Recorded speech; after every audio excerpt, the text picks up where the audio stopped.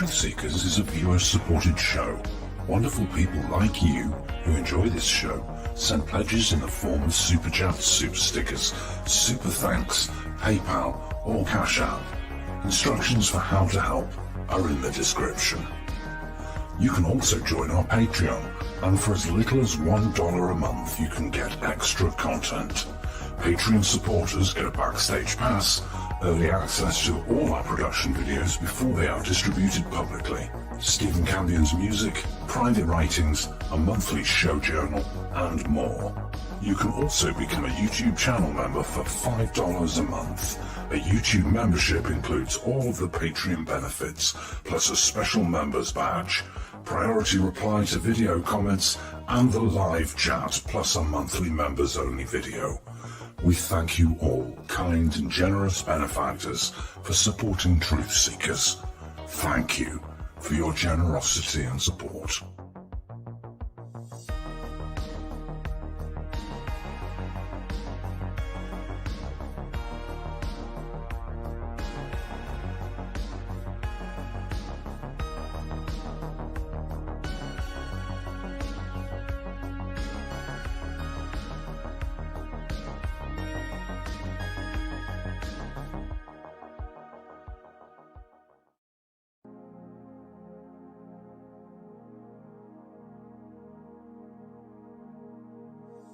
Truth Seekers is a viewer-supported show. Now there's a great way to support these broadcasts and show your support. Please be sure and check out our merchandise store. Links to our 2 merchandise online stores are in the links to this video or podcast. The Amazon storefront ships super quickly in the United States, Great Britain, and in many more places. Amazon may not ship to your country or location. If that's the case, hit our second merchandise link in the description and visit our Redbubble storefront. Merchandise from our Redbubble storefront ships worldwide, but may take longer than Amazon. We've got a great deal of super high quality merchandise for you to choose from, including t-shirts, phone cases, sweatshirts, and even pillows. The feedback from our products have been overwhelmingly great. Quality products and fast shipping. People all over the world are buying some merchandise and showing their support of the show. Praise the cash! Praise the cash! Praise the cash! We thank you all, kind and generous benefactors who are buying some merchandise and helping us to continue this journey.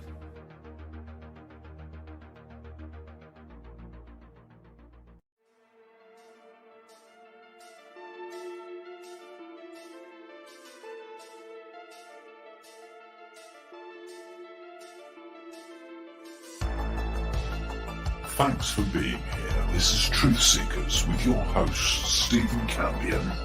Please rate, like and comment on our videos or podcasts.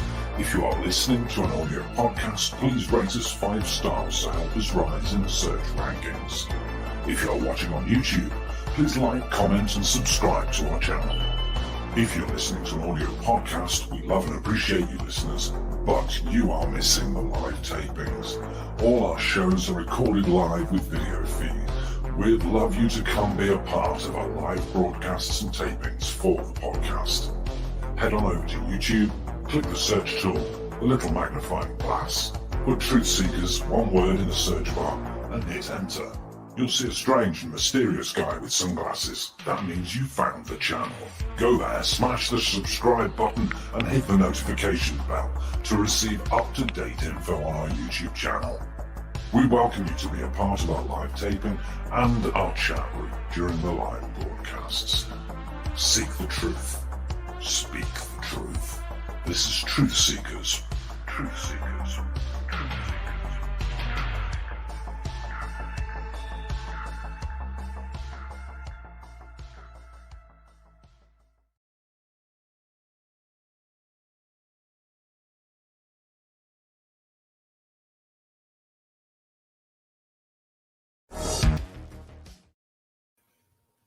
Greetings and salutations.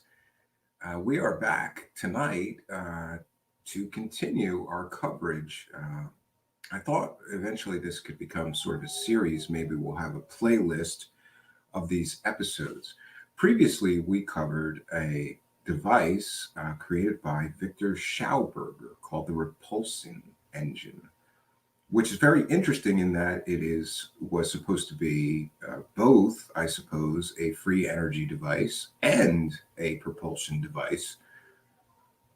And tonight we're going to be covering John Searle and the Searle effect generator, the SEG.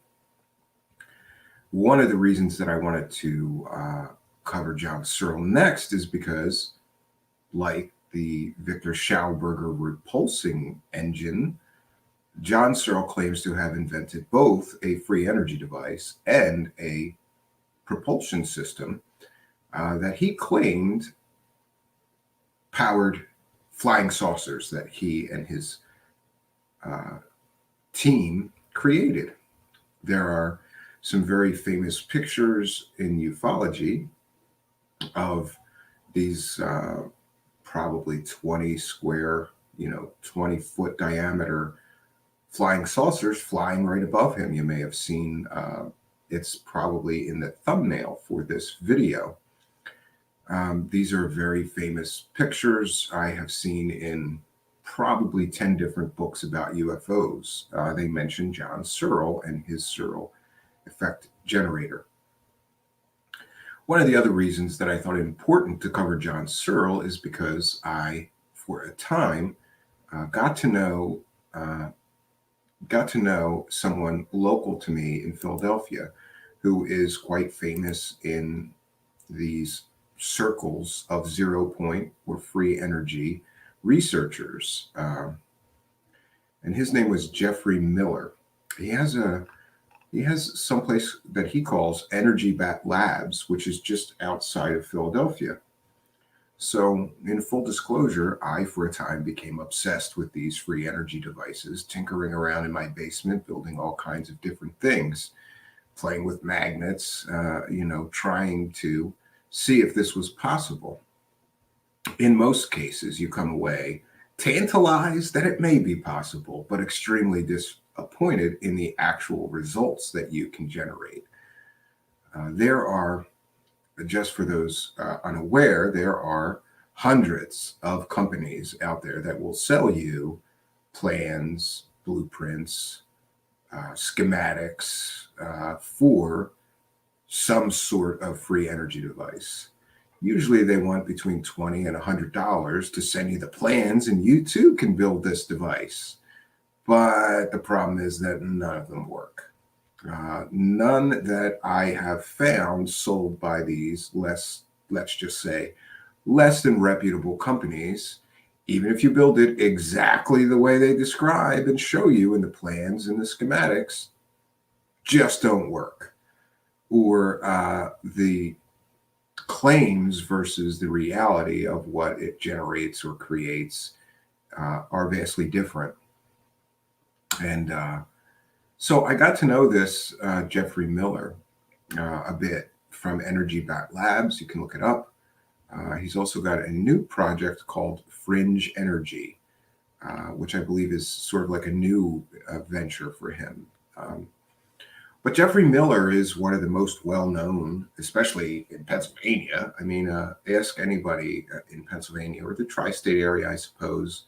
If you mention 0 point energy or free energy, Energy Bat Labs and Jeffrey Miller comes up. Now, what is the tie-in here? The tie-in here is that Jeffrey Miller got to know John Searle very well. And in fact, it was Jeffrey Miller who created some of the models that are in documentaries about John Searle. In other words, Jeffrey Miller created these models of the Searle effect generator as described by John Searle. And Jeffrey Miller, being an incredibly technically proficient person who has created or recreated 100 of these kinds of devices, his lab is filled with them, and we're going to get to see some of that tonight. Jeffrey Miller said to John Searle, forget building a model, I'll build a working model. You tell me how to do it and I'll do it. And what followed was a sort of back and forth where the thing wasn't working. And Jeffrey Miller was building it exactly the way that John Searle said it should be built, down to ridiculous machining specifications of 30 seconds of an inch. But to his credit, Jeffrey Miller has full machine shop. He can work metals, wood, whatever he wants, and tried and tried and tried and tried again to get a working version of this Searle effect generator, and was unable to do so. And at the end, basically, John Searle claimed that he did not create it to the exact specifications, and that's why it didn't work. Just wanted to mention that going in. To my knowledge, no one, including John Searle, has been able to show a working model, either of this as a propulsion system or as a free energy device. But there are many people trying to replicate all over the world, believe it or not. There are many people trying to replicate this effect or build their own Searle effect generator. And some of the results that they get are very tantalizing. For example, I came across one inventor. John Searle had mentioned that at a certain point, these rotating spindles would create cold temperatures, and then through the cold temperatures, superconductivity. So some people have experimented with this and found big drops in the temperature when it was operating, but not to the point of superconductivity. Others have generated what is called over unity, which means you put in, let's say you put in 1 amp, you get out of the device 1.1 amp. So it is generating more than the input voltage. These are untested, unverified claims, but I found several people claiming a very, very slight over unity effect. In other words, they would put 1 volt in to the machine and get out 1.1 volt or 1.2 volts for a time. But again, these are unverified reports. But I'm mentioning them in trying to explain just why so many people may be completely obsessed with recreating this Searle effect generator. It's because the results, when you try to do it, although not 100% working, are tantalizing. People are getting effects that John Searle described when they try to recreate one of these Searle effect generators. So I thought the best thing to do is there's a really good video that I found on the John Searle story. We're going to be citing fair use since this is a transformative work. We're educating the public about John Searle and his claimed invention, the Searle effect generator. We're educating the public about some of the history of the Searle effect generator and discussing it. Therefore, this is a transformative work, and fair use is allowed. So we're going to cite fair use.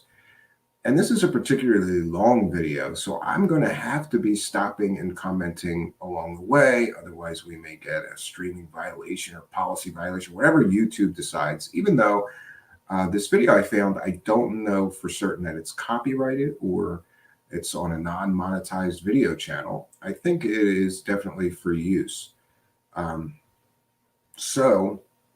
But we're still citing fair use in using this video, the John Searle story. This can tell, I had initially created all of these notes to explain the John Searle story, but the internet being what it is, people certainly prefer more multimedia presentations. So we're going to be using this video. I will be stopping along the way, commenting and critiquing. This is fair use. And again, this is called the John Searle story.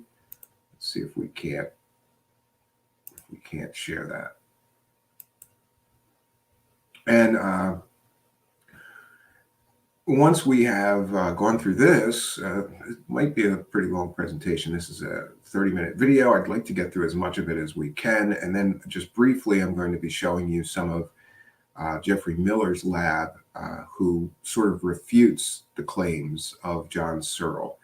And last I spoke to Mr. Jeffrey Miller, he told me that John Searle is just a con man and constantly trying to get people to invest so that he could show them a working prototype. And yet, after 50 years of making these claims, somehow we don't have a working prototype.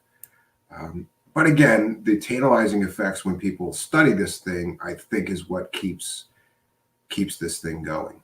Again, fair use, the John Searle story. Let's get into it, friends. Oh, I did it again. 1 second. Always forget to make sure.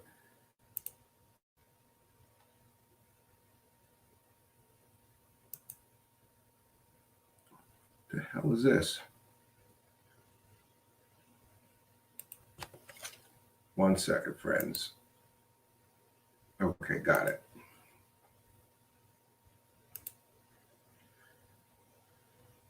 Okay.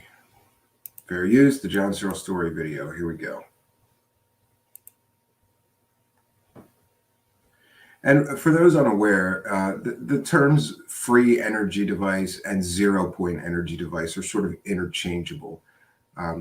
0-point energy, again, is the belief that there is some 0 point where all atoms, molecules slow down to the point or speed up to the point that you can extract free energy sort of from the ether, right?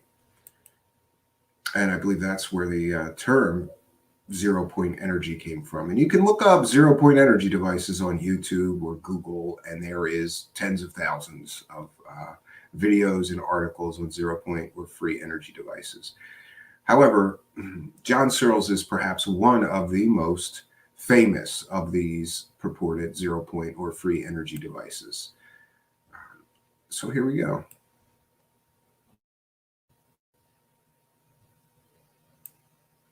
In the laws of nature, there is nothing impossible except that the state of your mind makes it so. Cleaning up this planet is going to be a big job. If we're going to get back to what we want, a lot of work got to be done. But one thing is certain, you need energy. That's important. And it just should be mentioned that one of the selling points of all these free energy devices is that they're completely and totally environmentally friendly. They don't even take any fuel. So it sounds good. And every person that I have encountered who claims to have invented a 0-point or free energy device always mentions how good it's going to be for the environment. Always. It's sort of like a talking point. Basically, the design is a conventional generator. Searle tapped into 0-point energy. The only person that I know of who has ever succeeded in making a Searle effect generator is John Searle. That's an inaccurate statement. John Searle has never definitively shown a completely working prototype, to my knowledge. And it should be noted that the person that was just speaking there has later had some sort of financial arrangement with Mr. Searle, which may cloud his judgment about Searle being the only person to demonstrate or create a working 0-point energy generator. The electron flow is accelerated to an extremely high rate, and it creates a vacuum around the device. And in that vacuum, you develop numbing cold. And numbing cold, as we know today, is a function of superconductivity. It also is a function of gravitational force. For over 60 years, John Searle has tried to give to the world a new kind of energy system. I just want to stop it right there and explain that John Searle has never tried to give this device to the world. He has tried to sell this device every chance that he has gotten. I found British TV appearances of his from, I believe, the early 1980s on a television show that seemed eerily much like Shark Tank, where he went in and was talking, with the host, the show host, and a potential investor, trying to sort of sell his device to that investor. The investor declined to invest. My point being, John Searle has never tried to give it away. In fact, he's very, I would say, almost paranoidly secretive about let's call them methods of making some of the parts of this device. In other words, he never published, here's how you make the device, and I'm going to give this to the world because the world could benefit so much from it. No, he tried to sell it every single chance he got. He takes donations. He has been taking donations, near as I can tell, for 50 to 60 years, living off of those donations, near as I can tell. Also, he's never, for quite some time, had any form of a real job after he claims to have invented this device. One that would free mankind from the burdens of oil and fossil fuels. And there we go again with the environmental. Every free energy device guy has got to mention it'll free us from fossil fuels. We won't need to drill. We won't need to damage the earth. We won't need to burn and create carbon in the atmosphere. From an environmentalist standpoint, these free energy devices are incredibly appealing. From his dreams as a child in pre-World War II England came an understanding of mathematics and magnetic forces that would change his life. From a childhood game of hopscotch came a new understanding of magic squares, a mathematical principle that is 5,000 years old. He could think laterally and not be bound by conventional rules taught through conventional methods that may have an adverse effect on the human mind. Searle claimed that the magic squares had something to do with the way that the machine works. You can look up magic squares. It's really an old mathematical principle that's really more of a puzzle than anything, but okay. John Searle is known all over the world as the inventor of the Searle effect generator, a magnetic device consisting of one or more rings, also called plates, and a number of cylindrical rollers that, when in motion, generate electricity. So here we have a good view of the device. There's these rollers, and I should mention that the rollers have both a magnetic core and then a dielectric or non-magnetic coating over them. And it's the same with these rings. So some of the rings are placed, in one direction and the other rings here. And this is supposed to be the machine. And I also should mention that, yes, John Searle is famous all around the world. He has tried to get Chinese investors, Russian. There is a company in Russia trying to replicate this generator. I'm not sure what the financial arrangement for either of those two organizations is, but John Searle has been all over the world promoting his device and trying to get people to dump money in. The generator is a magnetic device that is totally magnetic. It is its own prime mover. It will self-start and continue to run, and as far as we know, we can say never stop. No, that's not an accurate statement, because out of the hundreds, thousands of people that have tried to replicate this, to my knowledge, no one has gotten it to run on its own.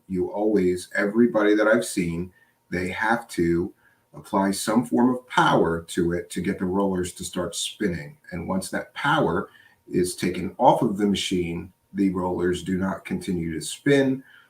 And this is the sort of disinformation, misinformation, propaganda that people that promote John Searle, they say things as if they're a factual statement. And then you go, okay, let's see this thing start up on its own and continue to run.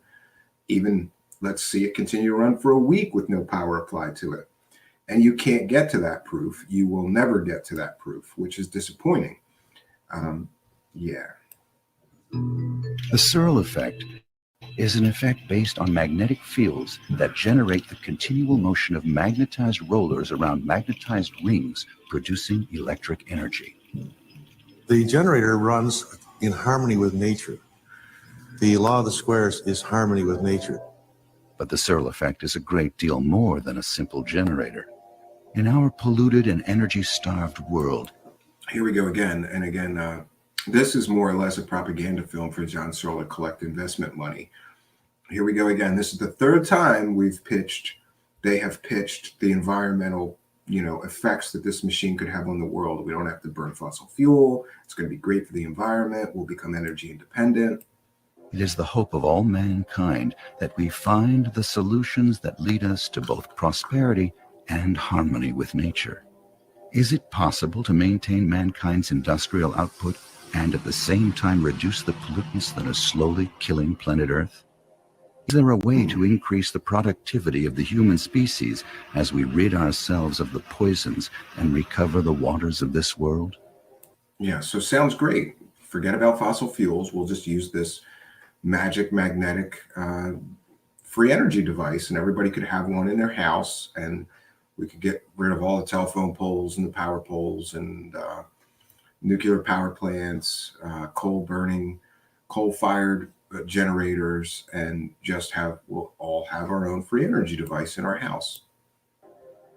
If we're going to get the climate back to what we want, a lot of work got to be done. One thing is certain, you need energy. That's important. And it must be cheap as possible. Preferable, no pollution. No noise, no heat, no vibration, no pollution. The Searle effect generator. The perfect machine? As you build this, when you find out that it runs without friction, it runs without a governor, it will accept any load and meet it. It will dive down in temperature at one point if you build it correctly and actually levitate and actually lift up. If you build it correctly. Here is the out. This is the out used by John Searle and his supporters for decades now. Well, you must not have built it correctly. That's why you can't get it to float. That's why you can't get it to start on its own and run forever. That's why you can't get it to generate superconducting cold on its own. But again, there are tantalizing effects that this thing has that keep people interested in seeing if maybe, just maybe, they could get it to that point. But so far, to my knowledge, no one has been able to demonstrate this actually working, this actually floating, hovering, or generating free energy, or running on its own. But that's why it's so interesting to me, because basically this guy has been peddling this thing for 50 years, but somehow in 50 years, he hasn't been able to show us a working prototype. That is crazy to me. How does he keep this thing going? But he does. Off the Earth, developing its own gravitational field. When you see all these things and you realize that this is a perfect machine. It is an entity. It's the closest thing to a living thing that man can make. Does John Searle have the answer? Is John Searle's invention the point of impact between the question, what if there is a machine that could save mankind, and the answer, the Searle effect generator? People say, well, you... Just to note that like Victor Schauberger and people like, I guess, Hutchinson and a few others, there's always this sort of messiah complex that they have. These people that claim to invent these free energy devices, that they're going to save our planet, right? They're going to save us from pollution. They're going to save us, and it sounds good. Like, imagine if you didn't have to pay an electric bill every month. And if electricity was free, then we could all heat our homes with electricity too. So forget about paying your gas bill. We could all have free air conditioning. We could free cars. We could have electric powered cars with a tiny version of this generator in it that you would never need to fuel or recharge. Sounds great. Sounds great. And again, I found it a common theme that all or most of these so-called free energy gurus all have a sort of messiah complex about how they're going to save us all, save our planet from pollution, save us from having to work so much because energy will be free. So everything will drop in price, from the grocery stores to, your home heating expenses. You can't do this. You're going to upset the entire world economy. The whole economy is based on oil, and it works, they're saying. Well, it works very well for the people who are running the economy, but not necessarily for everyone else. Yes, and another common theme among these free energy gurus is the sort of claim that the oil industry is trying to, doesn't want people to know about this. Because if people if people all over the world knew that you didn't need oil, they would be out of business. And therefore, this evil, sort of dark oil company, they go around buying up inventions and shelving them or paying people to stop their research. That's another common theme in the free energy sort of world. And also government cover-up or government taking control of people's patents. It's not that these devices don't actually work, it's that people don't want you to know that they really work. And this is a common theme. Still maintain that it will not ruin the economy. It will be a very strong paradigm shift, much the same as the shift from horse and buggy to automobile. Surely this point of impact would produce energy of its own, human energy, emotional energy, joy, relief, hope, wonder, or perhaps the darker side of human emotions, grief, hate, and jealousy. All these years I've learned one thing: you can't trust anyone with this technology. They want to steal it. Yes, John Searle, like Mr. Newman, we're going to be discussing the Newman motor as well, was incredibly, as I mentioned earlier, paranoid about keeping the exact specifications on how to make each of these parts in this machine secret. And it's only when you invest with him, usually a large amount of money, that he begins becoming less tight-lipped about the specifications of the machine. And any worker seeing this and find out how it works could sell it to another company for millions. Because this, too, is the Searle effect. Put simply, quantum mechanics is the study of the relationship between energy and matter. In particular, the relationship between electrons and photons, the area in which the actual Searle effect takes place. It's photons. That's the role of grounding their energy to the coil. It is simply throwing photons out. That is what you see trapped in the magnetic field around it. Yes, and just wanted to also mention that despite my pretty vigorous study of this machine and how it works, I have no idea how this thing is supposed to work. Sounds like a lot of word salad, quantum vacuum, to me, or to a few real physicists that I've asked. Albert Einstein's contribution, E=mc², made way for huge strides in science. Very soon, abstract mathematical proofs would replace ether theory as the best explanation of all things and their relativity. Others, like Nikola Tesla, would cling to the idea that energy was all around us and that we could access this energy and transport it through the atmosphere without the need for meters or utility companies. While the greatest minds of the 20th... Here's another common theme. If you're going to be a free energy device inventor or promoter seeking investors, you always have to mention Nikola Tesla. Always. It's a common theme. Century uncovered theories about how the universe works. Far beneath this lofty exchange, John Searle was... And I find this piece of propaganda interesting because they're going to put John Searle right next to Albert Einstein and Nikola Tesla.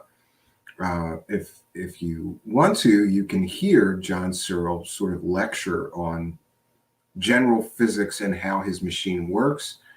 I don't think he's in anywhere near the same league as these other two men. That's just my opinion. Seems to me that he has a high school level knowledge of real physics, and then he mixes in his own version of physics that is not scientifically provable or proven. Dreaming. I had dreams, and those dreams are the key to all the work which I do. In fact, they're the key to all my knowledge. The Searle effect is developed from the law of the squares, and it is from these squares that John Searle developed his generator and flying discs. But it didn't stop there. Over the course of his life... Here we see one of the large-scale flying discs that John Searle claims he put one of these engines in and it flew. In fact, there's famous pictures of it flying over his head.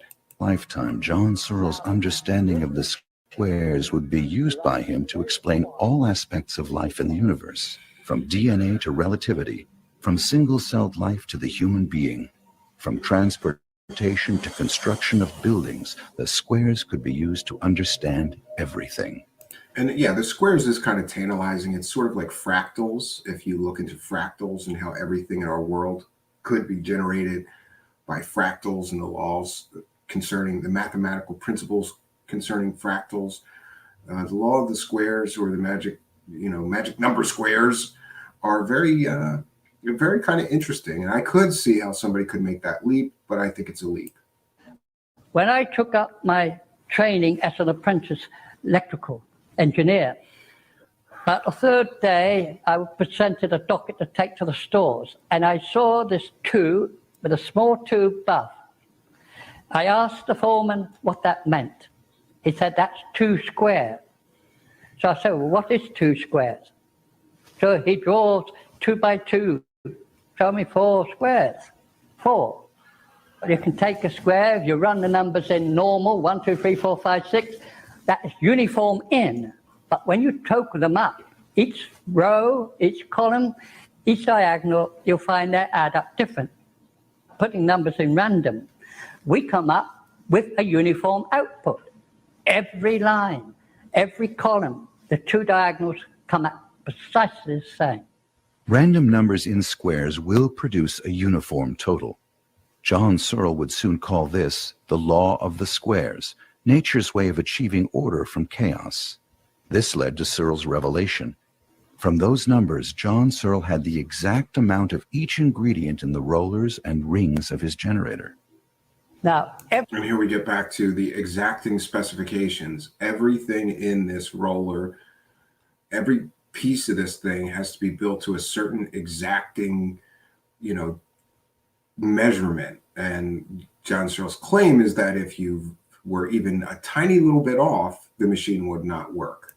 every 1 square represents a quantity of a material.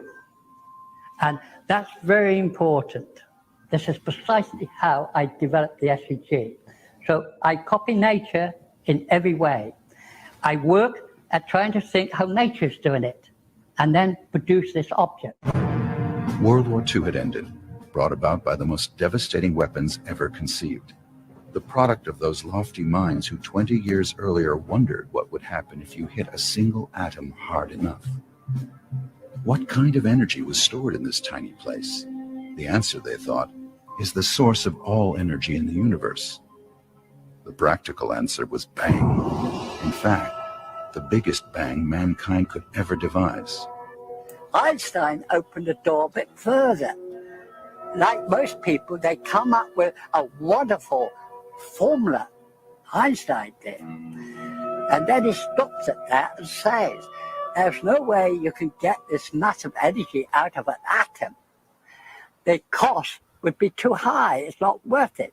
Then you see you get another person comes along and thinks about this. Oh, no, just pump it with a proton or a neutron. Some of the vocabulary, words like volts, ohms, amps, and watts. By 1946, John Searle had a different idea.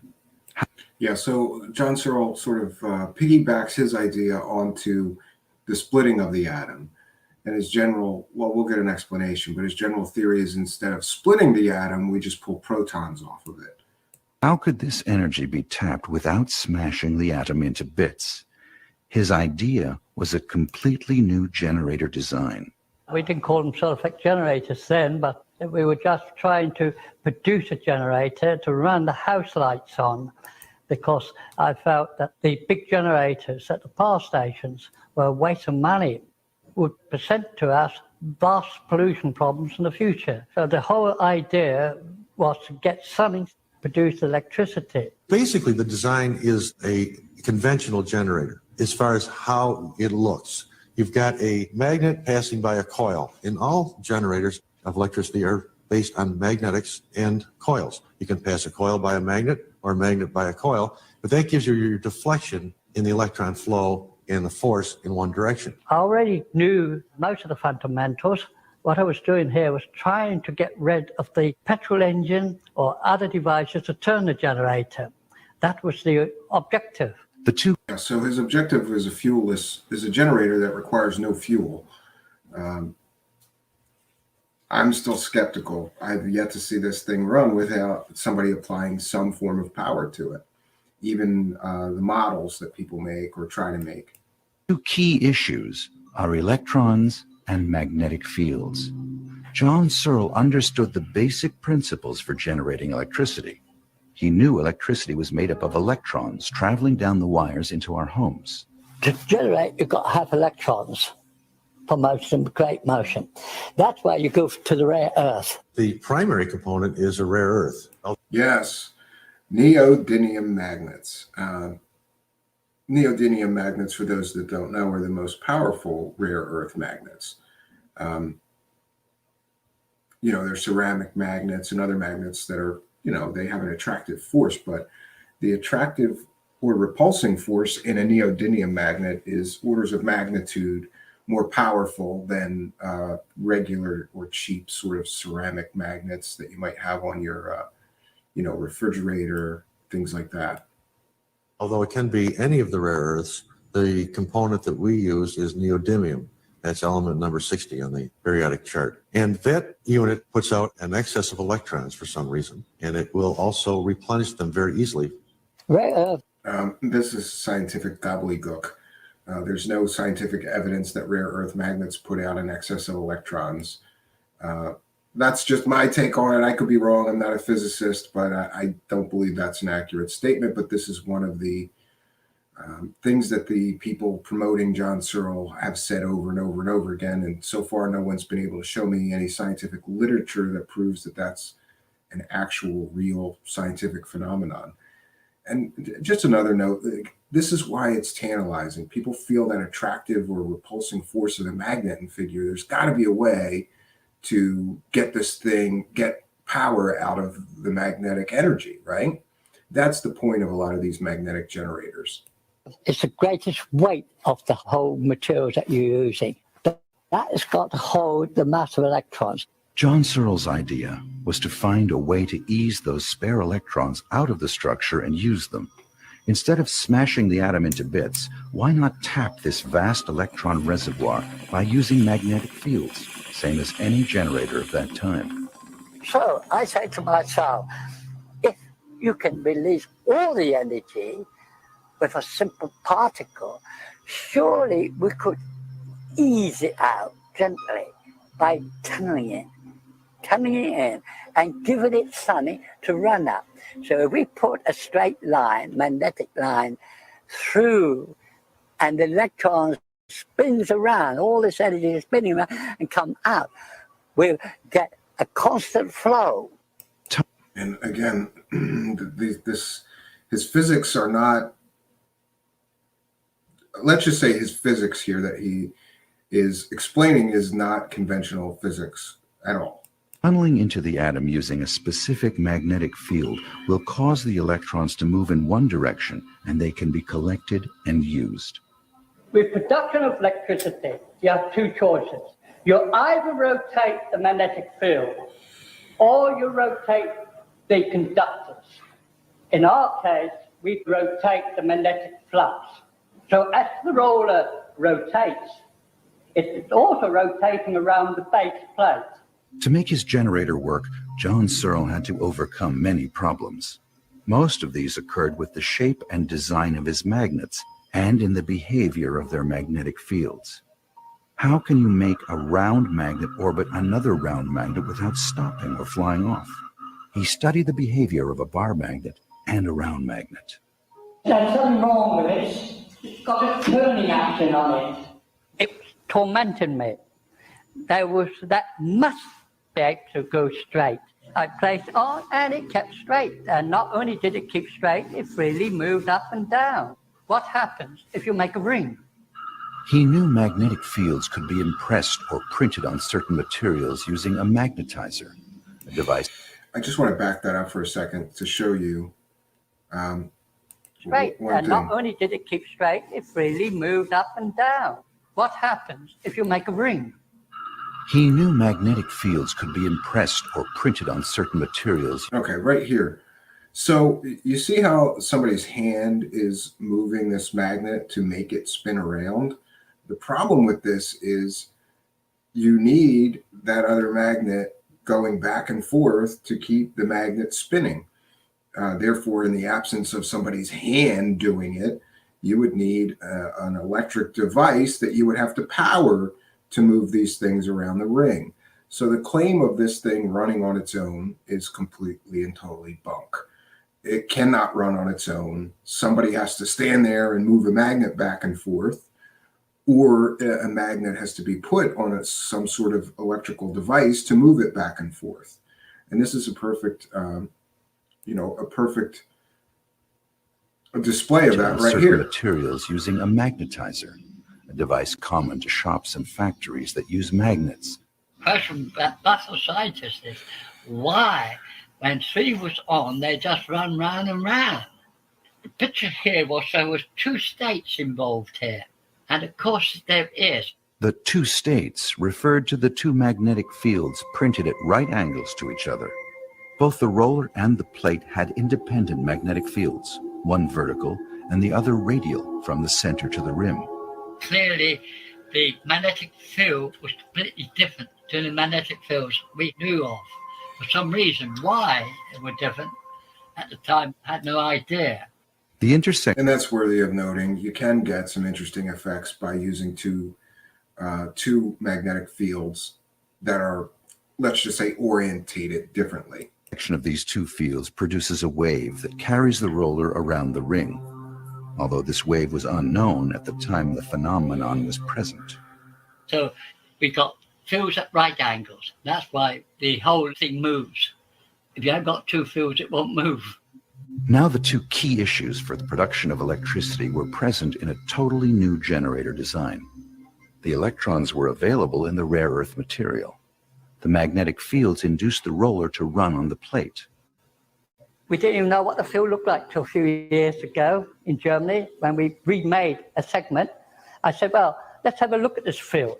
And we dusted it with very fine iron dust, shook off the surface. Do you know what that looked like? A bicycle wheel. That is the field that makes this work.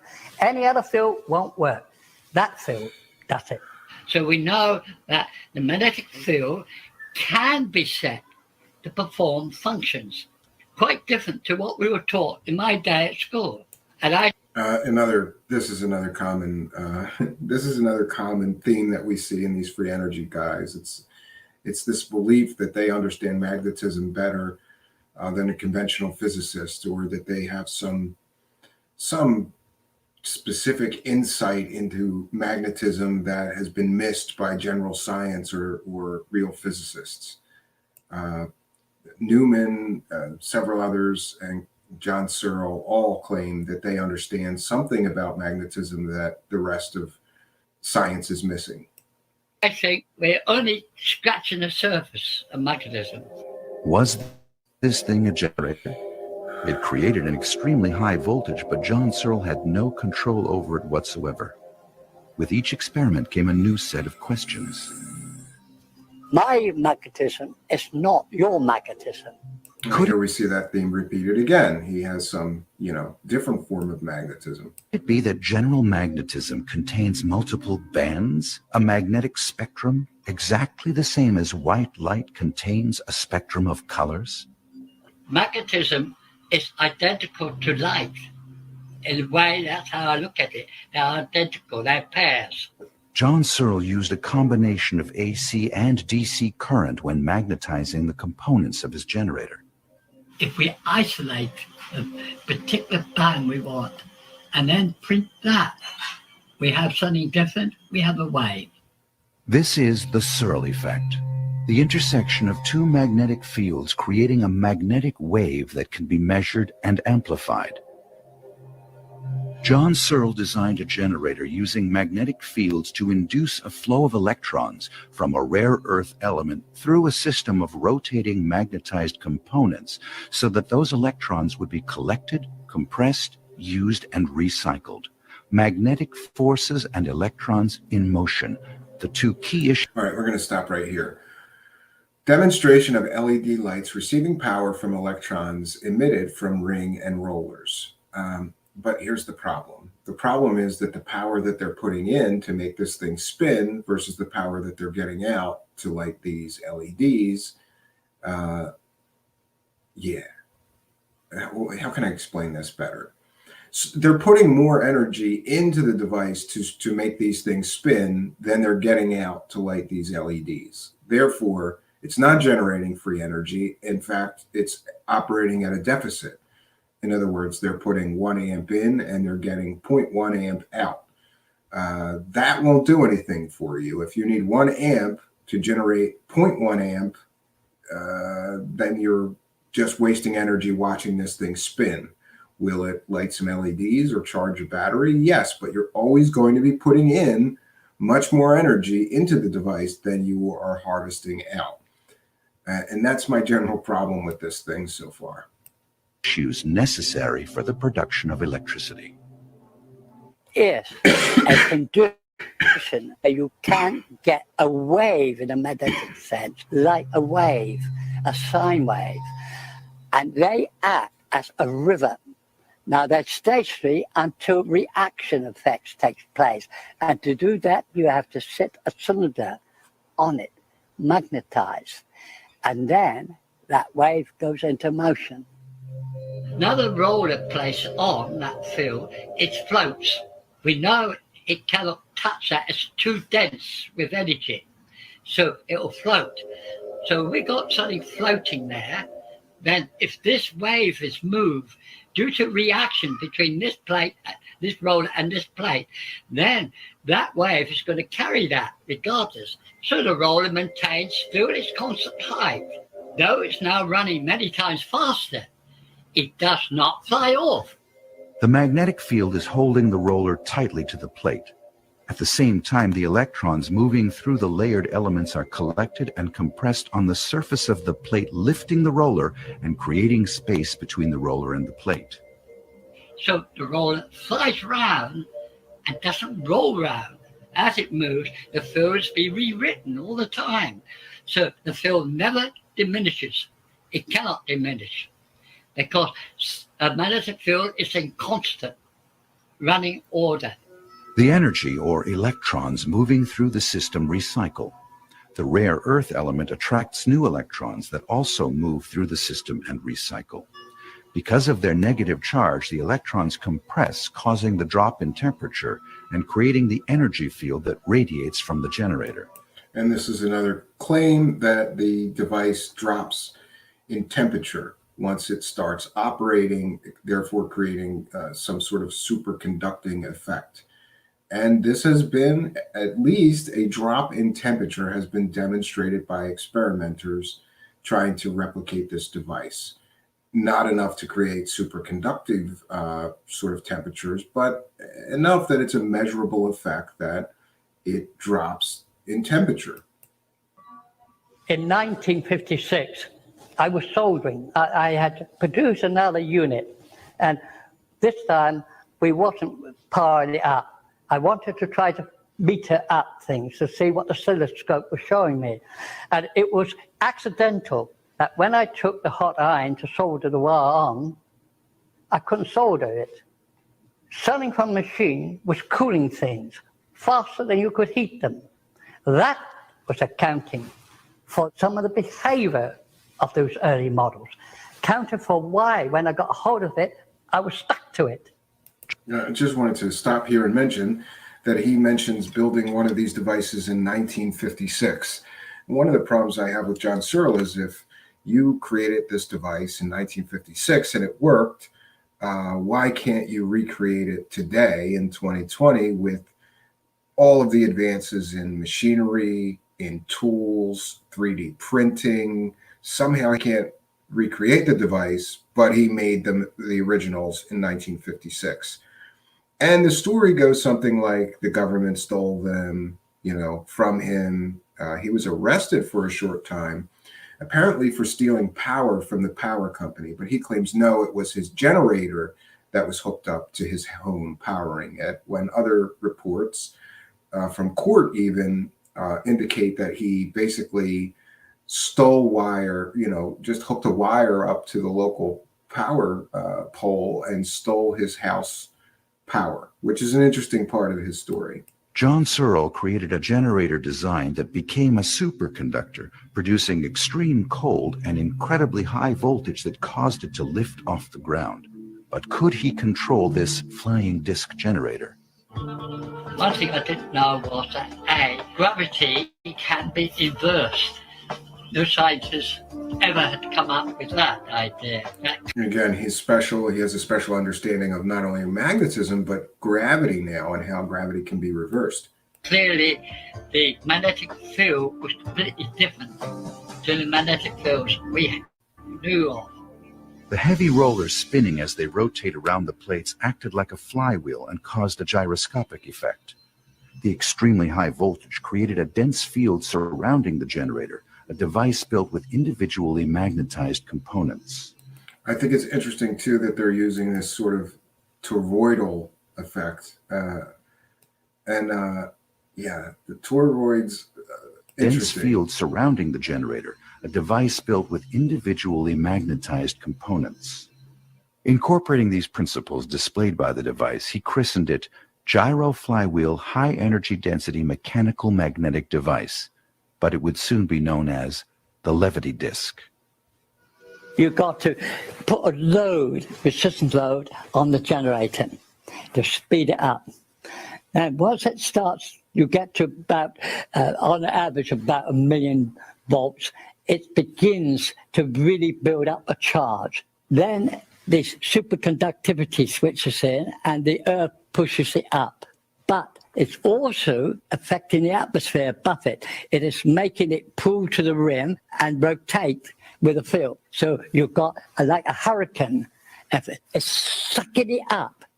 There's a magnetic field. There's a gap, a vacuum between that. Yeah, here we see an explanation of this effect, and it sounds great. And we're getting into the flying saucer portion of John Searle's story, which is incredibly interesting. We saw those,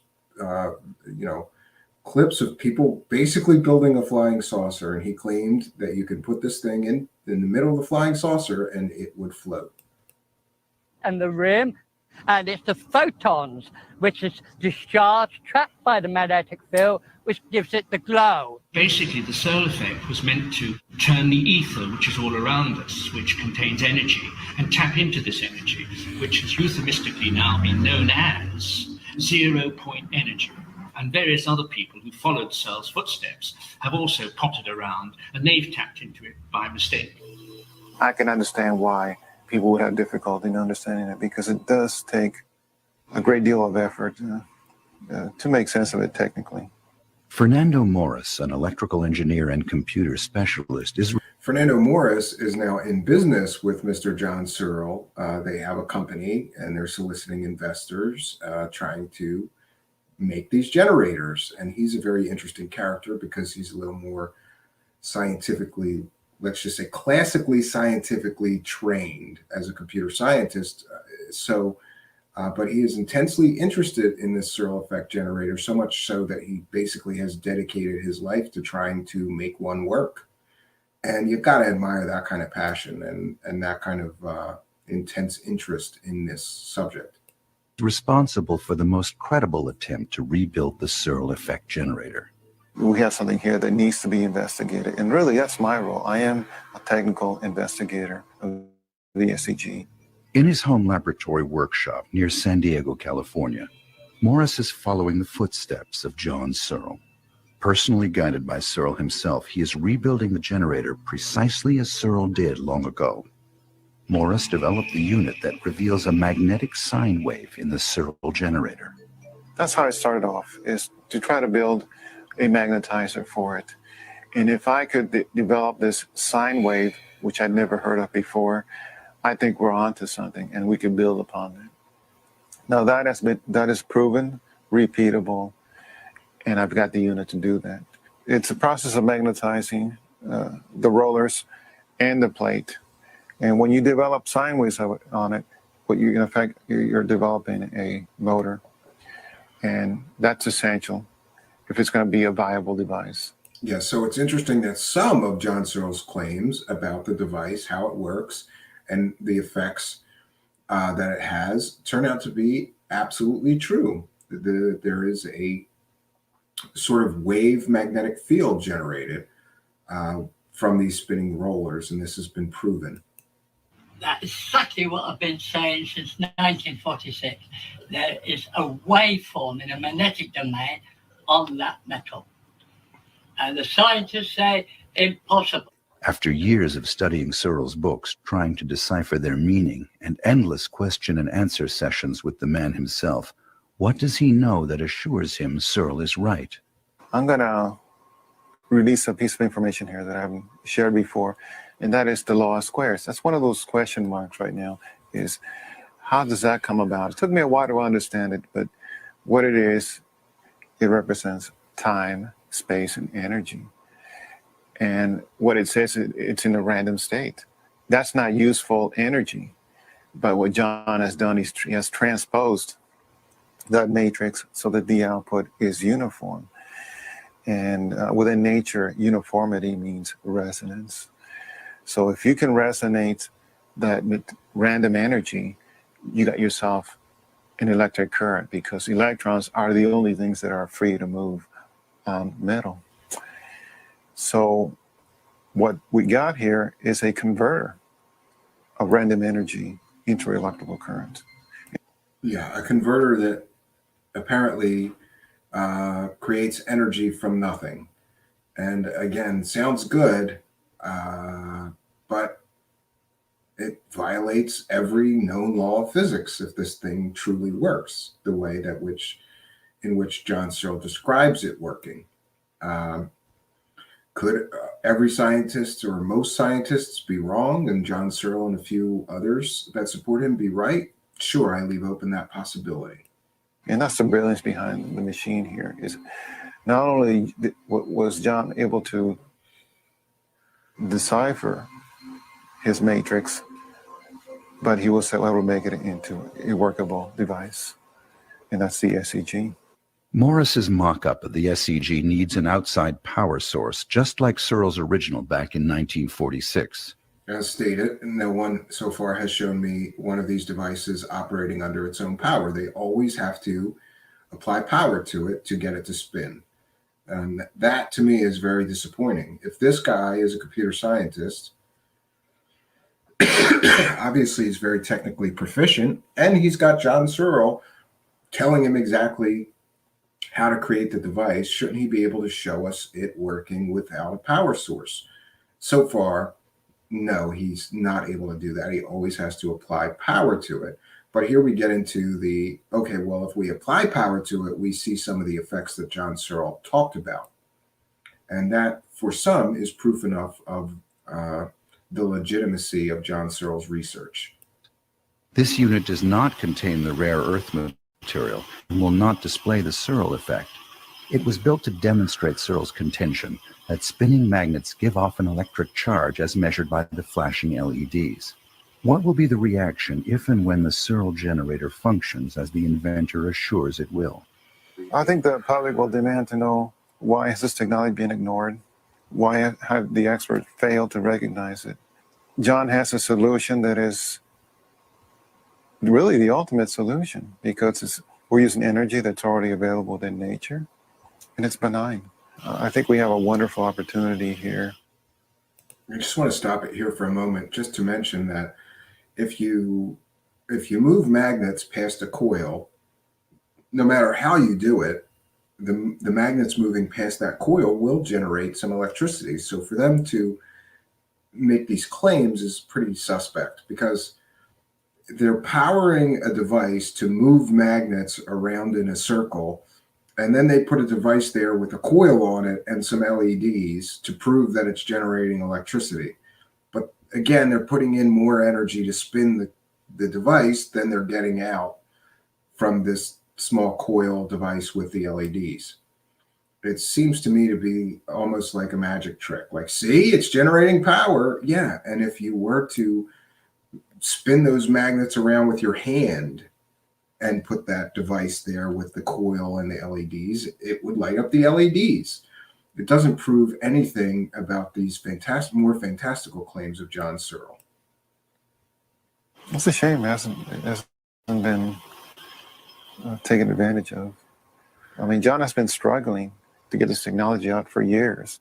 John A. Thomas Jr. wrote a book about Searle, then formed a corporation with him in 1996, DISC, Direct International Science Consortium, for the purpose of rebuilding the Searle generator. Thomas's study of the Searle effect has convinced him beyond any doubt that Searle is telling the truth. And the United States has not heard of Professor Searle. They don't know who in the hell he is. Yeah, and as I mentioned previously, this gentleman has a business relation. This gentleman that is making factual statements as if they are factual, like John Searle is the only person that's ever produced a zero-point energy device, has a business relationship with him. He's written a book on him. So he just can't be trusted to tell us factual information if he has a vested financial interest in making people believe that this is true, possible, or a reality. He's selling a book, and he's got a company where they're, trying to get people to invest so that they can create these generators, which, by the way, John Searle created all by himself in 1954, the first ones, using a machine shop at his job, which I believe he worked for an English electric company.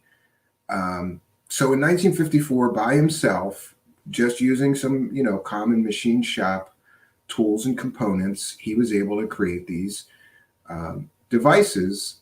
And yet 50 years later, after creating multiple companies, taking tons of investment capital, all the advancements in tools, 3D printing, electronics, computers, he can't recreate them with all that help.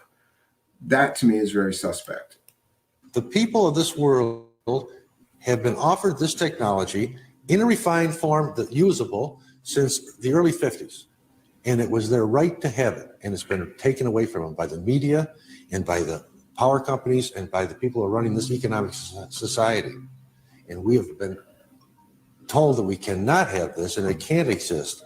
Yeah, we could be living in a new world today that we should have had 25 years ago. John, does this sound familiar? This is the same sort of speech given by UFO people.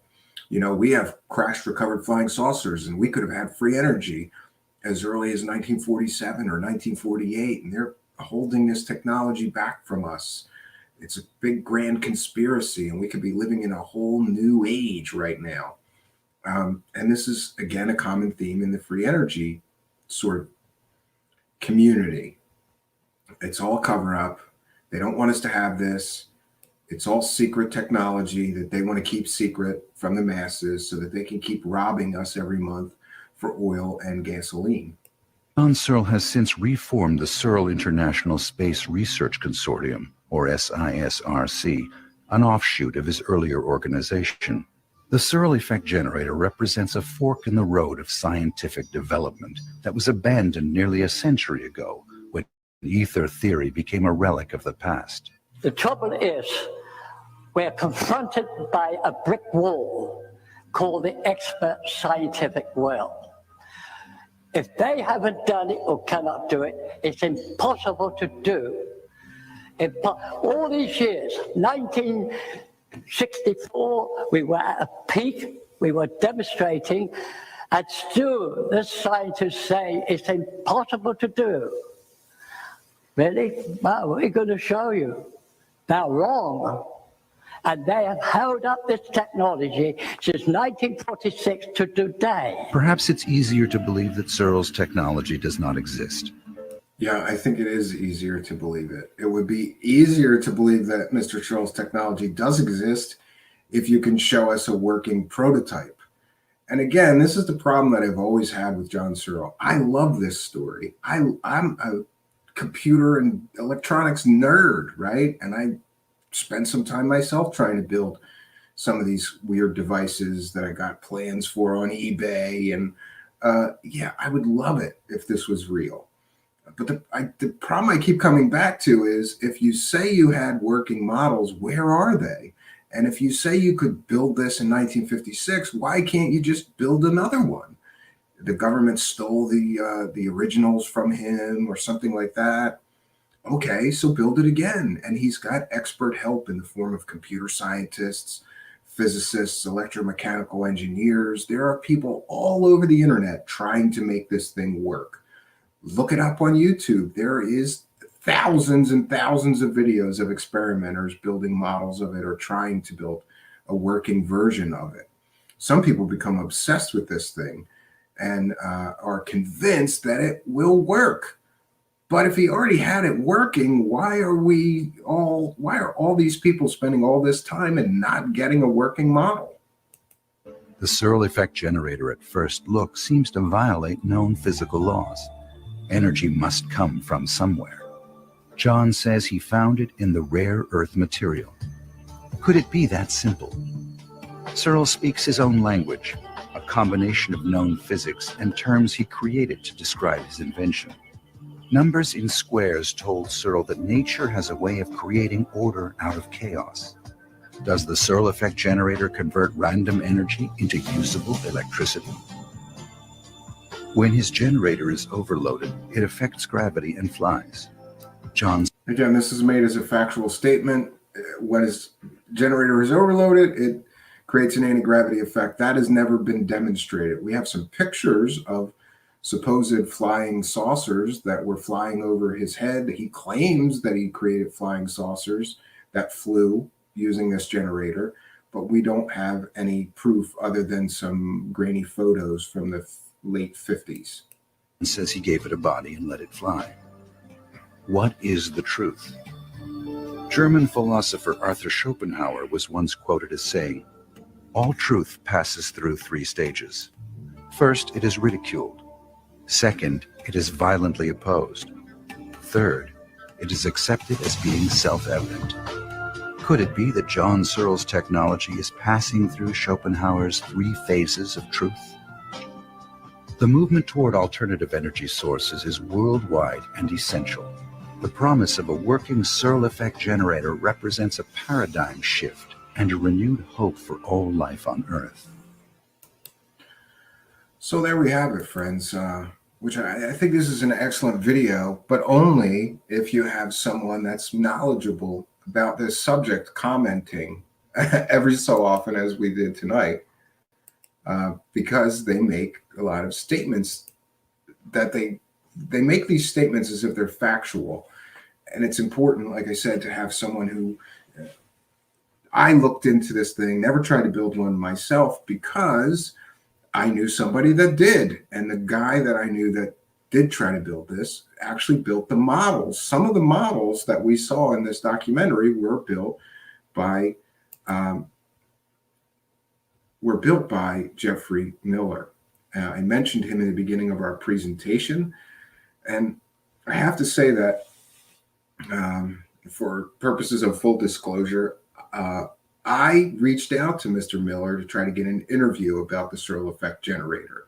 However, I reached out to him 3 or 4 times, and Mr. Miller is sort of, I would describe him sort of as like the absent-minded professor, right? Or something like that. Like he is a sort of a unique character, totally focused on science and his work. And he, for a month at a time, will not check his email.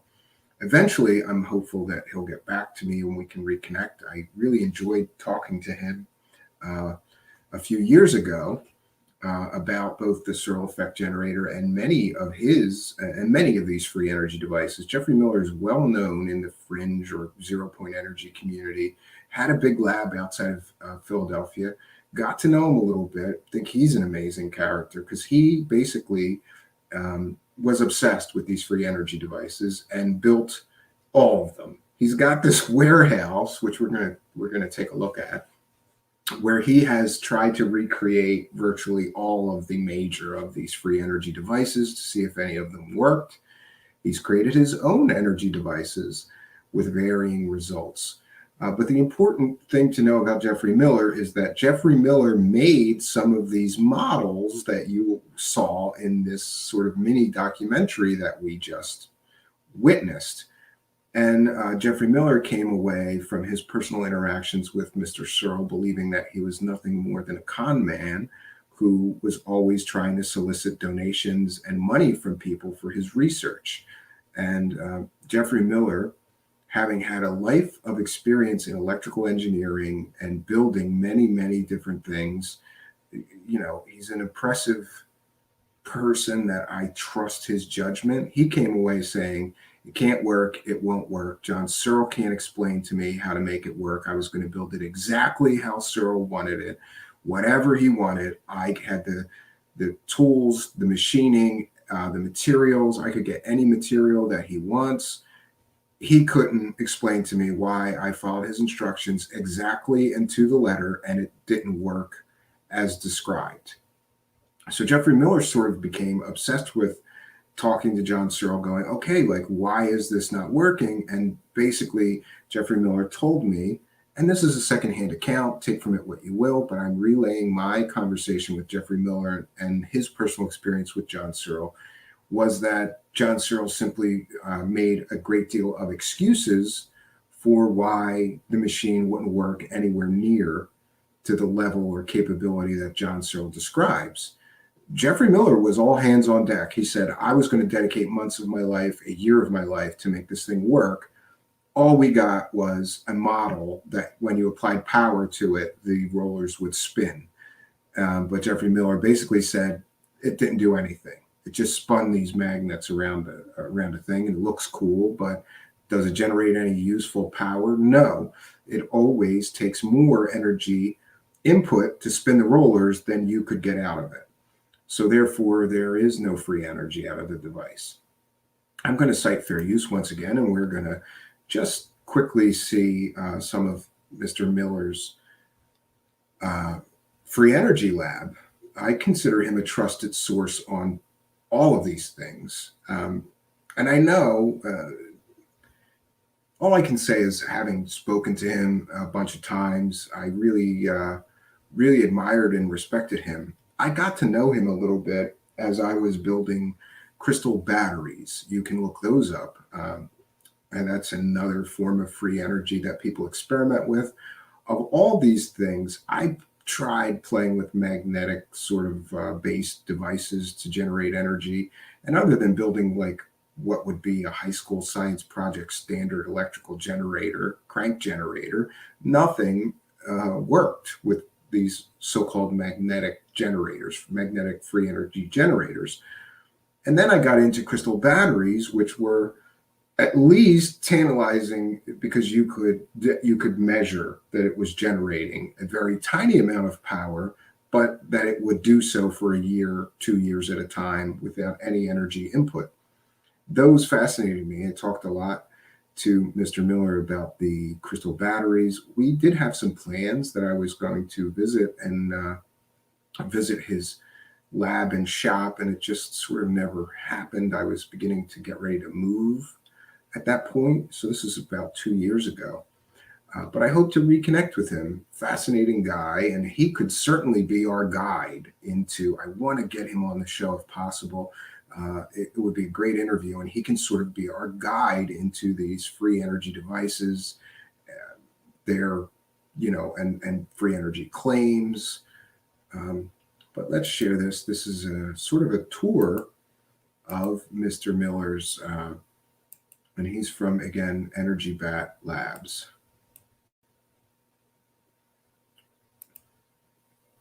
And I just got to say, for like the geek in me, this is like geek porn. This is like electronics geek porn to the maximum. He's got this huge warehouse, and it's just filled with all kinds of science, tech toys, electrical devices, generators. It's amazing. Oh, let me do that one more time. I always do that with the audio. 1 second, friends.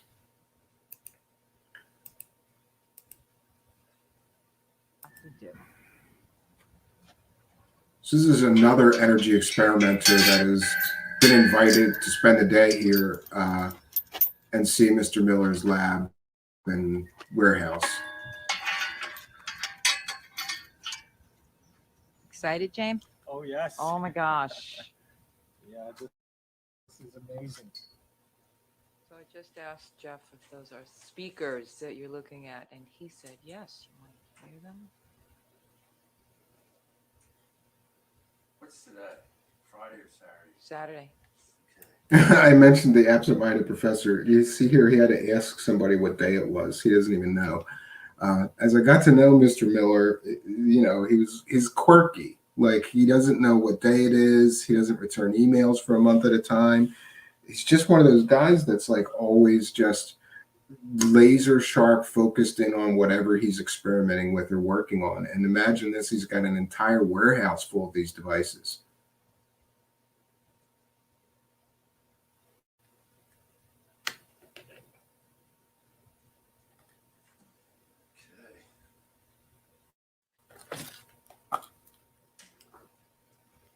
And just a moment, I want to cite fair use. We're educating the public about free energy devices and some of the unique characters involved in free energy device. And Mr. Miller from Energy Vat Labs is one of those people, and he had some firsthand knowledge and experience of John Searle, which is why we're discussing him.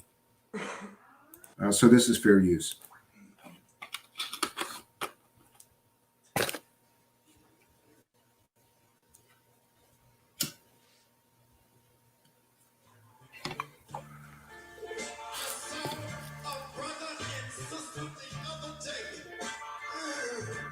We're going to pass forward past that because I don't want to get a copyright strike over music. So what we have is you have a primary battery, you have a switch, you have the battery board, the rotating battery board. You've got the charging unit under there, the charging switch. You've got 6 relays. You've got 3 batteries: A battery, B battery, C battery. You've got an inverter. So all you do to run the system is you go ahead and you turn on one switch, it engages everything. And you turn on the second switch. So this light right here is activating battery number 2 right now. We turn that on, we hit a third switch, that goes ahead and turns everything, all the juice onto the actual inverter. We hit. So here he is basically demonstrating just one of the hundreds of devices in his lab. The inverter on, and then we hit the switch for the actual inverter, which is now powering the load. So as it sits right now, that thing is running, the whole system's running perfectly. And then what happens is, if I choose to charge the other battery, then I turn on that last switch and that does the charging effect. So then 3 batteries start rotating once the load goes down on one of the batteries. And so on the inside charging board, you have. We're just going to fast forward past this. Again, we've got the relays. Here's another energy device of his. Power charging board in here. And we're putting together another relay board that goes in here. And then what we do is we hook all these wires up to this whole system. And then we run the whole lab off of the system here. And this is one of the 5. That's one of the 5 major ones that we're going to be doing. Yes. So apparently he's running his whole lab off of that one box. And here's a quantum energy generator. You gotta put the word quantum in there. What are you doing, Jeff? He's making terminals. Making terminals. To tie all those capacitors together. Well, I guess this is enough of this, friends. I just wanted to demonstrate that I trust this man's judgment about the Searle effect generator because he spent a lifetime experimenting with these devices. Doesn't believe that the Searle effect generator can actually work, even if you have John Searle himself advising you on how exactly to build it. So we're going to stop that. 1 second, friends. And now I will devote my full attention to the live chat. This will be, so that's basically, oh wait, I had one more thing that I wanted to share. And that was from Wikipedia. I'm going to cite fair use. We're going to share the screen because there's some interesting little tidbit of information in this little wiki article that I think is very relevant to John Searle's claims of having built flying saucers that flew and flying saucer engines. Okay. John Roy Robert Searle is a British inventor from Wantage, England. Searle claimed that between 1946 and 1956, he designed and constructed a device known as the Searle effect generator, variously claimed to be an anti-gravity and perpetual motion device. There is no evidence that these claims are accurate, and the evidence of perpetual motion machines is, in principle, ruled out by the first law of thermodynamics. Searle was an apprentice employee of B.R. Rewinds in Gray's Inn Road, London. There he gained permission to use the company's facilities and technical resources to make the device. He claims that in December 1946, with all of the magnetic components manufactured to his specifications, he assembled the generator in his residence at 30 Cawley Road in London, UK. The initial prototypes worked to produce electricity, but it generated unexpectedly extremely high voltage along with graviomagnetism, following which the initial devices were dramatically lost during testing due to strong anti-gravity effect. Yes, just like Richard Schauberger, he claimed that the device, while in his shop, flew off the workbench and busted through the roof. This is an exact claim made by Victor Schauberger previous to him, which leads me to believe that he may have heard of that and folded that into his own story. There is no independent verification of these claims. Searle was convicted of stealing electricity by bypassing his electricity meter and damaging the property of the electricity company. And one might ask, if a guy had a free energy device, why he would be stealing electricity from the power company. He then engaged in a vendetta against the electricity company. Searle has since claimed that he and his colleagues subsequently built over 50 versions of his levity disk of various sizes, and he learned how to control them. He claims that prosecution by the authorities resulted in wrongful imprisonment and the destruction of most of his work. Yes, I've heard him claim that he got arrested for stealing power from the power company. They put him in jail, and then the government, or sort of the men in black, came in and stole everything, his notes, his tools, his working generators. And ever since then, and that happened, I believe, in 1956. And ever since then, he's been trying to recreate working versions of his device. Okay. His claim that in the early 1970s, one of his craft flew around the world several times without being detected does nothing to enhance his credibility. In 1991, Anders Herford investigated the claims of Searle concerning devices that Searle claimed to have shown, as well as verifying claimed witness reports. None of these claims could be verified. Further, Gunnar Sandberg has never seen any of the effects described. Sandberg is reporting through Hereford. Okay, so the reporter found a son of Searle who had seen discs being suspended from wires so that they could be photographed, but who hadn't seen any demonstration of anti-gravity or free energy. So there we have a good source in the form of John Searle's son saying that they were hanging these flying saucers up with wires, but he never saw them fly. I don't know about you, but I have two sons. So if I build a flying saucer, I think one of the first things that I would do is show my sons my flying saucer flying. According to several good reports, John Searle's son said he never saw the thing fly. He only saw them suspended by wires. So since 1956, John Searle has continued to solicit investor donations, investor capital, investment capital, whatever you want to call it. He's been out there collecting money for this thing for 50 years to show us a working prototype. And so far, he has not been able to show us any working prototype. So I don't want to call bullshit on this one too soon, and we may do a part 2 because there is, I'm sorry, it's a lot to unpack, but there is a whole bunch of experimenters on YouTube that are worthy of looking into, and they can show some of the effects that John Searle described, like a reduction in temperature, or various strange magnetic anomalies or fields being generated by the device.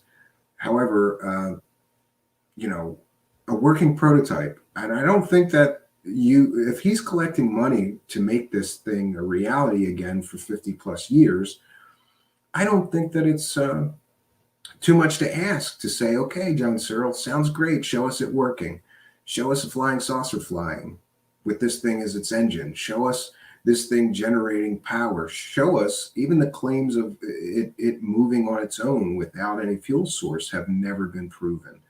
So while I'm hopeful and there is some tantalizing effects from this machine that keep me interested, every once in a while, I check in with some of the people on YouTube that are trying to build one of these.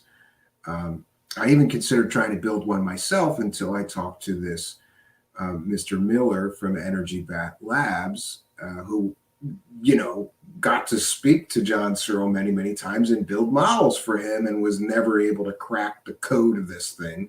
So I kind of went, that Mr. Miller is much smarter than me. I don't want to waste my time for a year trying to build something that is a fantasy land device that will never work. But apparently Mr. Miller put in a long time, months, trying to, speak back and forth to John Searle, get one to work. And for a time, he was excited by some of the tantalizing things that he was seeing while building this device. But eventually came to the conclusion that John Searle was sort of a common con man just looking for free money from people and would never produce a working prototype. That was what he told me several years ago, and true to his prediction so far, there is still not a working prototype. There are several companies working on one. I believe there's a company in China, there's a company in Russia, and a company in the UK, and one in the United States. That's at least 4 people generating some sort of business, taking investment capital from people to try to recreate this device. If this man is a hoaxer and a con artist, then he's done an incredibly great job, because there are literally thousands of people all around the globe trying to build some of these things, trying to build one. But so far, no one can show us a working prototype. And that's both sad and disappointing to me. I'd love to live in a world where this is possible and I could just have some suitcase-sized thing made out of magnets, powering my entire house or powering my car or powering my cabin. I would love it if this was real.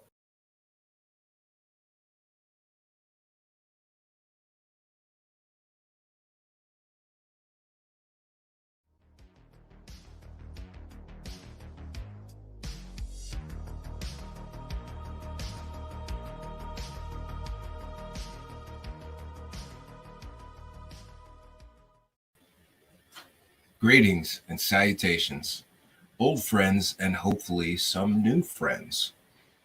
We are once again broadcasting live from the Apocalypse Cabin, and we are continuing our series on free energy, both free energy devices and the characters in that subculture who have created some of these so-called free energy devices.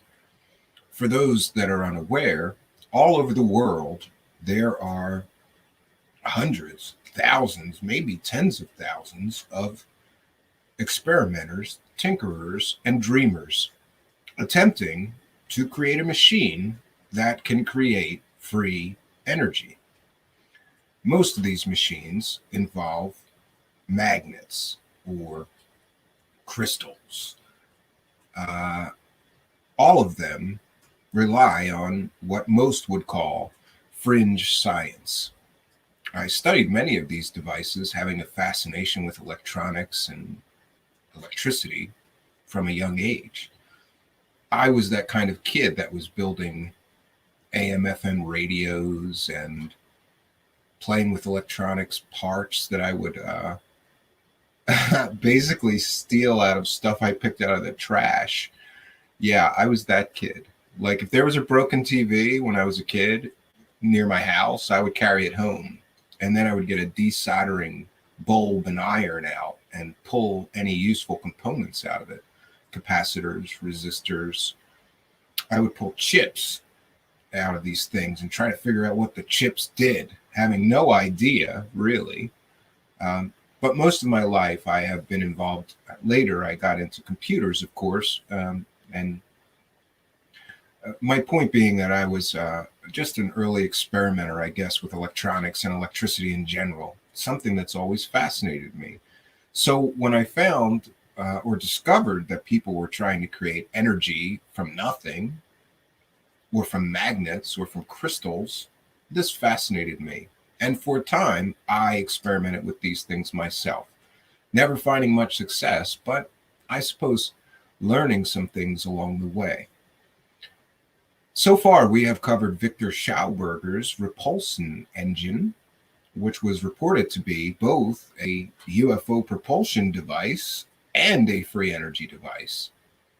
But sadly, the proof that the thing actually worked is not to be found.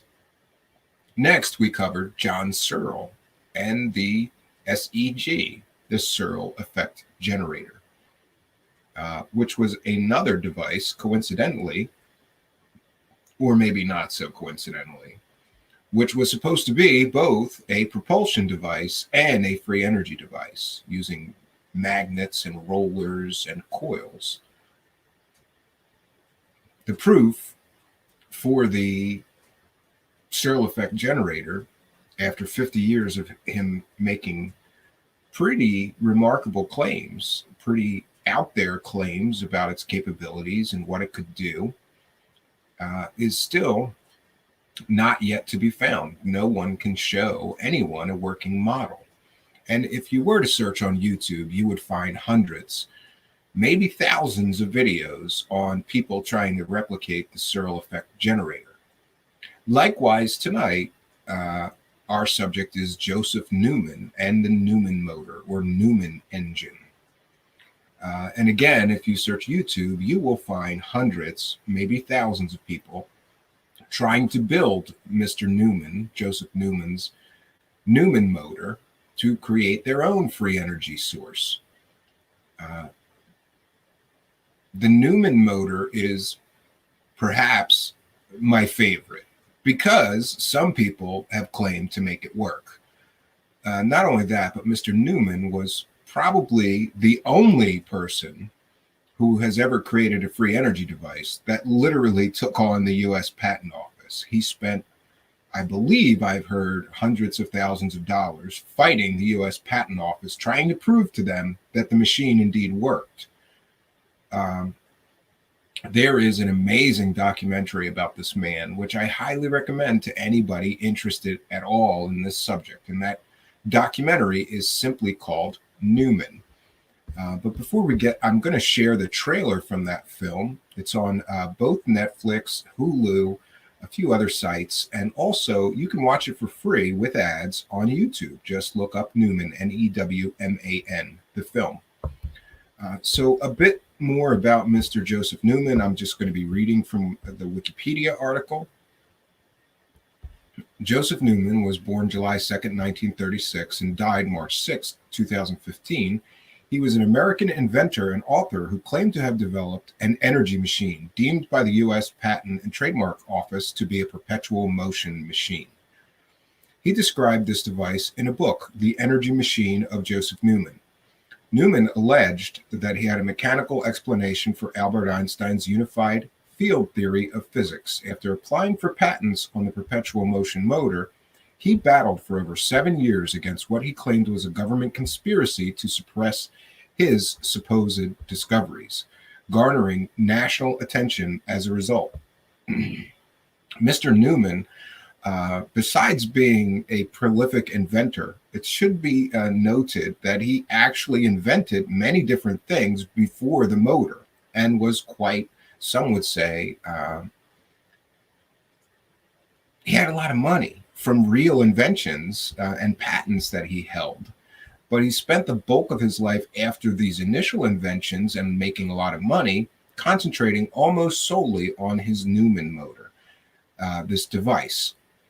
After Newman graduated from Baker High School in Mobile, Alabama, he joined the U.S. Air Force in 1955 to serve as an expediter and was stationed at Ramey Air Force Base in Puerto Rico, where he witnessed Hurricane Betsy devastate the island in 1956. The aftermath of that hurricane prompted Newman to make a pledge to God that he would devote the rest of his life to help humanity. And I have to say, Joseph Newman was an interesting character, and he truly, I believe that he believed this thing worked and could change the world, and he wanted to give it to the world. Newman attended the University of Alabama, enrolling in economics and accounting courses. He left college after acquiring interest in inventing, and not long after was awarded patents for the first plastic barbells. If you've ever seen a workout set where the barbells were made of plastic and filled with either water or sand, that was a Joseph Newman invention. After selling his barbell business, he had capital to buy science books and began to study energy, electrical engineering, physics, and electromagnets. It's interesting to note that Joseph Newman, like many of these characters, was mostly a self-taught electronics person. He did not have formal training in either electronics, physics, or electromagnetics. Okay, so Joseph Newman applied for a patent on his energy machine first in 1979, and it was rejected by the U.S. Patent and Trademark Office as a perpetual motion machine. Just a side note for those that are not aware, if you try to patent a perpetual motion machine, or what the U.S. Patent Office terms or claims or decides is a perpetual motion machine, you won't get it because obviously the laws of physics make perpetual motion machines impossible according to standard science.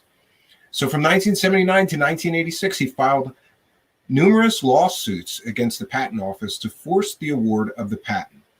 The Federal District Court ordered the machine turned over to the National Bureau of Standards for testing.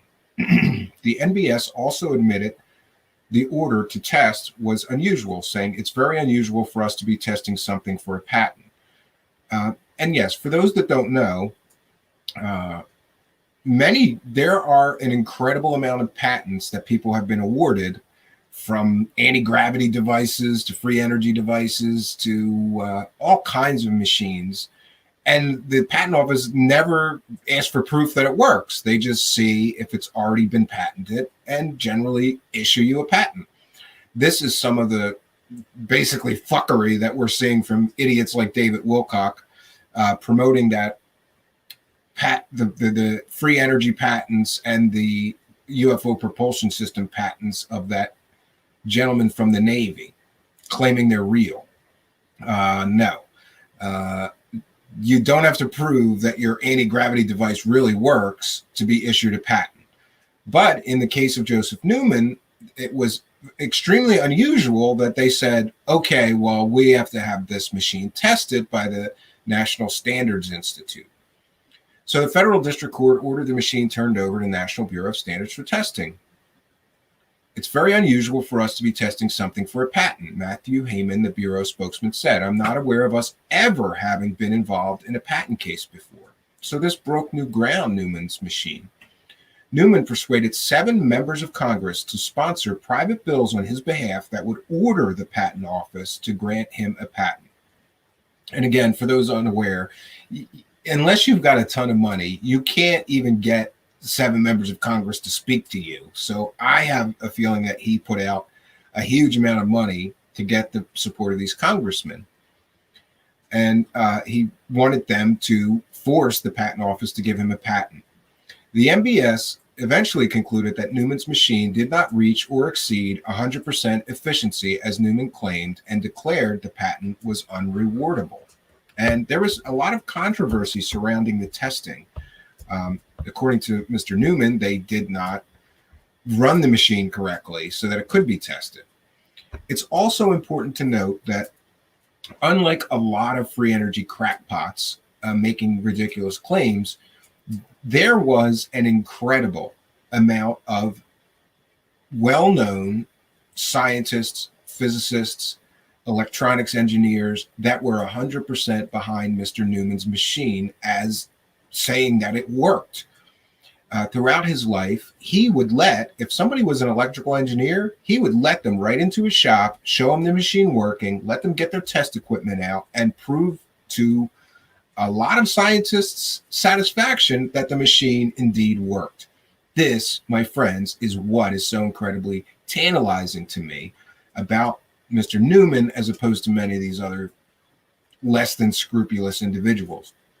Mr. Newman had a bunch of scientists on his side that said, I don't understand why it works, but I got my test equipment out and this machine works. In 1989, Newman claimed, while already married, to have married his secretary and her 8-year-old daughter acting on orders from God. The daughter was removed from his home by the authorities. In 1987, he announced a run for the American presidency, claiming that God had instructed him to run in order that the extinction in humanity by 1999 might be averted, and that Nostradamus had predicted his existence. Yes, strange. So then the documentary, John Fox directed a 2015 documentary film about Newman entitled simply Newman. It provides background on Newman's childhood, his struggles to obtain a patent, and the interviews with Newman in 2014, shortly before his death. So Mr. Newman was quite an interesting character. I highly recommend this film. We are going to play the trailer for the film. We're going to cite fair use. I'm encouraging people to view the film. I think it's one of the best documentaries I've seen in years. I highly recommend it. Yeah, and we have a bunch of comments from the live chat. We're only going to have a very short presentation tonight, and then I will definitely devote some attention to the live chat. Let's just get through a few things here. I want to share the trailer for the film.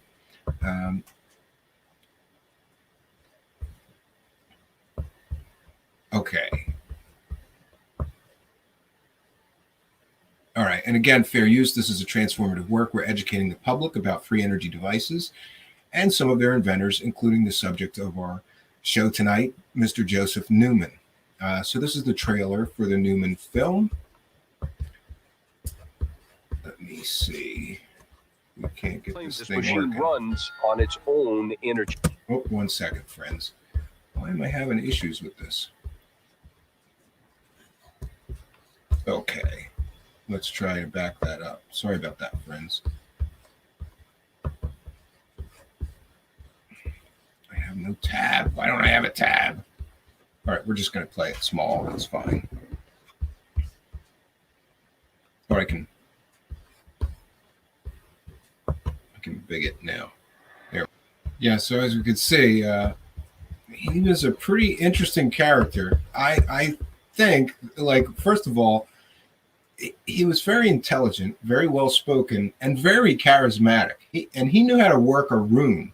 When the patent office refused to give him a patent, he held press conferences. Hundreds of people showed up, and he ripped the United States government a new asshole, and people cheered him on for doing that. A lot of people are distrustful of the government, think the government is corrupt. Joseph Newman pushed the American government like no other inventor ever had. To his dying day, he swore that the machine worked. And it's kind of a sad ending to his story, because in the documentary we see he basically had a version of the machine in a public storage garage.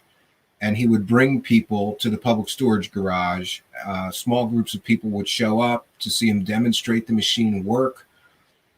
At the end of the documentary, we see that he found some investors that wanted to make the machine. And he was somewhat paranoid that people were trying to steal his invention and this and that. And if you watch the film, it's kind of a sad ending for such a charismatic and interesting character. I was sad to hear that he died. I didn't know that he died. I had followed the Newman motor years ago. And my father once showed me a Popular Science article.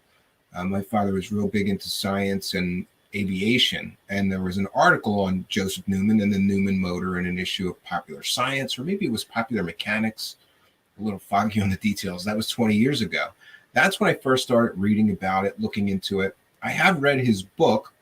I've never tried to duplicate the machine myself. Someday, I hope that I will. I have just a few more things to share. I wanted to, just for historical significance, there's a clip that shows, he was basically on national media at the time, including Johnny Carson's show. And I think that's worthy of sharing. We're going to, again, cite fair use. This is a transformative work. We're educating the public about these free energy devices and the characters who invent them, like tonight's subject, Mr. Joseph Newman.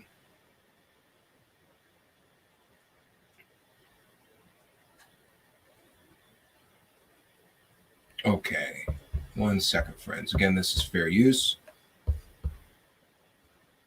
All right, and this clip is a bunch of different clips from basically Mr. Newman's history, and I thought it's interesting and historically significant.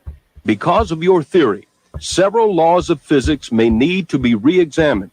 And then Dr. E.L. Moraine, one of the men involved in the making of the atomic bomb, wrote, "Your project will lead to developments that would be beneficial to all mankind." And Joseph Newman's work has been featured on national television and in hundreds of newspapers and magazines throughout the country. He was good at getting publicity. What's the answer to the energy crisis? Suppose a fellow told you the answer was in a machine he has developed. Before you scoff, take a look with Bruce Hall. In the backwoods of Mississippi, a mile down this dirt road, past the keep out and no trespassing signs, is the workshop of Joe Newman, a brilliant, self-educated inventor who says he has developed a machine that could solve the energy crisis. Now back to Take Two on CNN.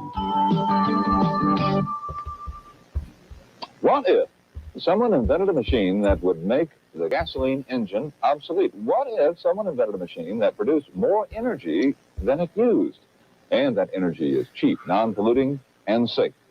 That person would probably be hailed as the greatest scientist since Einstein, with a discovery as important as electricity and as revolutionary as the wheel. Joseph Wesley Newman claims to have invented just such a machine. He says that his energy machine could power every American home, farm, business, automobile, and appliance with electricity at a fraction of the present cost.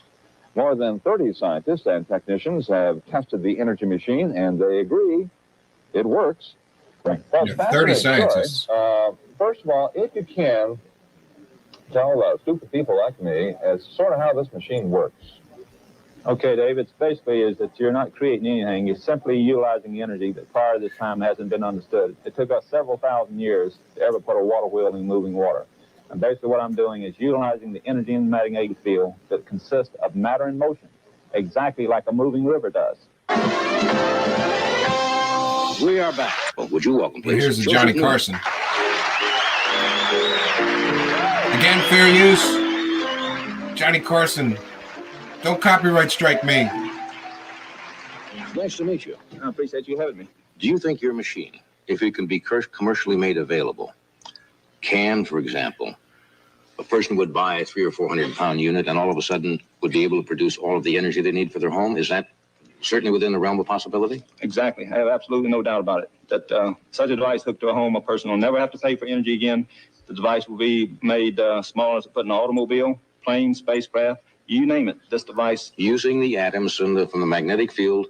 And what you're doing is that you're converting mass into energy on a 100% conversion process. That's one of the first prototypes, and that's a 700-pound magnetic rotor, and it's got about 8,000 pounds of wire around it. That's gone down. That unit there weighs 135 pounds, and I showed that at the Hilton in New Orleans. There was approximately 2,500 people attended, 1,000 people outside, and another 1,500 standing to get in. And it would demonstrate something like 25 times more out than externally inputted into the system. You get more wattage out of that than what you'd put in. In fact, Railback Battery Company is working with me now trying to design a battery to hold up to this recharging effect of this system. Because not only will it run the device, it'll put more energy back into the battery pack than came out of it.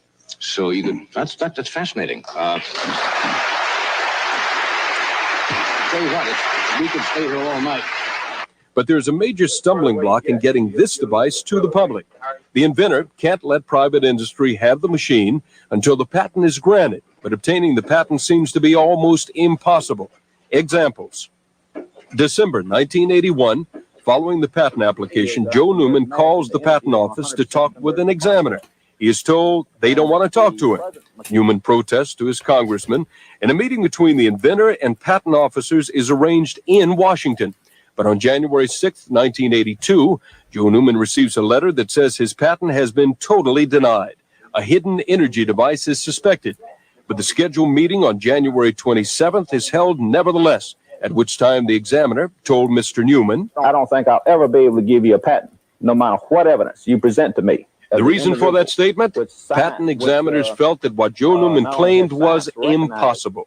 On March 13th, after more protests from the inventor, another meeting was convened. This time, he was told they believed there was no hidden energy device and added that they actually believed the machine worked.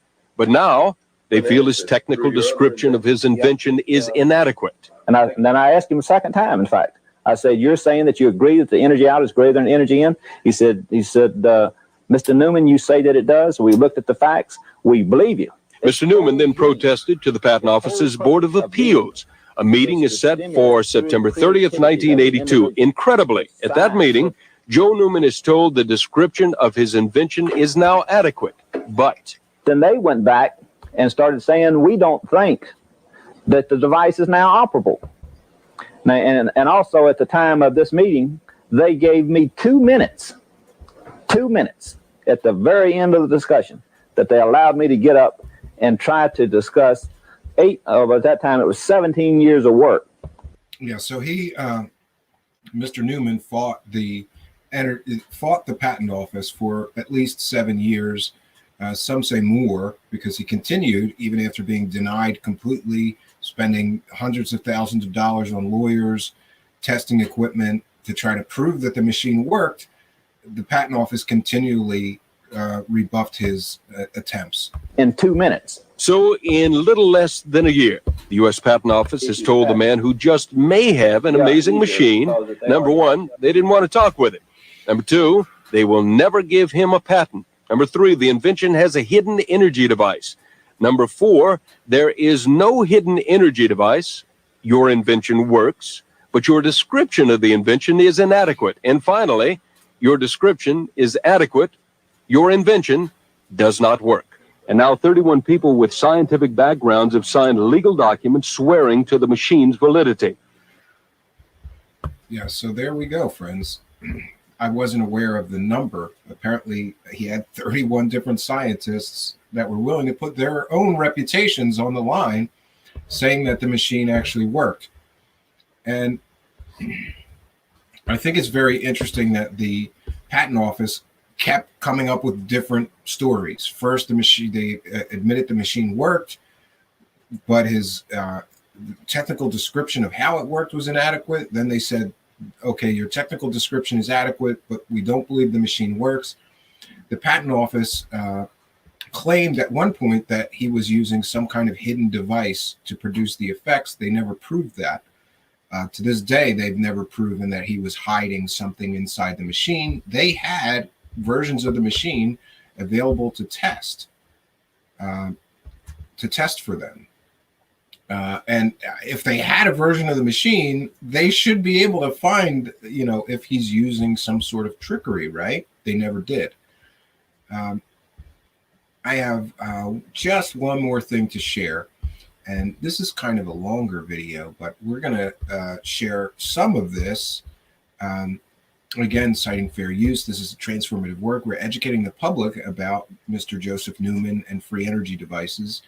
This is a later video, so we get to see him later in his life. I believe this is taken at the public. He literally had the machine stored in a public storage warehouse where he would go and work on it, demonstrate it to people. Again, citing fair use. 1 second, friends. And this video is titled Joseph Newman Perpetual Motion Proved.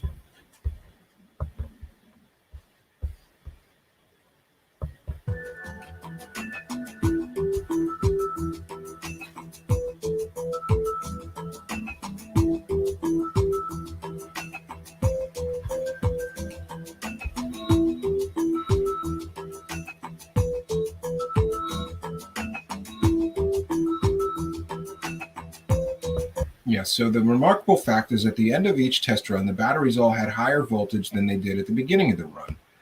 And Mr. Newman's machine would commonly be called an over-unity device, meaning he did have to input a certain amount of power to it, but he claimed that the machine put out 125% of the power inputted to it.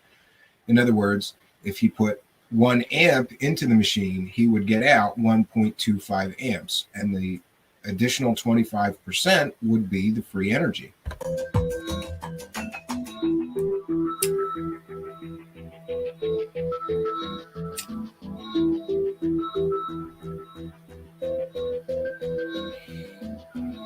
I'm Joseph Newman, and what you're fixing to see is something that has been taught to be totally impossible by all technical people around the world. But see, what you're going to see is that we're going to run Big Eureka. We're going to hook it to these batteries. We're going to run Big Eureka. Big Eureka is going to run this generator that is behind us. And it weighs 500 pounds. And it's going to be recharging these batteries while we do this. Now, there was a gentleman who came in here who's a friend of Jed's, named Rick Boggs, who's put in air conditioners and et cetera, all his life on big motors and et cetera.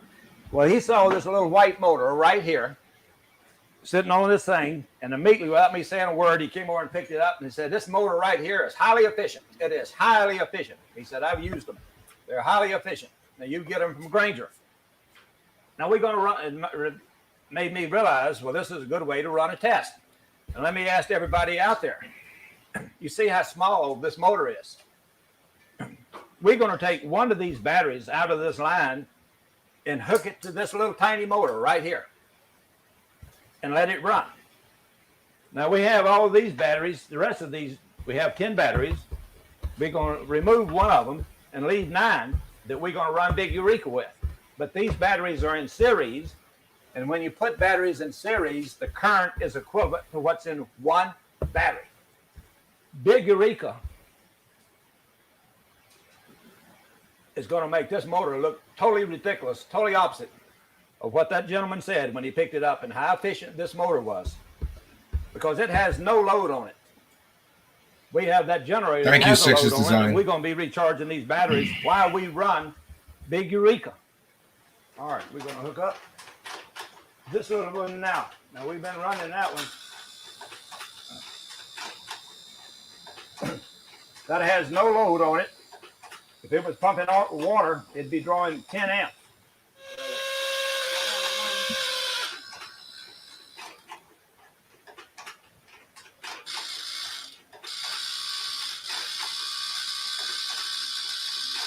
But it's already dying. Yeah, if it slows down, you'll hear that. We're going to have to baby this thing, I can tell. It's still running because I can hear it.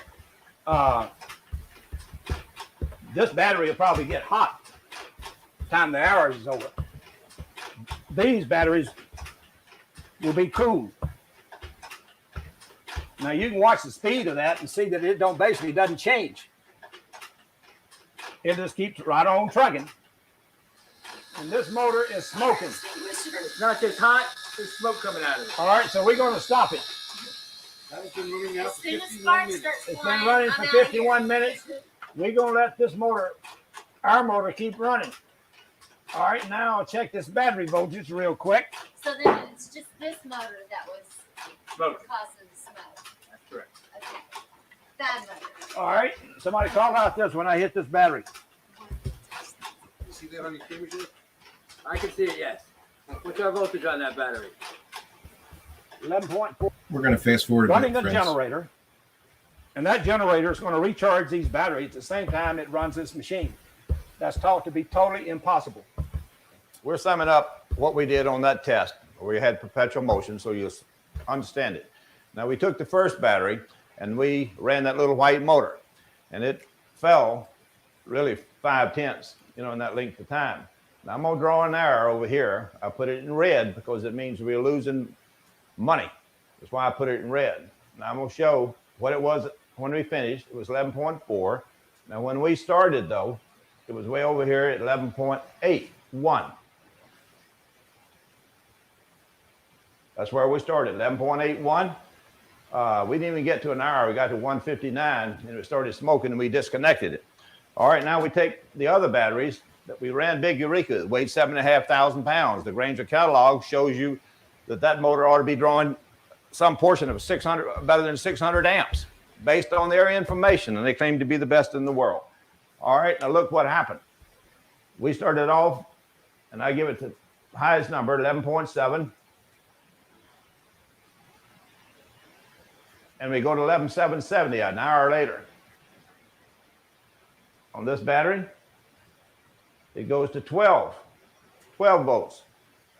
This battery here is 11.7. This is 11.74 an hour later. This is 11.7. This is 11.73 an hour later. Clearly showing everyone. In that length of an hour, well, this little battery the motor got so hot you couldn't hardly touch it. And it started smoking. This big motor doesn't even get warm at all. Now, what you see is something that defies everything that's put out by the so-called learned people of the world. This is perpetual motion because you cannot do it. Take another 7,500 pound motor and let me see you run it.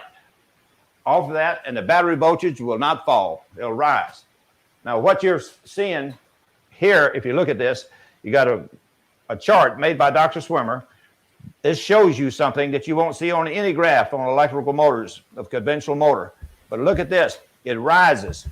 All these turns has never been seen before on the conventional electrical motor. It's always linear in a straight line. This is perpetual motion, and we will make it change this world. Thank you.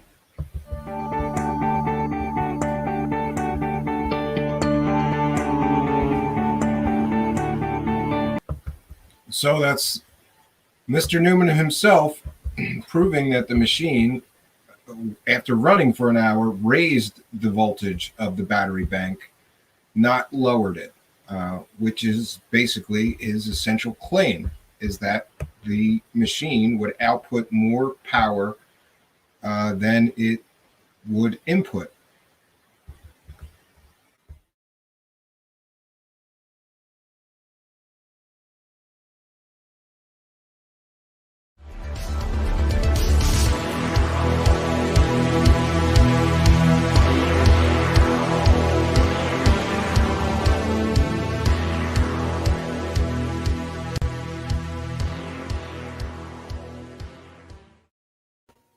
Greetings and salutations, friends, and welcome back.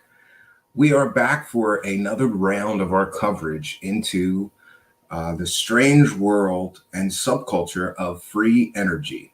Is free energy possible? I'd like to think that it is. And for a time, being an avid sort of electronics computer geek, I experimented into some of these things for some time, building things I found on in books or on YouTube, or plans that I bought from eBay. Most of them did not pan out.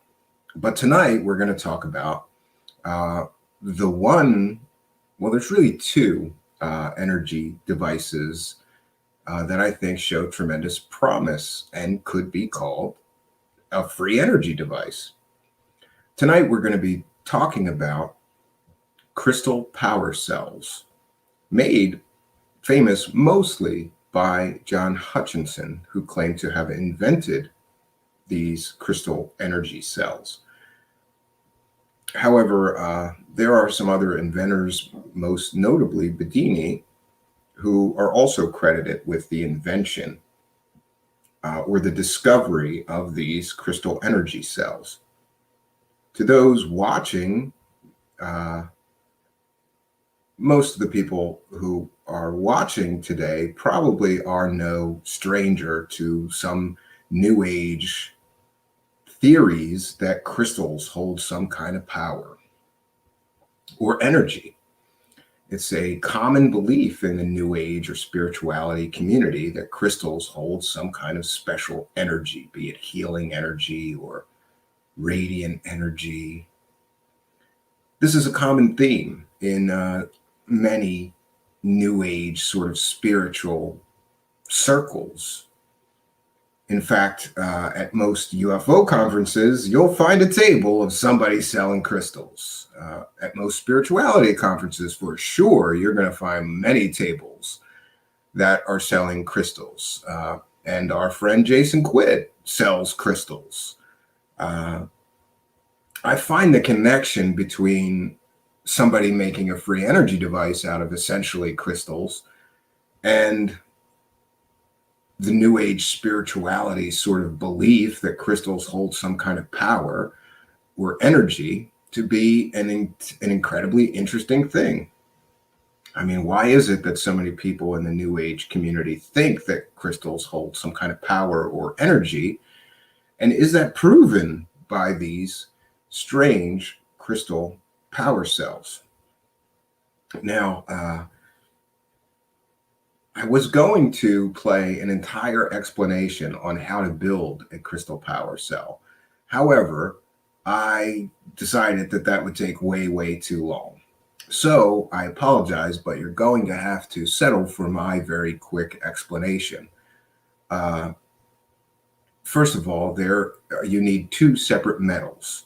Most people use copper for the outer ring and a magnesium rod. And you can get copper tubing at any Home Depot. That's where I got my copper tubing to build mine. Or, you can order copper tubing anywhere. The magnesium rods are easily obtained in the form of magnesium fire starters. That's what I used. You get some of these magnesium fire starters. They're differing lengths, but some of them are 3-4 inches, some of them are 8 inches. I got 8-inch ones and then cut them down, which is fun because if you try to cut a magnesium rod, you get sparks everywhere and can cause fires. So that was fun in my shop, trying to hack away at these magnesium rods with a hacksaw. So basically, you have the copper tubing, and then you place a mixture of different chemicals. Most people are using John Hutchinson's mix, which is a mixture of Rochelle salts and Epsom salts. And then this mixture, the dry mixture, is heated until it sort of boils, I suppose, and then it's placed inside the copper rod. This does not look good, but this is my explanation for putting the chemicals inside the copper rod. Best I could come up with. And then the magnesium rod is inserted down into it, inside, not touching the copper.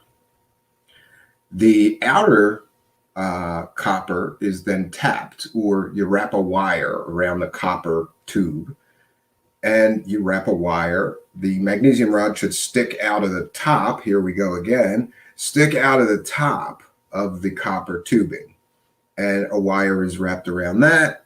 From that, you get cathode and anode, or positive and negative. Forgive me, I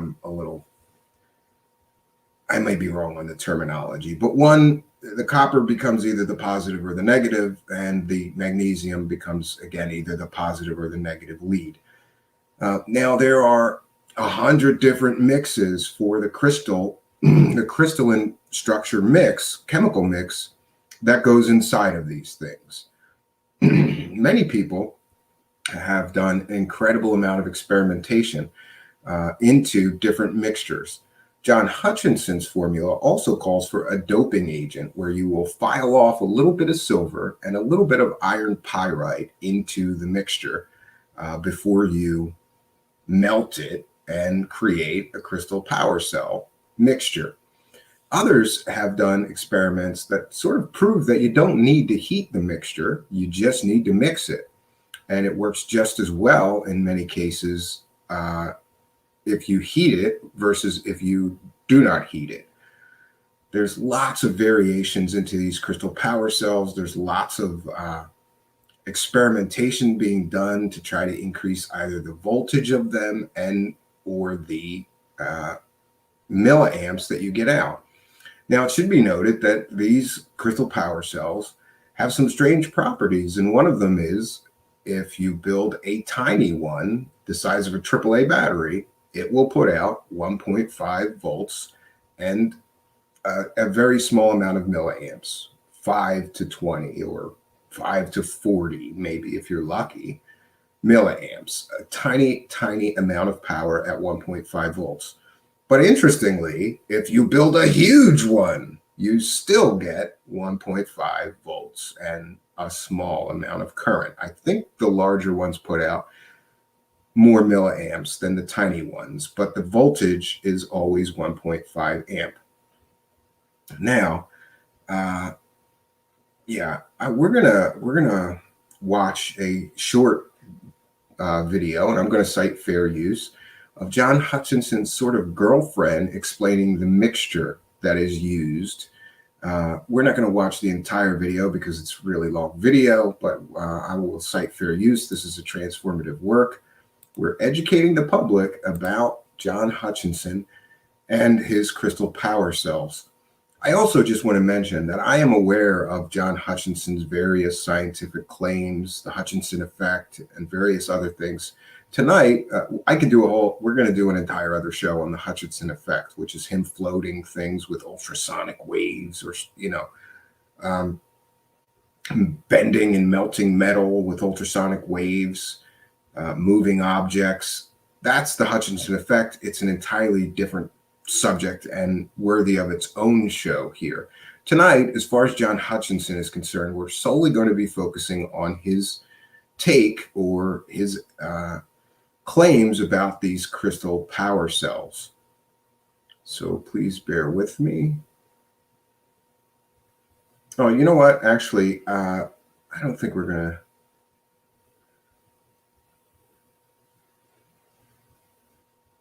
One second, friends.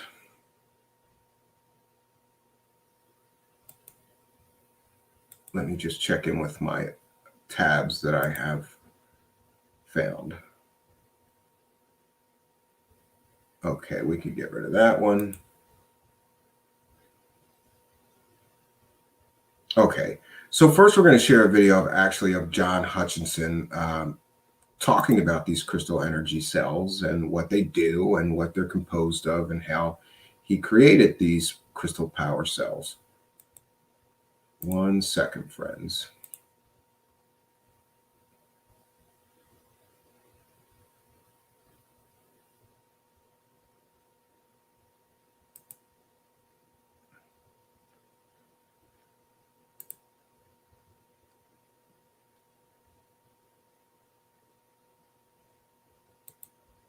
And this is a transformative work. We're citing fair use. We're educating the public. This is fair use.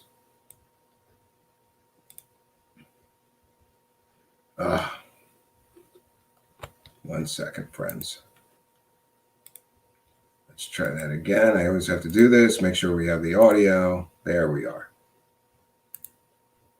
Fair use.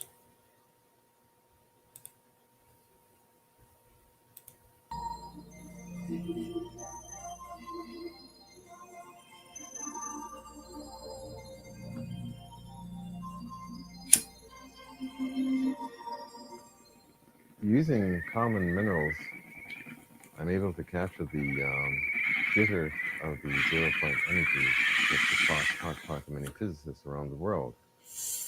And I'm able to create cells and structures similar to this one here that actually produce power for long periods of time. As you can see, we're getting a reading here of almost half an electron volt from this pile of crystals. And this is steady and has been tested up to a year's time and under stress tests also. Yeah, I tried to find similar minerals, tried to find similar crystals as he describes here and in other places, most notably a lecture that he once gave, and I was unable to do that. The crystal power cells I was able to build and work as described, but I could never get a power reading out of a pile of rocks or crystals. Just wanted to note that. So, which made me decide to then, of course, mount the same material in cylinders. And these cylinders here course, are various types of cylinders. One being an artillery shell or aluminum cylinders. I could take this one here and do a reading on him. And actually, you cannot see that, but we'll try here. Okay, can we tell what we're getting? About half a volt, about half electron volt. This guy here. Different cylinders, of course, there are different mixes in there, and I found that that some of the cylinders are not as powerful as this material here, or this very tiny one here. Actually, this has more power than this large artillery shell unit here. And what I want to do, of course, is to demonstrate it in the sense of it making actual power. That means to turn a small motor. And that can be done. I've accomplished that many times. We're just taking a reading here on the very small one, 1 cubic inch of raw material from the earth. Still powering for over a year. Basically, I want to use these as replacements for batteries, which I think I can achieve. And to demonstrate even more so, I'm looking for a hot cylinder, which I'll call a hot one.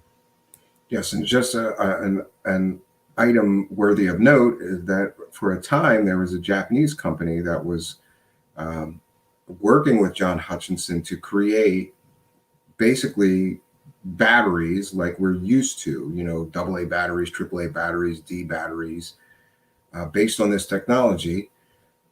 And I'm not sure why, but they never came to market. I know they invested with Mr. Hutchinson, but I don't know, or he said that this Japanese company was investing with him, but we never saw them come to retail market. Well, maybe this one, which is a combination of material from this little cylinder back into here. Instead, actually, well, we can take a voltmeter reading on him and see if he's up to par. We get 1.635 electron volts, so I think that he's lively enough to power this little motor. We'll find out. So I'm holding this motor here. I attach a lead to the base. Get him out of the way. Okay, I'm attaching this to the base here.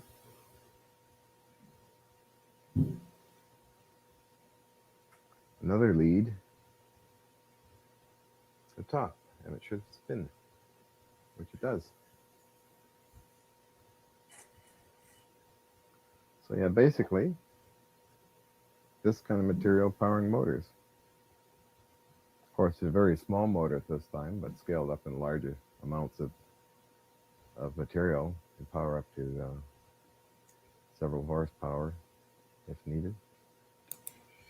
Also of interesting note, people have created these power cells and powered a small motor in their shop as a technology demonstrator for literally years. And they kept running for years on just these crystal power cells.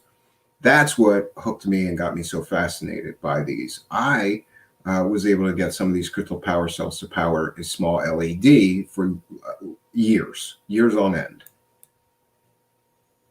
So that basically is sort of the secret to the energy crisis, in my opinion anyhow.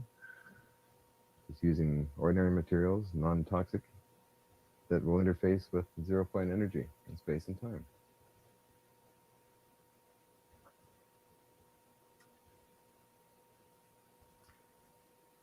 Now we're taking a reading of one of the most powerful ones, the 1.635 volts, fluctuating a bit, but very steady and strong. And that was the one that powered the little motor. There's quite a host of that. And just for those that don't know, 1.5 volt is the voltage of an average battery you may be used to. Not a 9 volt battery, but the barrel type, any of the barrel type, AAA, AA, C, and D. It's 1.5 volt is what is in an average battery. Natural, non-toxic minerals in there that activate. Much similar to the Moray valve of 1927, where Moray used natural minerals and got a lot of power in the range of about 5,000 watts usable power at 110 volts at 400 cycles per second. He mentioned Moray here, and I tried to find some sourcing, but some people seem to think that John Hutchinson did not invent this at all, but it was Moray's discovery of these salts and minerals being able to generate power. And Moray did it to a much larger scale. And then that maybe Mr. Hutchinson did not discover this effect, but in fact rediscover a previous inventor's work in the form of Moray. Long wire antenna. Using basically the same kind of principles. Sort of a shake and bake recipe. It's extremely simple, ridiculously simple. And I do that. I simply just put it in, heat it up, shake it around, and let it crystallize. Once it's crystallized, then it captures and conforms to the 0-point energy that's around all of this. We've heard mention of 0-point energy from all these different free inventors, and this goes back to sort of Nikola Tesla and the original pioneers of electricity and magnetism, who believed that there was an ether all around us, and we are literally swimming in a sea of energy. And it's been said if we could capture that 0-point energy, the volume, let me see if I can say it right, the volume of a teacup could boil off all the oceans of the earth. That's how much energy is in blank space or the ether. I'm not sure that I believe that, but that's the basis of many of these free energy inventors' belief. And again, this all goes back to Nikola Tesla and some of the early pioneers' belief in something called the ether. Energy all around us. And actually, I find the simplest of recipes the most powerful. Meaning this little fella here, where I tried to advance the field strength or the energy, however, failing in a few of these cylinders, which are quite, as one would say, it would only put out millivolts. This one here is another powerhouse unit. Being smaller, actually, they tend to get stronger. Again, it's reading about similar to this pile here. But again, I should take a reading on this because he's quite interesting to a lot of people. Being the smallest of them, that would be approximately 1/3 of a volt. Always steady, always strong. I've used direct shorts on these kind of together for days at a time, and they still keep on pumping out energy. Some explanations, of course, can be found in solid-state physics in the old ham radio magazines and transistors were first coming out. And that will help the viewer to see some of the technology in those days, and for the future can see also the possibilities of what they call space charge and junction barrier type of technologies and crystals. The interesting aspect of this technology is that these cells, crystalline cells, can be put in series and parallel to add up voltage and also add up amperage. So and this is my interest. I wanted to create a bank of these things that would create, let's say, 12 volts, 2 amps to charge a 12-volt battery and perhaps run my cabin. I have a unique situation in my cabin in that I am there for the weekends, or maybe long weekends lately because of COVID, but it would give the batteries 4 days. So I would like to create something like this to trickle charge the batteries at the cabin. Never got that far, only made a bunch of single ones. Theoretically, if you had a room or refrigerator full, then you could power a lot of different types of appliances. You can have 110 volts if you wish, if you had them all in series and in parallel for the amps. That's, well, also they cooperate with one another going in series and parallel. This makes it quite practical. Yes, but one note that he did not mention here is that if you connect these in either series or parallel, they must be built nearly exactly the same. In other words, he couldn't take the small one and the big one and connect them in a series. It would work, but not right. It would just wouldn't work right because you'd have one that's a half a volt and one that's 1.5 volt. And generally, they don't work well if they're different sizes or different mixtures inside the cell. So if you want to create a crystal battery bank, I suppose what you need to do is create a bunch of crystal batteries that are exactly the same.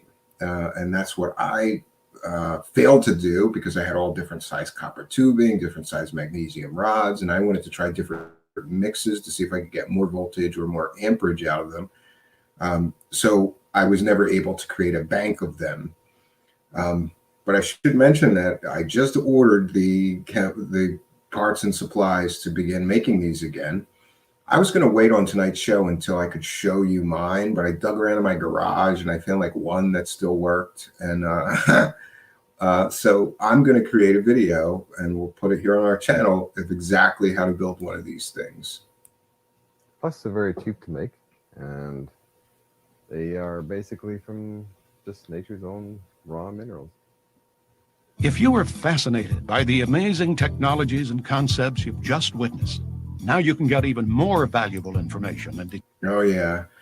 And one thing worthy of note is that the free energy proponents or supporters are always selling a DVD or a book. So this is from a website which is selling a DVD, was at one point, I don't know if they still are, selling a DVD on all different free energy topics and devices. It's sort of a similar subculture to like the UFO subculture, I would say, where they have conferences and they have everybody selling a book or a DVD and they have lectures. Very similar to the UFO community or the consciousness community in that it's a subculture of people that really believe these things are possible. I have a few more things that I would like to share. Then again, we're going to cite fair use. This is a transformative work. We are educating the public. There's another video that I found of John Hutchinson. I don't know. Let me just make sure that this isn't like, oh no, this is different. Yeah, so this is definitely a different video. But again, we're going to cite fair use. This is a transformative work. We're educating the public about crystal power cells and John Hutchison. And I want to apologize. Earlier on Twitter, I called him Hutchinson. Pretty common name, Hutchinson. But his name is actually Hutchison without the N. So I apologize for misspelling Mr. Hutchison's name earlier on YouTube. 1 second.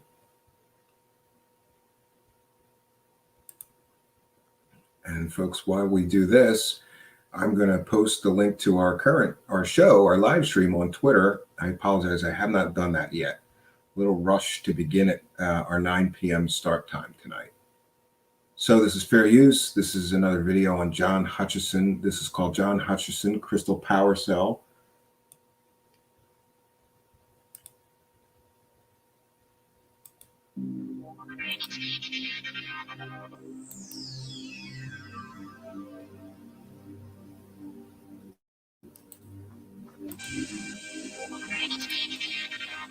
Well, I kind of think of myself as a discoverer of nature's secrets in a way. Nature's secrets are quite exotically fantastic things. I have to know why things work. Coming into my weird and wonderful world of technology and kind of neat stuff.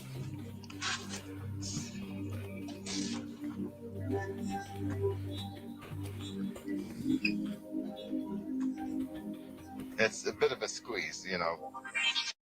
By the time you get everything working and fired up, you're pretty well exhausted from climbing over things.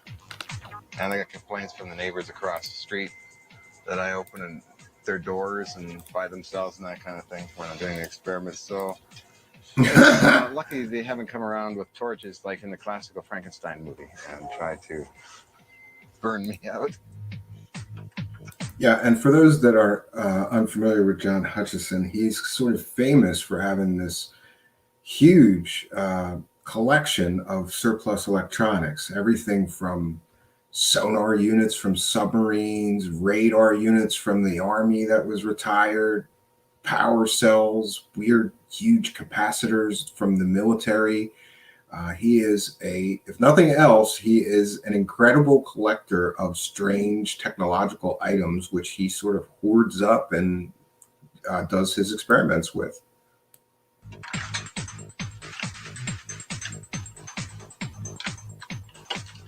We have here a nice old machine gun sitting here on the floor. He's just got a machine gun. Many times I like to sort of work on experiments with some of this surplus equipment. My main interest has been a lot of physical effects such as anti-gravitational research, time distortions, and power sources.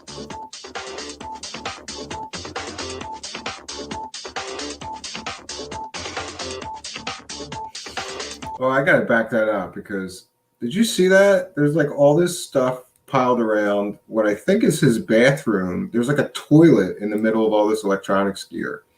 And that's crazy. And power sources. Yeah, look, is that where he takes a dump? Like he's gotta work on electronic equipment while he's taking a dump? Wow. You can tell he's not married, right? This is his bathroom, I guess. I don't know. That's really strange.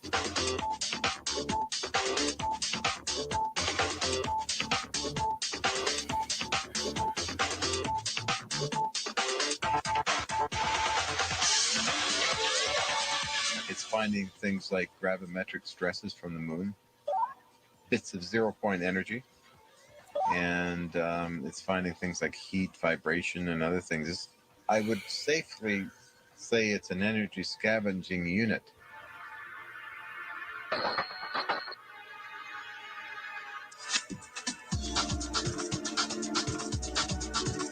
Yes, and again, this sort of piece on him is mentioning the ether. There is energy all around us just waiting to be harnessed.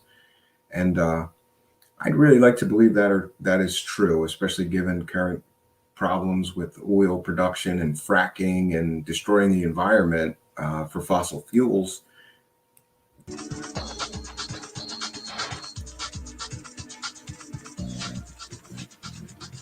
I could care less what anybody thinks. I don't care. Everybody has their right to their opinions, so if they think I'm a flying nutcase, cool, that's all right.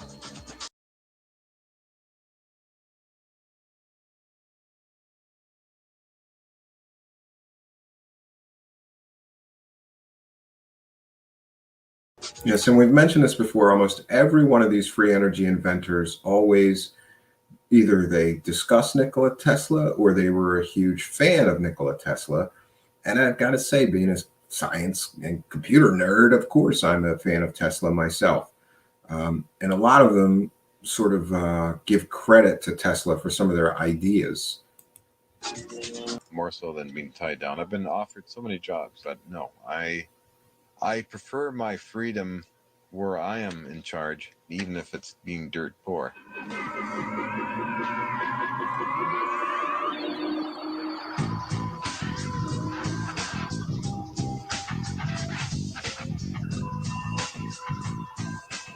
The idea occurred to me about the ancients working with Egyptian batteries.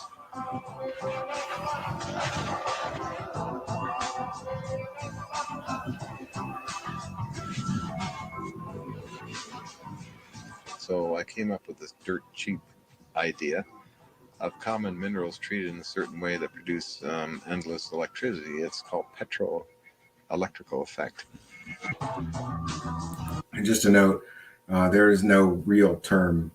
The term that he just mentioned, petro-electrical effect, is one of his own invention. I'm not able to find that term anywhere in, like a standard physics book or a book on electronics. Okay, this one's got a lot of silicate, different types of exotic silicates in it.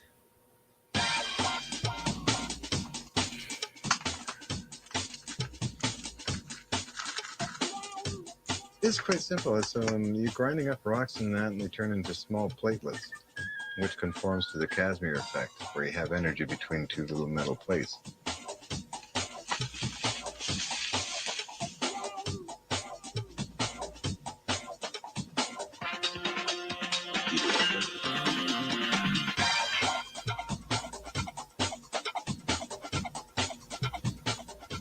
And that produces electrons which accumulate to the post here.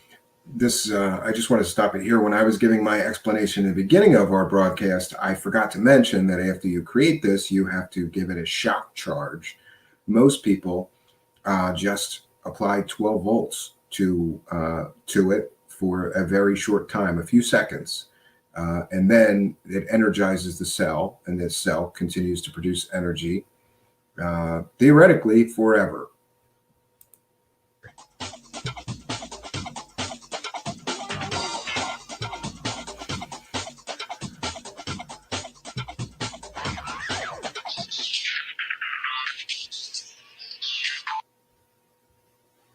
Okay, friends. So along with these, I have to say that these two videos that we just witnessed, and again, this is transformative work, I'm citing fair use for sharing them, is kind of, those painted him in a very good light. But there are other videos where he is literally cross-dressing and pretending to be a woman while explaining how to build these things. And that, of course, that's going to cause some strange controversy. Yeah, definitely going to cause some strange controversy. 1 second. I'm going to find. I have to go into my history. Sorry, friends. Just bear with me.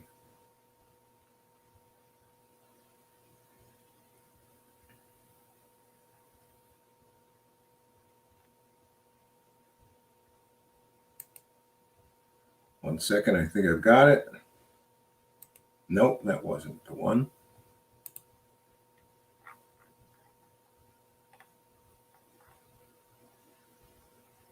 Just bear with me, friends.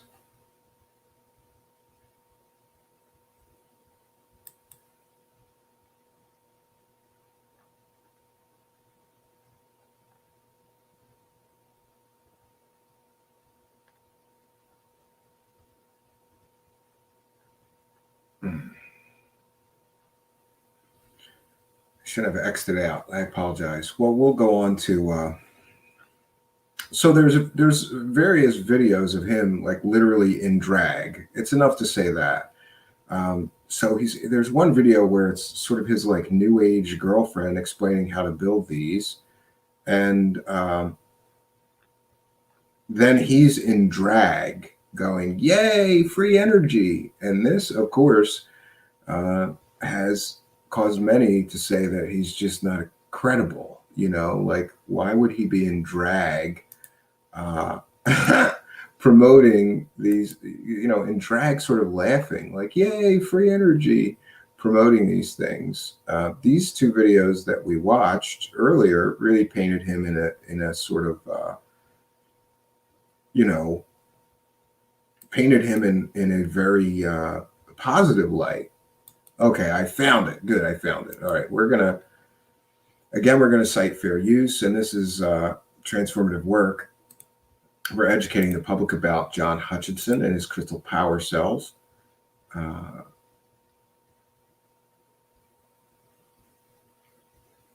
second.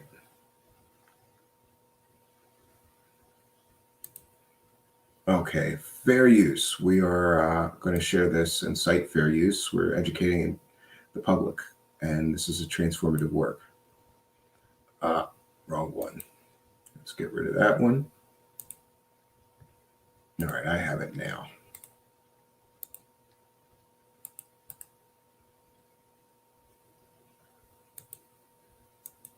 Okay.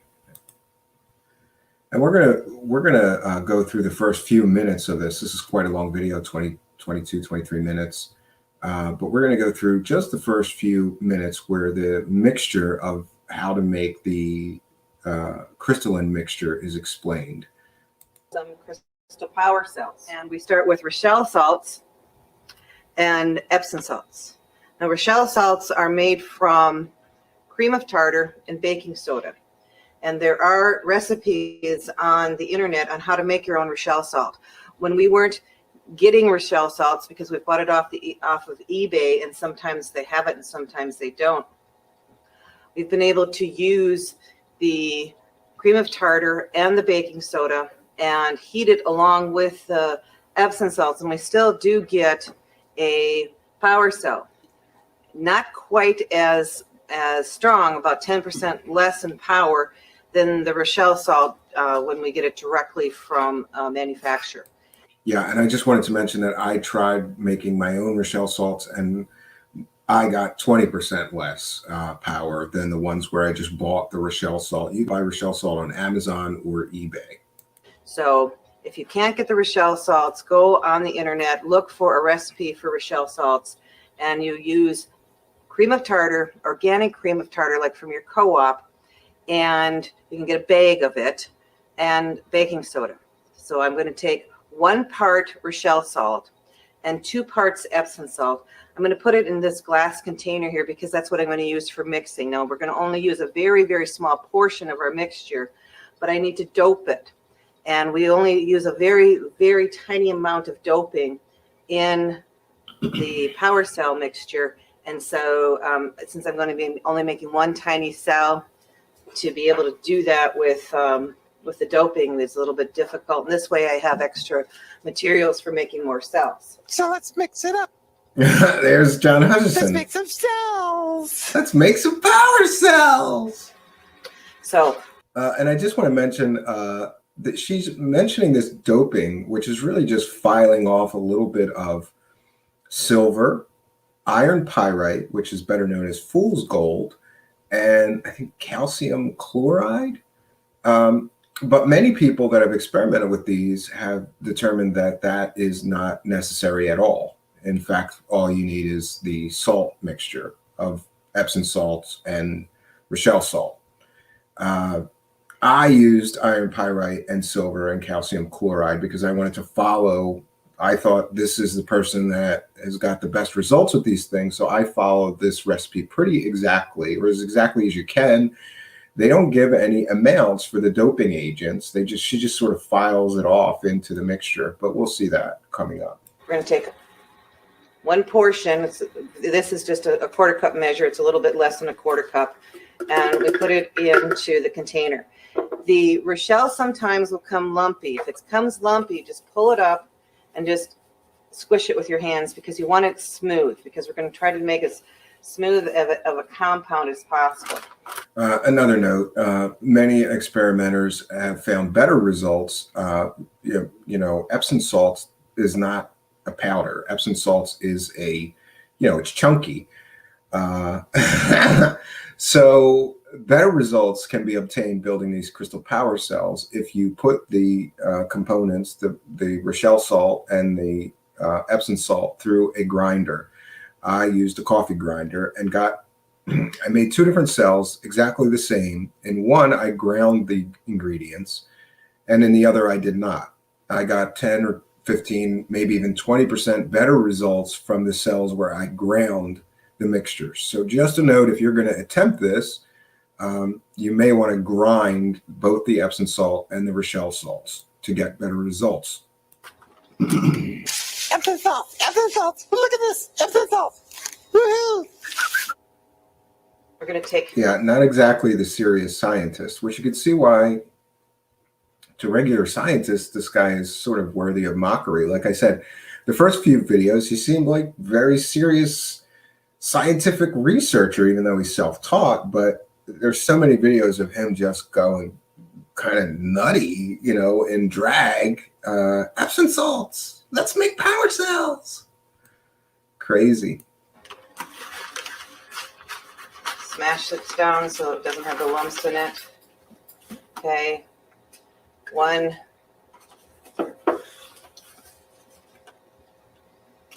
2.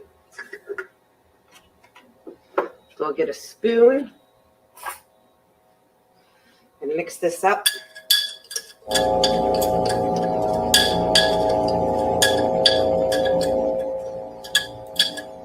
Cue the sci-fi sound effects. That must be the crystals powering up, right?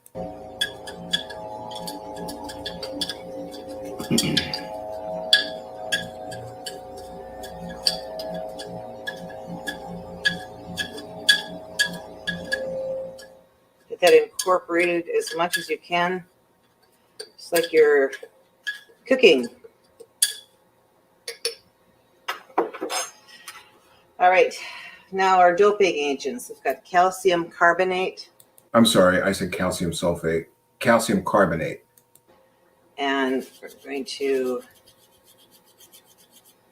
And again, there's no set amount. They just sort of file a little bit off into there. And that's kind of what I did and what most people do.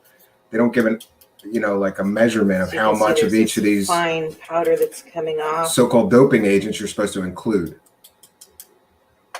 This is a silver medallion that's 99.99% silver. Yeah, and I couldn't find silver that pure. So for mine, I used a silver coin. And you can get a silver coin on eBay. You can use a quarter, a dime, old quarter, old dime that's silver. I don't know. That seemed to work for me. I don't know that the silver has to be 100% pure. And again, many other experimenters have done these mixtures without any of these last three ingredients, with just the 1 part Rochelle salt, 2 part Epsom salt, and they got the same results as they did using the doping agents versus not using the doping agents. I tried building 2 identical cells, and in one I placed the some of the doping agents filed off, and in another I just used the 2 parts Rochelle or excuse me, 1 part Rochelle, 2 parts Epsom salt, and got nearly identical voltage readings off of the 2 identical batteries, one with the doping agent, one without. Most people experimenting with these crystal power cells seem to agree that these doping agents do not affect the performance of the cell. They may not be necessary at all. And I've never heard an explanation of what these last 3 ingredients are supposed to do to the mixture or what purpose they're supposed to serve. But yeah, just wanted to mention that. You have to be careful with this, especially the smaller cells, because your cells can short out by having too much silver or too large of a particle of silver in.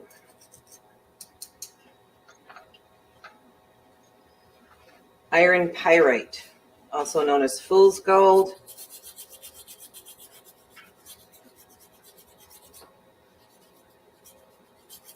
So how do I know how much to put in here? I don't know. I've made hundreds and hundreds of these and experimented with various compounds to put in. And this is our little magic piece, which is galena. Normally you're not supposed to hold this with your hand because it does contain lead. Why do you need that?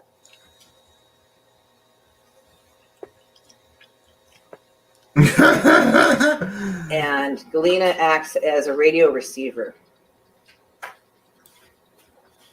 Yeah, I did not get galena or use galena in mine. And most cells that I've seen, it seems to me that a lot of experimenters, because it's easy to get, use iron pyrite. I still have iron pyrite, and I guess it can't hurt, so I would probably include it in new cells I make just to try to follow the recipe. Can't hurt, I suppose.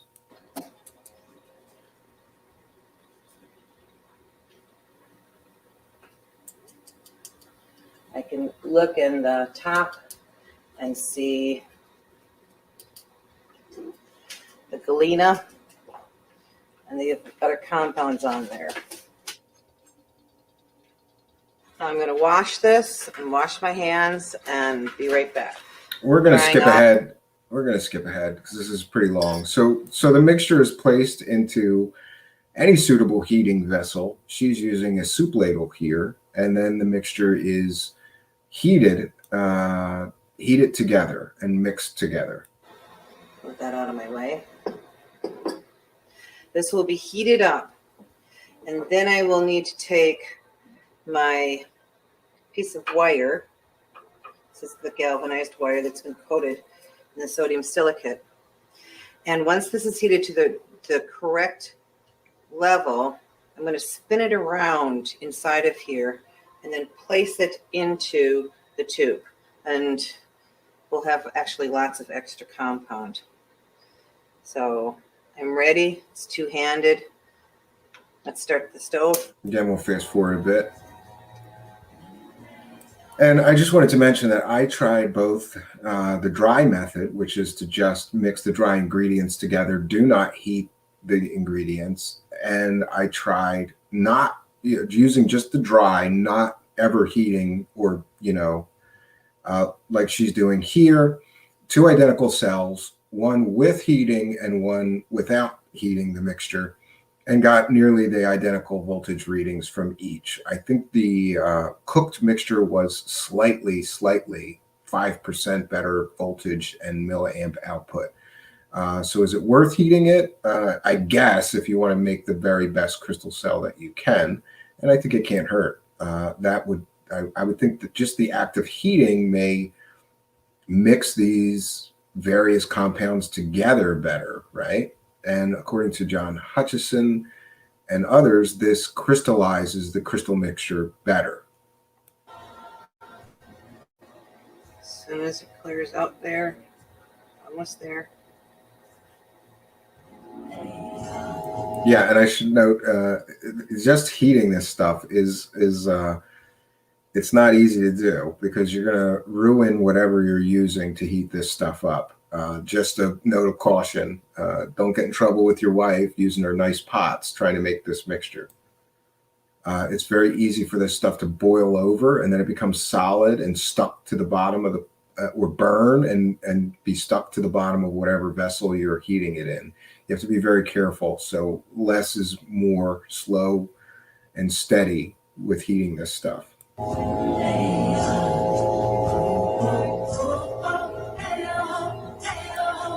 Cue the new age music, proving that this is magic.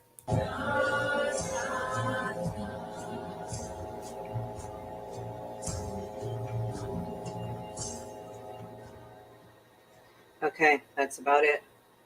I'm going to swirl this in. And I should note that this is sort of a different method than I and many others have used, or John Hutchison has described in his lectures and interviews in the past. She's creating a very, very tiny cell. And again, it's 2 different kinds of metal. You don't have to use copper and magnesium, though most people report the best results from using copper outer tube and a magnesium rod in between this crystal heated mixture. She's using a different method, which is to take the inner rod and just wrap it around in this heated mixture. And then she's going to jam it inside this other little tube. Again, that's 2 different metals that she's using.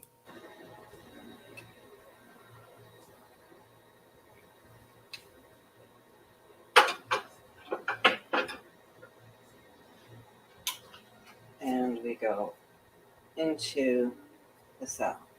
Now, as we notice, we've got some of this coming out. We're going to try to move it into it as much as possible. Come down. Come back for a little bit more. Yeah, and another point that's important is that the outer ring, for example, if you're using a copper outer ring and the inner rod, if, for example, you're using a magnesium rod, they cannot touch. So there has to be enough of the material between them that they do not touch. Here she goes, right there. That little blob in and push down, pushing with your thumb on the plug. We're going to fast forward to... So right now we're showing 0.748 with the outside being our positive and our inside being the negative. Well, that even likes it even more. So we're dealing with heat right now. We're dealing with any moisture that might be having a chemical reaction with especially the copper. And what we want to do is just give it a short little hit with the power source. And by doing so, we're setting up the alignment of the crystals.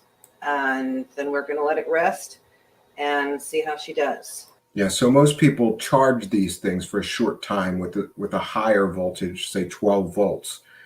And according to this lady and Hutchison and others, that somehow aligns the crystalline structure inside the power cell and sets it up to gather the energy from the ether and generate unlimited free energy forever. Though, again, it's a very tiny amount of voltage and a very tiny amount of actual milliamps being generated.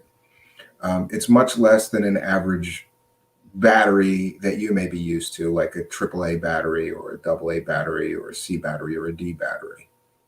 But they seem to last forever. Pick our... Yeah, 12 volt DC, applied for a few seconds. There we go. It's easier.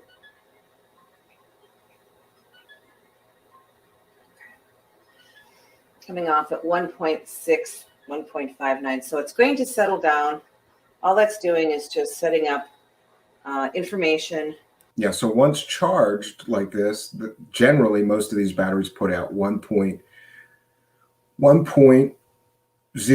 to 1.7 volts, much like a standard battery you may be accustomed to. To the cell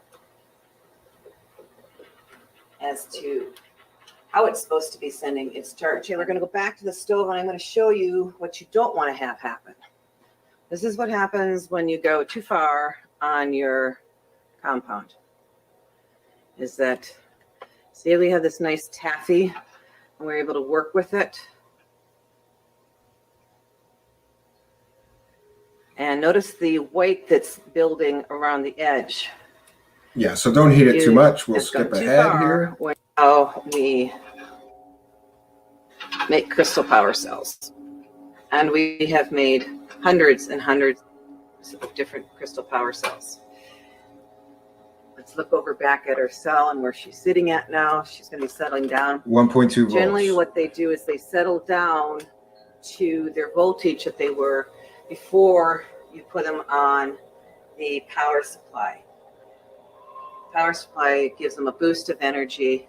All we want it to do is line up the crystalline structure, and we generally will end up with something around 0.5, 0.7 volts on something that is this size. I like this free energy thing. Do you? Oh my God. People say, that's a serious researcher, folks. What is your amperage? Well, your amperage is going to vary wildly, and it's determined by the shape of the cell. The flat cells, which we'll be showing some of those, that you can actually build between pennies or between different pieces of flat metal, are going to have voltage but extremely low amperage.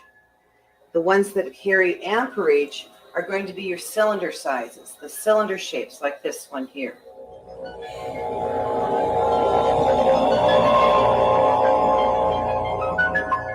Let's make sure I hang on to that.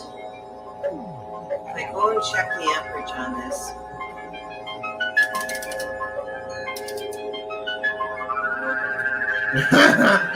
I love the sound effects. Well, this guy got a nice little shot coming off with 7 milliamps off of the charge. You will not maintain that. I'm very definitely sure that they will not. This is coming from the charge. They've gotten their amperage. The key thing is to. We'll skip ahead they again. are very particular. The cells are very particular, and when they work together in series or parallel, that they're exactly the same. Yeah, I mentioned that before. If you're going to gang these together in series or parallel, they have to be built exactly the same, with the mixture being exactly the same, or it doesn't work out well. I love what you're doing. It's awesome. Free energy for everybody. Woohoo! Yes, even Carla can have a free energy device. And we have some extraordinary power cells that are not these little cylinders, but they are totally different forms. They give off AC and DC current at the same time. And one of them actually created a force field, is all I can say it was. And I'll show you that in a clip later. And mutated and melted a bunch of aluminum. She never showed us. So they never these are showed us the clip of the extraordinary force field. Pieces of technology, very simple to make, and they really are our way of breaking free of power grid. Could be, friends. So I just wanted to play that video or portions of it so that we see why it is that Mr. Hutchison sort of gets his balls busted for being a weirdo and not a serious researcher.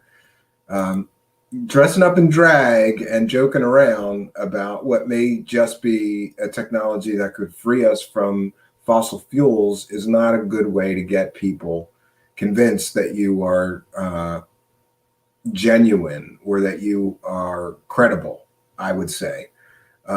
But I gotta say, it's that very video that made me make my first crystal power cell. I have just one more thing to share. And I wanted to mention, I'm sorry we're going a little long in our presentation this evening. I promise we're going to give some time for the live chat. Right after this next piece, I have one more thing to share. There is an experimenter on YouTube that I've been following for quite some time. The name of his channel is Laser Saber. And if you like technology, if you like electronics, lasers, free energy stuff, you would like his channel. I'm going to cite fair use again.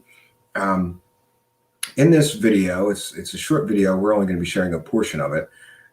This experimenter, Laser Saber, shows the effects of his crystal power cells that have been going for 4+ years. So, and another note, sometimes I get slagged by people who are like, every show, it's like you show all this interesting stuff, and then at the end of it, you go, but it's not real, it's all fake. Well, if I had to choose so far, there's really two free energy devices that I think have absolutely can prove, to me at least. I mean, I'm not a physicist, but there have been two devices that really impressed me, and that is these crystal power cells and a Bedini motor. We're going to be covering the Bedini motor in a future show, which is another device that seems to create more energy than is put into it.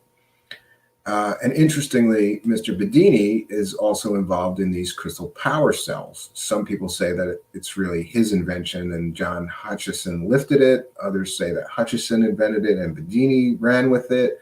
Who knows? But I wanted to show the proof that these things work for long periods of time, generating this tiny amount of power. This is something that has been proven time and time again by experimenters all over the internet. And that's something that I find fascinating and compelling, because science, real science, must be repeatable.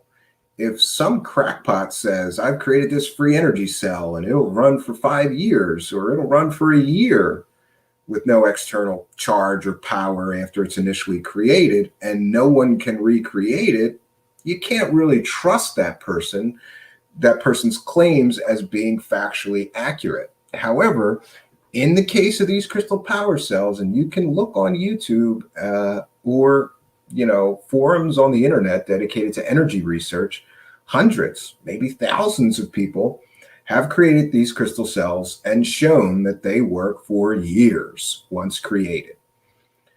So we're going to cite fair use, and I'm going to share this video from Laser Saber, where he shares some of his thoughts on these crystal cells. And that video is titled, Crystal Cells Have Been Going for 4+ Years. we're citing fair use. I want to thank Laser Saber for allowing us to share some of his research. Great channel. Please check out Laser Saber if you like lasers and technology. That guy builds awesome stuff. I've been following him for a long time. This is a transformative work, so we're educating the public. Let's take a listen. Okay, so this is a quick update video on the crystal power cells. And if you've followed my YouTube channel or gone to laserhacker.com, you've probably seen these over the years. They were hooked up to a live video feed for years on end. This one's run for 4 years, over 4 years, over 3.5 years, and 1.5 years on this one. I'm going to go over why I've had failures with some of them, everything I've learned about them up to this point, and I want to actually take these things apart, cut them open, and look at them later today. But before I do that, I just figured I'd shoot a video, show the current update. I'm speaking loud because the 3D printers are all up and running. I've got a lot of future upcoming projects over there. But yeah, let's go over these. So this one's been running 4 years. Like I said, it's been in a low intensity mode, just a low blink mode like that. I'm just got it cranked up here to show that it can still output some current after 4 years. And when I say 4 years, that's pretty much 24 hours a day, every day. There were occasions in the winter when the humidity get low or different things of that nature that I'd add a few drops. So it might be down for a day or two. And I just want to mention, if this doesn't seem impressive to you, that you can run a little light from one of these batteries for 4 years, try hooking a standard battery that you buy at Walmart, one AA battery, up to a little light, and tell me how long that battery lasts. It's not going to last 4 years. It's not going to last a month, I don't think, depending on, the current draw of the light that you hook up to it. So to me, this is proof that these things work. I'm not sure, but I'm almost positive that somebody has basically proven that they've had one running a small, tiny motor for 8 years. That's impressive, friends. But, even if you subtract a month, it's still a very impressive runtime. And during that time, the internal pressure pushed the magnesium rod right up out of the top of the pipe cap. So very, very interesting how much pressure you have. And I think that's a key to what makes these things keep running, year after year. So let's go over here and take a look at this one. This one's been running for 3.5 years. And during that time, I haven't had any reed switch failures on this one because I've got one of these dancing solar flower circuits in there. Check out Lid Motor's YouTube channel. I think he's drawn a schematic of essentially that same circuit out and uses it to drive a lot of his little motors.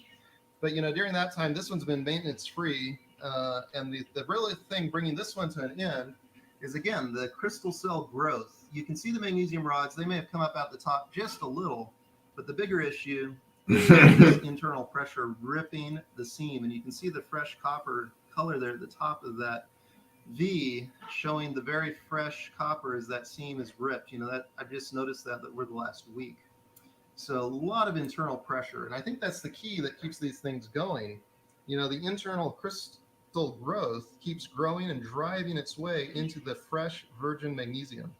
So rather than the magnesium building up, a layer of crud or corrosion that would protect it, it's just constantly getting pressed into by the electrolyte itself and the crystal growth. Anyway, that's my... Yes, and I just want to mention that many people cap these so that the pressure is greater. And I've seen various people, if the copper outer tube erupts like this, then they patch it with another piece of copper and the thing keeps running. So maybe after 3 or 5 years, these things may begin to break down, but that can be alleviated with some maintenance, to take the caps off the top, clean the new crystal growth off of the top of it and put the cap back on. I've seen people do that and various other things. So they're not without problems, but with normal sort of maintenance work, you can keep them running. Theory. Now, in this one, I call this the 100-year motor. I was much overly optimistic. This motor has run for 1.5 years so far. During that time, I've had multiple reed switch failures. So I have to, today it stopped again because of the reed switch. And, in transportation, one of the coils broke. So I've updated the Easy Spin design here since I've made the first one. and it's a little stronger in the way I build these now. But, you know, I've had reed switch failures there, and I had major failures on the crystal cells here. And I think the reason I had such extreme failures on these ones is back, if you look at the video when I built these, I put these caps, you know, I took PVC pipe that I sanded down to fit between the copper pipe and the magnesium rod, and I pounded these in under a lot of pressure to lock it all together. And I think what that did is just allow the pressure to increase like a firecracker in here, not with a quick explosion, obviously, time, to just rip a seam top to bottom. It's not a fun mad scientist lab unless you've got shit exploding in it. I just want to mention that. And, you know, the way I've got these hooked up, I'd soldered on these wires to bring me off my copper contacts, and I connected them up to in series to the magnesium rod. Well, when it ripped up the seam, you know, it broke those wires. I had to jump over with an alligator clip lead. It's really a mess. So that's the reason this one's come to an end. You can see this one again, ripped top to bottom. So you're dealing with a lot of pressure. And that's one of the things to keep in mind if you're building crystal power cells. You just got a lot of internal pressure. So anyway, I'm going to take these. This motor is an interesting little thing. I never did a YouTube video on it, so I'll just explain a little bit about it here. It's got a single flat magnet, and you can see that magnet right there, 3D printed hemisphere on each side of that. And the coils are kind of interesting. They go this way and then they cross over, so you can see them crossing there. So you essentially have a situation in which when the coil fires, you get a pushing and pulling effect, very similar to the Easy Spin. So it's just an experiment I was doing. Again, I'm driving this one with one of the dancing flower circuits. I have a drawer of these. I took them apart, I don't know, 3-4 years ago to do some experiments, but probably back in the time I was building that motor. Okay, so I took apart one of the crystal cells from... Yeah, and I wanted to share this because I never got to cut one of mine open, and I think it's interesting to see the interior of these things after they've been, you know, a few years old, and to see the crystalline structure inside. The motor that ran for 3.5 years back here. And what I found inside is actually really, really amazing. I see lots of very good magnesium material. And you can see the crystal, you know, growth along here, and very, very interesting. So this is the edge of the magnesium rod right there, but, you know, just a ton of magnesium left.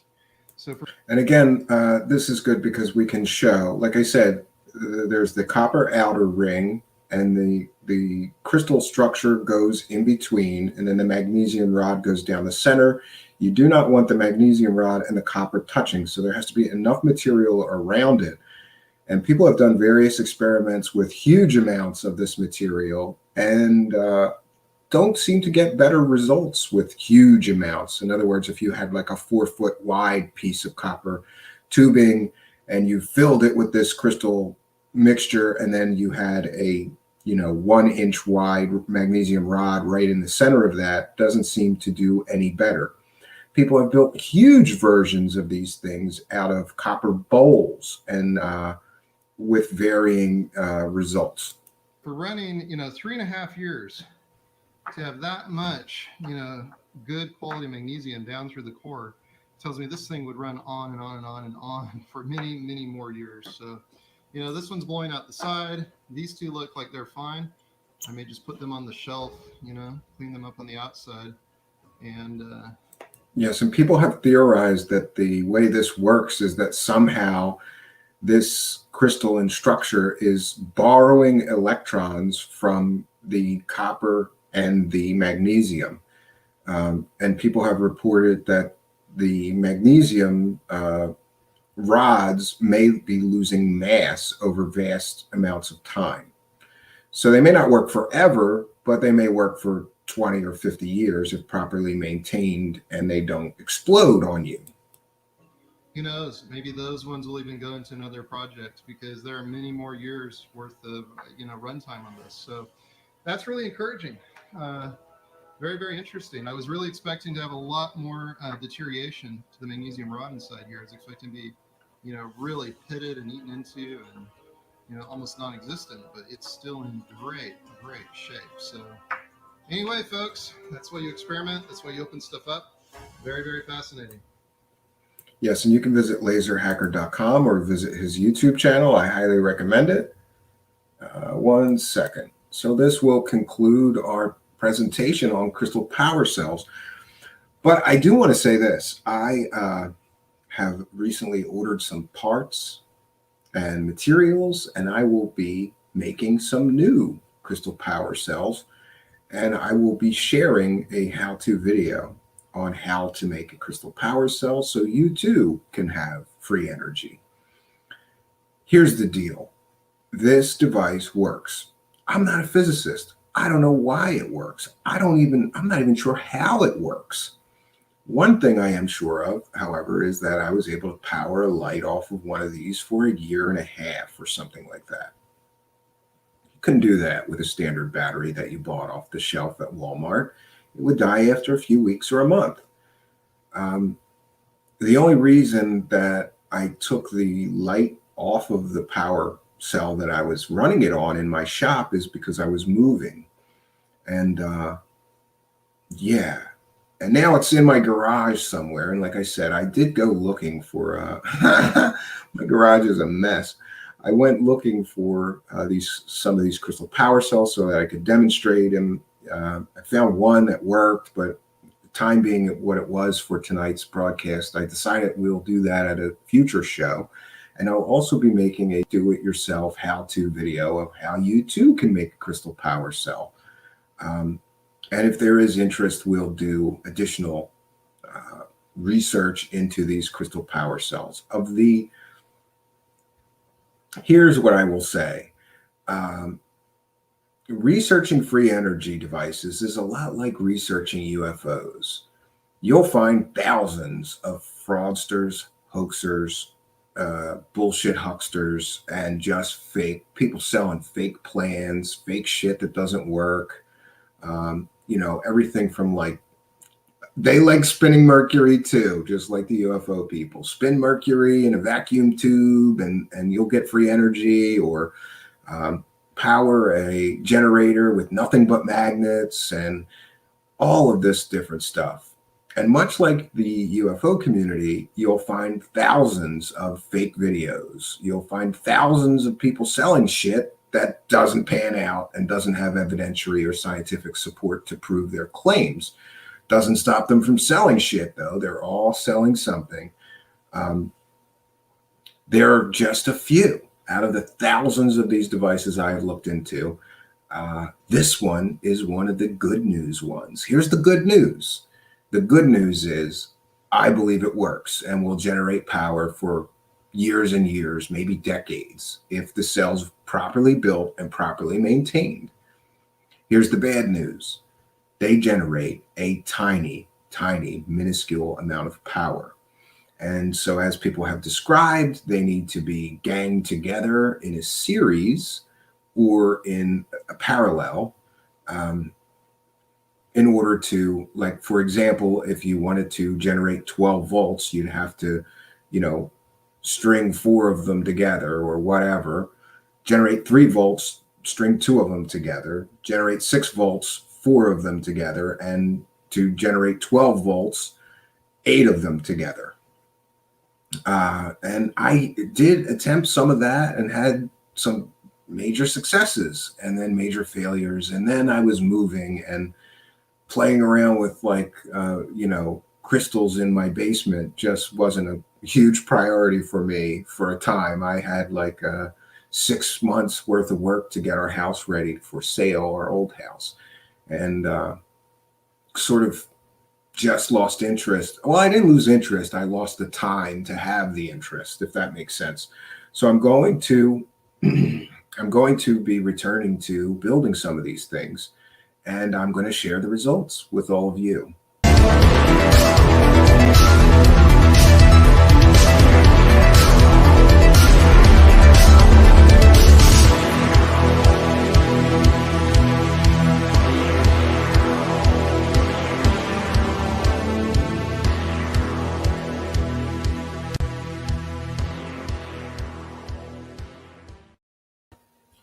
Greetings and salutations for a rare early show. We tried this once before and did very well with it. Tonight, unfortunately, I may have some other things that I need to attend to, but I still want to come here and water our garden here. For surely, if I continue to water that garden will grow. So we've been covering free energy. Is free energy possible? And some of the strange cast of characters involved in the strange subculture of free energy. And yeah, none stranger, I suppose, than one Dr. Stephen Greer, most famous or notable for the so-called Disclosure Project, where this former emergency room doctor suddenly felt a calling to disclose to the world the truth about aliens, bro. But besides that, he's also a free energy clown. Dr. Stephen Greer started something called the Orion Project many years ago. Today, we're going to be sharing some things about that Orion Project. But the essential bit of information you need to know about it is that Dr. Stephen Greer started a nonprofit organization and began to solicit donations. And his organization would open source and share with the world all these free energy secrets that are being suppressed and withheld by dark forces and the oil industry and the shadow government and the US Patent Office, suppressing all of this free energy technology from all of us, but he's going to save us. But so far it's been years and he hasn't saved us, which I find interesting. Sometimes it is very helpful, friends, to ask questions when you already know the answers. So here's what I'll say. What I will say is sometimes it's good to ask questions, even though you may already know the answer to those questions. So today I thought it would be appropriate, if following that excellent advice from someone I know, I start asking questions to Dr. Stephen Greer. The first question that I have is, how much money have you raised with this organization? I mean, in total. And can we get a breakdown how much you raised each year? And since this is a nonprofit organization, can we get the 990 forms for the last, say, 3 years? See how much money you collected and what was done with that money? The next question I would have is, can we see your prototypes, your working technology demonstrators that you promised people that you were going to create when you started this organization? I guess the next question is, where's the lab that you were going to build with those, those donations that you were soliciting to save us all from the horrors of fossil fuel and help us through a dark future by giving us free energy devices, right? You were going to start a lab with money that you collected with this organization. I have many questions for Dr. Stephen Greer about the Orion Project. There have been many unanswered questions, questions not addressed, and I see some people, actually, I pretty much see all people who ever get the opportunity to interview Dr. Stephen Greer, give him a softball interview, and no one ever asks him, what happened with this Orion Project? What happened to all the money that you collected? And again, I'm not making any claims here. I'm simply asking questions. These are valid questions. These are valid points of concern. And especially if this was a 501c3, these are questions that need to be addressed by Dr. Stephen Greer regarding this organization, its finances, its fundraising, and what it has produced after years of this apparent fundraising. So these are the questions that I have, and I'm going to leave them as questions for Dr. Stephen Greer to answer. I could answer some of them, but my research might not be so good, Dr. Stephen Greer. And you can very easily answer these questions and clear up any concerns, right, that people have about what happened to all the money that you were collecting or wanting to collect from people for this organization. I think that the public has a right to know, especially if this is a public charity, a 501c3. You have a responsibility, Dr. Stephen Greer, to clear up any misconceptions that may be out there, because I've heard a lot of people behind the scenes saying things and asking questions and being, let's just say, being less than trusting of what you did with the money. But these whispers behind your back aren't going to clear the air here. So I thought it best if I just simply, directly, publicly ask you these questions. Can we get a breakdown of how much money you have collected each year since you started this organization and where all the money went? Can we see the prototypes that you were going to create, the working technology demonstrators of this free energy that you claimed that you would create? Can we see the laboratory, pictures of the laboratory? Can I interview some people that work at that laboratory? That would be beneficial, right?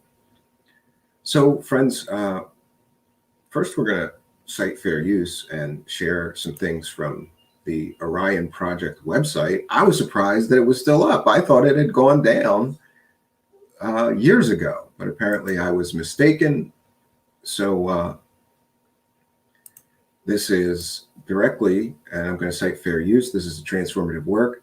This is directly from Dr. Stephen Greer's Orion Project website, which is going to be reading some things off of that, but I'm still citing fair use, even though this is a public website and apparently this is a public charity.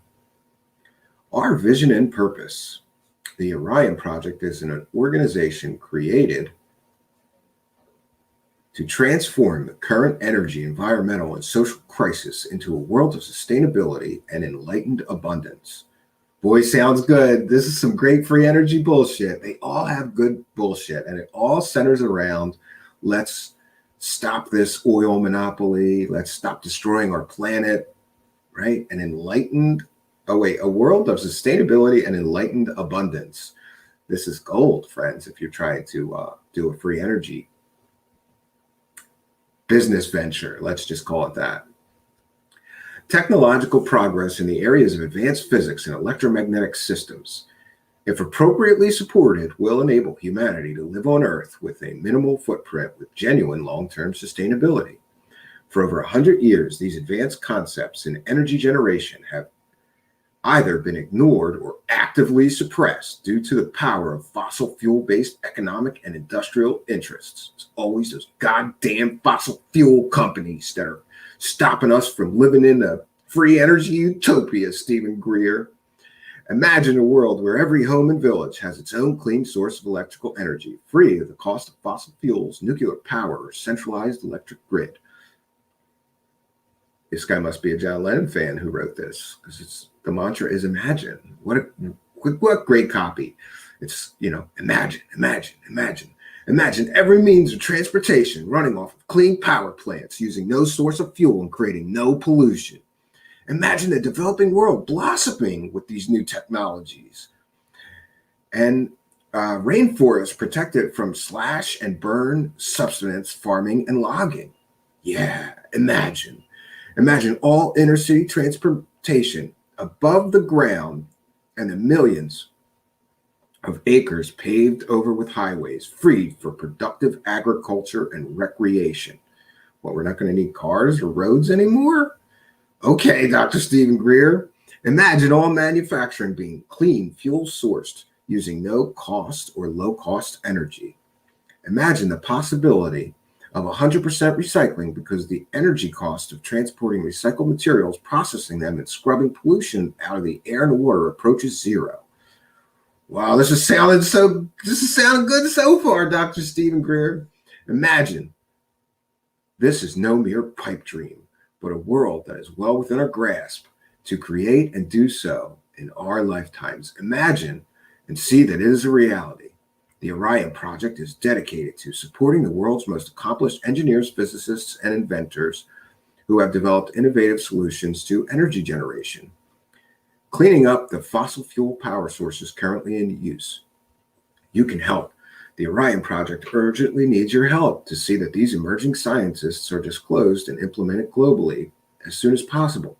Nothing short of a global, peaceful Manhattan Project can reverse the growing crisis of energy resource depletion, environmental collapse, global warming, and geopolitical conflict created by our current dependence on oil, gas, and nuclear technology.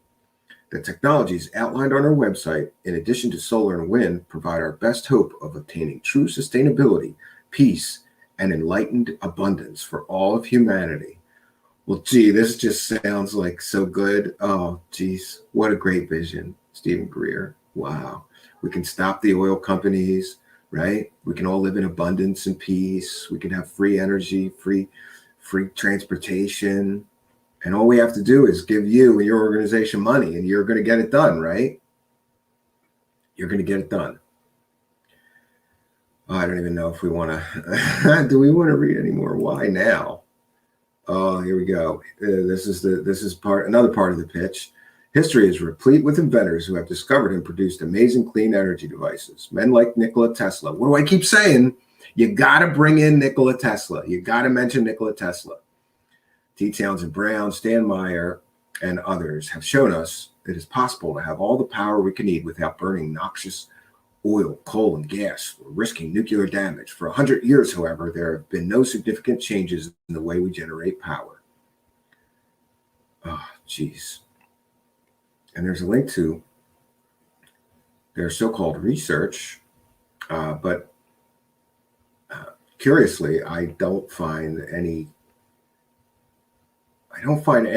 scholarly articles written by scientists that he hired with money that he got from these donations to generate free energy. And I don't find any notice of or videos from their laboratory that he said that he was going to create when he started this organization. And I don't find, research progress reports from these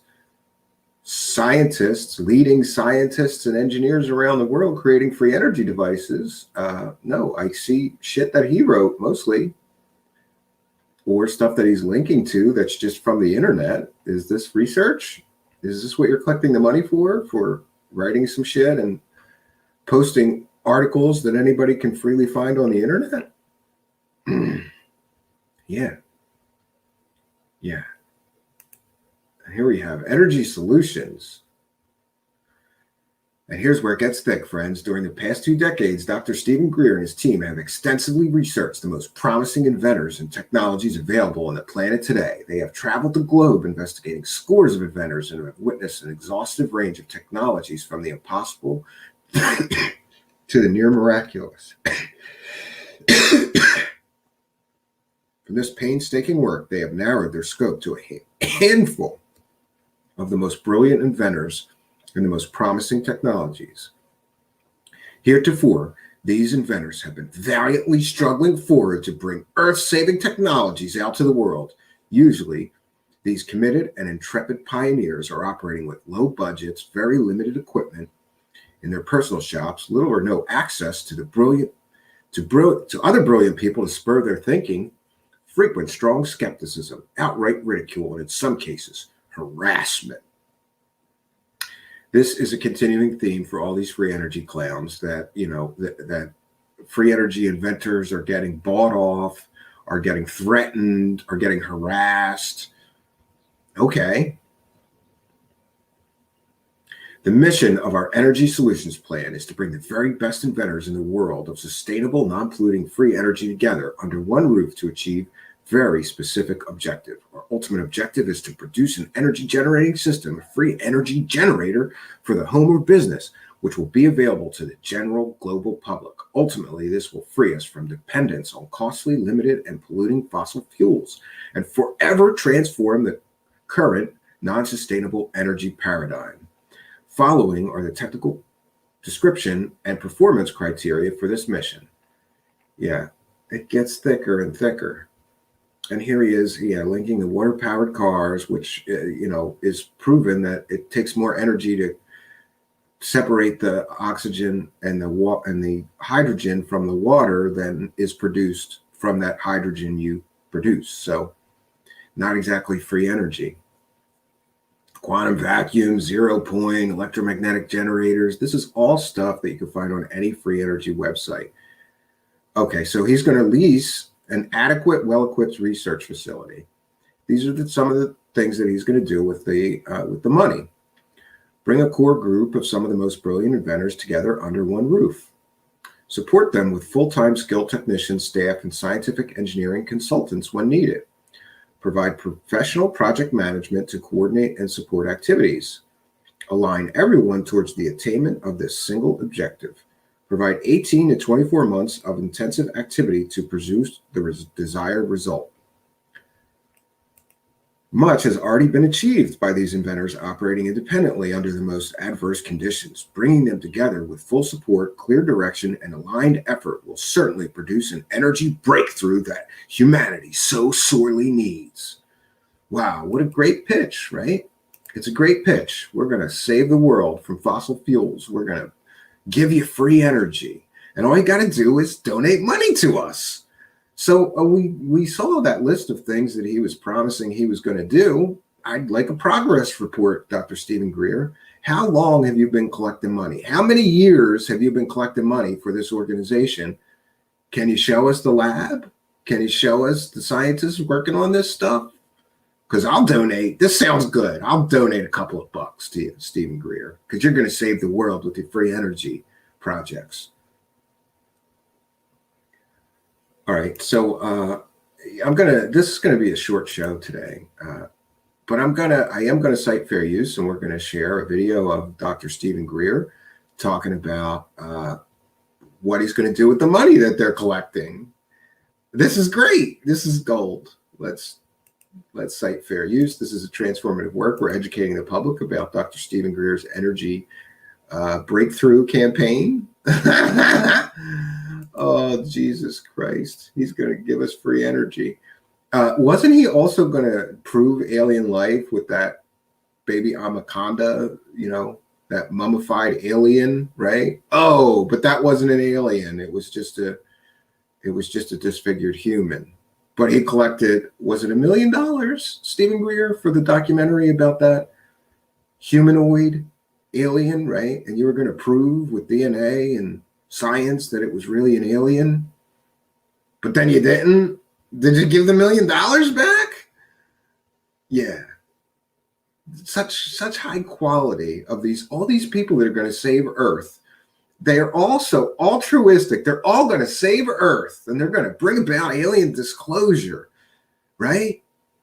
So that we could join the Galactic Council and get together with our space brothers, ascend to our rightful place in the universe, and they're going to bring us free energy and save the world. But they always need your money. They always need your money. They always need donations. They always need money. Seems a little suspect to me. Okay. This is about his breakthrough campaign. And again, fair use.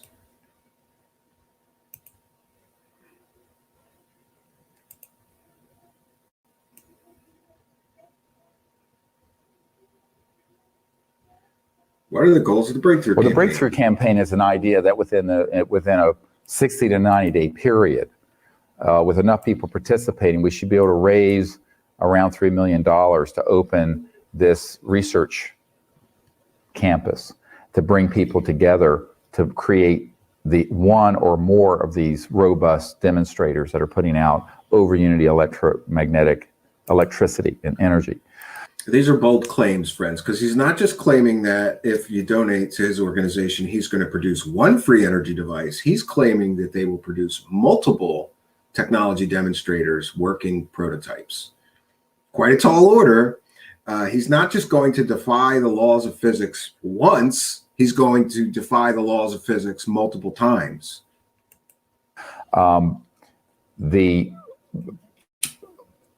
donations that are tax deductible are going to a nonprofit. The nonprofit would develop these technologies and would have assigned to it any sort of rights. But as a nonprofit, it's not allowed to sell products. It would then license that technology out to any groups that we felt were going to be able to get it out further. And we think that ultimately then any source of... I just want to stop this because I want to be sure that I remember to comment on this. He, at the beginning of this video, said that, he was going to be doing this all within 60 to 90 days, I believe. It's been years, Stephen Greer. It's been years that you had this website. You've been talking about this. I'm assuming that you're collecting donations for years and years and years. In this video, you said in 60 to 90 days, you're going to get this lab together. Where's the lab? Where's the research? Where's the scholarly articles written by the scientists creating these devices that will defy the laws of physics? We'd all like to see that. Revenue that would come from it could then go back into the nonprofit to get these technologies further developed and educate the public about them and disclose them, but also get them to these areas that have a lot of environmental and energy needs, but where there's a lot of damage happening to the environment. There are certain key areas where these need to get out quickly, and they're not going to be able to be done through the usual model of selling them. They're going to have to be working with international relief and development agencies and be gifted. And wow, so it sounds good. If you donate money to Dr. Stephen Greer, he's going to invent these free energy devices, and I suppose in third world countries where there's a massive need for energy, he's just going to give those free energy devices away for free.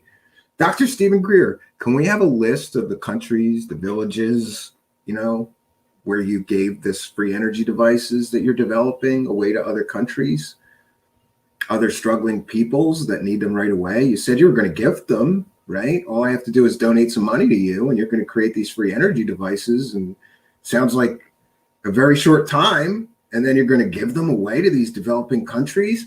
That's so nice of you. And that's where the proceeds of those technologies would then be placed.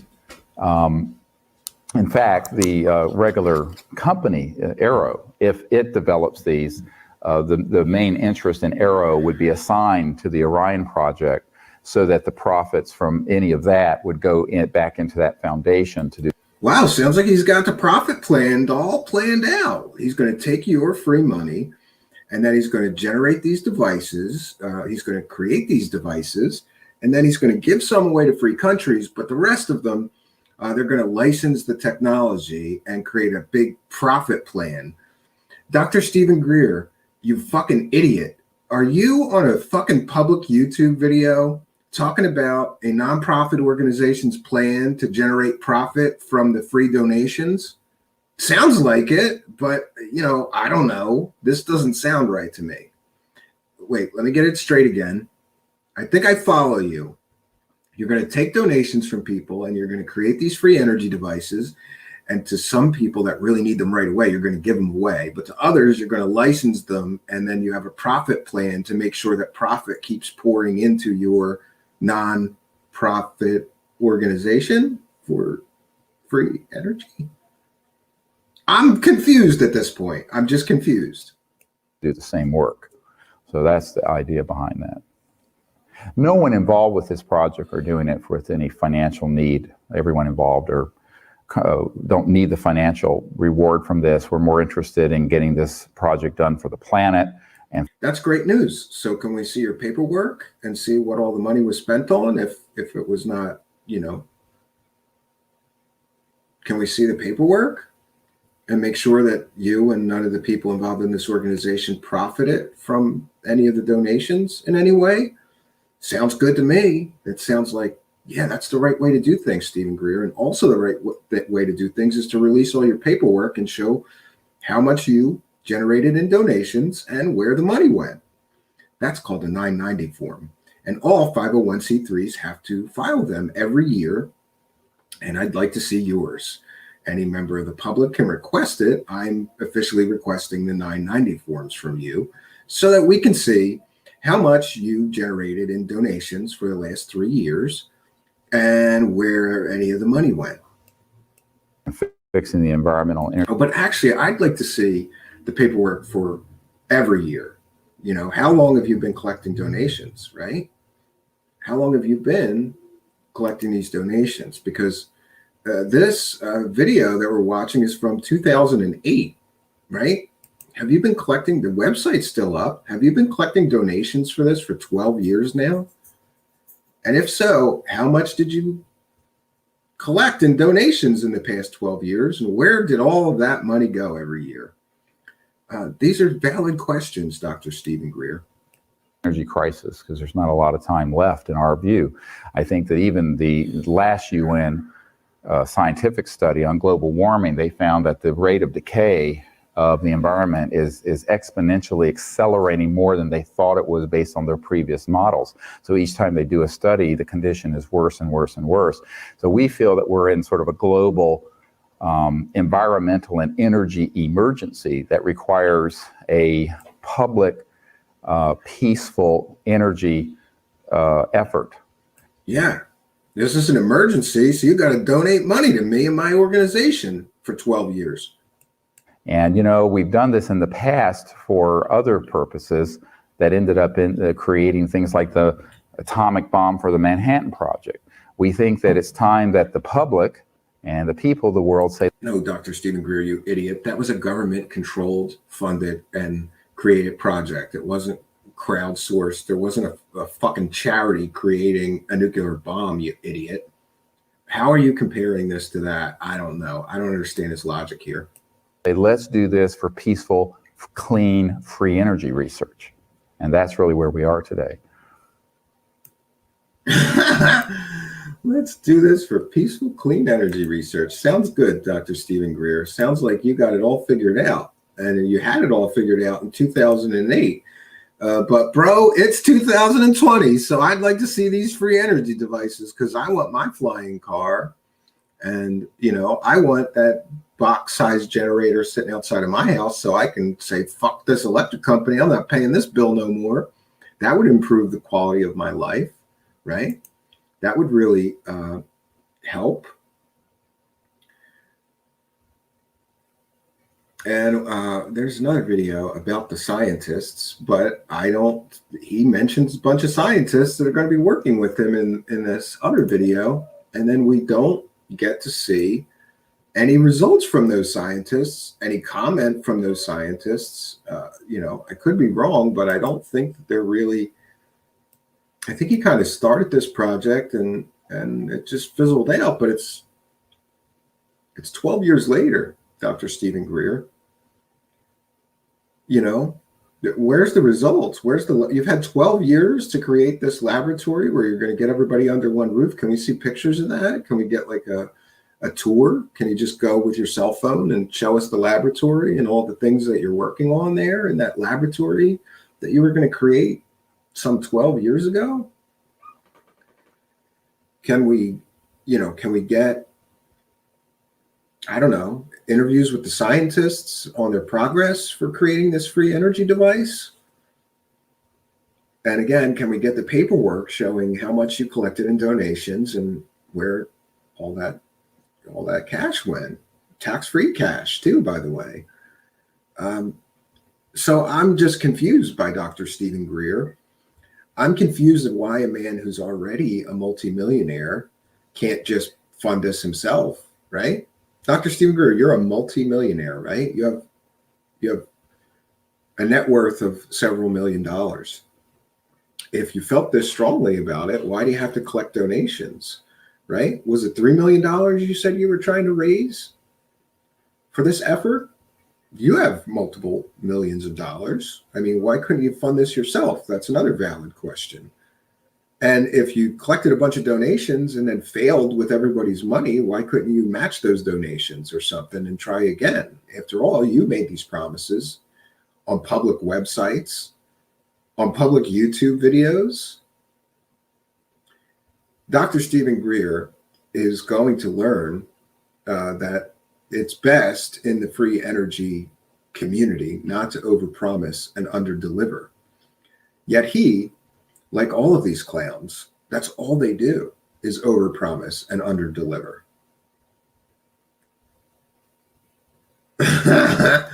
So we're going to take comments and questions from the live chat.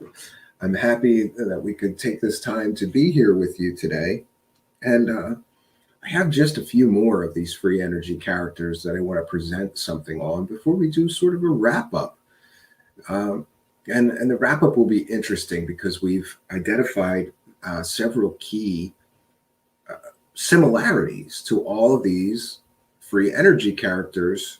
And one of them, most striking, is that they always need money. They always need you to donate money so that they can create these devices that they then, after years and years of taking donations, many of them never seem to create any workable device. So that should tell us something about the, trustworthiness of anyone making these claims and trying to collect money. This is like the boy who cried wolf. Unfortunately, have been so many of these free energy clowns out there trying to collect donations and money to create their devices. And inevitably, none of them ever create the device, but they, for years and years and years, collect money to do so. And this is going to have a terrible effect, because what happens if somebody really does come along that really could do it? People will simply remember the 100 other people that collected money and never did it, and not trust someone on their word coming out saying that they could actually do it. This is unfortunate. There's just been too many of these guys out there selling bullshit. And this is Dr. Stephen Greer, you're selling bullshit here. You can't, if you're not selling bullshit, shut me up.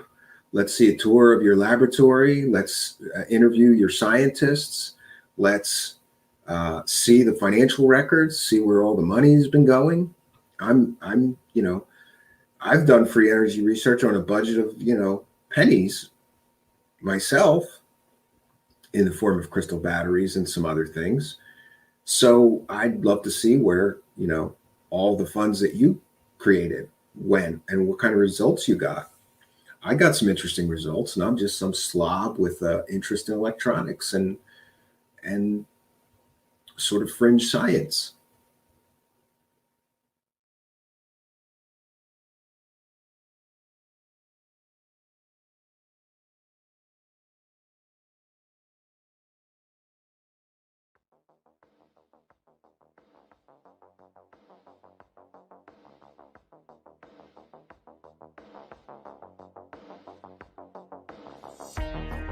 Truth Seekers is a viewer-supported show. Wonderful people like you who enjoy this show send pledges in the form of super chats, super stickers, super thanks, PayPal, or Cash App. Instructions for how to help are in the description. You can also join our Patreon, and for as little as $1 a month you can get extra content. Patreon supporters get a backstage pass, early access to all our production videos before they are distributed publicly, Stephen Campion's music, private writings, a monthly show journal, and more. You can also become a YouTube channel member for $5 a month.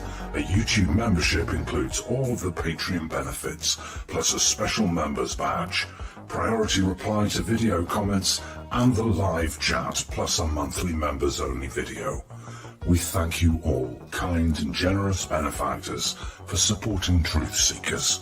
Thank you for your generosity and support.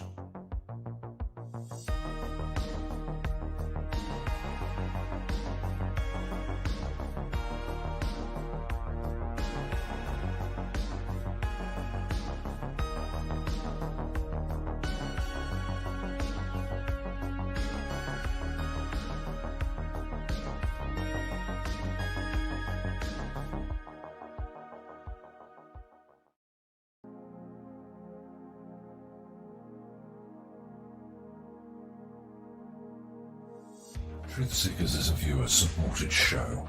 Now there's a great way to support these broadcasts and show your support.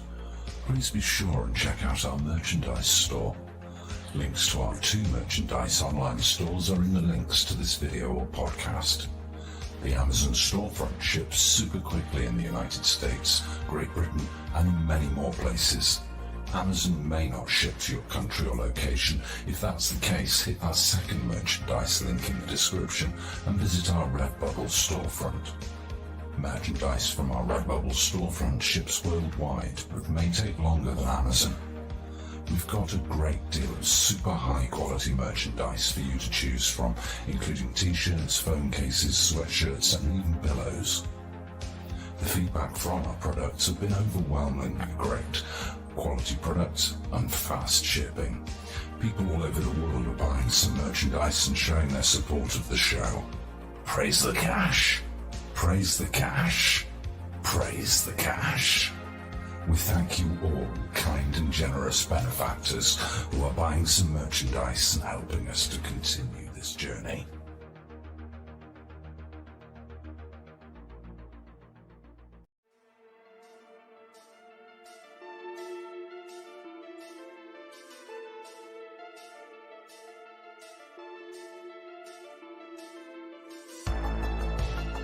Thanks for being here. This is Truth Seekers with your host, Stephen Cambion.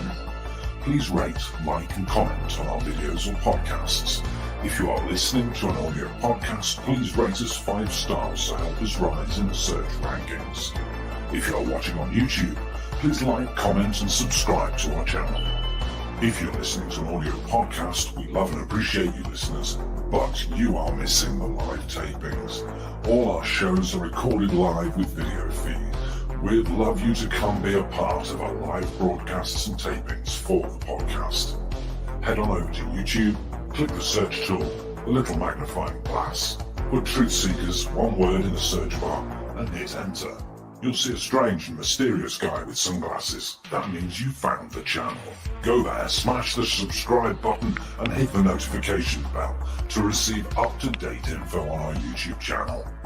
We welcome you to be a part of our live taping and our chat room during the live broadcasts. Seek the truth. Speak the truth. This is Truth Seekers. Truth Seekers. Truth Seekers.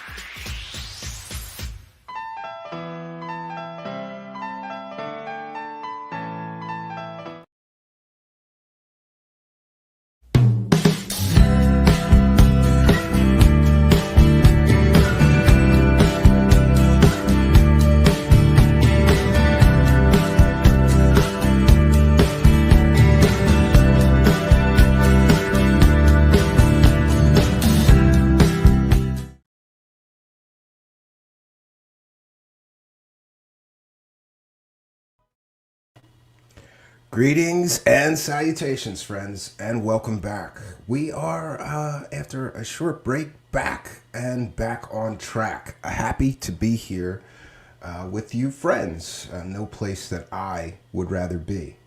As far as my absence, there's a few things I could say about that. The first being, I'll be honest, I thought it was best to take some time off after that last show, which happens to be one of our most controversial and most viewed and most well-attended shows. Yeah. And it appears that there have been, I suppose you would call it blowback from me doing that show. So before we begin tonight's presentation, which is going to be on David Wilcock's newest scammy scam, and I'm calling it a scammy scam. Before we get into that, there's some things that I want to correct or address. First of all, many people made a lot of assumptions about my having this Anjali on the show. Assumptions which are incorrect. And I have been horrified over the past week listening to people put words in my mouth, say things I never said, assert things I never asserted. So let me be the first to correct everyone. First of all, there was several other show hosts that did shows being very critical of me for even hosting her. Yeah. Next, people attacked me for apologizing to her. And for those unaware, I had previously said that her background was probably fake, her military service was probably made up, I doubt she worked for the DIA, and that her friends that she's discussing in her stories are probably just her imaginary friends. I said those things before I had facts in hand. In other words, I did something I always say you shouldn't do, which I did. I put my mouth in gear before having the facts in hand.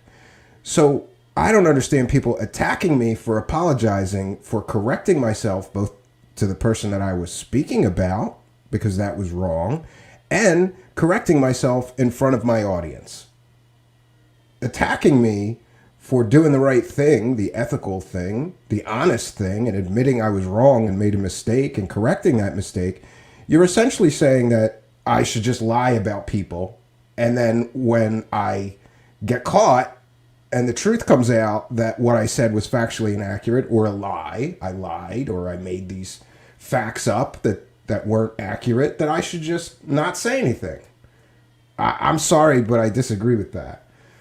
There was even one show, which by the way was a YouTube channel populated by bots. This guy had something like 6,000 subscribers, and yet he does a video about me, and in 48 hours, the video only reached 300 views. There's a reason for that. That's because that guy's subscribers are fake. There's no way on God's green earth, if you have 6,000 subscribers, that you release a video and it only gets 300 views in 2 days. The numbers don't add up. That guy was botted out the wazoo. A quick look at his comments. Great video, great video, great video, great video. Also revealed to me that even the comments on this guy's channel were fake people. Chinese bot farms, Indian bot farms. But in his video, he asserted that I was taking advantage of a mentally ill woman in order to profit. And that was disgusting. Well, I asked this Anjali person if there's a possibility she was schizophrenic or mentally ill on Twitter before the interview. I asked her during the interview if there's a possibility that this is just mental illness. There is no evidence to suggest that she is mentally ill. Now, people may have an opinion that she is. Great. But it's not like this other show host could have called a mental hospital and say, excuse me, was this Anjali person in your mental hospital? Because that would prove that she had mental illness. Because of the HIPAA laws, nobody is going to tell you if somebody was in a mental hospital. Now, we're going on just faith. This Anjali said, no, I'm not mentally ill, don't have a history of mental illness, it's not mental illness. Okay. Now, I guess the next thing that I have to address is all these people, including other show hosts, who are trashing me, saying I said things I never said. If you're attempting to turn audience members away from me, and you are straight lying in your videos about things I never said. That, of course, is slander, because you are attempting to damage my reputation, and you're using easily proven lies in order to damage my reputation. Now, I'm not going to turn into, Corey Good and start suing people who are saying these things, even though it's my right to do so, because you're straight lying. Listen, lying through your teeth on a public video trying to damage somebody's reputation is very dangerous. First of all, that's against YouTube terms of service. You could lose your whole YouTube channel for doing that. Second of all, there are laws in this country and nobody is above them. You can't go on the internet and just lie about people in order to damage their reputation, or they have legal recourse. Now, the clowns that are lying through their teeth and saying things I never said aren't really worth it to me, but it's just worthy of noting that these are some of the things that happened after this interview. Some of the examples that I could give is that these two idiot show hosts said that I said, because her background is real, I believe her. Never said that. Never said that. I did say her background is real. I said her education is real. Her military service is real and correct. And her work employment history that she provided, to the best of my research capabilities and verification, is real. Never said that I believe her alien stories are real. I said that her background is real. And it should be noted, we have all seen hundreds of people that have come out with these fantastical alien stories, and then we find out they're not who they say they are. Some examples I could give, I don't know, Dan Burrish, right? Fantastical alien story, claims he was working at Area 51. Turns out he was a security guard at a Las Vegas casino while he was supposed to be working at Area 51. Turns out a lot of his education was embellished or not correct. Let's see, Randy Kramer. This guy claims that he's a military veteran and nobody can verify his military service. He claims it's because it's top secret and the military covered it all up because he was a super soldier fighting mantid and reptilian aliens on Mars. Sure. Gee. Bob Lazar. Education completely and totally fake and made up. Employment history impossible to verify. He claims he was a senior staff level physicist at Lawrence Livermore Labs. I'm sorry, they'd be able to tell you that he was a senior staff level physicist, and they won't, and they don't, because Bob Lazar, it turns out, embellished and lied about his entire background. He didn't go to MIT. He didn't go to Caltech. He never worked as a senior staff level physicist, and it burns me up every time somebody calls him former government scientist. There's no evidence or proof that he was ever a scientist. So this Anjali person comes along and I made these assumptions that she was probably fake too. Turns out her background is real. Now, again, people are saying that I said because she's telling the truth about her background, she's telling the truth about the aliens. Never said that. People are saying that I'm telling people they should believe her because her background is real. No, but I was willing to give her the benefit of the doubt and hear more parts of her story. These two clowns said that my interview was exactly like Jimmy Church's interview. I disagree. Jimmy Church didn't find the mountain. Jimmy Church did not verify her employment history. He did not verify her military service. He did not verify her education. I did all of that. That's called moving the ball forward. Just letting somebody say they were educated here or there, or say they were in the military, or say they worked for the DIA, and not checking on it before the interview, to me, is lazy and stupid, especially given the amount of people in this UFO world of crazy that turn out to be fake. So I checked those things. Also, Jimmy Church did not find her friend Wayne, his mansion, his mountain. I did. So to compare his interview to mine is laughable to me. And in fact, there was a not to toot my own horn, but I will. There was a Twitter poll. 150 people responded, and I think it was 78% I had the better interview. These two people said that I did a softball interview. I'm sorry. I pushed her as hard as I could and asked as hard as questions that I could without being disrespectful, argumentative, or nasty to her. And I had to do that because I promised her that I would be respectful. So I did the best that I could. It's a very difficult situation, and I find myself in an even more difficult situation because now my inbox is flooding with people begging me to tell them where the mountain is. People are making plans to have expeditions to go to the mountain without this Wayne's permission. And first of all, it's private property. You can't just go walking on somebody's private land. That would be criminal. Second of all, I'm in a bad position here because I promised this Anjali person that I would not reveal the name or location of this place until she's had time to do her expedition and provide us the proof that she's promised us. Now, it's almost the end of September. She's promised to go do this expedition by the end of December. That means that we've got 90 days. 90 days. A little over 90 days. 100 days, right? 98, it looks like, right? Thereabouts. So we've got to wait 98 days to see if she's going to come through with the proof or not. I'm content to wait that 98 days, but there are literally people emailing me, calling me, begging me, or then also there are people accusing me saying that I'm in on some kind of scam. People who have known me know that I've dedicated probably, I just saw my anniversary pop up on Facebook. I started my previous show, the Midnight Hour show, 6 years ago. So for 6 years, I've been covering UFOs, and specifically spending a lot of time covering UFO conners, scammers, and people selling horseshit. It doesn't make any sense that I would do that to me. I mean, does it make any sense that I would spend 6 years of my life, right, covering and revealing UFO scams and alien scams to the public, and then suddenly I'm going to take part in a UFO and an alien scam? And by the way, just to be fair, I've given this person the benefit of the doubt. Do I believe her?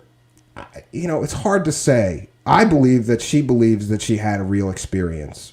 But do I believe that she's going to provide the proof of the aliens? I'm unconvinced. I'm unconvinced because we've seen things like this before. But what made this story unique to me is, first of all, her background and education and work history are real. Why is somebody that's a highly educated woman who worked for the government and the U.S. military suddenly coming out talking about aliens? And plus her DIA connections. It seems strange to me. Next, like I said, she's a bit of a unicorn because her background is real. Third, I found the mountain. I found the mountain. The mountain's real, okay? Now, do I believe there's an alien base inside that mountain? No. Well, I don't know. I don't think so. I believe it's very, very unlikely, right?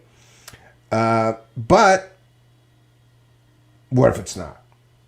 It would be the biggest story in the history of humanity. And I guess, a little selfishly, I would want to be a part of that story. I think it's a great story no matter what happens in December. I see Out of Mind here mentioning December will come and go and the crazy fraud lady will fade back into obscurity. That's an excellent possibility of what may happen here. I think that it is fair to give her the 98 days left in her hard deadline. That's another thing. These people, if they're scammers, they're usually smart, and they won't give a hard deadline because that hard deadline will come and go, and they'll look stupid when the proof doesn't materialize. She's given us a hard deadline by the end of the year. Now, do I think it's a possibility that she'll start kicking the can? Yes. Yes, I do. But my agreement is just to keep that location and the name of this gentleman secret until the end of December. So at the end of December, oh, and I should also mention that during this time, and also my absence from live shows, I haven't let up. I'm continuing to dig into this Anjali, her background, her relationships, who she's working with, and so far, what I can say is she's backpedaled on the profiteering side. She said in the interview that she's not looking for money from this, and I don't know if that is the case or not. The only thing that I've been able to find that she may have made money from is this online contact conference. But I'm going to ask her, did she was she paid for that? Because I'm sure the other speakers, like Whitley Strieber and others, were paid for talking at the conference. I don't know if she was or wasn't yet. We're going to find out. That was a very pricey conference. I think that was like $400 to hear Whitley Strieber and a bunch of other people that are less than credible and only have stories and zero evidence, like Chris Bledsoe and Whitley Strieber, a few other people were in on that conference. Not very credible people, if you ask me. And if I were to give her advice, I would say to stay away from the UFO community and its conferences, because it's not doing her any good, right? A lot of these conferences not doing any good. So I guess, the other thing I would say is we're continuing to dig into the story, and I'm not going to sit idly by and just wait for her to provide the proof and then do something. I'm actively right now looking into more of her background, more of her history.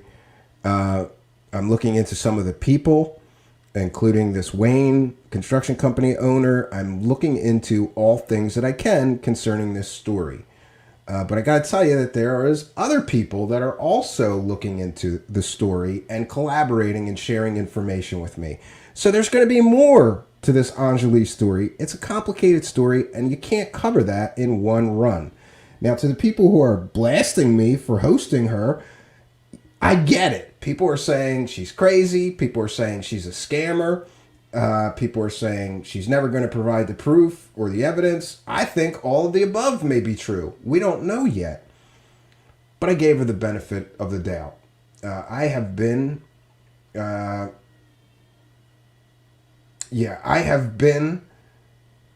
very harsh on some of these people. So I guess when I found somebody who wasn't lying about their background, I was a little bit interested, because regardless of how this story turns out, it's still a crazy story. This woman from the military and the DIA suddenly talking about aliens, meeting aliens in a base. I thought it was a good story. And I guess I can blame people like C.W. Channer, because he kind of woke me up to the fact that you don't have to just watch these stories or listen to them on the internet. You can become a part of the story. And here I did become a part of the story. Now, as far as other show hosts who are trying to turn audience members away from me with lies, people aren't stupid. If you're going to go on your stream and say that I said this and I said that and I said this and I said that and I didn't say any of that stuff, that's something of a problem, because people are going to listen to the interview and realize that you're full of it and I didn't say any of that stuff. People see through that. And if all you have in your attempt to turn people against me is lies in your arsenal, it's not going to work out so well for you. Yeah, I don't know what we have going on in the chat now. 129, can you not do that? It's a little bit distracting, especially posting the same thing over and over again. Is it 129, 139? And who's Jim Cornette? Great. I guess we're under troll attack. Oh, and that brings me to my next talking. Yeah, I have a point to make about Mikey Horn. Mikey Horn went on GoofOn and he said all kinds of smack about Cal Korff, about me. We should debate him and all of this stuff. I never agreed to debate Mikey Horn. I think the Billy Meyer case is absolutely ridiculous, and anybody stupid enough to look at those trash can lid models hanging from strings and think that's a real alien spaceship is an idiot, including Mikey Horn. And, people don't know this or maybe aren't aware of this, but after outing him for using a child molester as a source, his sock puppet accounts, maybe some of the UFO cult members, I don't know what's going on in the chat, but maybe some of these UFO cult members of Billy Myers have been continually harassing me for years now. I've told Mikey Horn 10 times, do not contact me again. Don't write about me in your blog, slandering me, making false statements. That's harassment. I've at least 10 times I've said through email, don't contact me again. Don't email me. Don't message me. Don't DM me. Don't write about me in your blog. I will consider that a form of harassment. And I'm going to be contacting law enforcement if you continue. He's still sending me emails. He's sending me emails daily, right? So, and I did see the super chats here. We're going to get to them. I apologize. And look, I don't want to start blocking people, but I don't want this Jim Cornette messages to continue because it's filling up the entire chat. So that's probably Mikey Horn. Let me get over to the live chat and just start muting folks. If that's what we got to do because people are acting the fool, then that's what we're going to do. Bear with me, friends. So Mikey Horn is continuing to message me, and I messaged him today and told him, and I'm going to follow through with this. If he messages me one more time, I'm going to contact law enforcement, and I'm going to file a criminal complaint against him, and I'm going to attempt to get a restraining order or whatever it is you got to do, order of protection to keep him from contacting me. It's risen to that level of harassment. Now, let me see, friends. Just bear with me. All right. Now we're going to have to start muting people who are attacking the live chat. Yeah, great.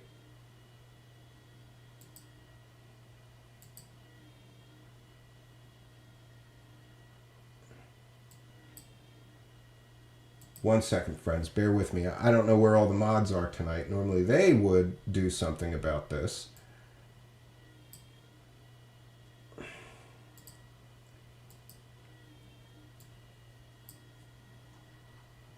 Yeah, and I don't know what kind of person would do that. Like, really? You click on the message, William Pixley, and then you put the user in timeout. Yeah, this is Mikey Horn trying to disrupt our show because he's a bitter, angry little man. That's what this is. Sock puppet accounts, right?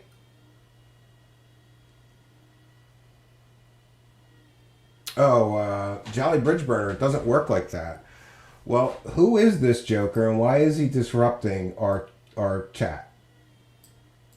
There's how many accounts here? They're all numbered accounts. I'm putting them all in timeout, I guess, because somebody's just continuing to copy and paste something, and this is...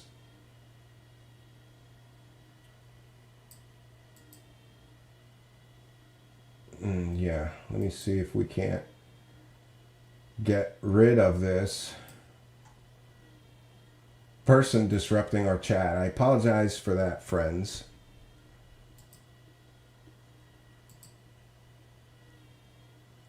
Okay, users' messages will be hidden. Great. So, but he's got 20 accounts, so I have to...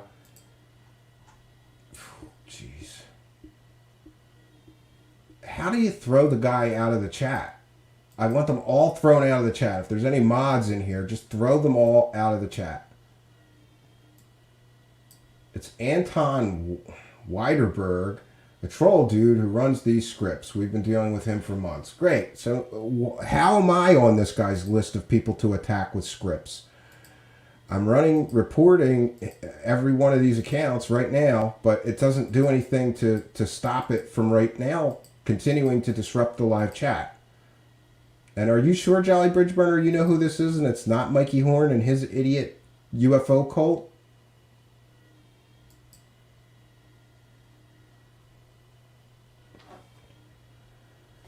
I don't know. This guy's got like 100 accounts, so how am I even supposed to do this? Like, how am I even supposed to get them all in timeout if he's using 20 accounts at once, right? And we're gonna get to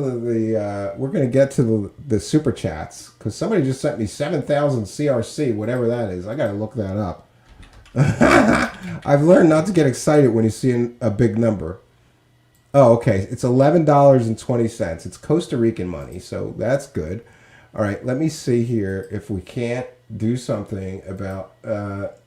Spammer, right?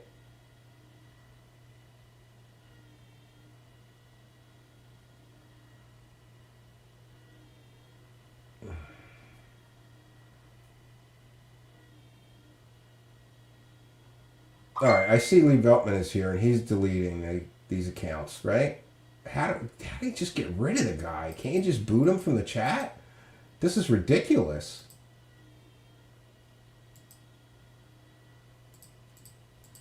I have never seen this, friends. I have never seen somebody running scripts inside my live chat, disrupting the live chat, copying and pasting.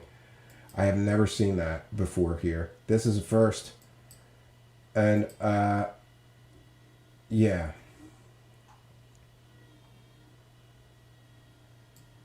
And why don't you leave, you loser? Yeah, I don't even know why this is happening. This is definitely new. This is definitely new.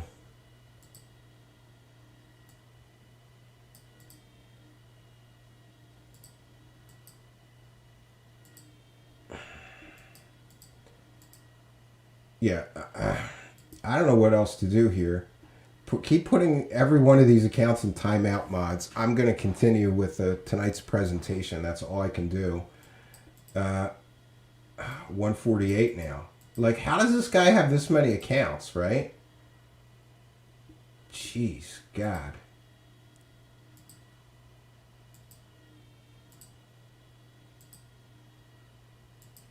Yeah, if I have to just keep doing this through the whole show, it is disruptive to the show.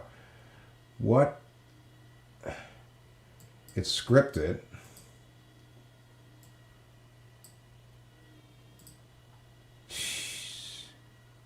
How do you put chat in slow mode for 10 seconds, Lee Beltman? I'm not even sure how to do that. Let me see if I can't do that. No, I'm not sure how to do that, Lee Beltman. Make it subs only. Yeah.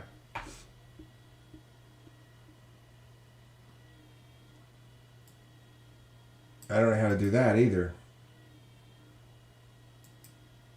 Yeah, I guess we'll just keep putting these spam accounts in it. Jeez, God, this is annoying.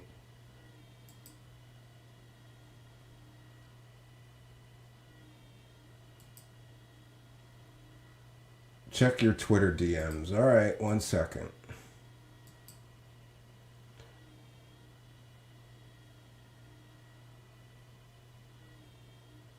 Channel settings. Yeah, that's a little hard to do in the middle of a show, Jolly Bridge Burner.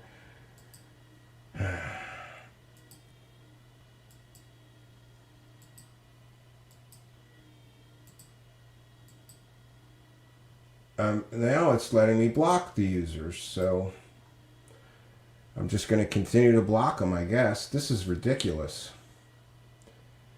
All right, let's try to. This is great. I'm talking about people harassing me like Mikey Horn, and suddenly, for the first time ever, there's somebody running scripts in our live chat, disrupting the live chat. Right? Great. Great. 1 second, friends. Let me see what I can do here. I am going to...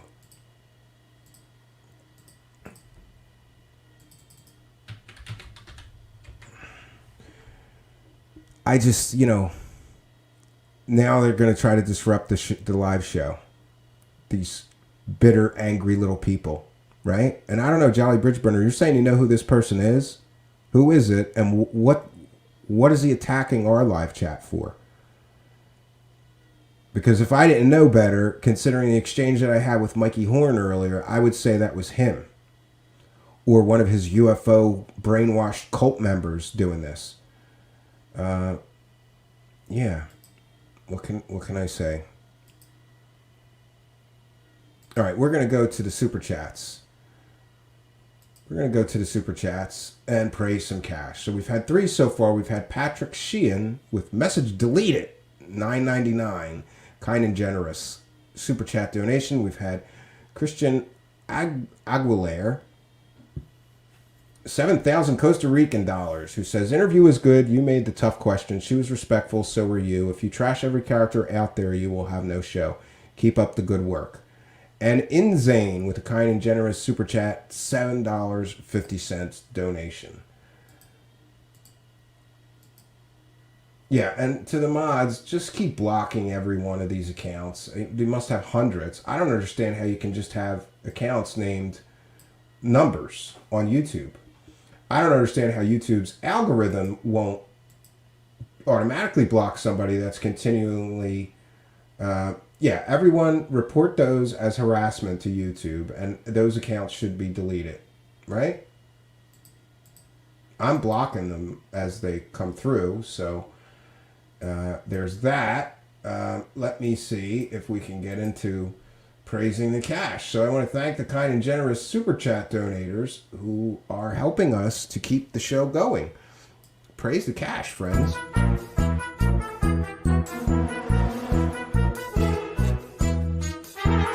You're watching Truth Seekers. Praise the cash, praise the cash.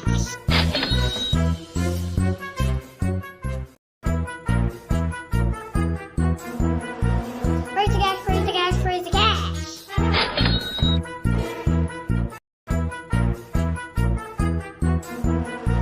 Praise the cash, praise the cash, praise the cash. Thank you for your kindness. Thank you for your generosity. Praise the cash, praise the cash, praise the cash.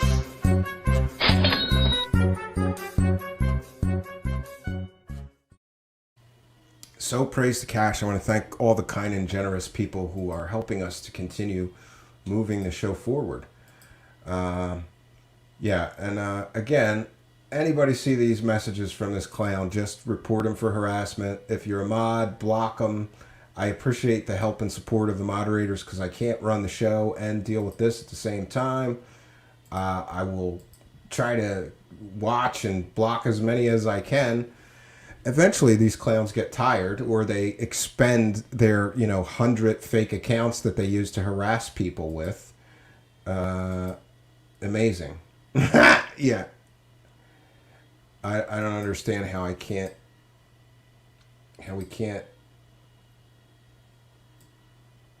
Yeah, I keep putting them in timeout. I don't know. The StreamYard lets me block users, but I keep getting an error message every time I try to block the users.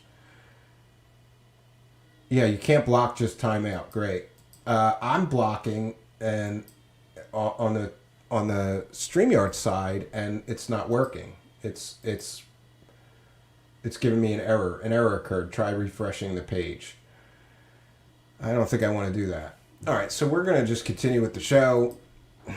Harasser.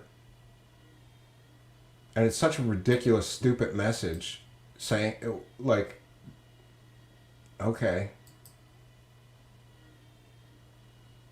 I don't know why it's not letting me block users from StreamYard now.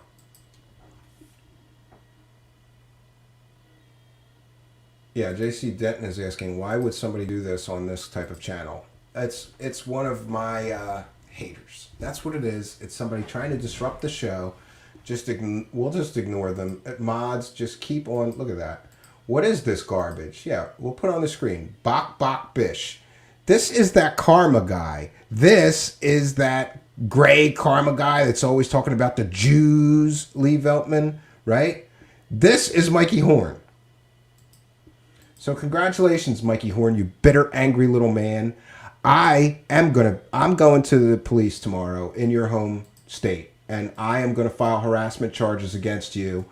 And I hope that the police subpoena your internet records and find out that this is you. And if that's the case, I am going to take legal steps. Again, you're not going to harass me. You're not going to threaten me. You're not going to intimidate me. And you're not going to disrupt my show here, you bitter, angry little loser of a man. Let's share some fun stuff from this clown. I didn't even think Mikey Horn was smart enough to run scripts, right? Apparently he is. Triggered by the truth. Truth haters try transparently treacherous trap. Yeah, now, after asking for a debate on Rich Goofon's show, now loser Mikey Horn is saying that we tried to trap him, right? In the spirit of Rich, you'll hear from my lawyer, Gofon. Yeah, and he's posting private messages. You know that's illegal, right? And here's my message. I have asked you 10 times for you to not contact me ever again. This is harassment. I know where you live, and I've saved all your harassing emails and blog posts involving me.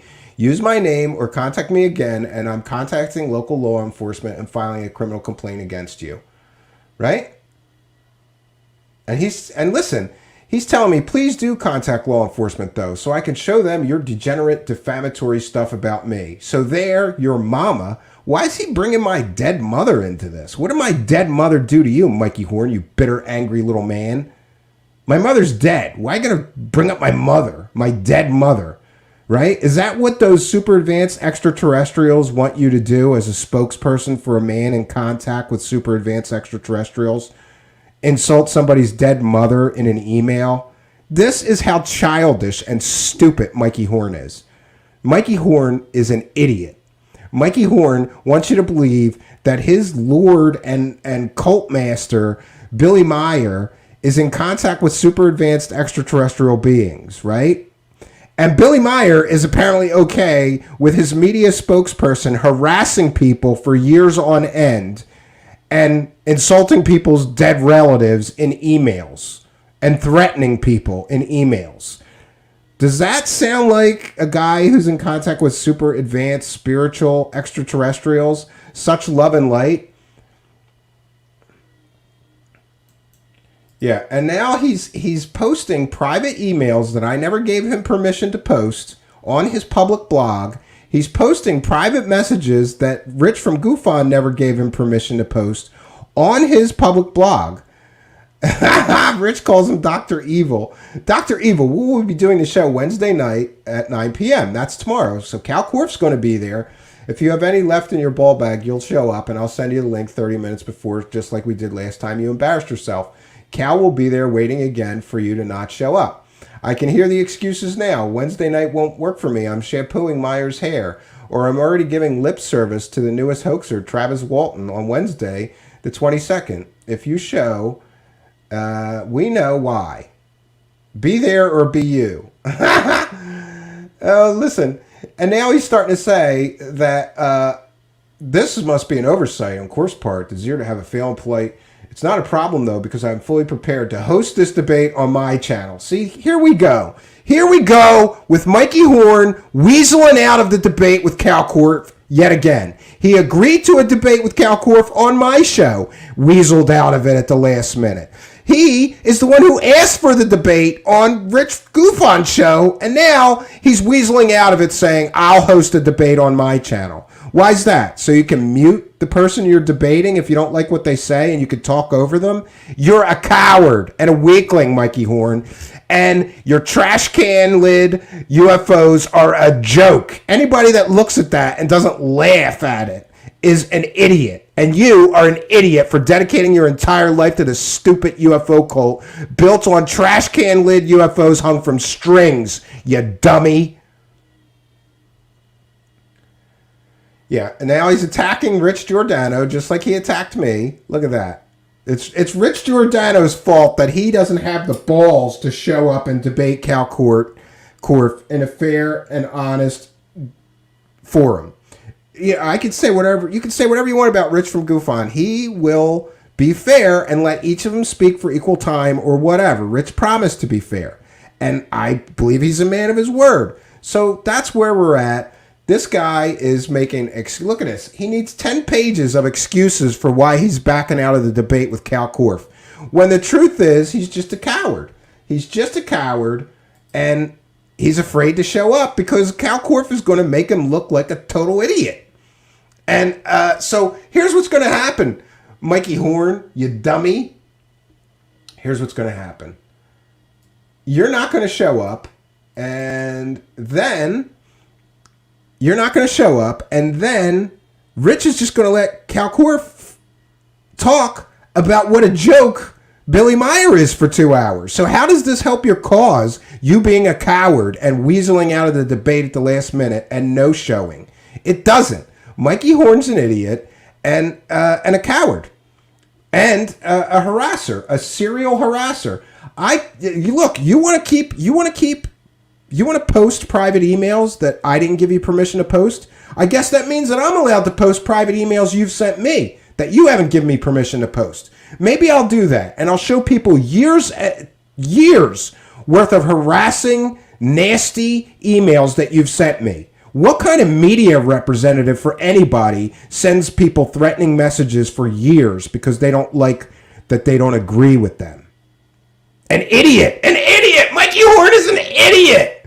Mikey Horn is such an idiot that he has publicly threatened me, right? He's slandering me in his blog, saying all this stuff. Look, oh man, look at this. As for Stephen Cambion, a dedicated student of Korf's baseless, twisted, degenerate attacks, he just notified me that under no circumstances is he willing to participate and substantiate his own litany of vile claims. What's my litany of vile claims? That you used a child molester for a source for years, claiming that Billy Meyer was real because a child molester said so? We got the court documents, you dummy! That's not vile claims! That's the truth! No surprise, like the others who've hung their anchor of hate around their own necks before plunging into a sea of oblivion. He's also a world-class spineless coward. You're the one that asked for a debate on Rich from Goof Fun's show and are now weaseling out of it. You're the coward, Mikey Horn. You're the coward. I never agreed to debate you. I have no interest in wasting time looking at your pictures of garbage can lids hung from strings, you dummy.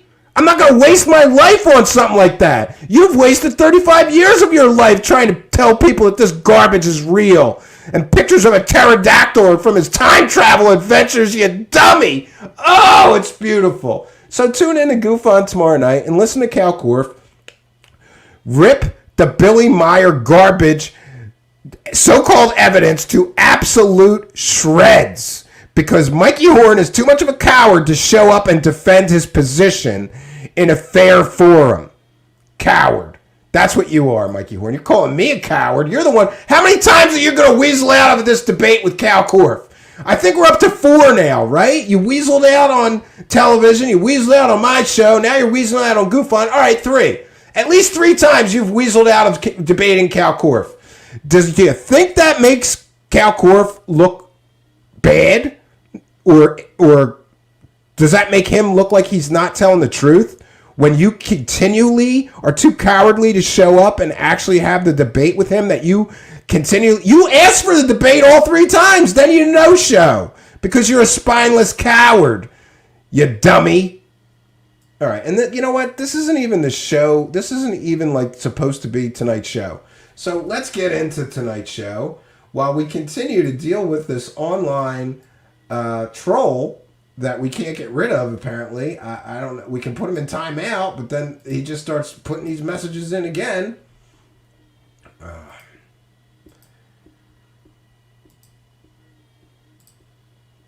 Yeah, how many fake... I don't understand somebody that's got 100 fake accounts. Like, how do you even do that? How do you even sit there and sign up for 100 fake accounts? So let's get into tonight's subject, which is David Wilcock's newest scam. Yeah, and I'm going to be continually... I'm telling you, I'm going to law enforcement tomorrow, and I'm filing a complaint against Mikey Horn. A lot of these accounts look similar to the sock accounts that he uses on Twitter. Right? This Karma Gray, it's always some kind of alien thing, right?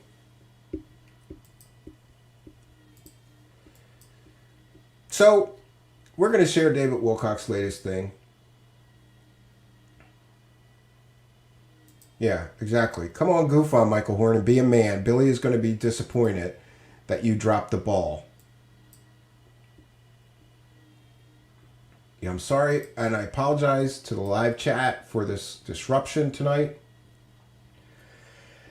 If I find out for sure that this is Mikey Horn, I am going to unleash some lawyers on your dumb ass.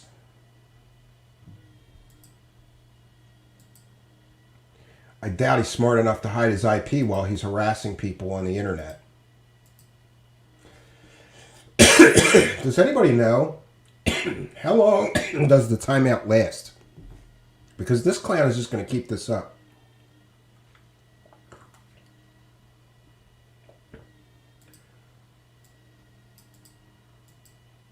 And I don't understand why blocking the user is not working on my end.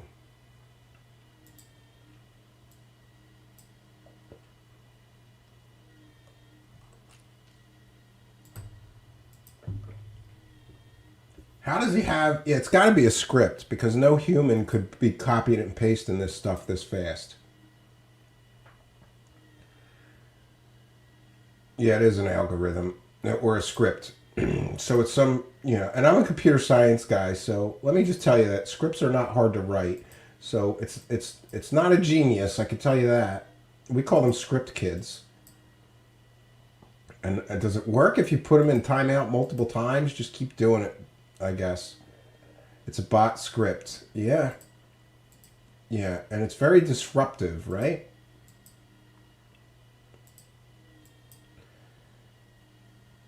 Yeah, he's a hacker supreme. Sure. Sure. All right.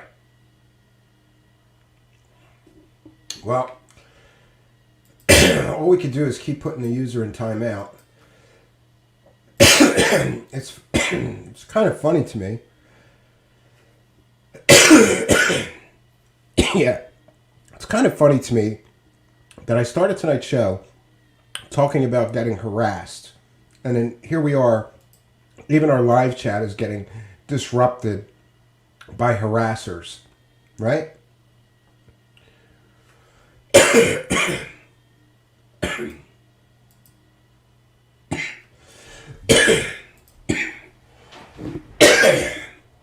Pardon me, friends.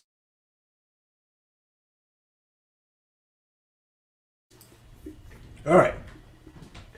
So, on with the show. But what I'm going to do is, yeah, these are symbols are from Billy Myers crop circles. Sure.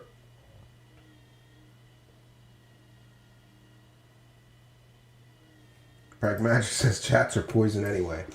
All right. Let's just move on with the show. Tonight we're going to be covering this David Wilcock latest scam. Yeah, that girl Jessica. I have vapes right here. Look, I have some. That girl Jessica is telling me to quit smoking and start vaping. I have some vapes. Not the same. I'm trying, and I will continue to try. It's on my list here of things that I'm going to try to do. Yeah, and for those that don't know, you can hire somebody in India to write these scripts and harass people online very inexpensively. A lot more inexpensively than you would believe, honestly. So, David Wilcock's latest scam is that he's going to sell you the secrets of anti-gravity and free energy. And he's showing people that he bought a warehouse, or a hangar, he's calling it, and he's going to be making hover cars. Sure he is. The guy who told us that we're all going to get superpowers, right? He told us that we were going to get superpowers, and we were going to get those superpowers in 2012. But imagine that, we haven't seen any superpowers. Here's a guy who also told us that if you buy his course, you'll learn how to ascend, but not one person has ascended yet, right? Not one person has ascended from David Wilcock's ascension classes. But now he's going to teach us, now he is going to teach us anti-gravity and the secrets of anti-gravity and free energy, right?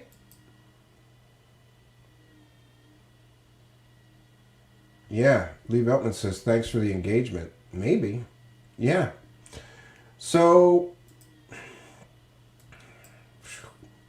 annoying. And I sure don't want to share this guy's messages.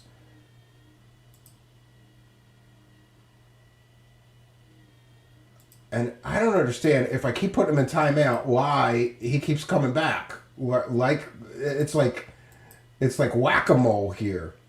All right, let's share this. I'm going to share my screen. We're going to cite fair use.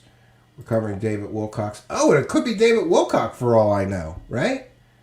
Wanting to disrupt the show because he doesn't want people to know the truth about his latest scam. Could be. Yeah. So this video is entitled David Wilcock, Time Loops and VIP Insiders, right?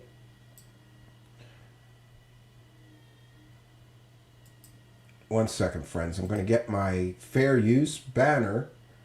We're going to change our background here, too.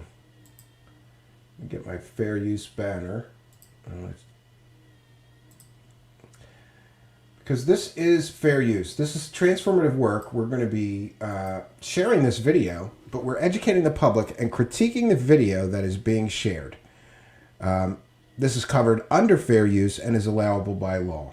Once in a while, some of these clowns try to falsely copyright strike me. We have lawyer letters standing by. This is fair use. We'll be stopping the video and discussing it. And we're using the video to educate the public, which is certainly allowable under fair use. About... It's live now. Okay. It didn't go, so now's the 5 seconds. Hi there. I'm your buddy. I'm your deadbeat dad. I'm David Wilcock.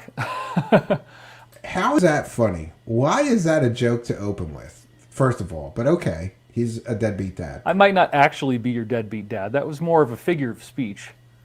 But anyway, here I am. We have a great show for you coming up called The Disclosure. And this is our real debut of our anti-gravity and free energy company. And this is not a hoax. We're actually moving forward to do these technologies, get them out to the public. And so I'm here today just to remind you, because not everybody checks their email. He's so proud of these camera angles, right? Jesus. And why does he need to specify this is not a hoax? Is it because he's been involved in so many hoaxes before, right? He's supposed to say, well, this one's not a hoax. We're really building a hover car. Sure you are, David Wilcock. Every day, not everybody checks anything every day. So I just wanted to let you know, first of all, the sales performance that we've had on this course has been phenomenal. So thank all of you who have stepped up. We're doing about 200% better than any other course we've ever had in history. So I really want to thank you. That dropping a money bomb on us like this really helps us do an incredible amount of good.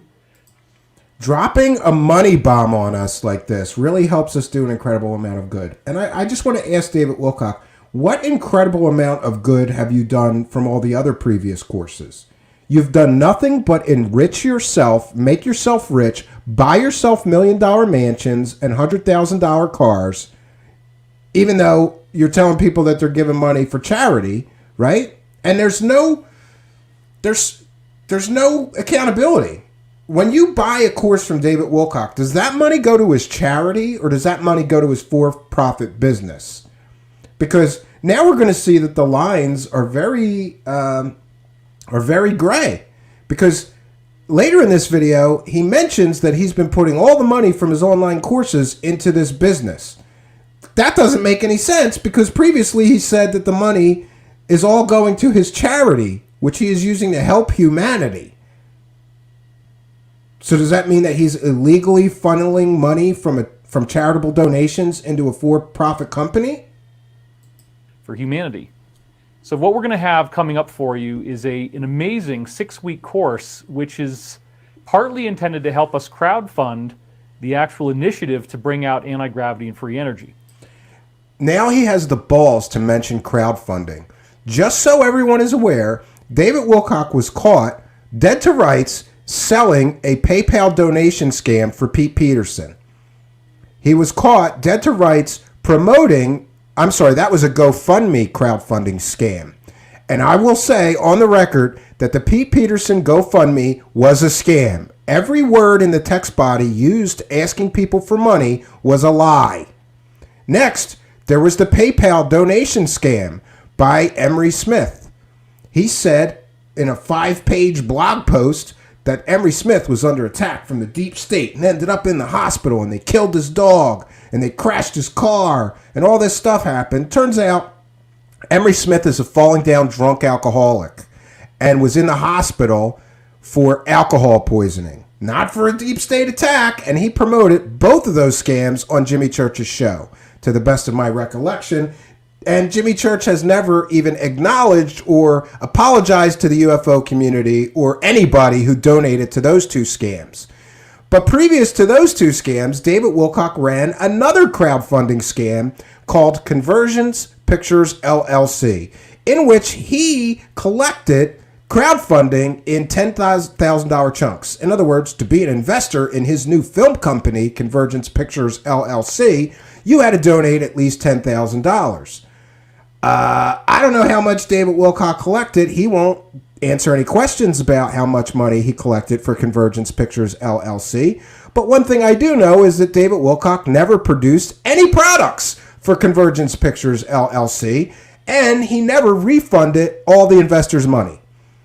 So what are we up to? Is that 3 scams now that we're up to? Oh, plus the David Wilcock Spiritual Foundation scam, in which he has been collecting charitable donations for 3 years, and he has I'm assuming he won't release 2 years of the 990 forms explaining how much money was raised and where the money went. In fact, if he goes one more year without making those filings, they're going to cancel his charitable donation status for lack of filing. But much like Billy Carson, he might just keep the money and allow his charity to go away. Maybe he'll start a new one when he decides on a new scam charity to start. But this is a for-profit company where he claims that he's going to change the world with free energy devices and hover cars. That's right. David Wilcock is going to manufacture hover cars. Sure he is. So we're going to be releasing a 5-week course where I'm interviewing a new insider who I've actually known for 12 years, and we're giving him the name Ben for now. You'll find his real name when the course starts. Why can't he release his real name? In the text body trying to sell the course, David Wilcock is claiming that this person is an aviation CEO and has been for 10 years. But he also mentions Pete Peterson in that same post. And for those that don't know, Pete Peterson is now dead. He's been milking a dead source for years now. Pete Peterson was a complete and total fraud. His background was fake. His education was fake. His military service was fake. He claimed he won awards from the Russian government, the Order of Lenin Award. That was fake. He claimed all kinds of things. That's the level of his vetting skills. Pete Peterson claimed to be a science and technology advisor to Ronald Reagan, yet there's no mention of him in the Ronald Reagan library. And there would be if he was a real science and technology advisor. So Pete Peterson was a complete and total fake source. And David Wilcock is saying that this guy came from Pete Peterson. Great. So you got a new fake source, and I'm making assumptions. I'm getting ahead of myself. We'll get the guy's name. We'll try to vet whether he was a real CEO of an aircraft company or an aerospace company, and I guarantee you that there's going to be some problems with this so-called insider's background. But I guess I've learned I shouldn't prejudge, right? We'll wait till we get the name, and then we'll report back whether the source is real and a real insider of the aerospace industry, or whether it's just another in a long line of fake sources that David Wilcock has milked for fake stories to sell stupid people. So Ben and I have been working for 3 years very quietly on a company that is an aerospace company that generates what we hope to be doing is to generate anti-gravity machines and free energy. So this is the holy grail. I've been talking about this for all these years, and I got... For those that don't know, I have been following free energy devices since I was about 12 years old. I even ordered plans for some of these free energy devices, tried to build them when I was younger. When I got older, I got books that were supposedly, Tesla lost technology and this and that. And ask anybody that's actually built any of them. None of them work, right? So in the history of the world, there have been millions of dollars raised for free energy scams, including Dr. Stephen Greer, who ran something called the Orion Project and raised over $300,000 and never produced a working device. That's what these guys do. They collect usually they collect hundreds of thousands, millions of dollars in some cases of investment money, claiming that they're going to be the guy to bring the world free energy, and they never do. Now, One can look at the history of free energy scams and see hundreds of people have made claims exactly like David Wilcock is making right now. Some have collected hundreds of thousands or millions of dollars, and not a single one of these guys has ever produced a working device.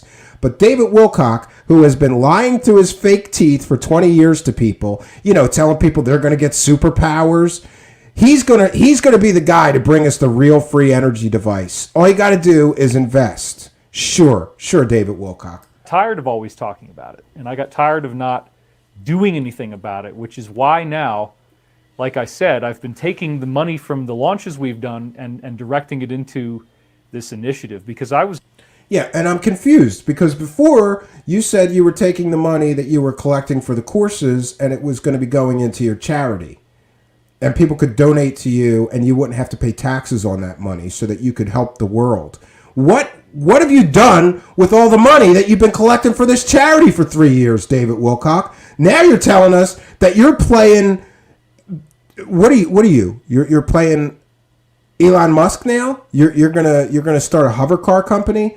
And that's a good point. Friends, if this technology was real and about to be real, don't you think real people like Elon Musk would be building hover cars and free energy devices?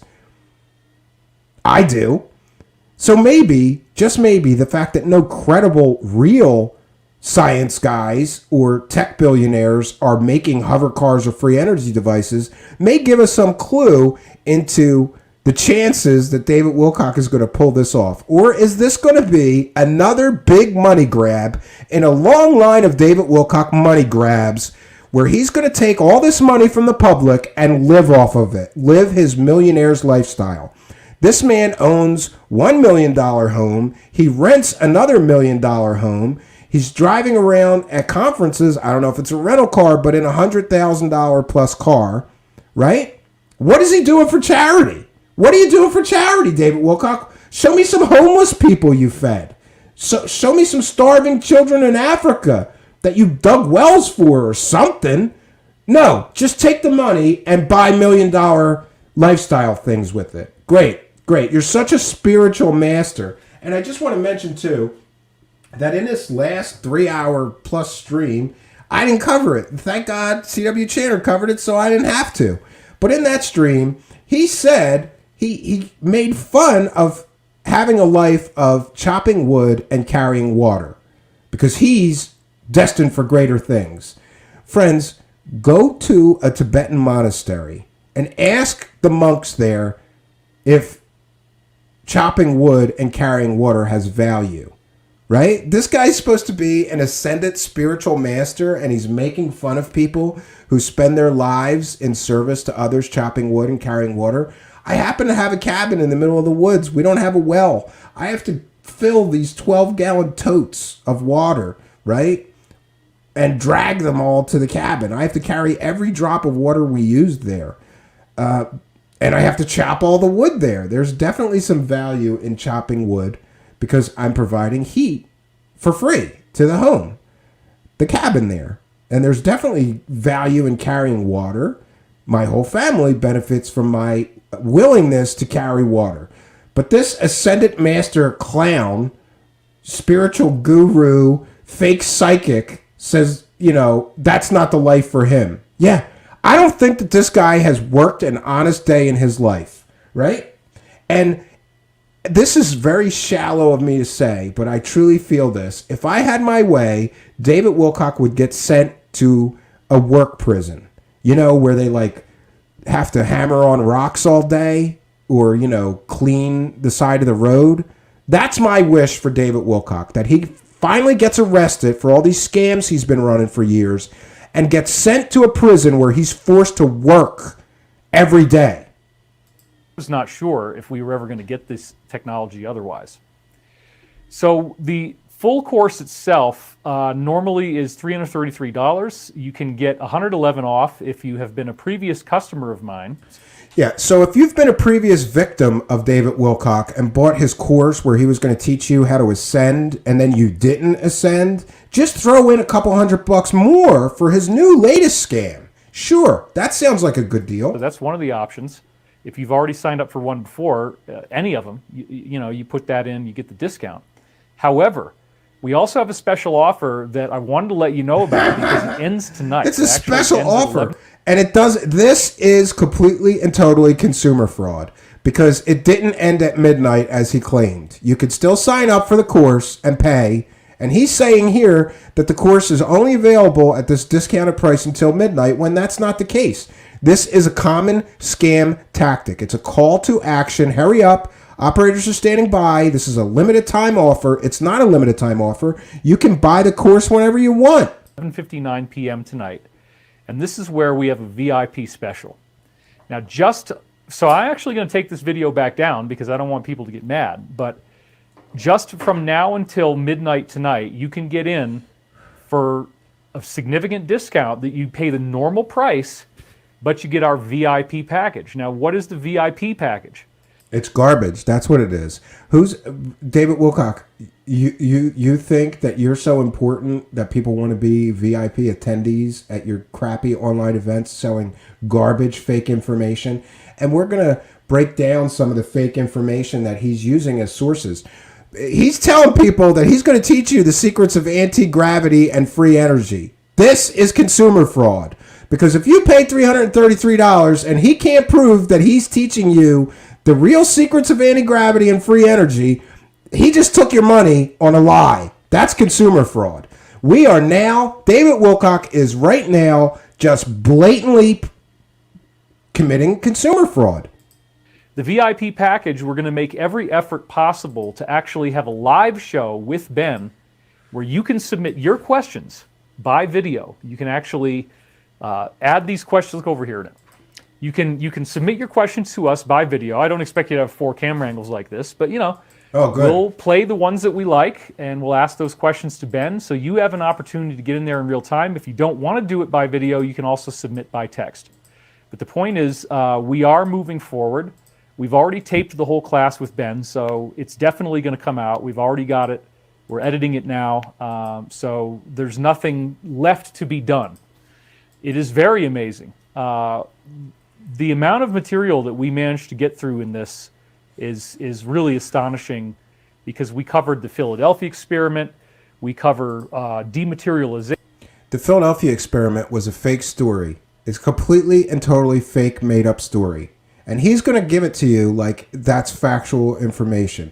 He's selling this as real information, and he's going to include a fake story in the presentation. Great, David Wilcock. Portal type of technology. We talk about anti-gravity. We talk about sacred geometry. We talk about how certain materials form weird sacred geometry that normally they shouldn't be able to do because it violates the laws of crystal formation.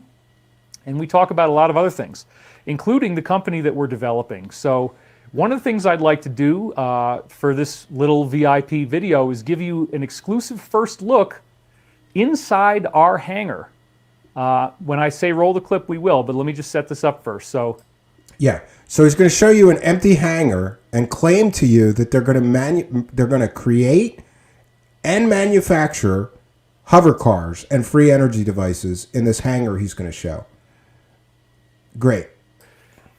This is going to be the first time that anybody has been able to see the interior of our facility. Now, this facility has a 5-foot thick concrete roof. So it's meant to sustain multiple aerial bombardments, which I guess is a pretty good thing. Maybe I ought to, I can't actually live in the building. I asked, and our... Why would you want to live in a hangar when you have $2 million mansions? This is garbage. Zoning regulations don't allow that, but this is a serious facility, and hopefully this will help you get a little more excited about what we're doing and the fact that this is not something I made up, and this is no bluff to try to raise money for no reason.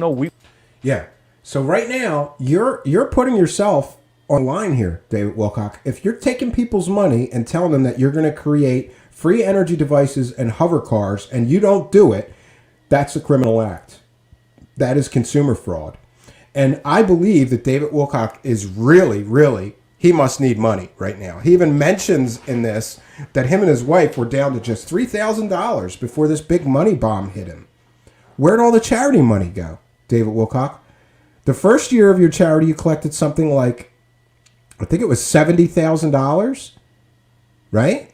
So it's reasonable to assume or to make projections and say that you collected $70,000 in the second year of your charity, and 70 or more thousand in the third year of your charity. So that would be $210,000, right? And I am guessing about how much money you collected the second and third year, because I have sent over 10 or 15 requests asking for the 990 forms, and he has so far, even his accountant has refused. His accounting firm that works for his charity has refused to provide me with the 990 forms that they're required to provide anybody who asks for them by law, which detail how much money was collected and where the money was spent.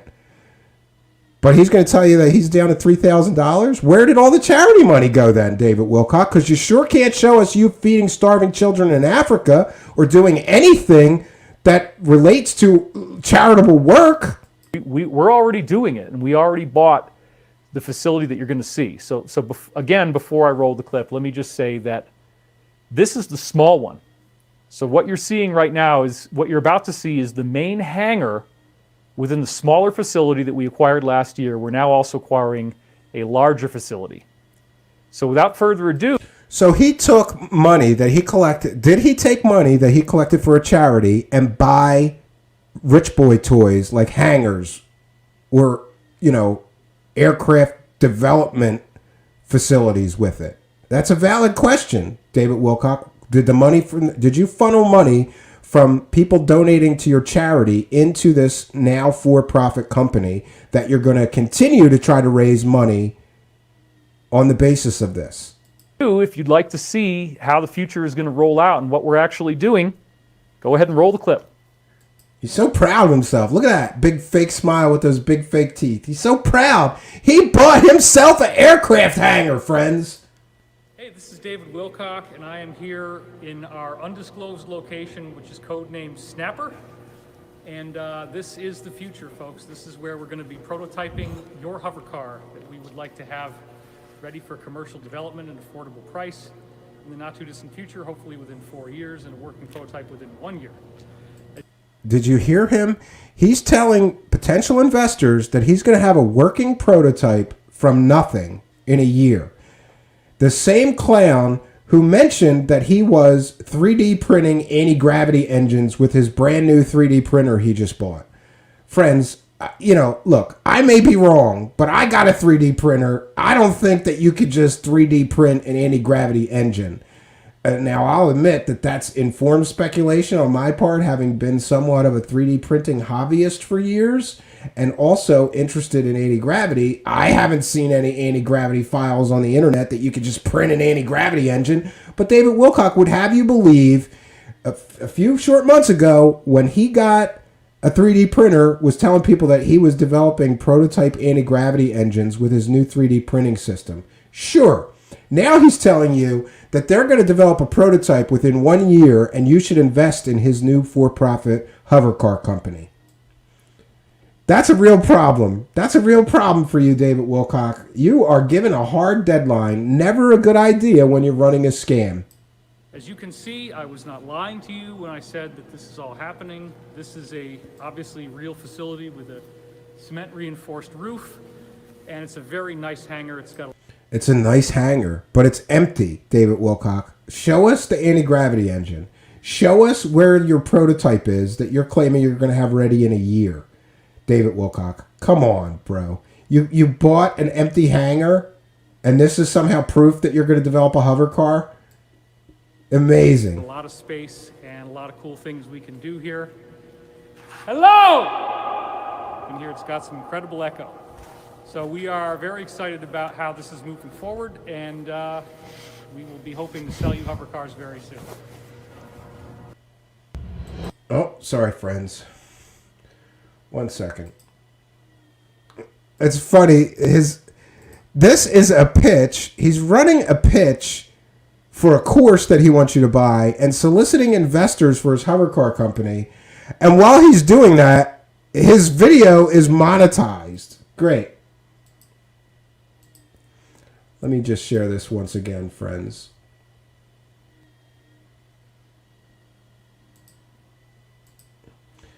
And I am continuing to put users in timeout. Great. Let me share the video once again.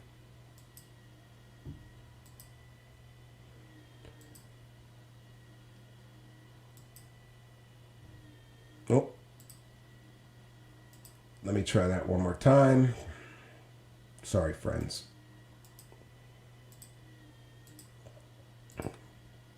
Let's get back to this garbage of a video.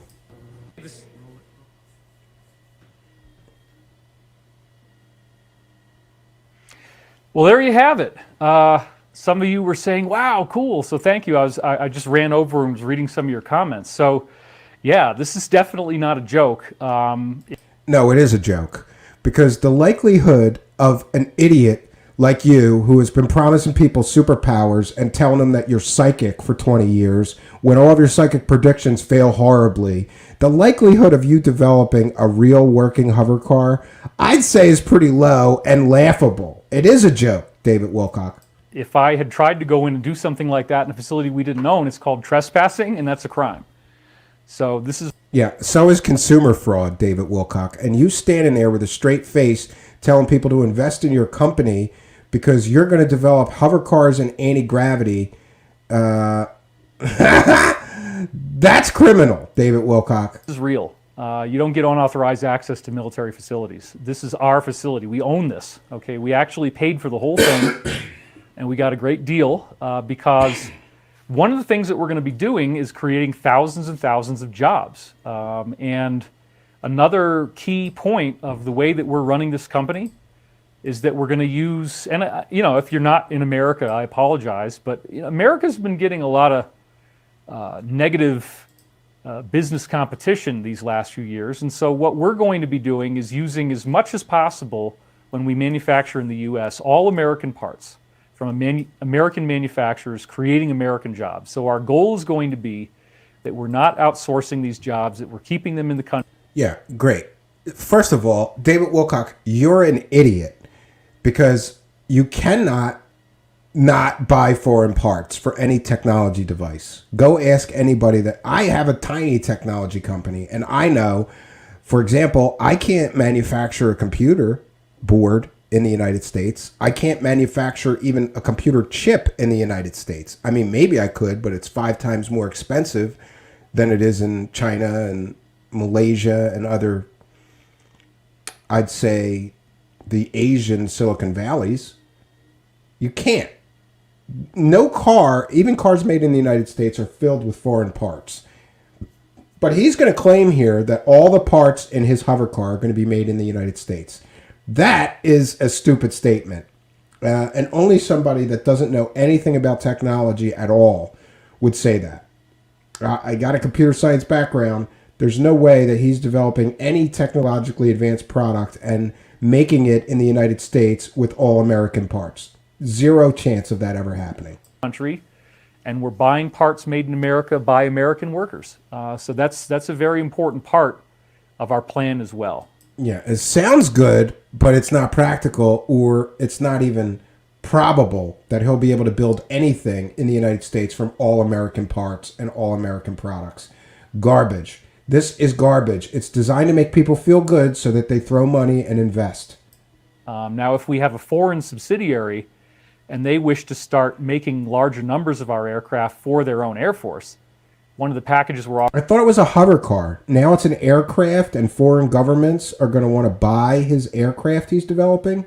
Is it a hover car or is it an aircraft? What are you developing exactly? He can't even keep it straight for... He's 8 minutes in and already contradicting himself. Offering people is that they could, build their own facility in their country, but even still, all the parts that they're getting from us are going to be made in America. And you can't do that. I mean, there may be some other parts that they get that are not made in America, but we're going to make every effort to try to keep as much of the business here as we can. And certainly all the stuff that we do in America is going to be 100% American, if at all possible. So this is a very exciting time in our history. The time loop that I just had is still causing my mind to reel. There's a lot more to it than what I've already shared, but what we've already seen is everything that's going on right now was predicted.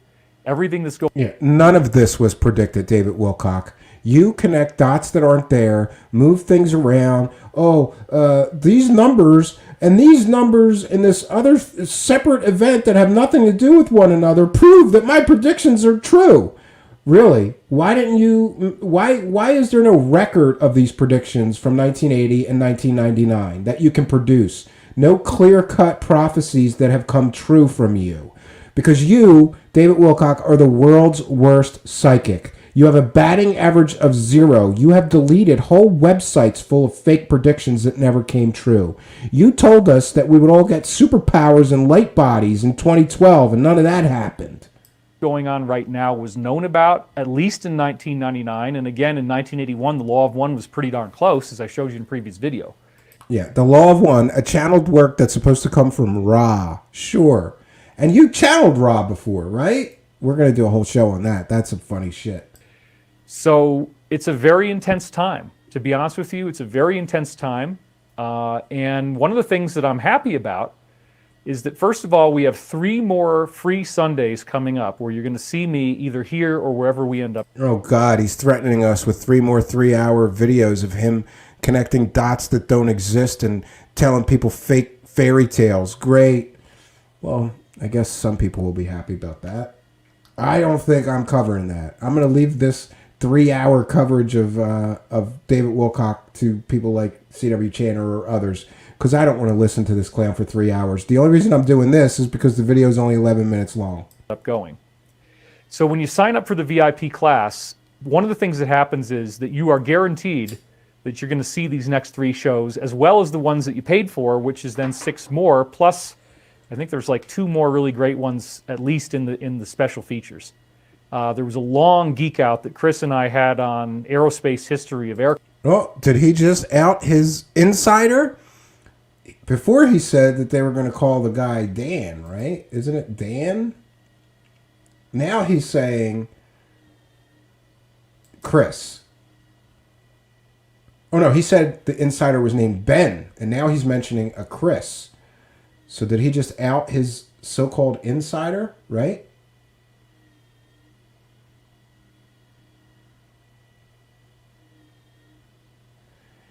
And we're getting some information about our chat annoying troll. His channel, he does this to multiple channels, usually in the truther pocket, hitting many of the people around. I've seen him do this very thing, 5 live chats today alone. He's hit Lee in my streams a bunch of times, but since I've started doing the above, I've not had any issues. Until every couple of months he changes one part of the script and the account name. So great, thanks Jolly Bridge Burners telling me how I can correct this, but unfortunately I can't do it right now. We're going to have to attend to this online troll crap after the show. Yeah, it must be a script, because this guy has got 100 different accounts attacking our live chat right now. Great. That's a first for us. We've never had this level of disruption in our live chat, so I apologize to our craft, which is kind of a separate topic, but we'll throw that one in there for you. We're going to do a guided meditation on this music studio. You see the screen right here behind me. This is my music computer. Okay, so we're going to compose a unique soundtrack, and Elizabeth and I are going to do a meditation for you. And then, of course, the content is absolutely amazing. Now he's threatening to make people listen to his horrible music, too. Jeez. Not only do we already have the facility, as you've now seen for the first time, but we're going to use it. And we know how to do this. We know how to build the technology. This is a very dangerous statement. He's soliciting people to buy his course in anti-gravity and free energy. He's also telling people that he's going to crowdfund this business adventure of his, and he just said, we know how to do this. That means you better produce a hover car, David Wilcock, within a year, like you said, or this is complete and total consumer fraud. And once you watch this show, you will know how to do it as well. And he's promising if you buy his course, you'll be able to learn how to build a hover car, an anti-gravity device. I want to find $333 and buy it just so I can complain to the Attorney General that he promised me that he was going to teach me how to build a hover car and said I would be able to do it, and I can't. You'll understand the physics principles behind the patents that the Navy and the DIA have already declassified. He's citing these Salvador Pius or whatever patents, which, by the way, are garbage. There's no working prototypes. Just because it's a patent doesn't mean the device works, David Wilcock, you dummy. And real scientists have looked at those patents and said it's basically garbage. But you're going to start a whole company based on garbage patents that are never proven to be real and have no working prototypes attached to them, and you're going to solicit donations for it? Great. You're going to solicit investor money? You're going to crowdfund based on fake patents? Well, the patents are real, but is the technology described in the patents reproducible or real? No. If those patents were reproducible technology, somebody like Alien Scientist would have jumped all over it and already done it. And he's a real physicist. You are a fake psychic and an online scammer. But again, if you want to save that money, if you want to be able to get the full package, the full VIP package of what we're doing with this upcoming course, then you Oh yeah, I got to be a VIP in your chat. Yeah. have to jump in by midnight tonight because the opportunity is going to expire. It's not expiring. He's still going to take your money. That is a bold-faced lie. He's lying through his fake teeth again. And it will not come back. Next Sunday, I'm going to be sharing with you more from the time loop. I would like to have done more of it today, but there's just so many things going on in our lives. And again, your response has been absolutely phenomenal. So based on how many of you have taken an interest in this, I would say it's a hit. And so thank you very, very much. Thank you for all those of you who have already signed up. My wife and I actually were down to our last $3,000 before we started this course. So it was a pretty dire situation. You know, the way that it got timed was it just happened to work out that we had just enough time to make this happen. So him and his wife were down to $3,000. What happened to the tens of thousands of dollars of charitable donations? Where did all that money go, David Wilcock? How on earth were you down to just $3,000? But lucky for you, just in time before you ran out of free money, you started a new online scam course where you're claiming that you're going to teach people the secrets of anti-gravity and free energy for $333. I have not... let's just finish this out, and then I'll do a quick wrap-up here. So, thank you very much. I am David Wilcock, and sign up now at the VIP link to get your exclusive offer, claim your discount, and become one of our own insiders, where you get to be invited to the extra VIP party at the end and have the chance to have your questions personally answered and aired in this video that will become part of history if we do end up doing the Wright brothers of anti-gravity. It's going to become part of history, all right? It's going to become part of online scam history. And David Wilcock, if you take money from people claiming you're going to teach them how to build a hover car or the secrets of anti-gravity and you don't deliver, that is consumer fraud. So sign up now at thedisclosure.com/VIP, and I will see you on the other side with your videos that you get to watch once you've actually signed up. Thanks for watching, and we'll see you on Sunday. Great. Great. So we're going to stop that. 1 second, friends. I am going to look this up. Thedisclosure.com/VIP. I bet you that website sent him back. Yeah. So here is the perfect example of what a liar David Wilcock is. He said that it was a limited time offer and it would be over at midnight. That you can only sign up for the course until midnight. That would be when we started the show, right? Okay. So I don't understand. How is it that he's saying this is a limited time offer and it ends at midnight, but we can register right now for this offer, right? Now he's saying it closes in 1 hour and 27 minutes. Okay, so maybe he meant midnight Western time, which would be 3 a.m., I guess. We're going to keep checking in to see if this is true or if he's going to continue to take people's money. I believe that he has done this before, and it's always him saying this is a limited offer, and if you don't sign up in time, you won't be able to. But then you could just sign up right until the day of the course or the hour before the course goes.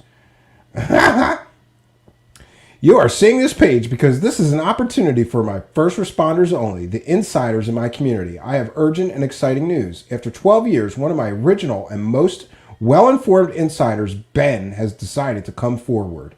Yeah, great. The United States Navy and Air Force have both declassified information related to advanced exotic technology. This knowledge has already been handed down to us, such as in 144 documents. This is garbage.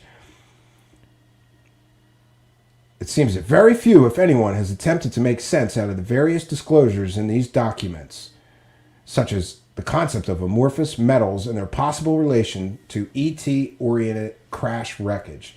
Now, Ben is bringing his full expertise from the inside world to shed breathtaking light on these and many other subjects, such as exotic propulsion and clean energy. We take an academic, credible approach to our investigation. David Wilcock, there is nothing credible about you. And look at this marketing speak. I don't need to tell you that this is urgent because I know you can feel what's going on in the world. You'll receive an exclusive 2-hour insider VIP event with Ben and me. Ben's true identity will be revealed to you for the first during the course experience, and together we will answer your questions live. This is a direct live session with Ben is only being offered to you, an insider in my community. Listen, this is such garbage. You got to be an insider to his community. Space is limited. Once our capacity has been reached, this insider invitation will be taken down. No, it won't. He's going to take every dollar he can from this scam. Come on. This is garbage. But let's do something. I'm going to have to share that again and share the audio because I'm not sure if that's a different video. And I do see a few super chats that I missed, so we'll get to those in just a moment. Please bear with me, friends. A 6-week experience. All right, here we go. Hi, I'm David Wilcock, and I'd like to offer you an exclusive opportunity to enjoy even more of my breathtaking upcoming 5-week course, The Disclosure. In fact, what we're offering you now is a VIP upgrade, where if you buy this in the next 48 hours at Oh, this is like a bad infomercial. no extra charge, you will get the VIP package, which will allow you to submit your questions live, and I will attempt to answer as many of them as... Yeah, that's great. So he takes super chats during these 3-hour stream fests and never answers any of the questions in the super chat. So now, if you want him to answer your questions, you have to sign up for $333. Great. as possible. You're on a small list where I'm giving you this exclusive 48-hour opportunity to submit your videos. Oh, it's a 48-hour sale. And the sale will be over in 48 hours. No, it won't. He'll take your money 48 hours from now. I guarantee it. And be part of this VIP package at no extra charge to the basic cost of the course. This is only going to be open for the next 48 hours, and I hope to see you there. Click on the link below to get started. What garbage. The Disclosure with David Wilcock. Yeah, because he's done such great work for Disclosure, selling fake stories for 20 years now, with fake people, fake insiders. One of his insiders was a court-martialed child molester that was just featured on John Walsh's new show, In Pursuit, right? Bill Brockrader. Turns out that guy was a child molester. That was one of his quality sources that he milked for fake stories about aliens. Then we get Pete Peterson, a fake science and technology advisor of Ronald Reagan that never worked for Ronald Reagan. Now we got a new guy, Ben. But you can only get his... Somebody better send me this guy's name, because I'm not paying $333 to fact check whether this source is real or fake. Now, I can predict that the guy is probably a fraud, because David Wilcock has not yet had one credible source that I can recall in 20 years. Every one of his sources is problematic at best. But register today. Operators are standing by. Friends, he's telling everybody you're gonna be able to produce an anti-gravity aircraft if you take this course. I don't know how David Wilcock can do this and stay out of prison. That's my opinion. I'm not a lawyer. I'm not a law enforcement officer. But my opinion is, Rogue Status. Rogue Status is here with a kind and generous. I'm sorry, I can only go so far back, and this clown troll is filling our chat with so much garbage. I want to thank. Let me look at the. Let me look at the super chats here. I'm gonna have to look at them from my YouTube studio, and we're gonna share each one. 1 second, friends. I will share these, and I see one other one that I can share. 1 second, friends.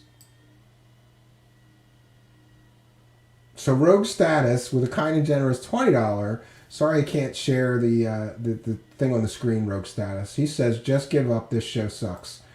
And I would expect nothing else from our friend from Philadelphia who likes to bust my balls, and that's how people from Philadelphia express affection, believe it or not, right?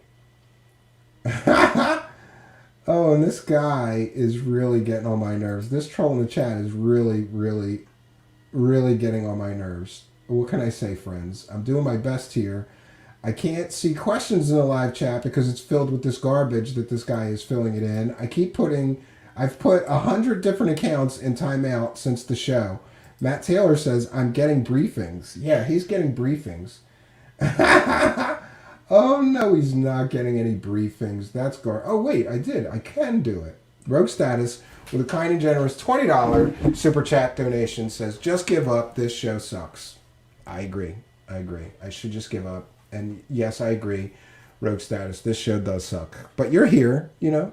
I love how you're here, even though this show sucks, right? And I saw see if we can't find it through the spam comments, right? No, I can't. All right, I'm going to share from YouTube Studio. We do not, please, if you do happen to send a super chat, and especially today if I miss it because of all the spam in our chat right now, I will invite you to remind me or message me so that I do not miss your super chat donation. I'm going to share my screen here, and we will read each and every one of the super chats. So Rogue Status with a kind and generous $20. Just give up, this show sucks. JC Denton with a kind and generous Great British Pounds, $4.49. Well, £4.49. Stephen, I support you because you're a real truth seeker, exposing the lies and showing the real truth. Thank you. And Tommy L with a kind and generous $20 US donation. Truth, you speak it, and we love it.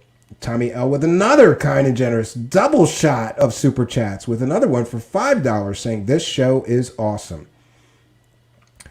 Patrick Sheehan with a kind and generous $4.99 donation.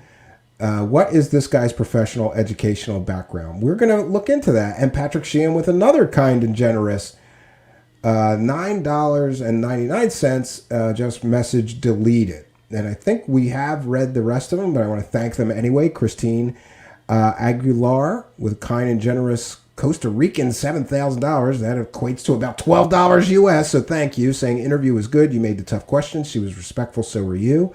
If you trash every character out there, you will have no show. Keep up the good work. Inzane, kind and generous $7.50 donation. And Ed with a kind and generous $5 donation. Do you know if the mountain is in the USA or Mexico? Oh, that was from a previous show. So yeah, it's definitely in the United States. Yeah, so that's where we're at, friends. And Matt Taylor says, praise the cash. Yes, I say thank you all for your kindness, your generosity, and your support. This is a viewer-supported show. And I can continue here based on the kindness, the generosity, and the support of all the people throwing money our way. So thanks to all the kind and generous super chat, super sticker. Thank you to everybody who is sending us Patreon. We've had a bunch of people sign up on Patreon. We went from I'd say 36, I think, active patrons and $95 a month. We're up to 45 active patrons and $128 per month. So I want to thank you. You can sign up for a Patreon and get a backstage view. I just posted a brand new song on the Patreon. You can get access to a behind the scenes view of many things that we're working on for the show. I do a monthly journal there, and we're working on doing a Patreon only stream, the first of which is going to be this month. It'll just be for Patreon supporters. I'm hoping to do that the last day of the month, and I will announce something about that. And there is also the final way to support us financially is that we can take PayPal donations. And I am going, you just send a PayPal donation to truthseekershow@gmail.com through your PayPal. Add a note and tell us what your chat room user ID is and any message you'd like us to shout out, and we will do so. Last PayPal donation we got was on September 13th. I believe I've already called it out, but I'm going to do it again. Those were from the initials MA, a kind and generous $5 PayPal donation to the cause. Thanks very much. We also had on September 7th the initials AL. That was from Jean-Paul Farte. We know that's his chat room user ID, so I can mention that. A kind and generous $20. And David Barton on September 1st, who says, recently discovered, keep up the good work. 1 second, friends. Oh, he says, recently discovered, keep up the good work, and I hope the audience continues to expand. A kind and generous $13.12 donation. So thank you very much for everybody's kindness, their generosity, and their support. It really does help to move the show forward and help us to praise the cash. Praise the cash, friends. Praise the cash, praise the cash, praise the cash. Thank you for your kindness. Thank you for your generosity. Praise the cash, praise the cash, praise the cash.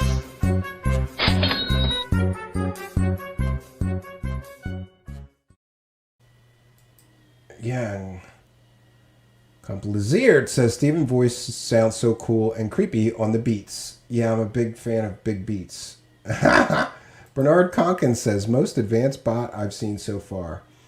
JC Denton asks, is Steven's music metal? It's a little bit metal, a little bit electronic, a little bit industrial. I tend to be pretty eclectic in my music choices, and I like to mix many different things in order to, I don't know, try to be new and different. And I know that some people, like CW Chainer, says there's no new music, but I keep making it, and that's all I can do. Right? Just keep making it. I want to apologize once again to our chat room users for this disruption tonight. This is what he's doing. Like, I put user 288 in timeout. Then he comes and posts the same spam with user 290 or 289. And then I block that one. And then he does it with user 290. Like, this is crazy. Steve, what's your opinion of the Lazat UFO video they played on hard copy? It showed a craft with beings inside of it. If that's the Roger Lear one, I'm a little suspect of it. Yeah. Patrick says, are you going to put a horn mask on and debate Cal tomorrow? Oh, and so I blocked user 290, and now we have user 291. Great. I don't have time to develop that, Patrick Sheehan, but I would, right? I'm going to make a Mikey Horn character. Yeah, Orange is saying it's Mikey Horn, and I believe that it is, based on many different things. But Jolly Bridgeburner believes it's somebody else. And we're going to do what we can to prevent this from happening in the future. For now, all I can do is sit here putting users in timeout. And actually, I'm going to do something, which is I'm going to refresh so that I can try blocking the users. So please bear with me if I bounce out of here for a moment, okay? I have to refresh to see if the block is going to work.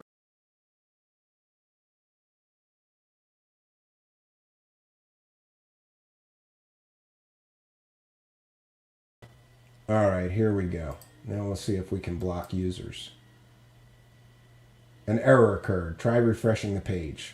Guess we can't block users from here. So all we could do is put user in timeout for 5 minutes, and then he starts using them once again. Victorious Eagle Andrew is here and says, praise the cash. Yeah, I want to make sure that we do praise the cash and thank each and every person who is donating. Thank you for your kindness, your generosity, and support. Thank you for helping us to praise the cash. Praise the cash, praise the cash, praise the cash. Thank you for your kindness. Thank you for your generosity. Praise the cash, praise the cash, praise the cash.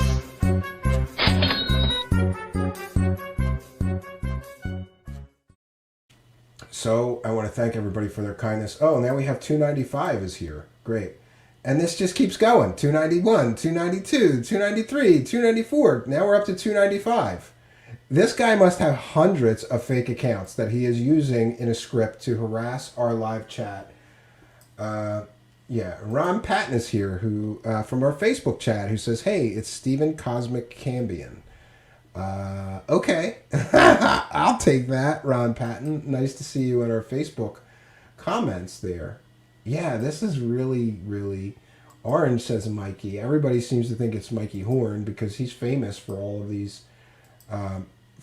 these sock accounts that he uses to harass people who disagree and say that Billy Meyer is garbage.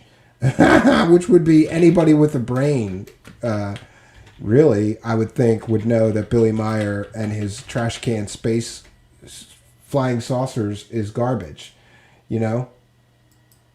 Well, the good news is I can go over to our live chat now and try to do something. I can't believe that this script thing is okay. Actually, I'm seeing deleted messages. So thanks to the mods, they keep on deleting the messages. But what I'm seeing in the live chat was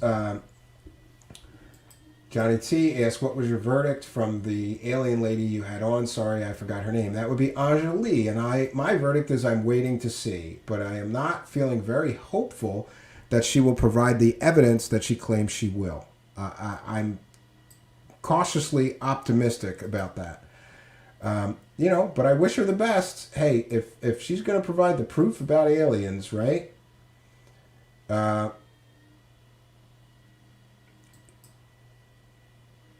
If she's going to provide the proof about aliens, it would be earth-shattering, life-altering, right? And I think that would change the world. And, would I like to live in a world where there's a woman who's talking to aliens inside an secret alien base inside a mountain? Sure, I would. Yeah, YouTube really needs better tools. We should be able to just remove a disruptive person, right? We can remove the comment, but you can't remove the user, right? Tommy L says the wrenches are working hard tonight. Much respect. Yeah, I want to thank the moderators because we've never had this kind of a crazy problem in the live chat ever. I cannot believe how much spam this person has threw into our live chat. I just cannot believe it, and we are the subject of a script attack right now. We are the subject of a script attack right now.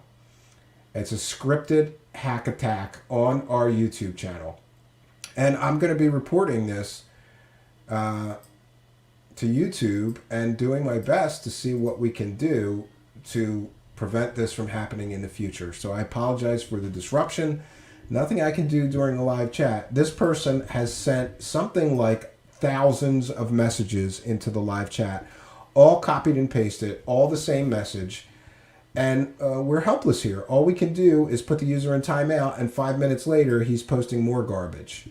So, I can't believe this guy can continue to do this. And it's just numbered. We're 305.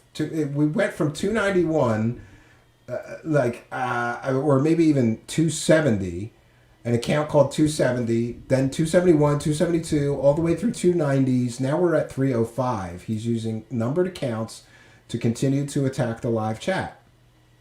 amazing that YouTube won't give you the tools to stop this. Bernard Conkin there with a wrench says, it's a bot and I'm blocking each one. Thank you for your kindness and for your kind assistance. Actually, I am going to start giving other people that I know are a wrench. So I'm giving Mike Gambelli, you are now a moderator.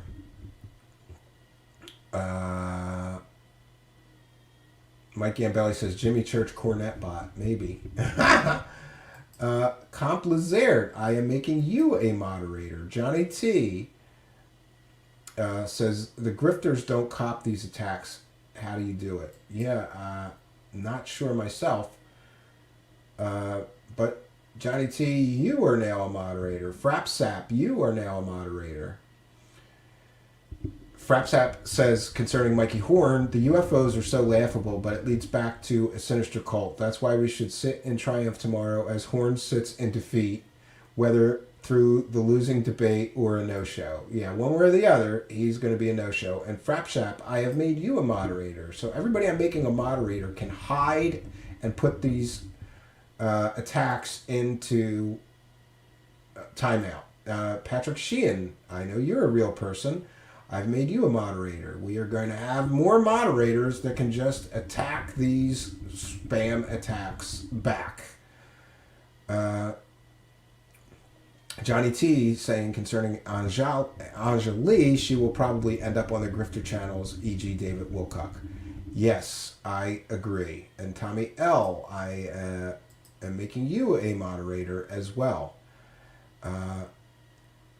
Yeah, this is crazy. This is a crazy scripted live chat attack on our channel. And, I don't even know what to say about this, right?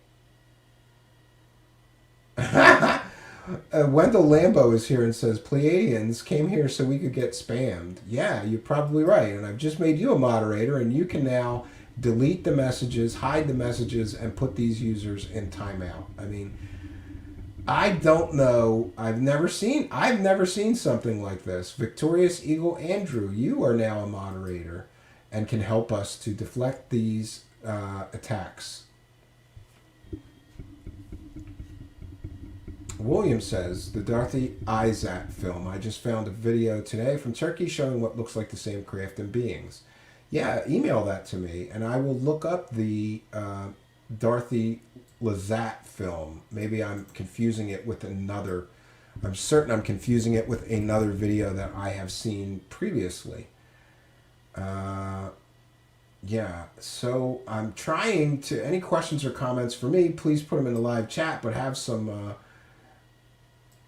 Yeah, here, I have made you World Chaos 76. You are now a moderator. Beck says, sorry, Steven, can't get the super chat. True. Don't know about that. B. Baker, you are now a moderator. B. Baker says, I don't need to be a mod here. I'm hated enough places because of being a mod on GoofOn. Well, too bad I gave you the wrench.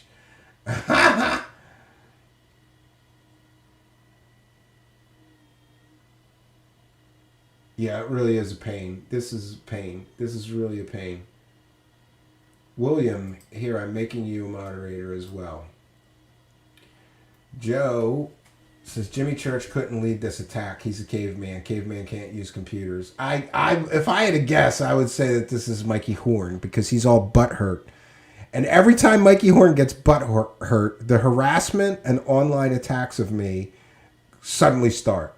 Either I'm going to be inundated, my Twitter DMs will be inundated with nameless, faceless accounts, all involving aliens like Gray Alien 22, Gray Alien 65, Karma the Alien, telling me that Jews are evil and I'm an asshole. And this happens over and over and over again. Every time Mikey Horn gets really butthurt, like when I posted that video of him using a child molester as a source, I got tons and tons of stuff. Yeah. One second here. I'm trying to... Oh, that's interesting. They said, Goofon will be having the same problem now that the bot hears the name so often on his show. Yeah. Well, if it happens to Goofon as well, the same kind of attack, I would think that it's a pretty safe bet that it's Mikey playing games, right? B. Baker says, that turkey sighting with the aliens in the window of craft is just a video artifact, unfortunately. Well, I still would like to see it. World Chaos 76 says, thanks, Steve. At Truth Seekers, Soldiers for the Truth. We're doing our very best here. We're trying. Johnny T says, if you have to, just shut off chat for a bit. I would hope that we don't have to do that because the chat is a huge part of our show here. It's a very interactive show. If we shut off the chat, the interaction stops and it would be a different kind of a show. It would be just me talking into the internet with no interaction. I don't really want that. Spaghetti Lee says, is this a typical show? I only saw your show with Angeli. No, Spaghetti Lee, we cover many different topics. Some we cover things that I think may be real. Sometimes we cover what I call the UFO hucksters who are out there selling fake stories. And I think that we do a public service informing people that some people are not honest and are just out there selling fake alien stories. Or like David Wilcox selling scams telling you that he's going to build a hover car, right? So we're kind of 50-50 on that, right?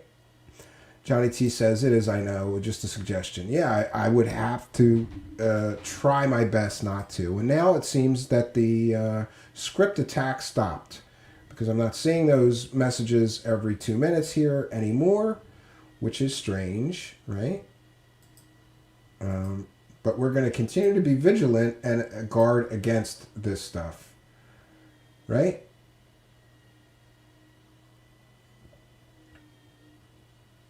That girl Jessica says, Spaghetti, I've seen you in another chat a lot. Yeah, well, I'm glad that they found us. Hopefully they'll give us a chance. I ask everybody to give our show a chance, right? You now have way too many bullies, wrenches on your channel for me. Sad to leave, but it is what it is. See, you can't please all the people all the time. I gave out new wrenches to try to combat this script kid attack. This hack attack on our live chat, not for anybody to be bullied. It's not my intention that any user in the live chat be bullied or mistreated. And I think most of the time the mods here do a pretty good job at moderating. Yes, Johnny T, I agree with that. Says, it's the whole boy that cried wolf. The whole alien thing is true, then this is how you cover it up. Could be. Spaghetti Lee says, do you think the dialogue in ufology is centered way too much around Lou Elizondo? Yes, I do, especially when he can't prove that he ran the program that he claims he ran. And, you know, I'm hearing lots of whispers and rumors, Spaghetti Lee, that there may be some sort of major investigation into that $22 million and where it disappeared to. So I would be very cautious of being a big fan of Lou Elizondo because it appears that there may be some revelations that people who are big fans of his are not going to take well or not like, right? B. Baker, it's tonight. Yeah, Johnny T, flood the scene with ridiculous UFO claims. We've seen my Dark Playground hypothesis where I believe that the U.S. government is actively infiltrating the ufology community and spreading fake information about aliens to actively try to cover up their drone programs and their black budget projects that they are siphoning off trillions of dollars from the United States Treasury every year and never have to answer for any of that, including no congressional oversight. It's just a crazy world, the black budget world, right?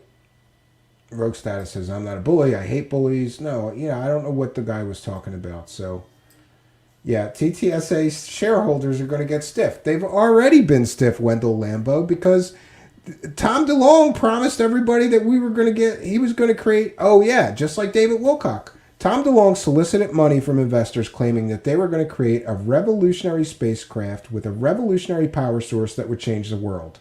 It's been 3 years. He's collected millions of dollars. I want to see the spaceship. Tom DeLong. And if you can't produce it, then give everybody their money back because you promised you were going to produce that 3 years ago. Now we got David Wilcock claiming he's going to build hover cars. Sure he is. All right, I see the video, William. I mean, we can take a look at it. Let me get over to the real live chat, however. Just bear with me one moment, friends, as I pull up this video that somebody's suggesting that we... Oh, it's a 7-minute video. Oh, yeah, I have. This is the Roger Lear one. I have seen this. And people are saying this is a video artifact, but you know what? We're gonna go there. Let's take a look. Wow, look at this. Admiral Wilson said the $22 million program was a waste of taxpayer money secretly added to pay off Senate donors. I could see that as being true.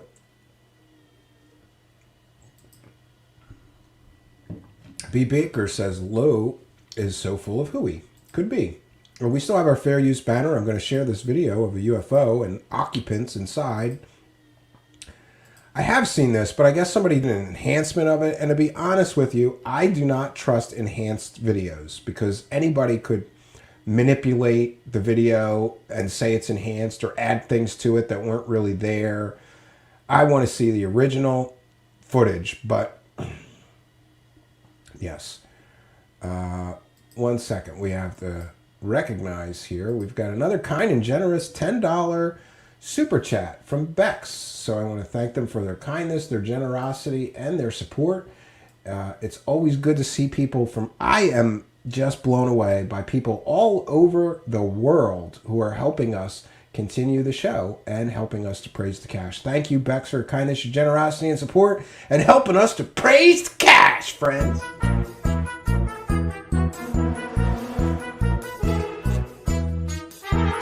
You're watching Truth Seekers. Praise the cash, praise the cash.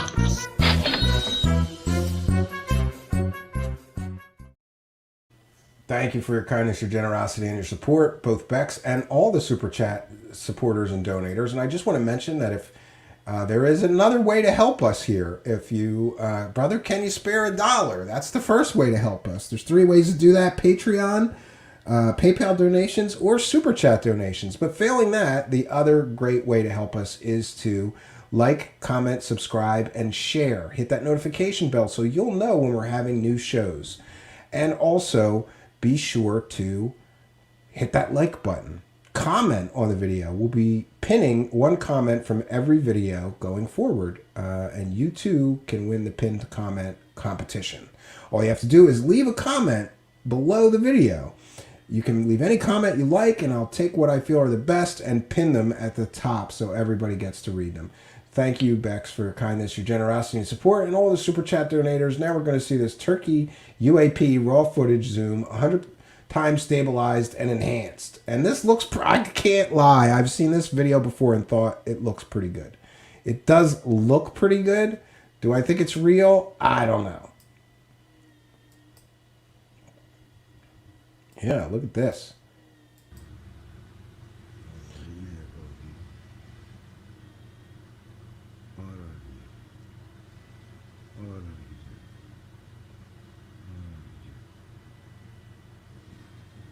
One of the problems that I've always had with this footage is that it's very easy to put a black background, you know, in your garage and put a model in front of it and film it on the black background like this and claim that you took it in the night sky. But I don't know that we get proof that this was actually taken in the night sky. There's no stars. There's no other objects in the frame, so we can't do size comparison or anything like that. This footage is a little suspect to me, almost to the category of too good to be true. And here we see, on the right side, we see blow-ups of the aliens, but in the actual footage, all you see is little, what look like heads, I guess, right? Yeah, like, do you see an alien there? I don't, but somehow people get these aliens out of that.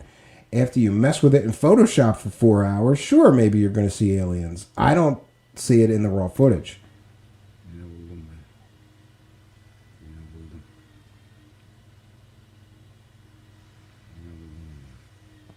And in fact, I thought when I first saw this video that I would try to do sort of a faked or fact recreation of this in my basement or garage and just show you how easy it is to create something that looks like this in your garage or your basement with a model.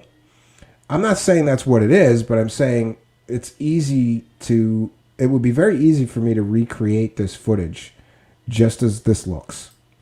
Well, I don't want to say easy, but certainly within the realm of possibility for anybody with a little bit of artistic talent, right?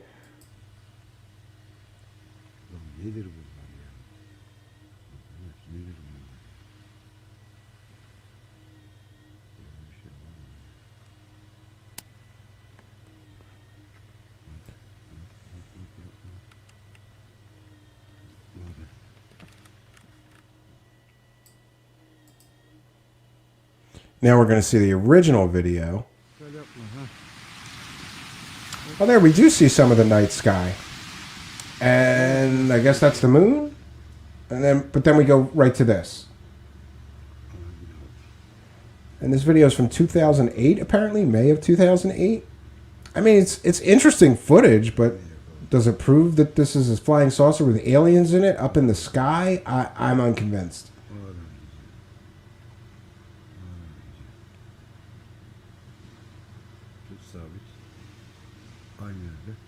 You know, remember, we saw the night sky, and then it cut.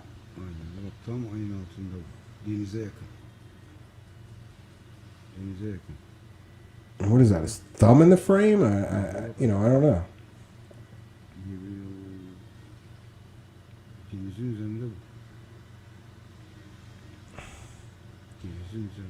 And people are saying that it shows occupants and aliens, and we see these blow-ups, but I just don't see it in this original footage. Now, granted, I'm visually impaired. Maybe you guys see it. If we stop it, it just looks like heads to me. But those could easily be anything, right?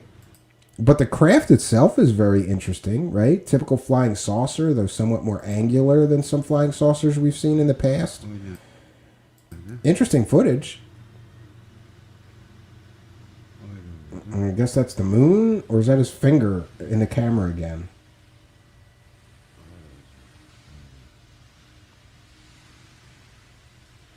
It is interesting that this thing is silent, right?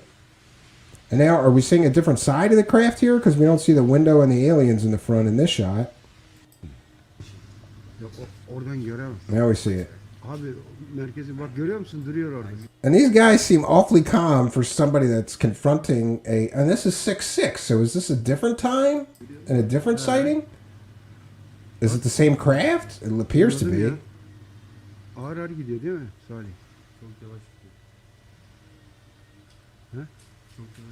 I'd certainly like to interview the person who took the footage, because I think a lot could be learned from that. But this looks like it may be a different craft on a different night.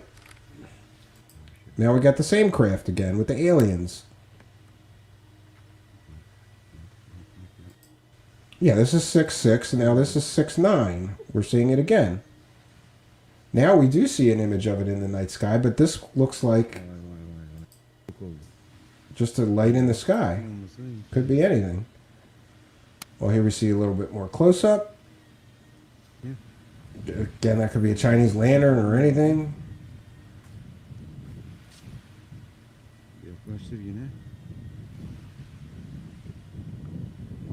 Yeah, this could be a balloon, a Chinese lantern. Just a light in the sky doesn't really interest me much if it's just a light in the sky. And here we see more. Yeah, I believe I only saw like a clip of this whole thing. This must be the original footage, all of it. But here he is, 6/11. So if this time stamping is correct, that means that this person filmed the same aircraft flying in the sky over, what, a week, 2-week period? From May something, right? From May 27th to June 11th, he's filming it over and over. And that is certainly interesting. I don't know what to think about this footage, right? Black Sea near, B. Baker says, Black Sea near Turkey.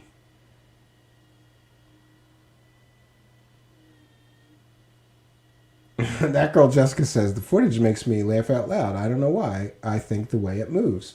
Yeah, I think so. And I just, Mike Gambelli says it's a cruise ship. It could be. I mean, yeah, there's no frame of reference for some of that stuff. JC Denton says there's a channel called Secure Team 12 or something. You mean Secure Team 10 that has footage better than this?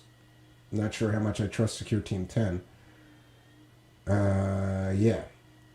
I just realized we are over.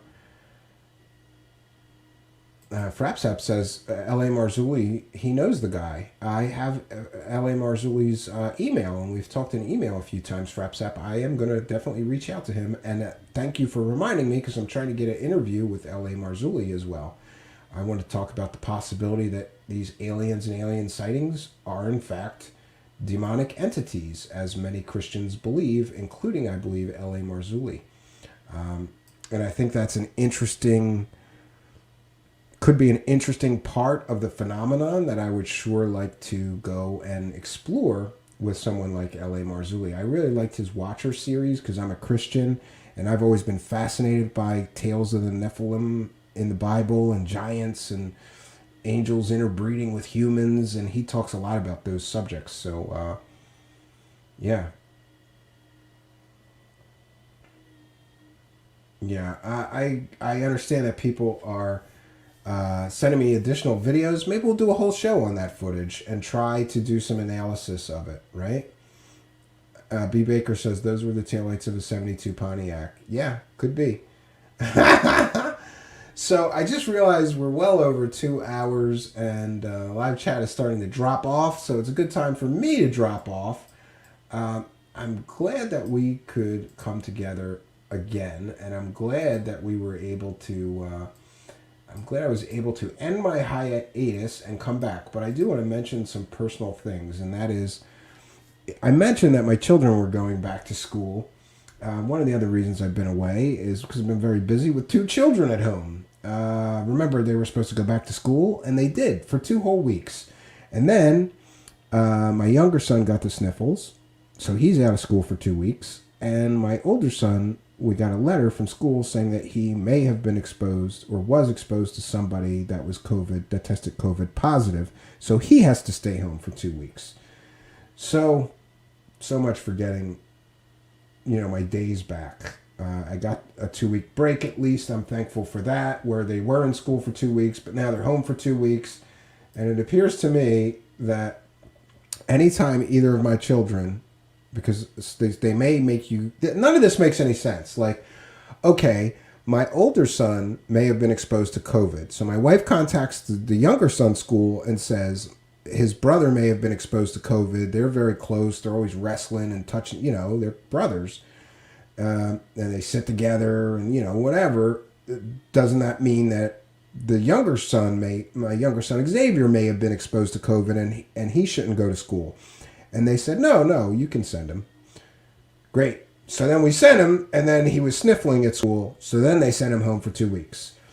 Now, there is some good news. My wife had both my children tested for COVID. And again, this makes no sense. Both of my children were tested at the same location at virtually the same time, one after another. We got the results of my younger son. His COVID test came back negative. But we are waiting on the results of my older son. But still, I believe, even if they both test negative for COVID, they still have to stay home for 2 weeks. So part of my inability to get shows together has been dealing with the children are going to be home now all day. And, listen, they're my sons. I love them, and I would prefer them to be home safe rather than someplace where people are infected with COVID. But at the same time, I'm like, they got to go to school. So, it's a balancing act here, a juggling act here, and I'm doing my best. I'm hopeful they'll be back to school, but I'm preparing myself for the worst event, which is basically I'm told, or talking to other parents in the school district, essentially anytime either of my children get the sniffles or anything, they're both home for 2 weeks. And this is going to be very disruptive. I don't think, I just don't even know what to say about it. But it is what it is. I'm thankful that my younger son tested COVID negative. But here's the thing. We didn't get the second ones back. 6:30 in the morning yesterday got the younger son's COVID test back. Or 6:30 this morning, I should say. So my wife is like, maybe they did Zachary's in a different batch. And we'll find out if his test is positive or negative tomorrow. So I'm hopeful if one is negative, the other will be as well. If not, we're going to deal with it, whatever we have to do. Luckily, both my sons are more or less healthy, but I worry more about my older son because he has severe asthma. And we know that severe asthma can be a complicating factor in the current health crisis for some people.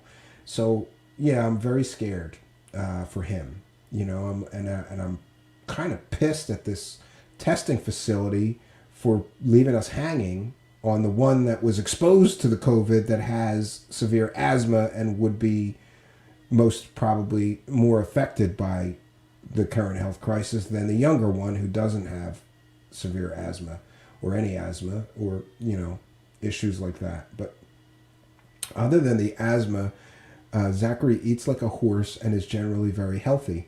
So we're hopeful that, even if it is positive, he should be okay. But please keep him in your thoughts and prayers, both my sons and my entire family. And I will keep you and yours in my thoughts and prayers. This is a tough, it's been a tough year. And we continue to just roll with the punches here to try to get over this thing. And, I don't know. A few months ago, I was kind of over it. I was like, I don't care. I don't care anymore. I'm not going to sit in my house and self-isolate. I got to go outside. I got to do things. And we did a few things in the summer. Like we took the kids to a carnival and a fair. But it felt almost wrong to be in huge crowds of people. And I found myself, especially when people were walking right near me, a little panicky. And I naturally have some social anxiety, but it wasn't the social anxiety, it was COVID anxiety. Somebody was even standing behind me waiting for a ride, coughing right on me. No mask. And, there was a time before this current health crisis when somebody coughing behind me wouldn't affect me, but it did. I was like horrified. Like, why is this guy coughing on me? Cover your mouth, pal, But it is what it is, and I'm trying to deal with any anxiety about the current health crisis in positive ways. But I have to be honest in saying that I dealt with some of the current health crisis in negative ways previously. My alcohol consumption doubled since this started, right? And that's not healthy. And I'm definitely going to have to diet. I've been putting on some weight, eating a lot of comfort food and things like that. Just sitting in my house, right? I guess I have some health crisis related issues have developed in my life that I really should start dealing with.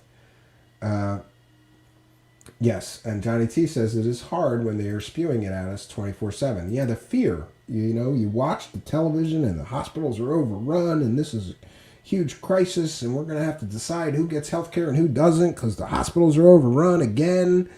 But then you get counter information that would seem to indicate that a lot of the news that we are receiving may not be entirely accurate. And things change, I mean, look at the situation and how much things have changed. Oh, you don't need masks. Oh, you need masks. Masks work. Masks don't work. It's just, you don't even know who to believe anymore.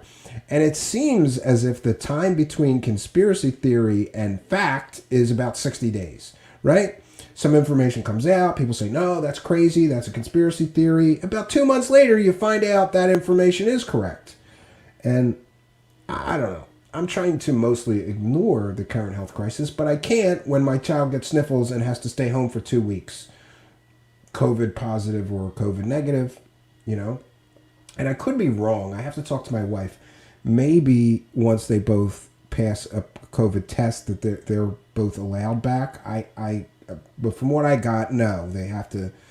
Just being exposed, they may not test positive, but they may still be a carrier and infect somebody else. And I don't know how any of this works. None of this makes any sense. Both my children's schools have completely separate and different policies for how to deal with these issues. My one son doesn't have to wear a mask. The other son has to wear a mask all day. None of this makes any sense. There's no standardization. There's no rhyme or reason here, which makes things very difficult. So, I just want to share that is one of the things going on right now, which may have me a little on edge and spending more time with my family and not worrying so much about this stuff. Because, all last week, I got slammed with people lying and saying things I didn't say in that last interview, or being angry at me for interviewing somebody they don't want me to interview. And, I got to tell you, if you're going to get that butthurt and upset over somebody that I interview that you don't like, then this probably isn't the show for you. You go watch somebody else that interviews only people you like. What's interesting to me is I used to listen to Joe Rogan. Since he's been on Spotify, I'm not going to Spotify. I don't like Spotify. Sorry. I'm on Spotify. Truth Seekers is on Spotify. I don't know. I don't like it. So, but when I did listen to Joe Rogan, sometimes 20 minutes in, I would go, I have no interest in this guest he's talking to or what they're talking about. And I would just change the channel, channel, you know what I mean? Change the stream I'm listening to, whatever. But I wouldn't send Joe Rogan 20 nasty messages to calling him a sellout, right? Because I didn't like a guest that he had. But that's the world I live in now. And I did get some time at the cabin to just think about everything that's going on. And I got to tell you that people, like I said, if your only line of attack to turn people against me is to lie through your teeth about things I never said, or assertions that I never made, or you're making assumptions claiming that I believe this person or that, then it's not going to be very effective to turn people against me when they tune in and find out that you're just lying to people, saying things I never said. As far as being called a sellout and the money situation, look, I have other sources of income, thank God. If I was trying to exist solely from this show, I would starve, my children would starve, my wife would probably starve. There's no way that I could keep my household afloat on the donations that we get here. So really, the donations make this a side hustle, a side gig at best. And I'm thankful for them. But for people to suggest,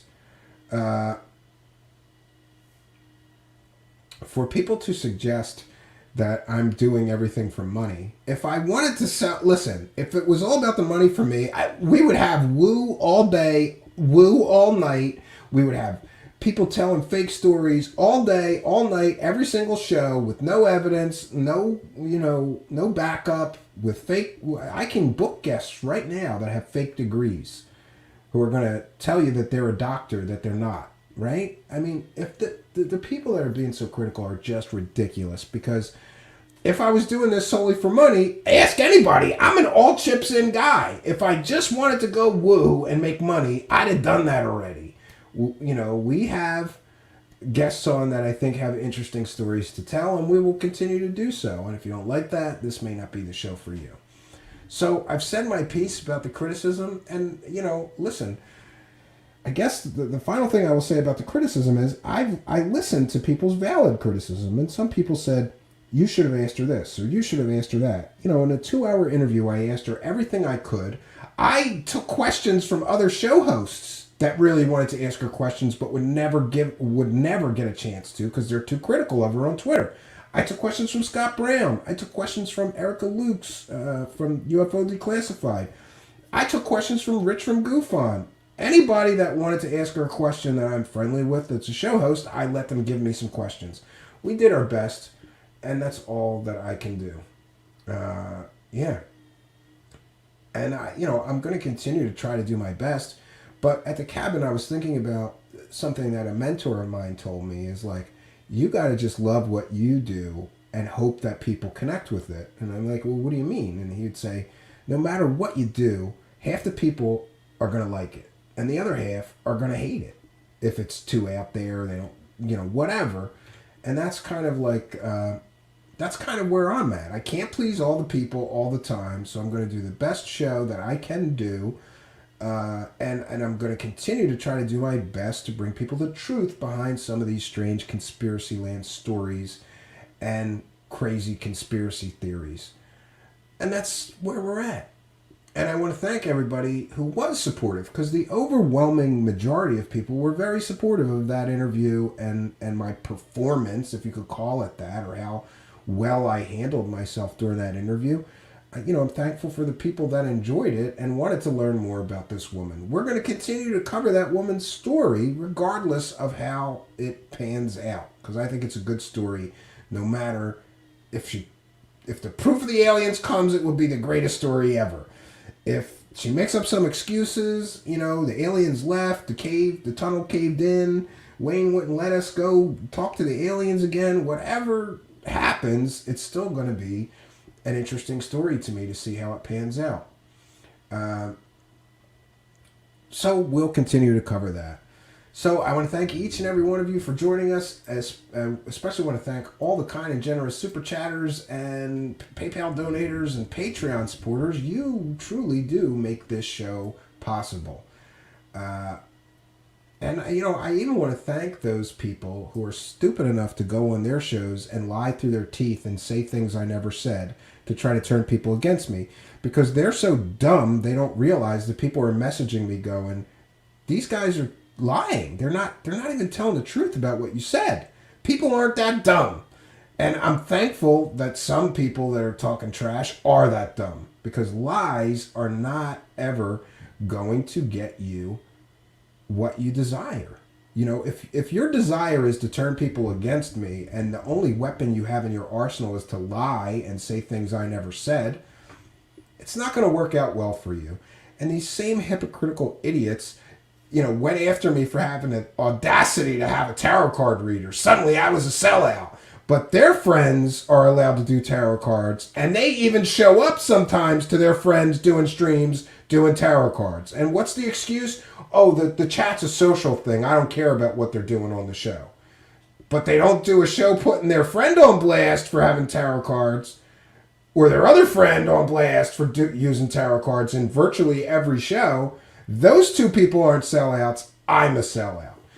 Great. People can see through that hypocrisy as well. And, I don't have anything more to say about any of these clowns. I do think it's interesting that the one clown show host who said that I was exploiting a mentally ill woman, after I explained to him that he was slandering me and that's against YouTube's terms of service and he could lose his channel for that, plus there's legal implications. First, he changed the title to Truth Seekers Exploits Mentally Ill Woman for Cash or something like that to Truth Seekers Exploits Confused Woman. So we already knew that he lied and can't factually establish that the woman is mentally ill that I'm supposedly taking advantage of.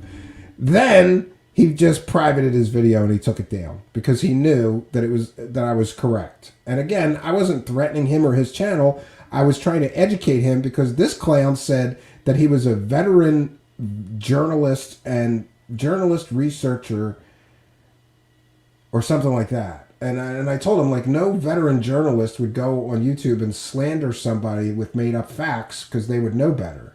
And suddenly he takes his video down. Are the other people going to?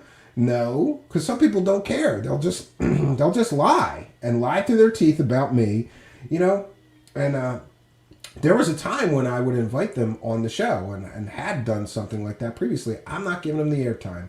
They can flap their lips all they want in their mom's basement or wherever they're, whatever.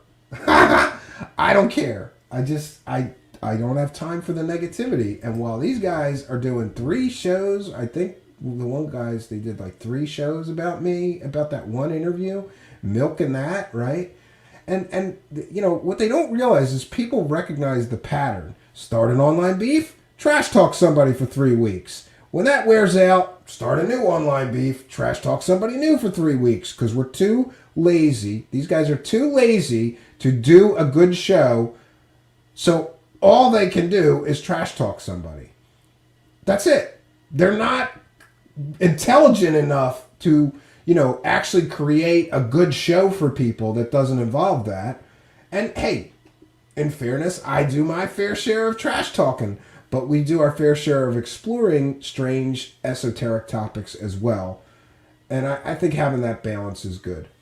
So I'm going to get off my soapbox and bounce on out of here. I want to thank each and every one of you for joining us. I want to thank our kind and generous benefactors, super chatters, Patreon supporters, PayPal donators. You really do help make the show. I want to remind everybody, if you're listening in audio podcast land, go to YouTube, put Truth Seekers in the YouTube search bar. Look for that strange guy with the sunglasses. That would be me, Stephen Cambion, and hit that subscribe button. Hit the notification bell, and you too can come here and be a part of our live chat, which hopefully won't be infected by a hacker spam bot script and disrupted on our next show.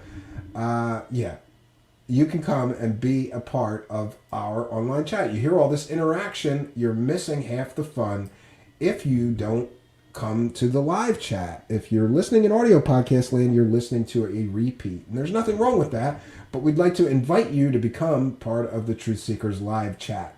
So just search for Truth Seekers, hit subscribe, smash that notification bell. And I want to remind everybody to please like, comment, subscribe, and share these videos. It really does help us with the algorithm. And praise the YouTube AI algorithm gods. Please find favor in us and let more people find us. Please raise us in the search engines. In Google's name we pray. Amen. That's my daily prayer. That's all I can do, friends. My life is in the hands of a YouTube AI algorithm god, a Google AI algorithm god. So I pray to that Google AI algorithm god every day and hope for the best. That's what I do. I pray and hope that the YouTube algorithm finds favor in us and our show and helps us raise in the search engine so more people find us. I'm very thankful when there's an audience. You always hear me say this. I want to thank everybody for being a part of mine, and I want to thank each and every one of you for finding us here. I'm glad you did, and I hope you are too. So until next time, friends, my name is Stephen Cambion. Good night, and God bless all of you.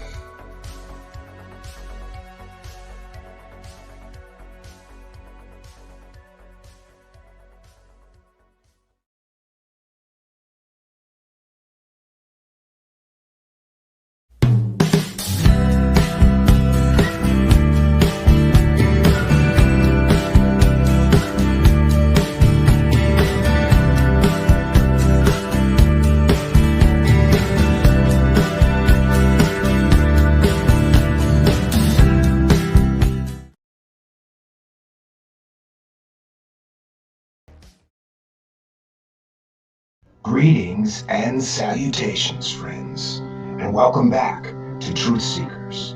Tonight, we're going on the dark side. Welcome.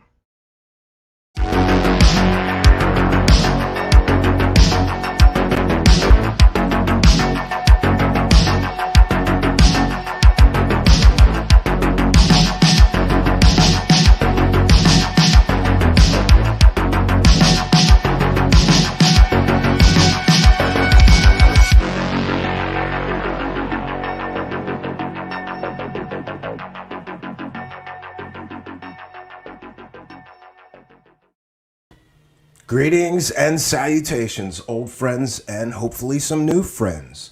Welcome back to Truth Seekers. We are back for part 2 of our astonishing series on David Wilcock and his various, let's just say, less than scrupulous business endeavors. Yesterday, we began our coverage over David Wilcock's newest claims that he's going to have a hover car prototype ready within a year, and you should buy his course on anti-gravity, and also invest in his hover car and free energy company.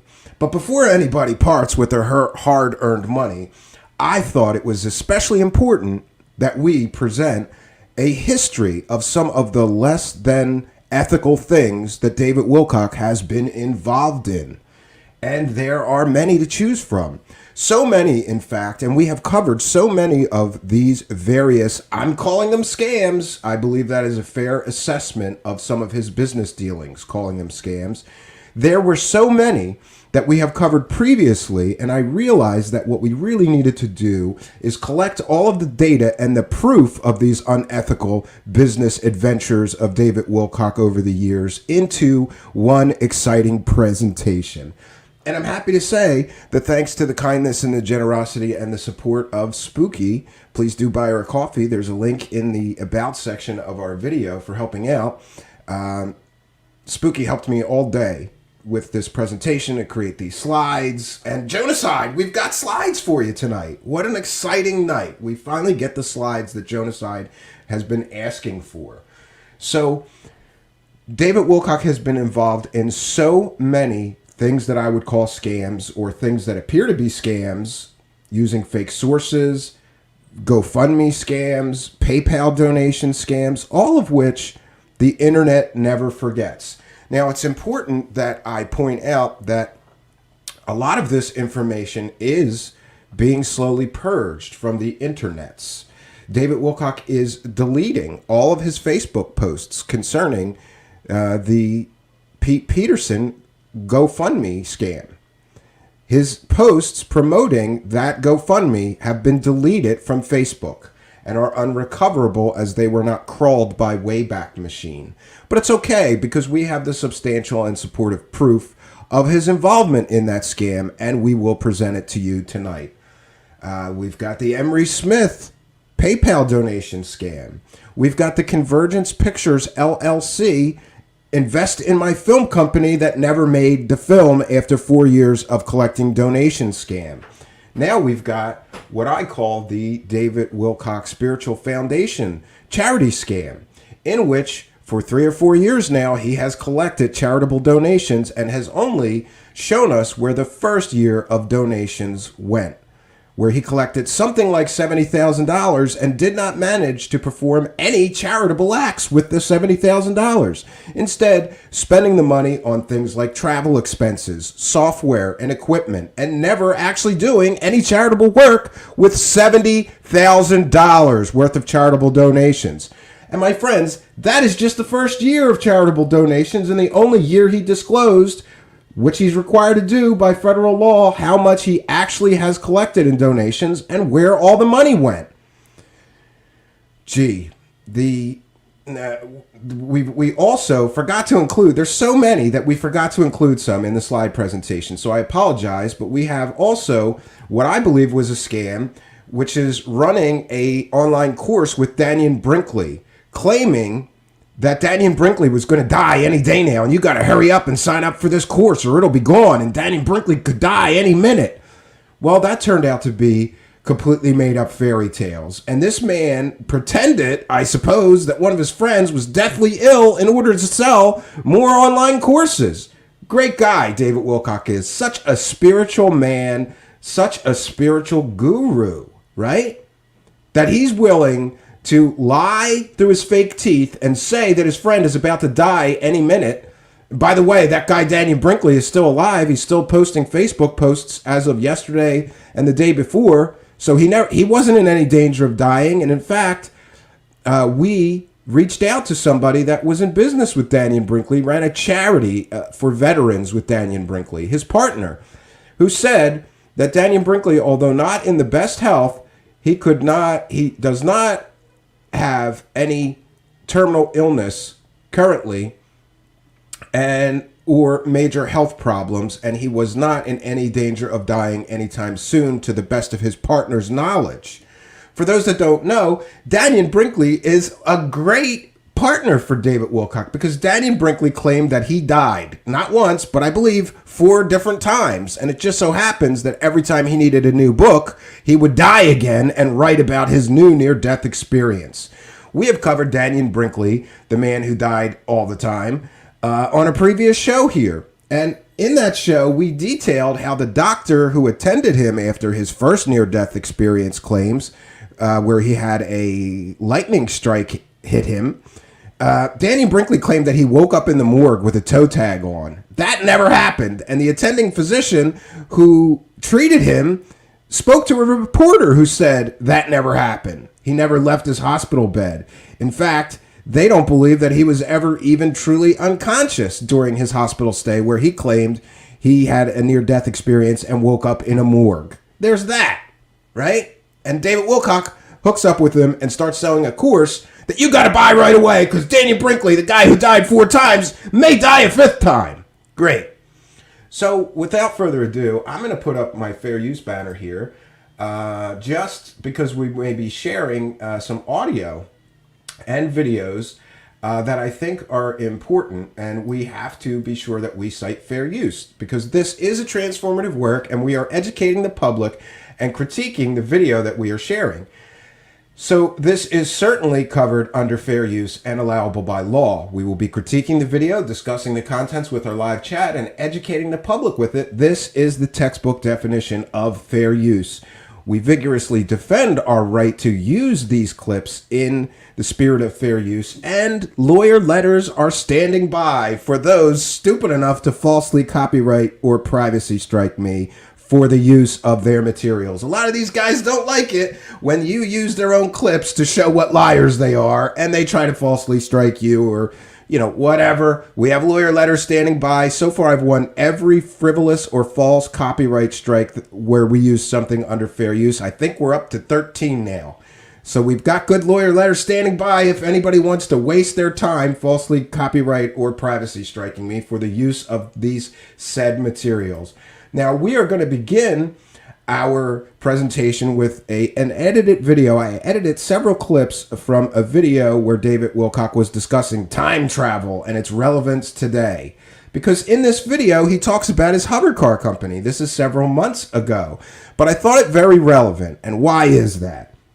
That is because in this very video, David Wilcock says that the people he's working on these hover cars with are associates of Pete Peterson. But there's a huge problem with that. Pete Peterson is a complete and total fraud, and we've got the slides to prove it tonight. Pete Peterson was a senile old man who made fantastical claims about being an early computer pioneer, about working for the Russian equivalent of NASA, working for Ronald Reagan. Turns out all that is fake, and he never did any of that. His education is fake. He's not a doctor, even though they call him Dr. Pete Peterson. His doctorate apparently came from a college that does not exist. We've got the proof. We'll be sharing it tonight, but we're going to begin with this video file, which is edit together statements where he mentions that the new adventure he's starting with this hover car company, he's doing it with associates of Pete Peterson.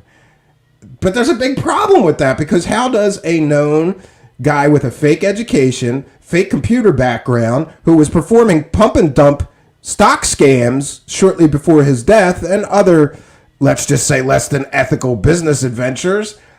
How is working with that guy's associates going to work out? Since he was a complete and total fraud with a fake education, a fake background, fake claimed credentials, fake awards he claimed he won that he never did, fake education.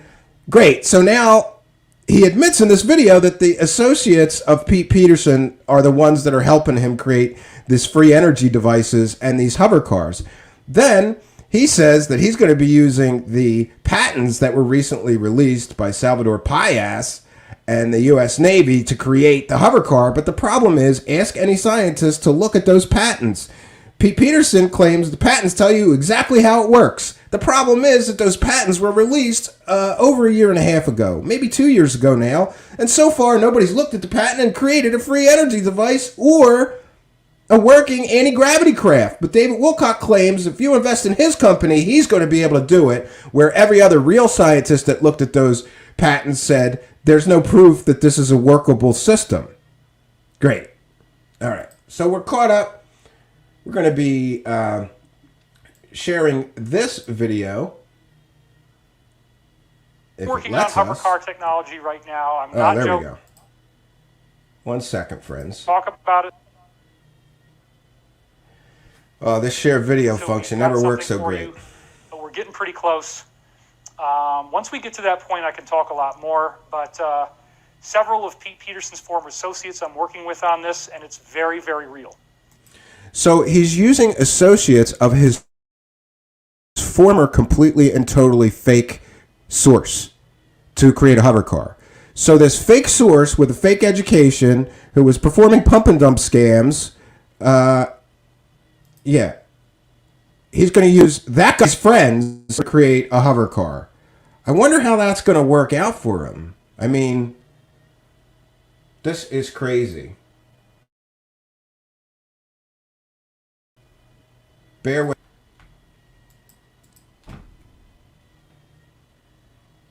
One second.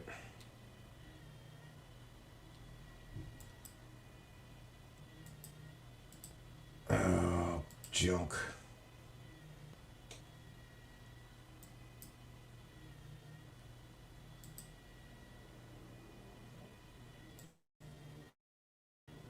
Good friends.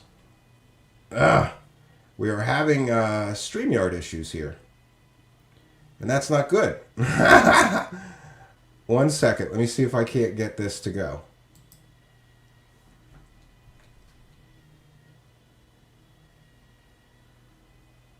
Okay, 1 second, friends. Just bear with me. I think the issue may be RAM because I have a great deal of things open here. Yeah. 1 second here.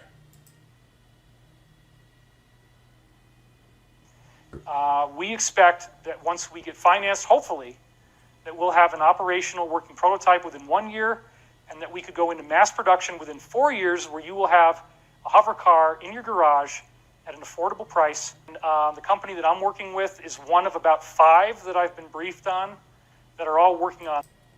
Here we go again. David Wilcock. I've said this before. I'm going to say this many, many times. Generals get briefings. You don't get briefings, buddy. This, and we're all in kind of like a little race with each other.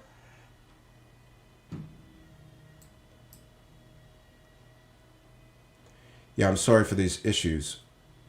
Boy, I was locked and loaded and ready to go. And now here we go. Justin Kropa is here asking for slides. Yes, I'm trying to oblige you here. Just bear with me, friends. Get ready to end this stream and start over. But I don't want to do that because I have all of my tabs and all of the things I need to share is right here, ready to go. Just stand by, friends.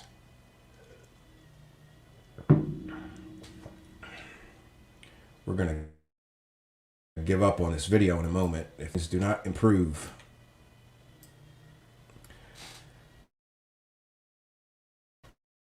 And it appears tonight, besides my, you should want to check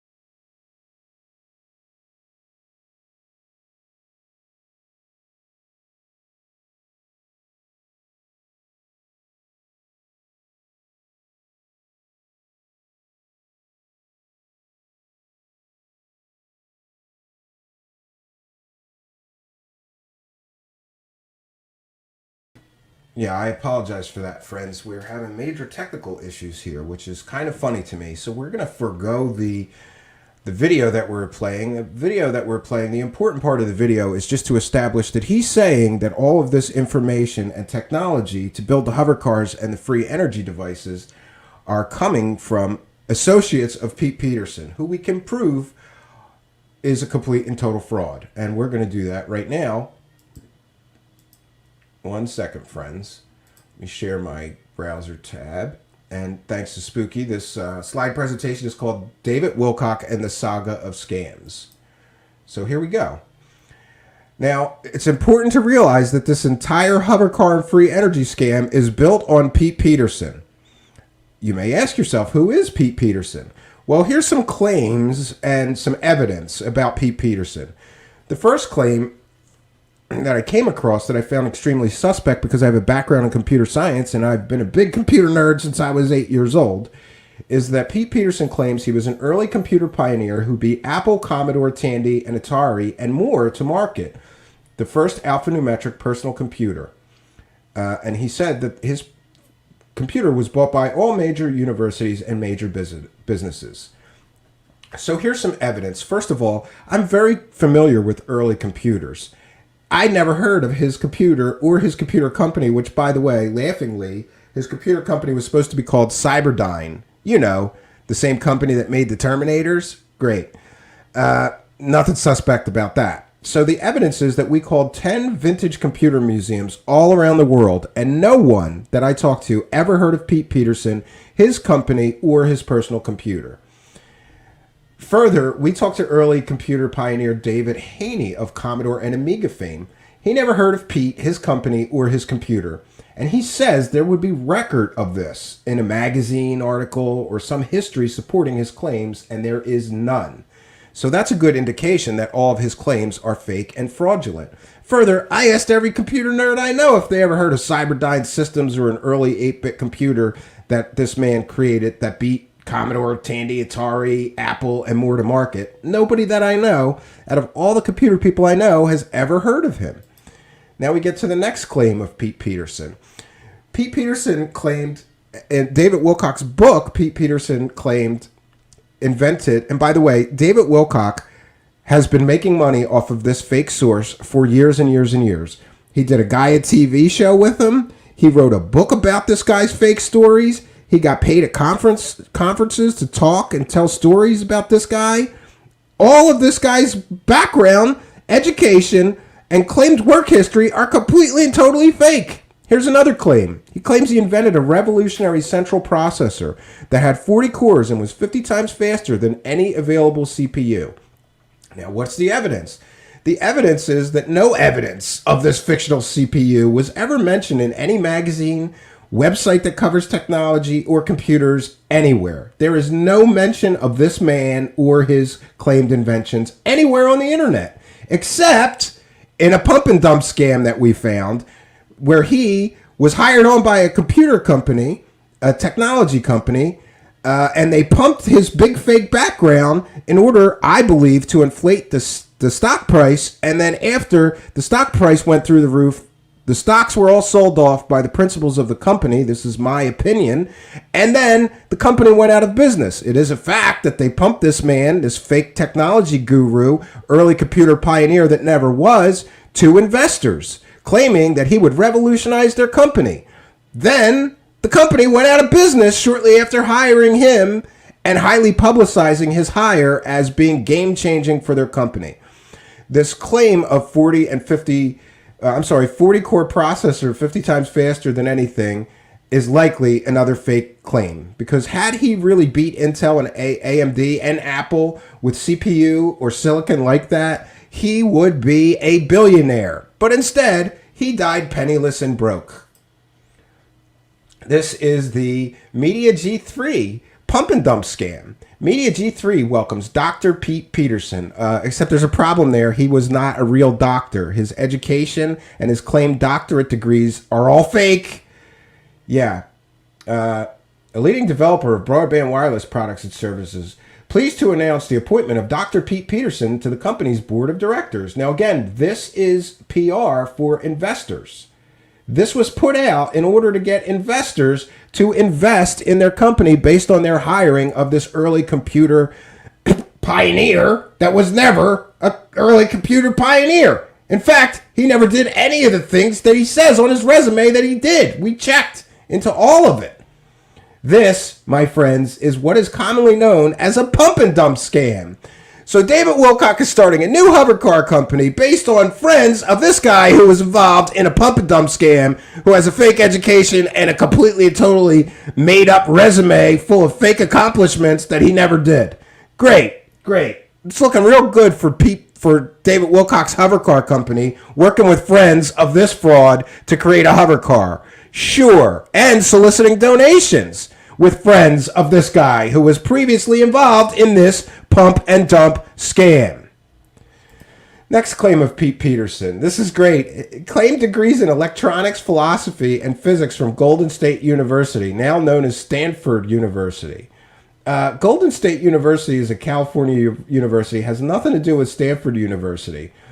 And the evidence we found is that we checked with Stanford University, and there's no record of Pete Peterson at Stanford at all. His educational claims are all fake. Also checked Golden State University. No record of Pete or Gary Peterson. It should be noted that his legal name was Gary Pete Peterson. Checked under both names, his education is completely and totally fake. So him being a doctor, completely and totally fake, made up claim.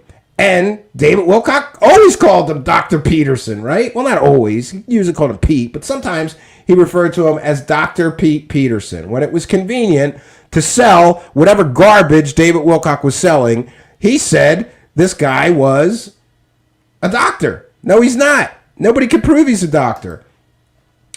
Now, here is the Pete Peterson GoFundMe scam, which David Wilcock heavily promoted on his social media. Here's a claim. Pete comes from a long line of inventors, including his grandfather, who was Tesla's right-hand engineer at the Colorado laboratory, known as Mr. Do by President Ronald Reagan. He is one of the top scientists, technology problem solvers, and is widely considered as the single most valuable and prolific inventor whose inventions remain highly classified. This is lies right in the text body of the GoFundMe. By the way, the GoFundMe made all kinds of claims about this man's home being invaded by deep state operatives who are destroying everything he owns and throwing them in dumpsters and rolling over them with bulldozers. Turns out that was a foreclosure, a legal foreclosure. Had nothing at all to do with the deep state or this man being a whistleblower. He's not a whistleblower. He's another in a long line of frauds that David Wilcock has used to sell fake stories about aliens. Now, here we go. The GoFundMe scam, and this has been... Jimmy Church tried to scrub this episode from the internet because Jimmy Church doesn't want you to know that he let David Wilcock promote an outright GoFundMe scam on his show. In that show, David Wilcock claimed death threats by phone and in writing, blackmail efforts for over $1 million, possible attempted murderer by sabotaging his car brakes, anonymous calls to Child Protective Services saying Corey Good are in imminent danger. He created this narrative of some kind of deep state attack so that he could garner sympathy and get people to donate to his buddies. He claimed armed policemen were protecting the crime, with the homeowner guaranteed 90 days in jail if he comes within a mile of the operation. That's fake. We talked to the local police officers who told me it was a run-of-the-mill foreclosure on a home. And we've got the foreclosure documents that I can share and show you. I will link to them in the description of this video shortly after broadcast. And you too can read the foreclosure documents and find out that this so-called deep state attack that David Wilcock was pumping and asking for PayPal donations for, the text body in the GoFundMe is all lies. It's a normal foreclosure. David Wilcock says, there are just some of the actions we are calling the Dark Alliance. Enough is enough. Update. A miraculous outpouring of your public support has appeared for Pete Peterson. I am truly awed and humbled. Thank you. An emergency fundraiser for Pete is a vast, unexpected, purifying flame consuming the dark, We may yet win this for him. No. At the time that David Wilcock started soliciting PayPal donations, the foreclosure was already finished. They were just giving him some time to get his junk out of the house before the bank, cleaned it out. And by the way, his house was a complete and total hoarding nightmare mess. There was nothing of value in that home, and it was filled with bodies of dead cats and bottles of piss. David Wilcock, on the Jimmy Church Show, no longer available, said all the things Pete Peterson, owns, which are worth in the millions of dollars, which I was set to inherit that stuff. It would have kept me financially solvent for the rest of my life. So I got to ask David Wilcock, because we've got eyewitness reports to what was actually in the house, David Wilcock. And what was in the house was dead cats and bottles of piss. What's worth millions of dollars there? What are you inheriting? Are you inheriting the dead cats? Or are you inheriting the house full of bottles full of piss from a senile old man? On DivineCosmos.com, it's posted that David was set to inherit at least a portion of all these valuables. Now we have David Wilcock promoting the GoFundMe scam on Jimmy Church's show, and we are going to share that, friends. Just bear with me. I have to find it, and we will share it. Hopefully we're going to have it. Look, it appears as if using the share video function, which is something I don't usually do, I usually share from a browser tab, is what caused our technical problems. I'll be in touch with StreamYard later. I want to thank you for your patience during our technical issues. Now we're going to stop that one, and we're going to share. This has been all but scrubbed from the internet, and this is a clip. Thank God somebody saved it. I want to thank people from Avalon Forums who archived this section of David Wilcock pumping this fake Pete Peterson GoFundMe scam, which he claimed was a deep state attack. Turns out it's a run-of-the-mill foreclosure because Pete Peterson was a deadbeat and didn't pay his bills.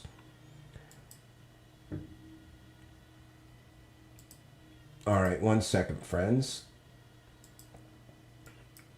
All right, and we have it. Jimmy Church, you tried to destroy the evidence that you allowed, at the very least, David Wilcock to pump a completely and totally fake story and then solicit GoFundMe donations for his buddy to the tune of $60,000. You try to scrub this from the internet, Jimmy Church, because you don't want people to know, and you have never even acknowledged that this happened, instead choosing to delete those shows rather than owning up to your responsibility in helping David Wilcock scam the community out of $60,000 worth of ill-gotten gains for a completely, totally fake person with a completely, totally fake, sympathetic story of being under deep state attack. I think it's important that we not forget Jimmy Church's role in this, and we demand an apology for his part in this. On Saturday, the day after my brakes go out on my car, which certainly could be attempted murder, it was right after the car went down the mountain. Later, he said it was his wife's car, not his.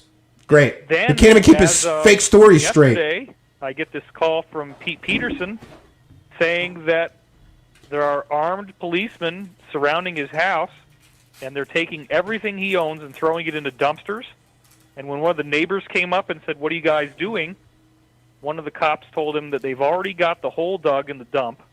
They've already dug it out with bulldozers, and that when they get this stuff, they're going to throw it in there, drive over it with bulldozers, and then fill it in. I talked to the local police. There was no bulldozers or dumpsters ever at... there was one dumpster at the scene after the bank got tired of waiting for Pete Peterson to clean out the dead bodies of cats and bottles of piss and various other hoardy nightmare garbage that the house was filled floor to ceiling some rooms with. But there was no bulldozers. The police did not tell neighbors that they were doing this. This is a completely and totally fake, made-up story. Pull it in. And Pete Peterson, only 2 weeks ago, there was two rounds of episodes of him on Cosmic Disclosure where he's revealing information. So David Wilcock suggests in this scam that because Pete Peterson went on Cosmic Disclosure and talked about aliens, the government was attacking him and destroying his property for it. Completely, totally ridiculous, improbable, not even possible. You know, there are laws. You can't just invade somebody's home, throw everything they own into dumpsters, and roll over it with bulldozers. By the way, I talked to a woman who was curious and lived near Pete Peterson's home, who went out there and talked to the people that were cleaning out the foreclosed home, and that's where we got the information about all the dead cats and bottles of piss. That totally validates everything Corey's been saying. Now, I have the... This is David Wilcock logic. One fake source with a made-up fake education, with fake military. No, I'm sorry, I'm not clear on whether his military service may have been correct, but all of his educational claims are fake. He claimed to work for the Russian equivalent of NASA. That was fake. He claimed to win the Order of Lenin. That was fake. So a fake source verifies that everything Corey Good, another fraud, has been saying for 20 years, 5 years, is true. Sure. One fake source confirming another fake source's fake stories is not proof, David Wilcock. That's weak. I'm pulling it up now, so when I have it ready, I'll let you know. But I have the message that Pete Peterson left you. And if it's okay with you, David, I will actually... Yeah, you can absolutely play it. It's a 1-minute clip, and it's very relevant. This is what I heard when I called up my voicemail, and after I heard this, I saved it, and I called him, and this is when we talked for an hour, and I got the download on what was going on. But I also saved the voicemail, and so today I recorded it so that you guys can hear what it actually sounds like when something this real happens to somebody, and he leaves a voicemail in 60 seconds, tells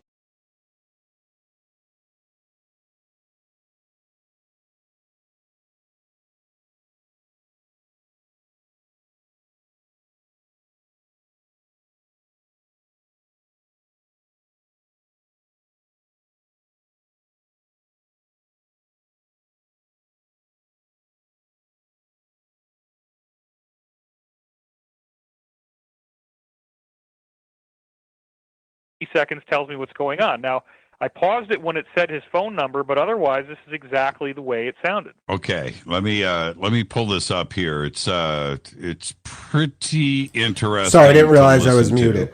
It's about it's pulling up now. Hold on. Enter your passcode. What I mentioned is that David Wilcock never visited the scene. He just took his fake source's word for what was happening there, and then ran on Jimmy Church to promote this GoFundMe scam and help his friend raise $60,000. He was not there at the scene. He just took his fake source's word for it. You know, the guy with the fake education and the fake computer company and the fake inventions that he never really invented. Yeah, he took that guy's word for it. Sure. Deep state attack. Sure. Enter your passcode, then press pound. You have no new messages. You have 2 saved voice messages. Main menu. To review your messages, press 1. Voice. Message received at 6:14 p.m. yesterday from... Hello, this is Pete Peterson giving you a buzz. Just wanted to let you know that planning to take everything out of my house and my trucks and trailers and take them up to the dump and dig a big pit in the ground and dump it all in the pit and cover it over. It's important to note that at the time this recording was made and the time that this show aired on Jimmy Church's show, the foreclosure was already a finished deal. So no amount of money could have saved Pete Peterson's home. That, my friends, is the basis of a consumer fraud involving GoFundMe. To say, donate to this GoFundMe so we could save Pete Peterson's house when the foreclosure had already taken place and nothing on God's green earth, no amount of money could have saved Pete Peterson's home. And cover it over. It was already foreclosed on. And that includes the ashes of my wife and my mother and all my radios. This is a claim that Pete Peterson said. He said that they were going to throw the ashes of his wife and his mother in a dumpster and run it over with bulldozers. I talked to local police. They were unaware of any urns in the property at the time of the foreclosure, but certainly said they would never destroy someone's urns of a dead loved one. That's just not something they would do. Equipment, all my tools, and all the stuff that I was had stored there and so forth. Totally against the law, but totally after committing many crimes by the sheriff and stuff. So anyway, we live in America, USSA. End of message. To repeat this message. So there we have it, friends. This is a short clip There's a longer version. If anybody has the full version of David Wilcock's appearance on Jimmy Church promoting this scam, please archive it. Send me a Google Drive link. That would be very, very helpful. Now we're going to continue with our slide presentation, courtesy of the kind help and assistance of Spooky. 1 second, friends. Let's get back to the slide presentation. I'm new with these, so you'll have to bear with me. All right, so we're up to we've covered the Pete Peterson scam, and also, oh, you know what? I'm going to share one more thing before we go to back to the slides.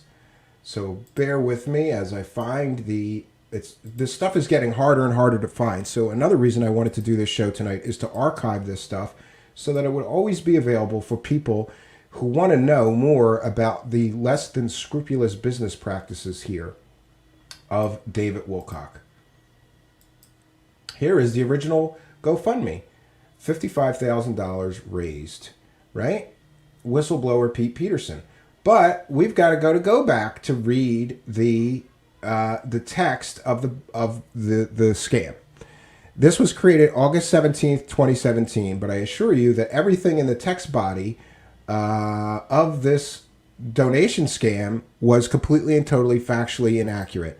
They said that his home, you could donate to help save his home. His home was already foreclosed on. They said there was millions of dollars in equipment and scientific gear there. No, witnesses there said that the house was filled with trash. So the entire text body of the GoFundMe based on lies, friends. That is the textbook definition of consumer fraud involving a GoFundMe scam. You can't write lies in the GoFundMe scam text body and then collect $60,000 and keep it. This is the kind of things that David Wilcock is, involved in. Let's get back to our slide presentation. David Wilcock and the Saga of Scams. This is our Google slide presentation. So that's the first of many, many scams that David Wilcock has been involved in, where he's asking the public for money for completely and totally fake, made-up garbage, right? And now we have the Pete Peterson foreclosure documents, which I can share. I'm going to provide a link. I'm going to provide a link to those in the description of the text body. You'll have to forgive me because of our technical issues. I had that. Now I'm having problems finding it. 1 second.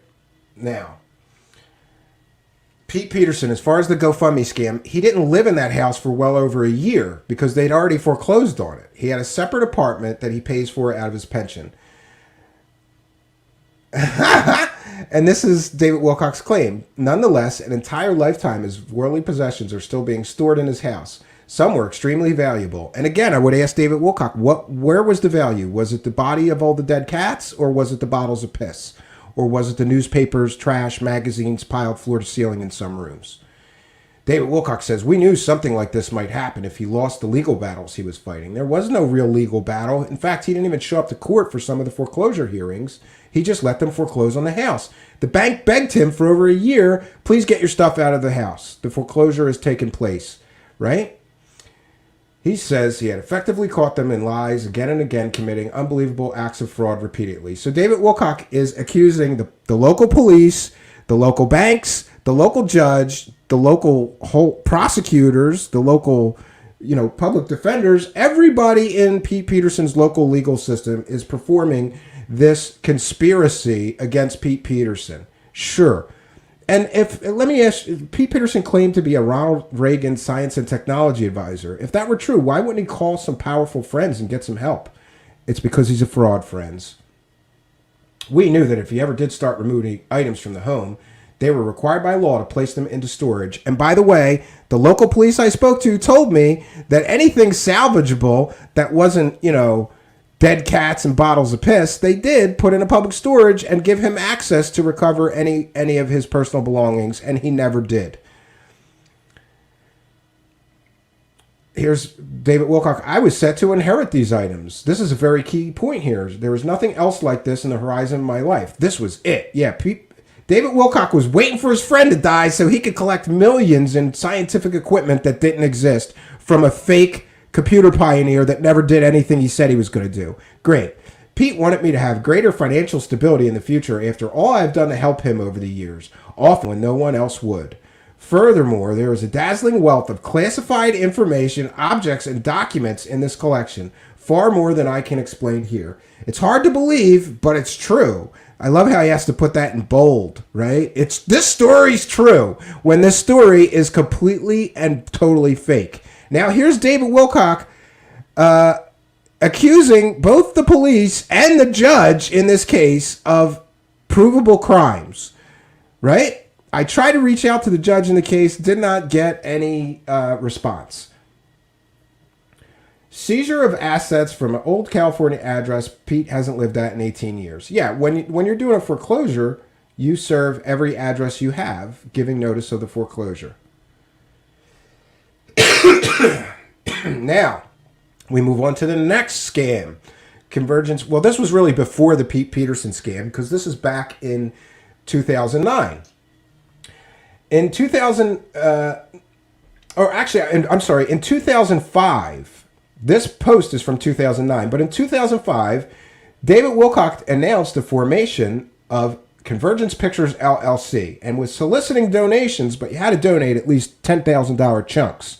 So for 4 years, David Wilcock collected donations and investments from people to create a film called Convergence with a company called Convergence Pictures LLC. But after collecting money from investors for some 4 years, he never, ever produced a film. And I'd just like to ask David Wilcock, you're running a hover car company now, and you're going to ask for donations? Can we get a full list and breakdown of where all the investment money and donations that you apparently lived off of for 4 years and never made a film with, where did all that money go, David Wilcock? Here's him pumping this investment scam on his own website. Convergence is on the brink of signing a major A-plus caliber screenwriter, but we can use your help. In the meantime, listen to David on a radio show. Major new developments with Convergence. As you may know, I've been developing the Convergence film with my partner, Billy Blake, for over 4 years now. We've seen highs and lows and roughly 10 complete script rewrites, several of which I've done myself after a massive study of the art of screenwriting and included detailed research in the best books available, over 15 in total. So he took everybody's money and he bought 15 books on screenwriting and tried to write a script for 4 years, and he never completed the film. Here he says the film has already transformed substantially, starting out as a documentary and evolving into a dramatic thriller that takes the feel of a Da Vinci Code storyline, but weaves in the most incredible scientific data I've put together.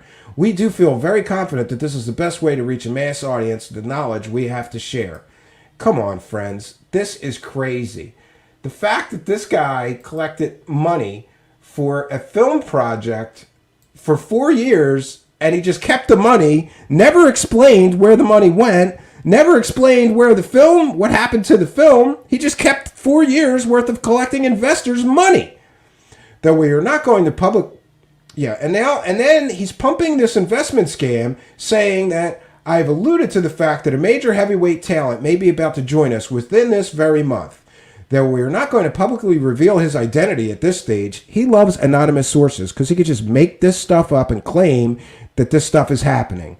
He's been caught time and time again with fake made up sources, stupid names for people. Like he watched Toy Story one night and decided he had a new source named Woody and a new source named Buzz. I'm not making this up. This is all real.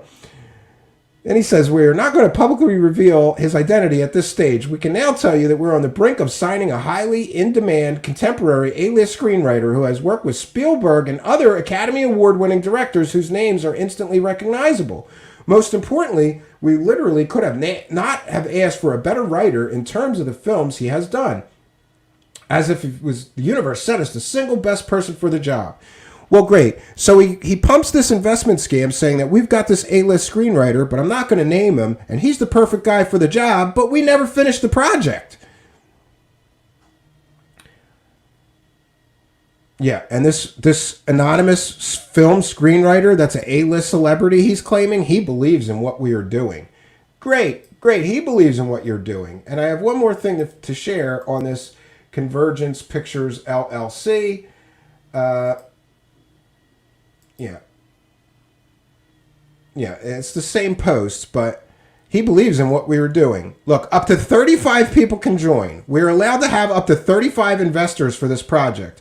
Anything above that is going to be considered fraud by the SEC, which is why we can't raise money in small increments where people send in $500 and the like. This ceiling is actually a good thing. Yeah, we have a small core of stage 1 investors, as they're called, who has financed the production and development of Convergence up until now. So he's got stage 1 investors that have financed this project for 4 years now. Where's the film, David Wilcock? The meaning behind stage 1 is simple. You get a significantly better deal in terms of the percentage of returns by investing at stage 1 than you do in stage 2 or 3. There's people complaining on the Avalon forums that were stage 3 investors that they never got their money back or heard what happened with their money or the film. We now have a locked script and a full budget to take to our large investors. That's where we expect to see, because there is no ambiguity, and they can be certain of what they are buying. What are they buying? You living a millionaire's lifestyle, claiming to make a film for 4 years when you make nothing? Did you give any of the investors' money back? Has anybody contacted the SEC about this? What is the statute of limitations on running an investment scam? And right now, David Wilcock is starting a new investment scam after he's already run an investment scam for 4 years, collecting investment money for a film he never produced. Some lawyers actually have howled at us for what we are doing because the extra bonus percentages of our stage 1 investors receive will come directly out of our own portion of the revenue stream. What a great deal. The minimum buy-in is reduced to $10K. So in order to invest in his film company, you just got to give him $10,000 for the next 2 weeks. It's a limited time offer. More on that later. As you may know, if you're a long-time or in-depth reader of the site, the last 2 years our minimum buy-in has been $50K. So for a while he was telling people, no, in order to invest in my company, you have to give me $50,000. Then he lowered it to $10,000. For a film that he would never produce. How very generous of you. And listen to this. If you have an underperforming investment or can jump in and be involved, we will be eternally grateful to you. Yeah, he's going to be eternally grateful to you for giving him free money. Because him and his partner never produced anything. They didn't produce 30 seconds of a film. After collecting investment funds, 3 rounds of them, for 4+ years. Maybe 5 years. I'm not sure how long this went on. Listen, he feels very confident that this is going to work, and it is one of several substantial developments that have suddenly burst into view at the same time. Yeah, he's working so hard, he's trying to work past the point of illness. Here, find out more. If you're curious and would like to know more, email my partner, Billy Blake, directly. From there, you'll get his phone number and set up a time to talk where we can answer any questions you have, which will include full disclosure of the writer's identity for serious contenders. We would love to have you join the team. What's the team, David Wilcock? The team is you and your buddy collecting money for 4 years and never producing anything. This never came to fruition. He never produced a film. He collected money for 4 or 5 years, 3 rounds of investment capital, and then never produced a film. To me, that's clear-cut investment scam. But what do I know? I'm not a law enforcement officer. So let's go back to our slides now, friends. And again, we're citing fair use as we're sharing portions of David Wilcock's... Oh, okay. I apologize. We did have a slide for the rest of the stuff, but we read it from his website. It's okay. And here's Convergence Pictures, LLC. The 2 principals are David Wilcock from Milton, Kentucky, and William Blake from Malibu, California. Limited liability company filed on November 14th, 2005. Right now, it is listed as inactive or out of business. So, collects investor money for 4 or 5 years, 3 rounds of investment capital, never ever produces a film, and the company goes belly up. Could this be a look into just what may happen with David Wilcock's new Invest in My Hover Car Company scam? I have a feeling that history repeats itself. And if he was able to collect money for 4 or 5 years and never explain where the money went, and more on that because he's done the same thing with his Wilcock Foundation. The David Wilcox Spiritual Healing and Empowerment Foundation. We've covered this previously. He once listed all these charities on the Wilcox Foundation website that he said his charity supported. Well, there was an elephant one, a sloth one. We called all those charities. None of them ever received a dime from the Wilcox Foundation. The person at the Elephant Foundation said, no, they kind of mean support, like they did an interview with me to help us get direct donations, but they've never directly donated. I think that is extremely problematic. If you're going to have a charity and list all these other charities and tell people, donate to us because we support these charities, people are going to assume that part of their donation is going to those charities, and it never did. In fact, the Wilcox Foundation collected $70,000 in their first year. And what did they do with all the money? They spent it on travel expenses, software and equipment, and rent on a very expensive $1 million office or home, but they never showed any charitable works that they accomplished with $70,000. Now, why is this important? This is important because this fits David Wilcox' pattern perfectly. He ran that Convergence Pictures LLC, Invest in My Film scam for some 4 or 5 years, right? Let's just give him the benefit of the doubt and say 4 years he collected money, 3 rounds of investment, never produced the film. Suddenly that company goes out of business and he's on to collecting money in in GoFundMe scams for him and his buddies. When that is finished, he starts a charity, a 501c3, and then only files his first year 990 form, which you're required to do by law every year. And this, my friends, is interesting because I have been pressuring him and his accounting firm listed on his charity's website as the accounting firm for quite some time. And I have been asking for the 990 forms. For those that don't know, the 990 forms are the forms that you are required by the IRS to fill out every year. It shows the public how much money you collected and what you spent all the money on. He's had his charity for 3 years now, going on 4, and has only filed one 990 form, which we described. He collects $70,000, didn't do any charity with any of that, just set up an office, bought a lot of equipment and software, a lot of travel and meal expenses, right? So I guess he's eating super fancy dinners because there was thousands and thousands of dollars worth of travel and entertainment expenses. So with your charitable donations, he's traveling and entertaining himself, but he's not doing any charitable work with the $70,000 we know he collected in the first year. Now, this is where it gets interesting. I have been pressuring him and his accountants. I've sent 10 requests at least asking for the 990 form so that the public can know how much money he collected in 2019 and what he did with the money for his spiritual charity. How much money he collected in 2020 and what he did with all that money for his spiritual charity him and his wife run. They have ignored all my requests. It is federal law that they have to give the 990 form to anyone who requests it within 30 days. I've checked every week with the IRS.gov website. He has not filed his last 2 years of 990 forms with the IRS. I believe he is in violation of federal law for not doing so, and is also in danger of losing his charitable status. If you don't file 3 of those in a row, they automatically pull your 501c3 license and you can no longer take charitable donations. But here's what's interesting.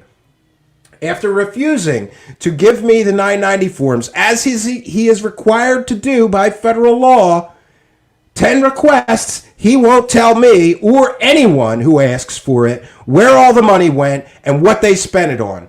Now, he's right now starting a new business, for-profit business, where he's soliciting people for donations and funding. And what happens right before he starts the new business soliciting donations and investors from the public? Well, he's been pumping this Wilcox Foundation for the past 3 years. Now it appears that the donation links are broken. The site can't be reached. Look at that. Interesting. And the donate button We can't complete your donation. This organization's account is inactive. Why is that? And isn't it a little suspect that right as he starts a new business soliciting donations and investment from the general public, his old money source that he's been pumping for 3 years suddenly stops taking donations, charitable donations? It's as if he runs the course with these send me free money things for years, and as soon as they're no longer working, he starts a new send me free money scam. I'm calling these things scams. Until I'm proven otherwise, I feel confident in my analysis. Why would you suddenly stop taking donations for your charitable organization? Why would you refuse to offer to the public, as you're required to by federal law, the proof of how much money you are collecting for your charity and what you are spending the money on? Now, let's go back to our slide presentation because we're not done. We are not done with the saga of David Wilcox scams, friends. It's just there's so much. So now his spiritual healing and empowerment, I think that's going belly up. Just like Convergence Pictures went belly up before this. He's no longer taking those donations because now he wants investors to invest in his hover car and free energy company. Here is his 2018 filing. And we can see, look at this. Look what he spent. He collected $70,000. He refuses to release the filings for 2019 and 2020. What did he spend $70,000 he collected on? Well, look at this. $10,000 in telephone expenses? Or is that supplies? Yeah, that's supplies. He spent $10,000 on supplies. He spent $5,600 roughly on software. Research and development. He spent $1,975. Wow. Meals and entertainment. He spent $4,000 of your charitable donations on meals and entertainment. Friends, I don't know about you. I don't have rich tastes, but how many times do you think you could eat at a decent chain restaurant? Like, let's just slum it and even say Applebee's with $4,000. I don't know. When I go, the four of us, me, my wife, and the kids, it's like, $60. That's an awful lot of meals and entertainment. $4,000. What is he eating for $4,000? Oh, and you paid his internet bills too. He bought computer supplies to the tune of $759. Bank fees. Oh, look, you're even paying some of his auto expenses with your charitable donations. Great. He charged you for the website design of his charity, right? He charged the charity for his telephone expenses for the year. And here we see, this is dated July 15th. And this is my last request. And this is to his accounting firm, somebody that I was talking to there named Julissa. I said, this is my second request with your business, that's his accounting firm, for the 990 forms for Wilcox Spiritual Healing Foundation, which your company represents.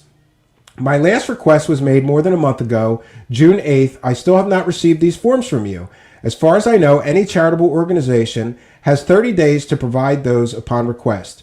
Previous to my request with you, I have emailed both David and Elizabeth Wilcock and requested these forms for 2019 and 2020.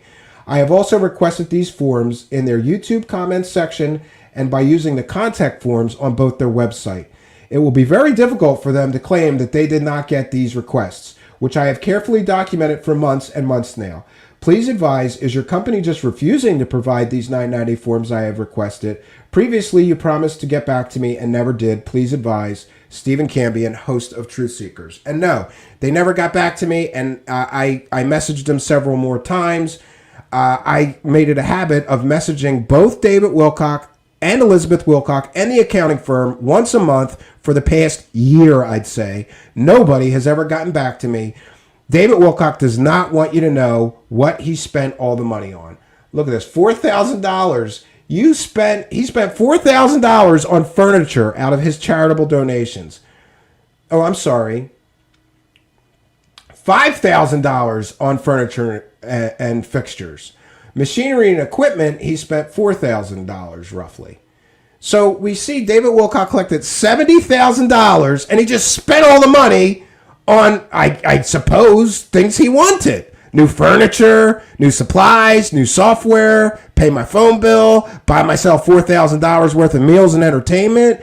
Now we see some window into what happens when you give David Wilcock some of your money. He's not feeding starving children in Africa, friends. He's spending the money on himself, it appears. I don't see any charitable work for the $70,000 he created. Not one thing did he do for charity. He just spent all the money on whatever he wanted. But he wants you to invest, right? He wants you to invest. Okay, and I do have to mention this Liz Lurie, because I should mention Stina Maria is the person who uncovered David Wilcock starting his own charity.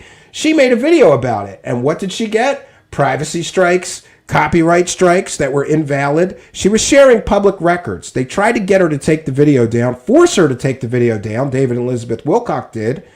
Here's from Stina Maria. When my video first came out, it was hit with privacy violations from YouTube. I don't have screens of those, but they are in one of the videos. I think the video where I spoke about Cosmic Secret. Then when YouTube didn't do anything because it wasn't privacy violation, that's when Liz Lurie emailed me with a cease and desist letter. So here is a very angry lawyer letter. You are hereby ordered to immediately cease and desist unlawful activities directed at my client, Corey Good, including, but not limited to, business associates, as well as regards to him personally. And there's a separate cease and desist where she's ordered to immediately cease and desist all defamatory, harassing, stalking, doxing, cyber stalking. She didn't do any of those things. This is for her client, David Wilcock. And this is Liz Lurie, who wrote Corey Good's course that Corey Good sold and is right now suing Corey Good, to the best of my recollection. I don't know if that case is over. I thought they settled, but then somebody told me that they refiled. And some final points to make, friends. Some final points to make here, and that is this. 1 second here, friends. Let me just check in there. I believe that may be of some importance. Someone is pinging me, right? Someone is pinging me. So Liz Lurie threatens Stina Maria for doing nothing but making... so she got... Stina Maria got she got 2 cease and desist letters from Liz Lurie. Just a point of clarification. So, some final points to make, which are very important. David Wilcock's newest adventure is selling a course where he claims he's going to teach you the secrets of free energy and anti-gravity for just $333. And we also, there's a big problem with this, because there's a truth in advertising law. It's federal law in the United States, which says you can't outright lie in your advertising. David Wilcock outright lied in his advertising. What do I mean? I mean, in his advertising, he said that this was a special offer, a limited time offer that would expire at midnight Pacific Standard Time last night. But we can look on his website, and he just pushed the timer back and is still collecting money for this course.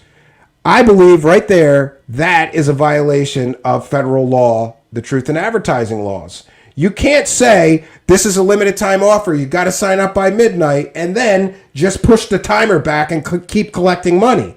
This is the slimy kind of business practices that is the hallmark of a con artist. A con artist does that. Hurry up, operators are standing by. Limited time offer. You got to sign up for the course right away. Kind of like the Daniel Brinkley pitch. Daniel Brinkley, he's going to die any day. Limited time offer. You got to hurry up and sign up for my course. He tries to create a sense of urgency so people hurry up and part with their money faster because they think that it's some kind of limited time thing. It's not limited time. He's going to keep taking money for this right up to the minute before the course begins. And that alone, friends, having stood there in front of a camera and lied to his fake teeth, saying this is a limited time offer, is a lie and is therefore against the federal laws surrounding truth in advertising. That alone is illegal. But let's look, friends, and consider the history of the saga of scams that David Wilcock has been involved in for the past 10 plus years now and ask ourselves this very important question.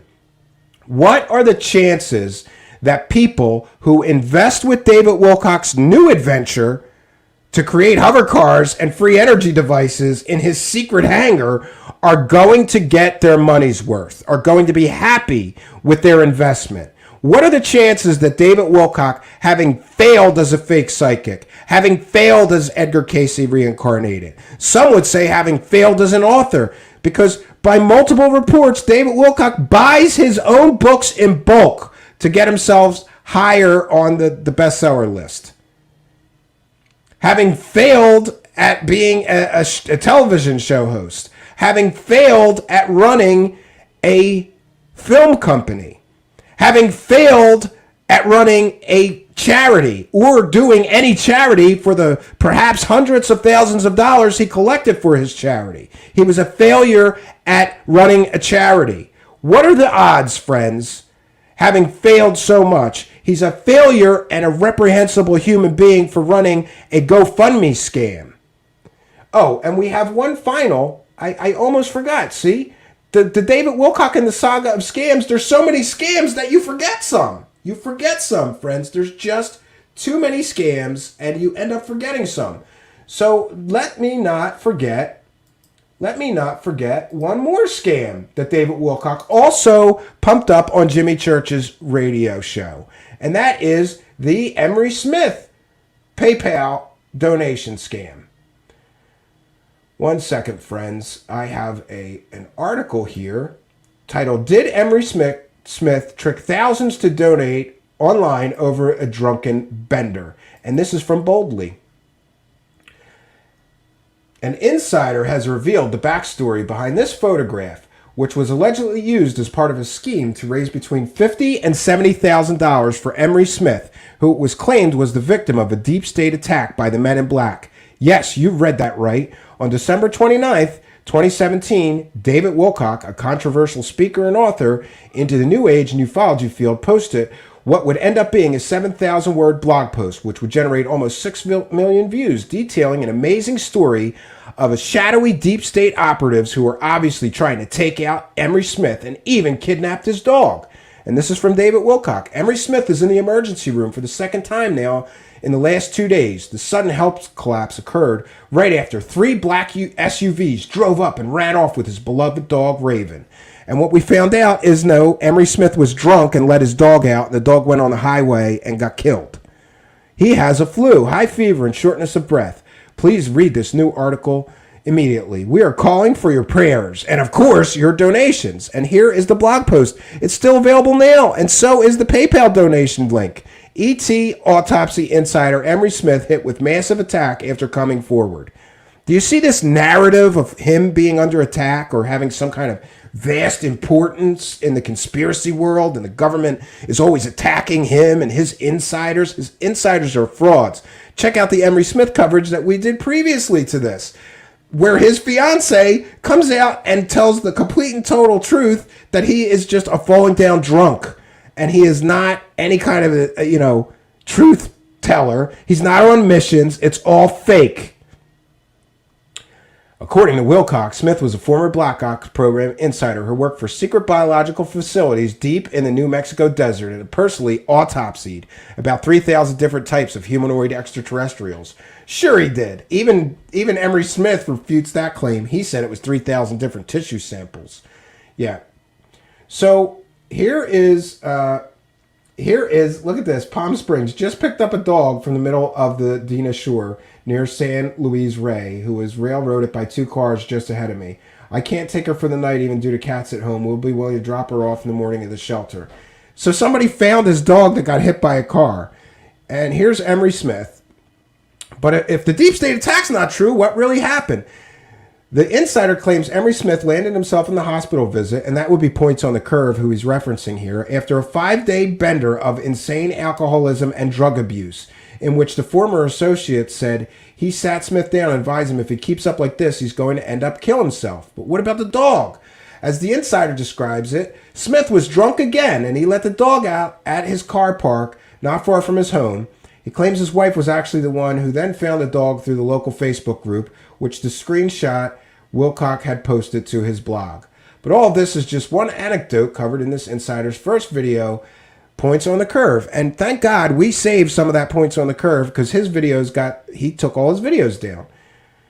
It essentially debunks most of Wilcock's 7,000 words on this blog post, including Tales of Smith, when Wilcock was referring to him as unmasked source named Paul, who had similar run-ins with the deep state, including the killing of another of his dogs, crashing his car, and even breaking into his home and leaving a solitary armor-piercing bullet on his counter as a warning.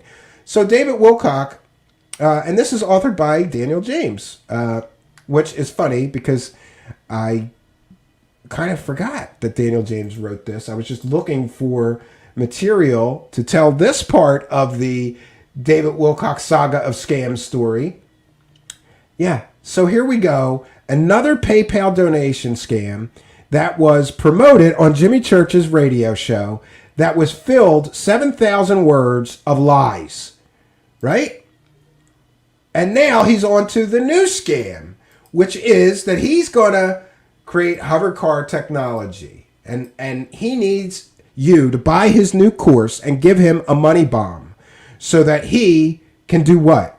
Buy another $4,000 worth of meals and entertainment with your money? Live his millionaire's lifestyle? He owns $1 million mansion and rents another $1 million mansion, right? Driving around in a $100,000 car at conferences, may be a rental, but it's still a $100,000 car. And he needs your money. He needs your money to create hover cars. He needs your money to buy rich boy toys like expensive computers, expensive software plugins, 4 cameras so he can have 4 camera angles, expensive studios so he can make his ego-driven, narcissistic videos with 4 camera angles while yelling at his wife, right? He needs your money, friends. So, he says in his video, my wife and I were actually down to our last $3,000 before we started this course, so it was a pretty dire situation. You know, the way that it got timed was just happened to work out. So just when David Wilcock is down to his last $3,000, he comes up with this new idea that he, within a year, is going to create a hover car prototype, and within 4 years, there's going to be affordable hover cars with free energy engines. He said that anybody will be able to purchase and put in their garage. Sure. Also from David Wilcock. So this is real. You don't get unauthorized access to military facilities. This is our facility. We own this, okay? We actually paid for the whole thing, which suggests that he bought this entire hangar cash. And I got to tell you, hangars aren't cheap, friends. Where did the money come from for him to purchase a hangar like that cash? And can we see the records of the purchase so that we know at least that part of your hover car free energy plans are true and real, and you actually do own this place? He goes on to state in his video that one of the things we're going to be doing is creating thousands and thousands of jobs. Again, he's pulling on people's heartstrings. Invest in my company. He states unequivocally in his video that if you buy his course, you too will know the secrets of anti-gravity and free energy. And I submit to you, friends, that if any single individual spends $333 for the course and they are then not able to build a hover car like he's promising you'll know how to do, then this, my friends, is just another in a long line of consumer fraud activity from David Wilcock. Now we have one final slide to share here. Who is Ben? Ben is his mysterious source that he says came from Pete Peterson. And in his video, he says, because I am working on a hover car technology right now, I'm not joking. I am not going to talk about it until we've got something for you.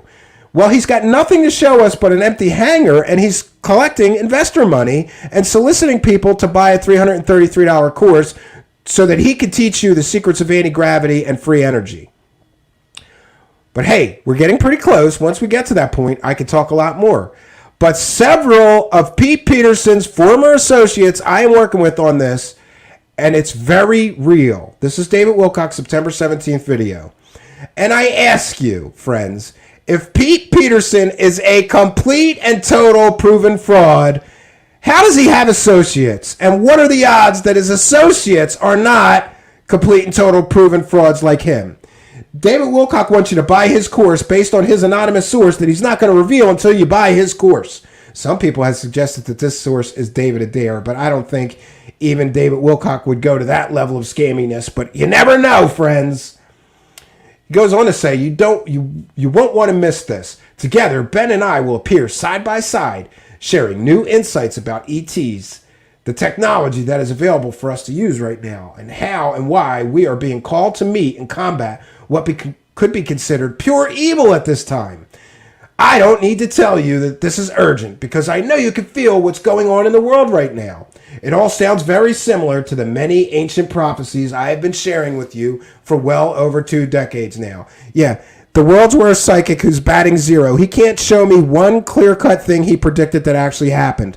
But I, friends, can show you thousands of prophecies and predictions he made that he failed miserably at. Most notably, he recently predicted that Donald Trump would win the election in a landslide. Previous to the election, he predicted that. That turned out to be fake. He predicted that Joe Biden would never step foot in the White House. That prediction turned out to be fake. And it goes on and on and on. I could cite for you thousands of predictions, my favorite of which, he predicted before 2012 that we would all get light bodies and superpowers, friends. I don't know about you, but I didn't get any superpowers. I'm kind of disappointed. I'm pissed off at David Wilcock. I was waiting for my superpowers. We were supposed to be able to telepathically communicate, levitate, all kinds of stuff, teleport. None of that happened. But now he's going to tell you that going from nothing but a patent that he found on the internet, which most credible scientists will tell you is not provable science that works, he's going to, within 1 year, create a hover car prototype, and within 4 years be full-on manufacturing them, all with American parts, with American workers. Friends, there's a chip shortage in the world. You can't produce any technological device without silicon, and you're not getting American-made silicon. So that statement is false, misleading, and a lie. He's not building any technological device without foreign silicon. It won't happen. I have a background in computer science. Trust me. Can you buy chips made in the United States? Not really good ones, not super advanced ones. And in fact, all major car manufacturers rely on foreign silicon. The Silicon Valley of Asia is where the chips are mostly manufactured. So for him to claim that he's going to do all this with American parts and American labor is misleading at best. And here we go. If you step into this course experience now, before the timer runs out or we hit capacity, the timer never ran out. He just keeps resetting the timer. So this is false, misleading, and false advertising and against the law. Because there is no timer running out. You just keep resetting the timer, David Wilcock. But he claims you'll receive an exclusive 2-hour to Insider VIP with Ben and me. Ben's true identity will be revealed to you first during the course experience, and together we will answer all your questions live. The direct live session with Ben is only being offered to you, an insider to my community. Look at this marketing garbage. And listen, the offer will expire today, September 22nd, 11:59 Pacific time. But then he puts a note. Sale was extended by request. After this, it will expire. Friends, you can check the website right now. The offer hasn't expired. He just keeps on moving the timer. Let me see if I can find it, friends. Yeah, and that alone, friends, is false advertising and against the law. You can't say this is a limited time offer and then just move the goalpost. You can't do that. That is against the truth in advertising laws in the United States. And it may be against international laws because after all, he is selling his course to everyone in the world, not just the United States citizens. So he may be in violation of advertising laws in Europe, advertising laws in Australia, advertising laws in France, I don't know, Russia, the Soviet Union, former Soviet Union countries. All of these countries, many countries have laws against false advertising. Oh, extend it only for today.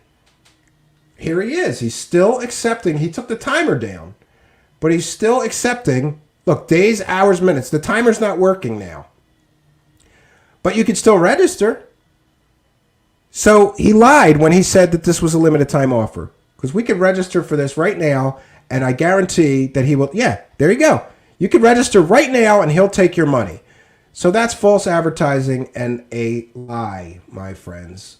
A outright lie right on his public website, which is not very bright of him because it's a public website. This is accessible by the public and also by law enforcement. So, boy, friends, what can I say? We are going to stop the screen right here.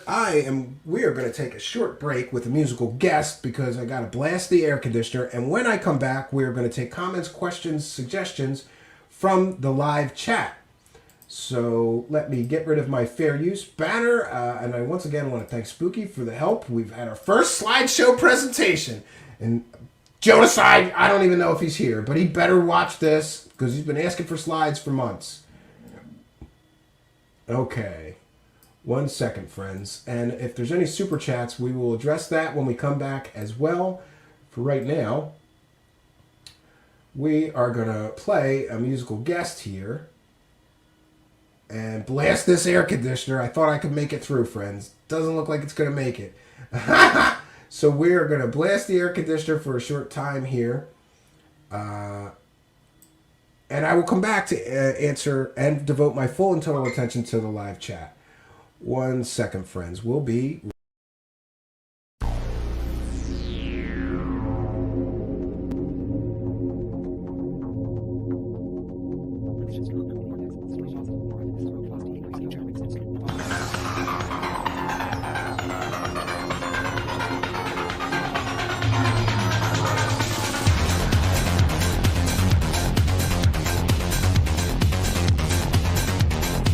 Don't you remember in the old legend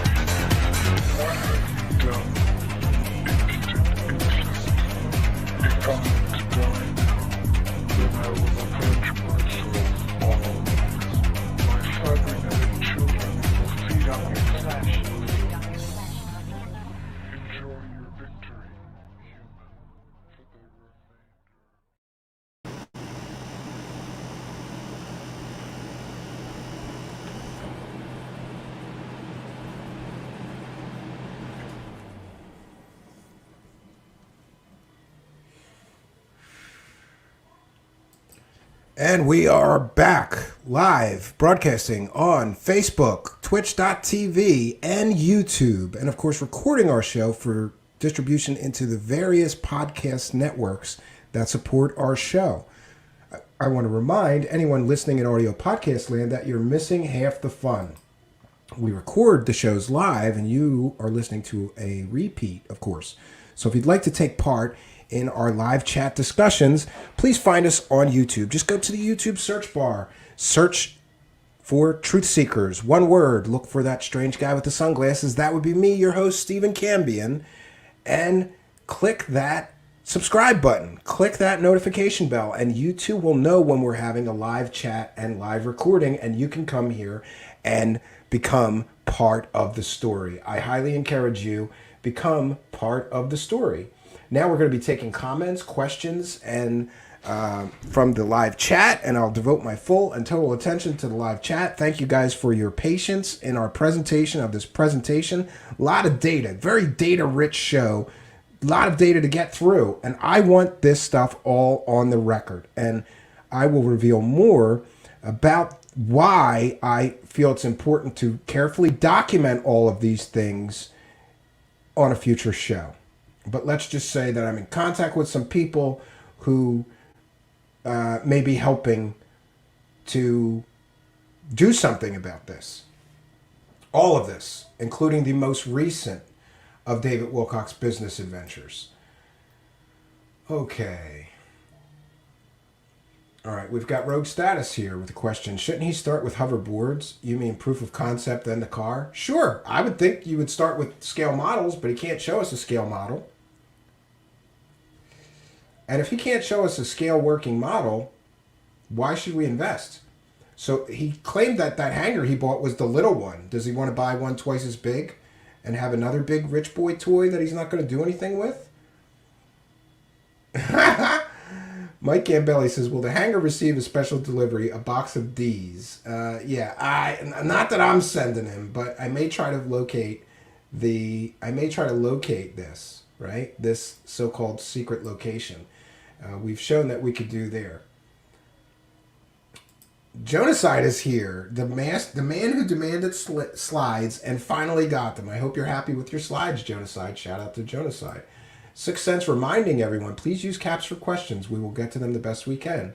Thank you. Yes, and I did check in for super chats, and we have not had any. So we are going to bounce out of here soon. Anybody with any super chats, please do throw them in the hat now so that we can recognize you. Thank you for your kindness, your generosity, and support. And the other way to support us is to, of course, please like, comment, and subscribe. Send some of our video links to your friends. Help us expand our reach here and reach more people. We consider it a public service, some of the things that we do here, which is to prevent or help prevent our community members from getting scammed by these fairy tale hucksters. Okay.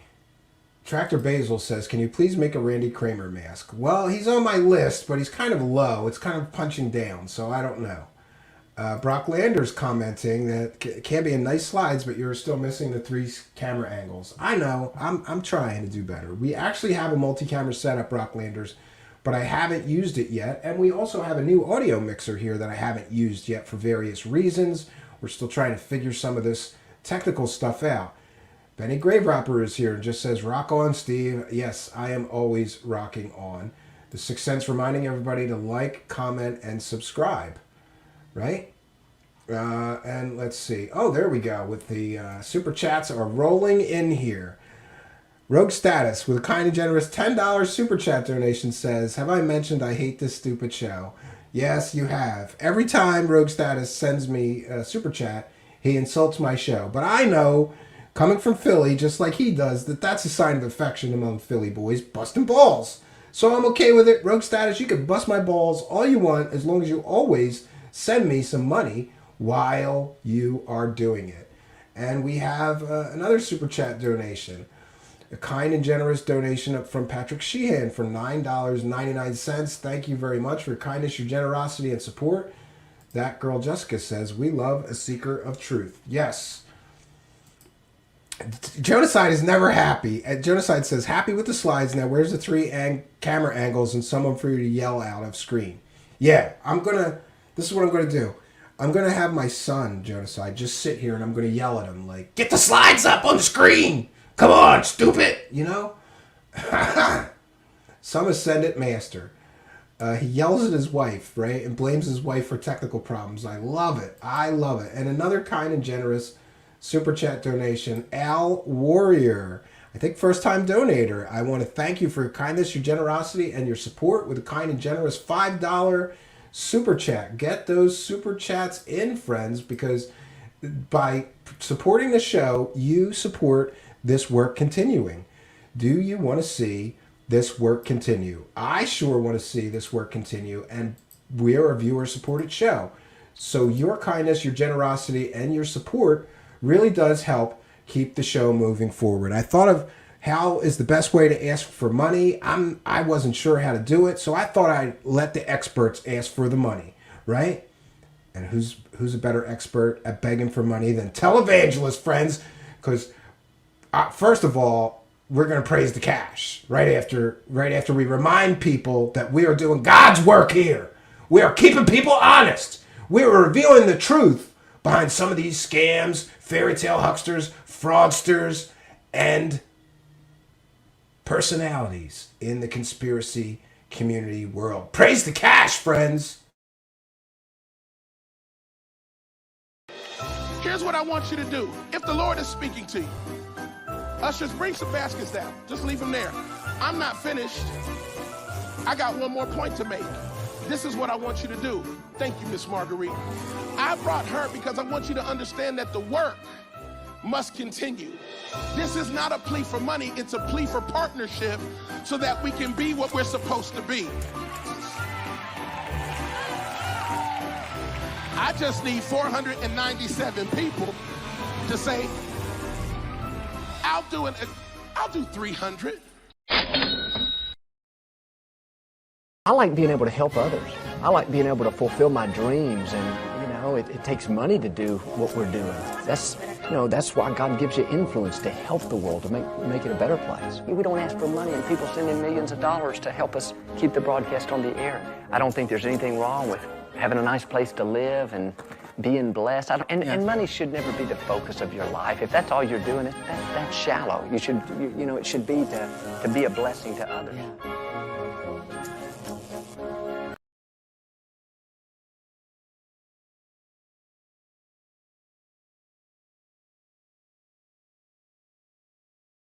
That is God penetrating your heart. It's burning on the inside of you, and you need to make a vow of faith of $1,000. Oh, Bob, couldn't you say 25? No!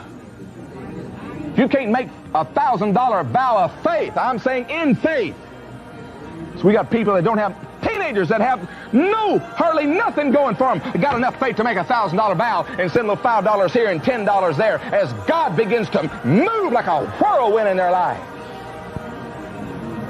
Because they don't have that old programming of religion. But this isn't the way we do it in my church. Forget your church.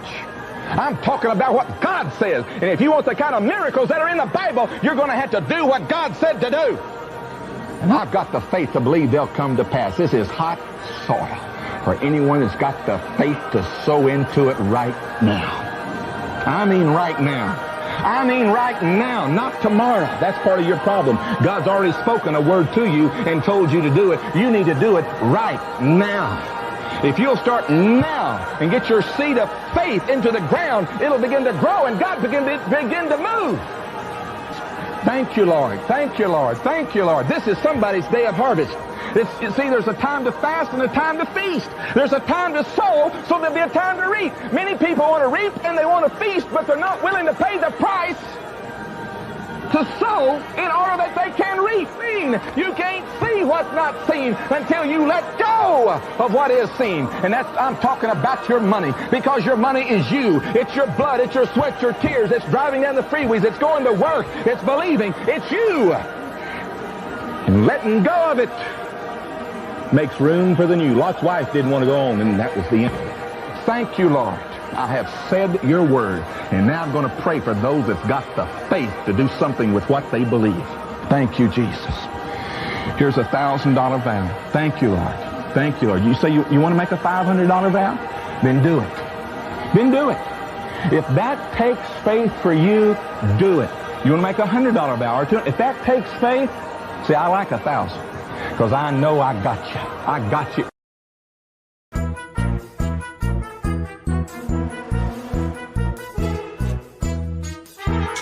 You're watching Truth Seekers. Praise the cash, praise the cash.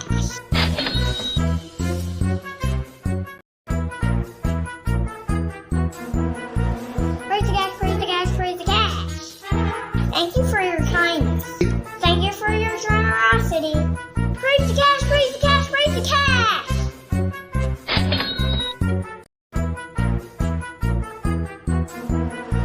Praise the cash, praise the cash, praise the cash.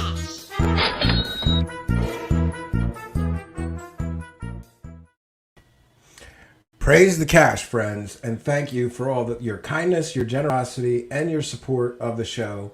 It really does help us to keep doing this important work. And you have my kindness, my generosity, or I want to thank you for your kindness, your generosity, and your support. We have a question coming in from the Twitch chat from Lynette411. Hello, forget about DWC and aliens. What do you think about the Law of One?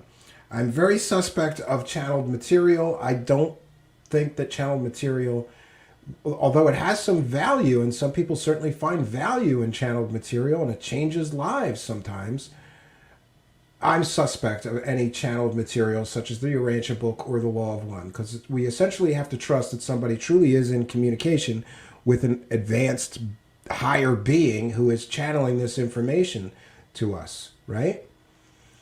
Bernard Conkin is here reminding people that you need to get into cryptos to stop giving YouTube 30% of your donation. To receive 100% in currency that's appreciating, not hyperinflating. I do have a, Bernard Conkin, I have a crypto wallet that there's almost nothing in it.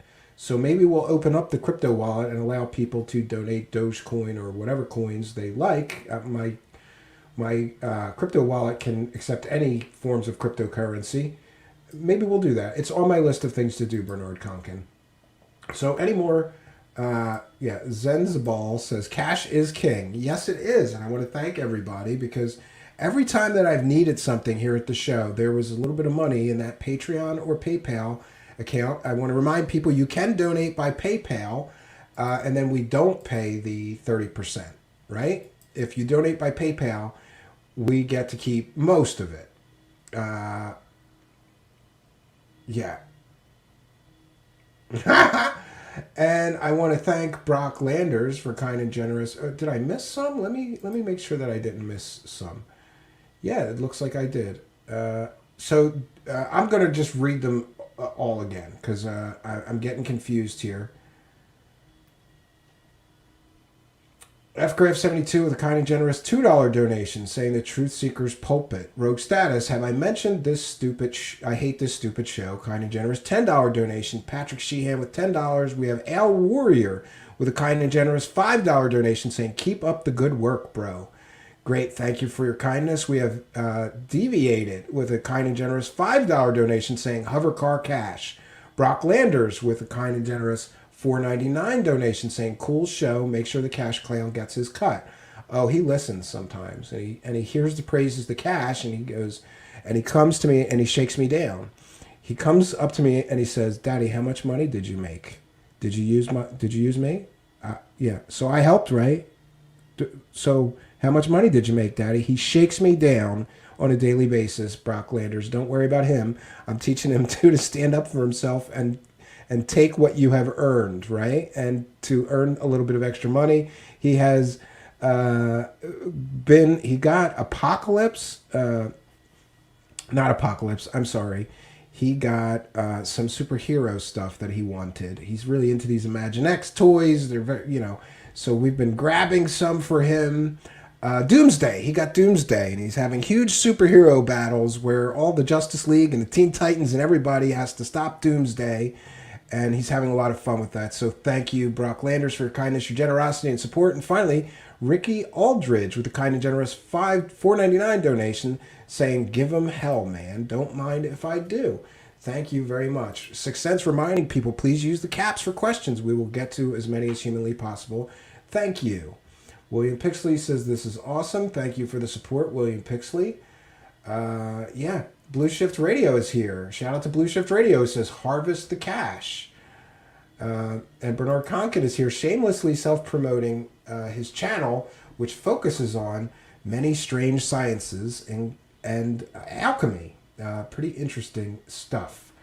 And continuing to pump his show. Rogue Status says, same scam, different gods. Yeah, absolutely. Lynette411 mentioning it's a harvest moon. That's pretty cool. I hope there's still a full moon or harvest moon this weekend, because I will be at the cabin, which is a great place to look at that. Super high elevation, super starry skies. Love it there. Especially on new moons, though, because new moons, it's super dark. We have no light pollution, so we have a great view of the Milky Way from the mountains where my cabin is. I can definitely sympathize with this one. Martin Wright says, the wife already got my donation, sir. I kind of like eating and stuff. I understand. And I noticed a huge drop-off at 9 o'clock of live viewers. People are tuning in to goof on. I'm going to check in over there and see, did Mikey Horn show up to goof on to do the debate? I'm guessing that he didn't. I am guessing that he did another no-show. Mikey the Weasel Horn. Yeah, let me just monitor this. Oh, okay. We're going to check in with that. We're going to check in with that right now. Oh, look at that. World Chaos 76 with a kind and generous $4.99 super chat saying, praise Truth Seekers. And I say, praise World Chaos 76 for your kindness, your generosity, and your support. As you bless me and mine, I will likewise send out into the universe blessings to you and yours, World Chaos 76. Thank you for your kindness, your generosity, and your support, and helping us to praise the cash, friends.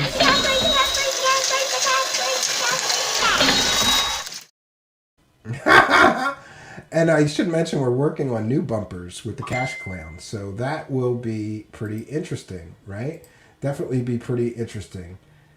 And also, I want to remind people that we have a way that you can not only help me, but also help Spooky, who helps us with graphics, helped us with these slides and all the graphics for the slides, helped us compile our research for hours and hours today, right? I'm going to be sending a coffee or two over to Spooky's Buy Me a Coffee, and there is a link in the About section where you too can buy Spooky a coffee for a few bucks and help her help me, which really, really does help us here.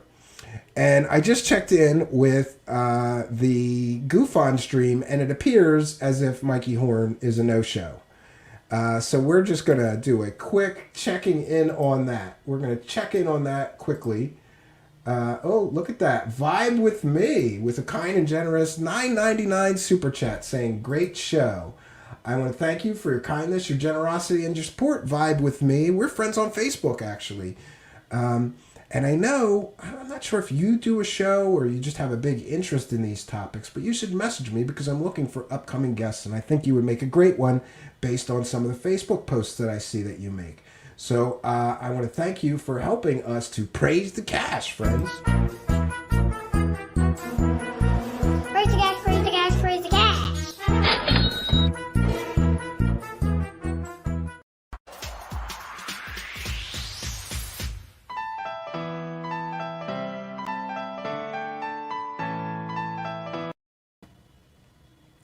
Yeah, so you guys all have my attitude of gratitude.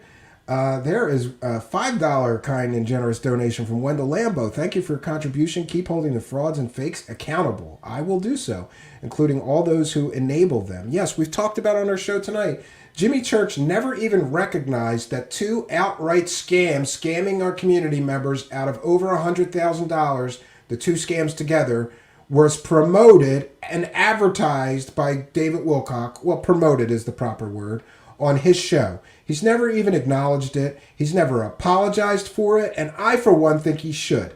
And it proves that David Wilcock and Jimmy Church don't care about our community. They view our community as a pool of victims.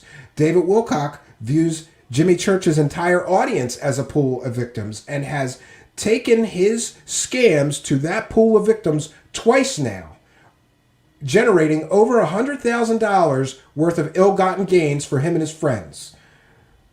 Great. Good job, Jimmy Church. So thank you, Wendell Lambo, for your kindness, your generosity, and your support. We appreciate it immensely. Praise the cash, praise the cash, praise the cash. Thank you for your kindness. Thank you for your generosity. Praise the cash, praise the cash, praise the cash.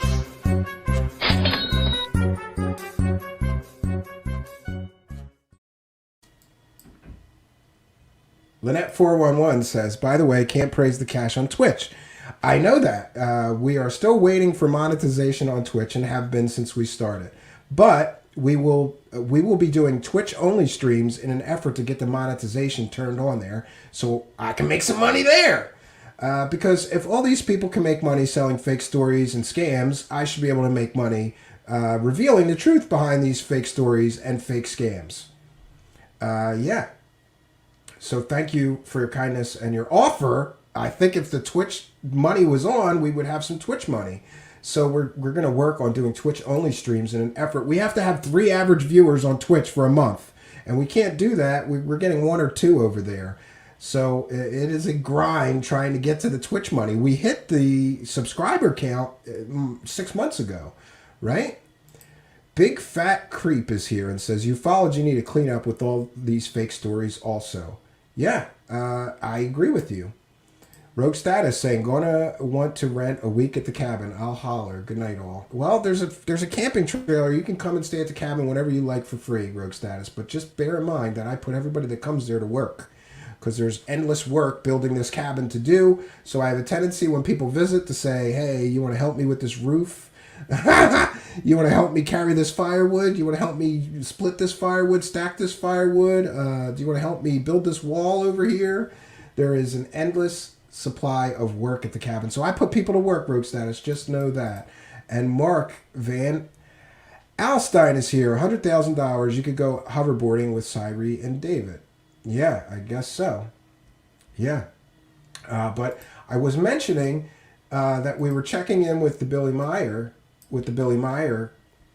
stream taking place on GoofOn, and it looks like, yes, Mikey the Weasel Horn has once again, for the 3rd or maybe 4th time now, requested and then weaseled out of a debate with Cal Korff.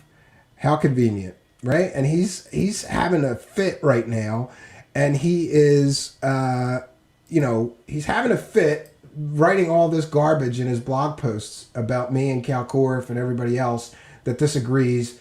And it's a laugh riot, friends. It is a laugh riot. I'm trying to get my fair use banner, even though Rich, I don't think Rich would, but this is fair use. This is a transformative work. We're educating the public, and we're discussing the video that we're going to be sharing. So, yeah, let's see. It's Cal Korff giving... showed Wendell these images. It's Cal Korff giving a presentation about what a fraud Billy Meyer and Mikey Horn are. In front of everyone on stage, I talk about that in the book, and I said, hey, we've got a problem. Not only are these models from the Dean Martin show, but the camera optics are backwards. If Meyer's camera was jammed short of infinity, f2.8, the girl in the back should be in focus more than the closer woman, but it's just the opposite. I'm going to push this back a little bit. And it shows you how to... Here we see Cal Korff just shredding, destroying Mikey Horn, and we have Robert Rivas as well there with Rich from GoofOn. Cal Korff could do an entire presentation here. Fake ships of the Pleiades, how to fake UFO photos. Great. Cal Korff's got the goods. Mikey Horn was a coward and did not show up to do the debate. I, for one, predicted this. I told Rich from GoofOn there's no way that Mikey Horn is going to show up. He's going to weasel out of this just like he did on my show. He's going to blame you. He did everything I said he was going to do. He started these blog posts claiming that Rich was biased and he would only do the debate on his channel now. It is amazing, friends. That girl Jessica's here. Says, sounds like a good trade. Maybe it does, yeah. So, friends, in closing, what I'd like to just say is that we have detailed tonight, friends, David Wilcock and his saga of scams. Over a 10-year period, all of these shady dealings that he has been involved in. Using fake sources, milking fake sources, using Pete Peterson, a senile old man, to sell fake alien stories on Gaia TV network, running a GoFundMe scam for a fake source who was experiencing a fake deep state attack. In the same appearance on Jimmy Church, David Wilcock once claimed that the deep state, tried to kill him, by messing with his brakes. Later, David Wilcock claimed that they would mess with the brakes on his wife's car. So which is it? So he was involved in this GoFundMe scam. Then he was involved in the Emery Smith, I'm attacked by the deep state, but really I'm just in the hospital with alcohol poisoning, PayPal scam. We've seen the Convergence LLC pictures scam. We've seen the scam that he ran with Daniel Brinkley, the guy who keeps dying and writing books about having near-death experiences every time he needs money, claiming that guy was going to die any minute and you got to hurry up and sign up for my course. I believe that is a scam. Let's see. We've seen the, let's just say, less than transparent nature of his 501c3 charity, where he's been collecting money for some 3 or 4 years now and only reported on what he collected in the first year and refuses to report on what he collected in subsequent years or what he spent the money on. But we get some window into the mind of David Wilcock by looking at the first year's take. He took in $70,000 in donations. What did he spend it on? Himself. $4,000 in meals and entertainment, $5,000 for equipment.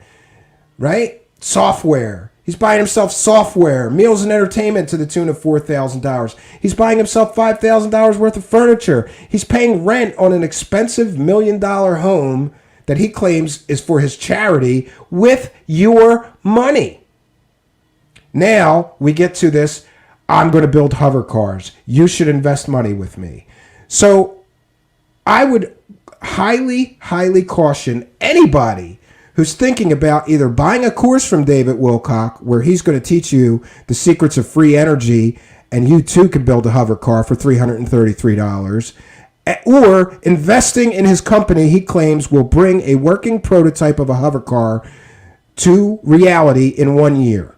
Friends, he's claiming he's going to do that with Pete Peterson's former associates that he's working with on this. Pete Peterson lied about being a Ronald Reagan Science and Technology Advisor. Pete Peterson lied about his education. He lied about winning an Order of Merlin Award. He lied about being an early computer pioneer. He lied about working for the Russian equivalent of NASA. But his associates are not going to lie, and they're going to share with David Wilcock the true secrets of anti-gravity and free energy devices. And I just want to mention that I have been following free energy scams since I was some 12 years old. And at 12 years old was the victim of some of those scams because I would buy plans on how to build free energy generators from eBay. And I was good with electronics and a soldering gun. I would try to build them. They never worked, friends. I have followed free energy and free energy scams since I was 12 years old. Not one person ever creates a working prototype that can be measured by real science as truly producing free energy.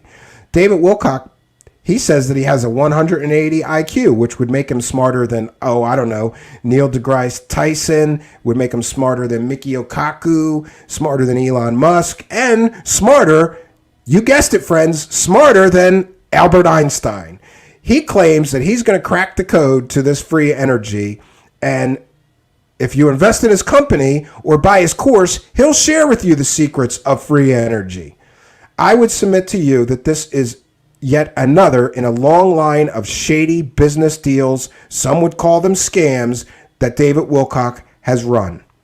I highly caution anybody, please do not give this man any money so that he could buy more fake teeth, more makeup, more cameras so he could have 6 camera angles instead of 4, so he could spend thousands of dollars on meals and entertainment. That's what he's doing with your money, friends. And based on his history, I have absolutely zero confidence that he is going to produce anything that works. What I feel is going to happen here, and this is my opinion and speculation, but I'm entitled to it, is that David Wilcock will repeat his pattern of collecting money for years for something and never show us proof of it. He's done it with this Pete Peterson GoFundMe scam. He's done it with the Emery Smith scam. He's done it with his charity. He's been collecting money for his charity for almost 4 years now, and he cannot show us one hungry mouth he fed, one person that's about to be evicted that he helped get a place to live, or he can't show us one homeless person that he helped, one well he dug. He cannot show us one charitable act that he did with his charitable foundation after collecting money for some 3 or 4 years, and he refuses to disclose where that money went. So I would submit to you, friends, that the likelihood that he's going to come through with the truth about free energy and anti-gravity is 0. He's going to repeat his pattern. Leopards do not lose their spots, change their spots, friends. He's going to continue the pattern. He's going to collect money for that for as long as he can, and then that company is going to go belly up, just like his Convergence Pictures LLC company went belly up after he collected money for that for 4 years and never produced anything. David Wilcock is a creature of habit. He is a sociopath, or he has narcissistic personality disorder and feels that he is too important to work for a living. And it is my hope that law enforcement will become involved here, because this is ridiculous that he has never been, to my knowledge, either criminally prosecuted or investigated for any of this activity that we have shown here tonight with valid and convincing, overwhelmingly convincing evidence of these being scams. So, friends, I'm going to bounce out of here because I'd like to hear what Cal Korff is talking about over on GoofOn and shredding Mikey the Weasel Horn. I want to thank each and every one of you, especially those who contributed some super chats. We're going to check in with the PayPal right now just to make sure we do not have a PayPal shout out to do. If you'd like to donate by PayPal, there's a link in the description. You just donate and you add a note and anything you want me to shout out, and we do so. So yeah, no PayPal donations, but I want to remind you, you can also sign up for our Patreon for as little as $1 a month. But there's other ways to support us, and that, my friends, would be, of course, what every good YouTuber knows, and that is that I have to appeal to you as my audience to like, comment, subscribe, and share these videos. It really does help raise us in the search engine. And I will say my daily prayer to the Google AI algorithm gods. Please, dear AI algorithm gods, please, our AI algorithm god who art in the cloud, please find favor in us, raise us in the search engine, and help more people find us so that our show will continue to grow. Find favor in us and do not strike us down. In Google's name we pray, amen. So I've said my prayer. My hands are tied here. My life is in the hands of a Google AI algorithm. If they like us, we raise in the search engines. If you subscribe, if you share, if you click that notification bell, if you write a comment, the Google AI algorithm loves it, and I will love it. So please help us by doing some of that. It really does help. Amy Collins is here and says, great show, Steven. Superb graphics, spooky. See you next time, folks. Great. Good to see you. And I want to welcome Lynette411. You can go over next time. Please do. Come over to YouTube, search Truth Seekers in the YouTube search bar, one word, and hit that like button, hit that subscribe button, come and be in our live chat. And you too can help us praise the cash and throw some money in the form of super chats over here since Twitch won't let you do it. But thank you for holding down the Twitch live chat. You're probably the only one over there. Debbie Walker is here and says, great show. Thank you, Debbie Walker, commenting from our Facebook live video. Great. Crypto Alchemist says, giving you multiple views and likes, more accounts, more helping your algos. Thank you very much. So I want to thank each and every one of you for joining us. It has been my pleasure to present for you our presentation tonight, David Wilcock and his saga of scams.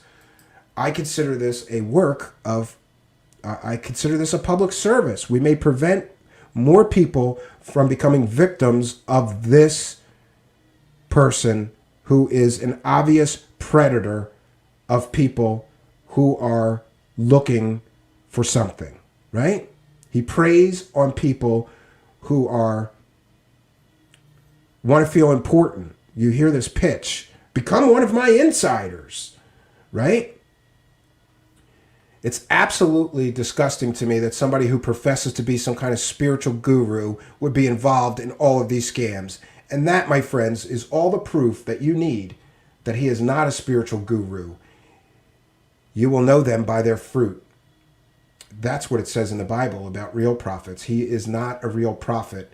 And he does not pass the test of a prophet, because the test of a prophet in the Bible clearly states that if you get one prophecy wrong, you're not a true prophet, because God would not get anything wrong. David Wilcock has gotten hundreds, thousands of predictions wrong over the years. And we see the fruit that his tree bears. And it is as rotten as him, and as rotten as the tree bearing the rotten fruit. Rotten roots and a rotten tree will not bear good fruit. He's rotten. So until next time, friends, this is Stephen Cambion reminding you that sometimes the truth is ugly, but it's still always worth having. Good night, friends.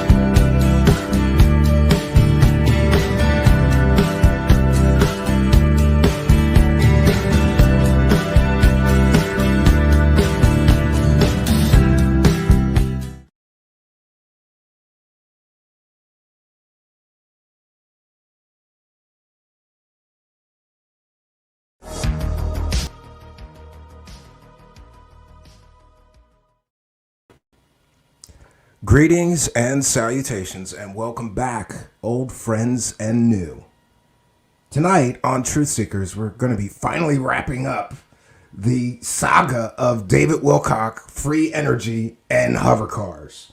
That's right, your favorite ancient alien star, well, maybe your favorite, not mine, after let's see, being a failure as a fake psychic, being a failure as a fake Edgar Casey reincarnated, being a failure as a nonprofit spiritual guru, being a failure as an ancient alien theorist, because I don't believe he's ever proven any of that is true, real, or accurate. Let's see. Being a failure as a UFO researcher, because all he brings us is fake people with fake backgrounds or fake educations, fake accomplishments that he never even bothers to check into. Now his newest adventure, he's going to tell you, a fake letter of the alphabet, a failure at being the letter of the alphabet guru, because that all turned out to be garbage. Now, Mr. Wilcox's latest adventure, he's telling everybody that he's going to be the father of anti-gravity. Why? Because he dreamed about it. It must be true. This whole story is garbage. And in part 2, you can check our channel here. We detailed a treasure trove of, you know what? I'm going to be careful with my wording here. A treasure trove of very questionable business ethics tactics in order to generate money for himself. And now, after selling courses on ascension and nobody ascended, after stating that he once stated on a live show, I believe it was Edge of Wonder, whatever. Those guys got thrown off of YouTube. So he once stated that all the money that he generates from his courses goes to his nonprofit. And we investigated his nonprofit. We asked for forms that he's required to deliver to us by law, showing where the money went, or how much he collected and where all the money went, and he refuses to provide those forms. Now, he's saying that he basically admitted on his live stream, he's saying that he funneled money from the courses that he's been selling for the past 3 years into free energy and hovercar technology. And we're going to share a video clip of that. That's very problematic. You cannot take money from a charity and funnel it into a for-profit company. So is he going to just give away these hover cars? Is that the charity? I'm confused because the money situation with David Wilcock is always confusing. Give me money for nothing. That is essentially what I figured out about David Wilcock's business. He wants money for nothing. For fake information in courses, or let's just say, the information that he provides is spewed. It's like sewn together patchwork of garbage that you could get anywhere on the internet for free. But he stitches together a bunch of garbage. Law of One, let's throw in some Antarctic aliens under the ice, right? It's crazy. So he previously said on a show that all the money that he generates for his courses go into his David and Beth Wilcock Spiritual Foundation. But we investigated that foundation and found out there's very misleading stuff going on. Like we couldn't find on the first form that he actually filed, the 990 form, he collected $70,000 and we couldn't find any charitable work that he performed. He just took the money and spent it on things like furniture, equipment, rent, automotive expenses. He even made the people donating to his charity pay his cell phone bill, apparently, according to those records. But he won't give us the records for the second one, right? And I got to tell you. So David Wilcock has this history of collecting money and never delivering what he promises. Let's see. He's going to sell you the course on Ascension. Nobody ascended. In 2012, he was selling information and telling everybody they were going to get superpowers. Nobody got their superpowers. His books, he's got one book that highly features Dr. Pete Peterson and all his fake stories. But we've detailed that this Pete Peterson is completely, totally fake. And now David Wilcock is saying that new associates of Pete Peterson, the fake source that he milked for 10 years, the senile old man, that, you know, had bottles of piss and dead cats all throughout his house when it was foreclosed on, and he ran a scam to help the guy, a PayPal donation scam, and lied about everything in that. Okay, that guy's associates are now going to help David Wilcock create the world's first hover car with anti-gravity, and also create free energy.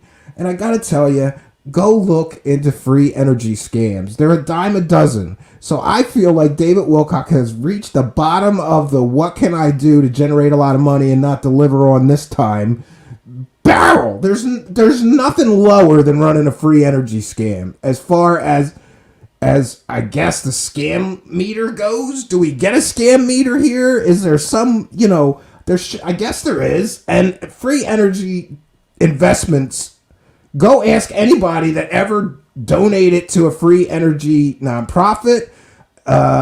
It's interesting to note that convicted fraud felon Billy Carson ran a free energy scam, collected a whole bunch of money in the form of a charity, and never delivered on anything. He never showed any device, working or otherwise.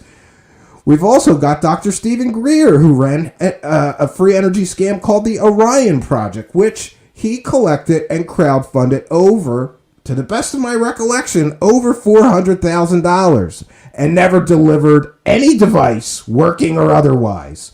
Friends, free energy investment scams, free energy donation scams are a dime a dozen out there. And nobody that collects money for any free energy promises in the history of electricity has ever delivered.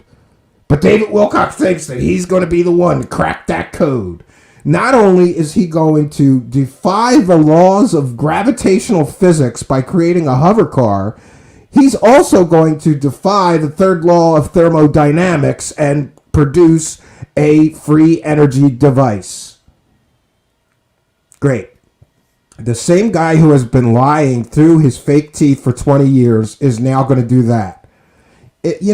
This just kind of, this whole free energy and hover car thing has just gotten me thinking about being a child on a playground, and like some kid comes up and tells some fantastical story, but he never delivers. How many times are you going to even listen to that kid before you say, this kid's full of shit? It's not even worth listening anymore. And I got to tell you, I'm getting a little bitter, I guess. Because everybody wants me to listen to him and talk about him. And I'm like, this is such a waste of time. I could be doing anything better with my time than listening to this clown.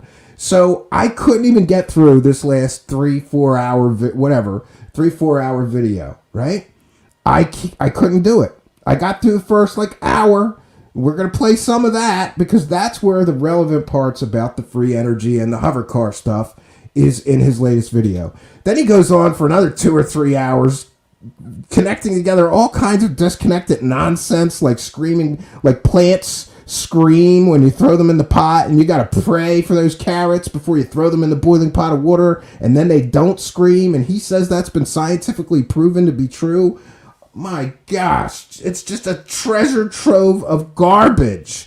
And it's like, if the whole thing he's trying to push is free energy and hover cars, then why throw in an additional 2 or 3 hours of garbage after you're done talking about what the real subject that people are there to hear you talk about? Now he's selling a new course in free energy and anti-gravity, and he's saying that you'll be able to do it too if you just give him $333. I almost want to give him the $333 and then sit through his course, try to build me a hoverboard, and then call BS and tell him I want my money back because you didn't teach me the secrets of anti-gravity. Friends, this is how bold of a scam this is. He's telling people publicly on the internet that if you give me $333, I'm going to teach you the secrets of free energy and anti-gravity, and you'll be able to do it too. He said that. I don't know how he thinks law enforcement wouldn't find fault with those type of promises for a course. What are the odds that I'm going to pay him $333 learn the secrets of anti-gravity and free energy, and be able to do it too. What are the odds, friends? Many people on Twitter are encouraging me to report him for his lack of response to my request for his 990 forms. And honestly, the last play I have left in the saga of David Wilcox, what I call the fake charity, because he's never shown any charitable act that he's done with any of the money that he collected. Not one thing. Not one starving mouth fed, not one well dug in Africa, not one donation to another charity to try to do some good in the world. Apparently, he just spent all the money on whatever he wanted, and now he doesn't want to show us all, as he is legally required to do so, what he spent all that charity's money on that he's been collecting for, 3 or 4 years now. Now he's going to move on and collect money so that you can invest in his company that's going to build hover cars and provide free energy. Sure, but this is where we're at.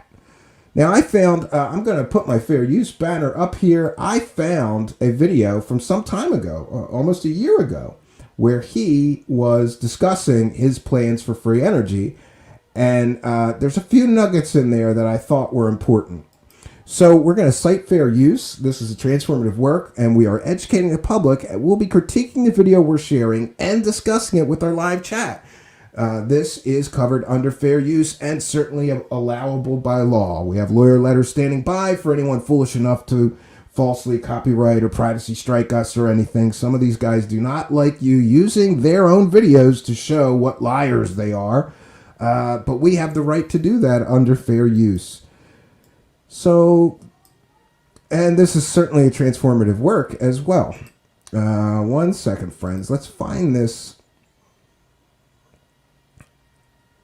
Okay, so this is David Wilcox on a video from some time ago talking about his plans for free energy and hover cars. Let's get into it, friends.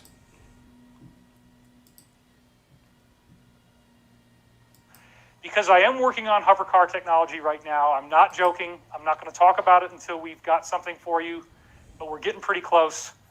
Once we get to that point, I can talk a lot more, but several of Pete Peterson's former associates I'm working with on this, and it's very, very real. We expect that once we get final... That's the important nugget. He is saying that he's working on hover car technology with several associates of Pete Peterson, who we have proven is a complete and total made-up fraud source that he's been milking. So now, Pete Peterson is dead. He's saying that he's got friends of Pete Peterson and him are going to develop this anti-gravity technology. So, friends of a complete and total fraud source that you milked for 10 years? Frauds of an original fake source? Now you've got friends, and they're anonymous friends. He won't tell us their names, because David Wilcox has a lot of imaginary friends that he brings up in his presentations like they're real people. But you never meet them, you never see them, nobody else gets to talk to them or interview them and say, hey, did you tell David Wilcox this, or is he just making this up? Financed, hopefully, that we'll have an operational working prototype within 1 year, and that we could go into mass production within 4 years, where you will have a hover car in your garage at an affordable price. And, the company that I'm working with is one of about 5 that I've been briefed on. There he goes again. He's getting briefings. Friends, I've said this so many times. Generals get briefings. Senators get briefed. Congressmen get briefings, right? Some guy that was on Ancient Aliens is not getting briefings from aerospace pioneer companies. That are all working on this, and we're all in kind of like a little race with each other of who's going to do it first. As I've talked about in other videos, I'm not going to run through all of it again. There have been these declassified patents filed by a man apparently named Salvatore Pius. And these patents that he's talking about, go ask any physicist to look at them and tell you, is this real and workable technology, or is this garbage? Because I've had physicists, I've reached out to them, I've sent them the patents. Every scientist that I've talked to about these patents come back and say, this looks like garbage to me. This is not workable technology. This is not what it appears to be. And they don't understand why a patent was even issued And I just want to caution David Wilcock, if he's truly this dumb to believe that any patent that is filed is real and workable and the technology works and is real, there are thousands, tens of thousands of prototypes given to people for technology that never really existed and never will. He's basing this whole company off of these patents that he thinks are real, workable, real working technology. Go ask a scientist, a real scientist, not one of his like fake imaginary friends, to look at those patents and tell you, is this real? And further, he truly, I suppose, believes that it's so simple to create anti-gravity that he's just going to copy off these patents. And that's another huge problem. He's mentioned these patents, like, and has said he's basing his hover car on the technology in these patents. If you're creating a for-profit company, maybe you're too dumb to realize this, David Wilcock, but you can't just copy somebody else's patent and use it in your company. You'd get sued. So you better have your own original method, patentable method of generating an anti-gravitic effect or engine. You can't simply take, let's say, look, let's go out on a limb and say these Salvador Pius patents, which most real scientists laugh at and think are a joke, let's just go out on a limb here and say those are real and the technology described in them is workable, buildable, provable technology. That would be an amazing world to live in. That would mean that somebody invented somebody invented anti-gravity engine that actually works. That would be amazing. But David Wilcock, you dummy, you can't just go, like I said, let's just say the patents work. The technology described in those patents work. You can't just take somebody else's patent, copy it, build it, and then sell it.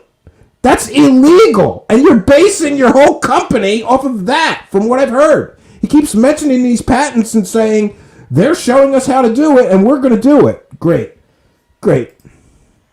And they are for a device called the Hawk, H-A-U-C, Hybrid Air Underwater Craft.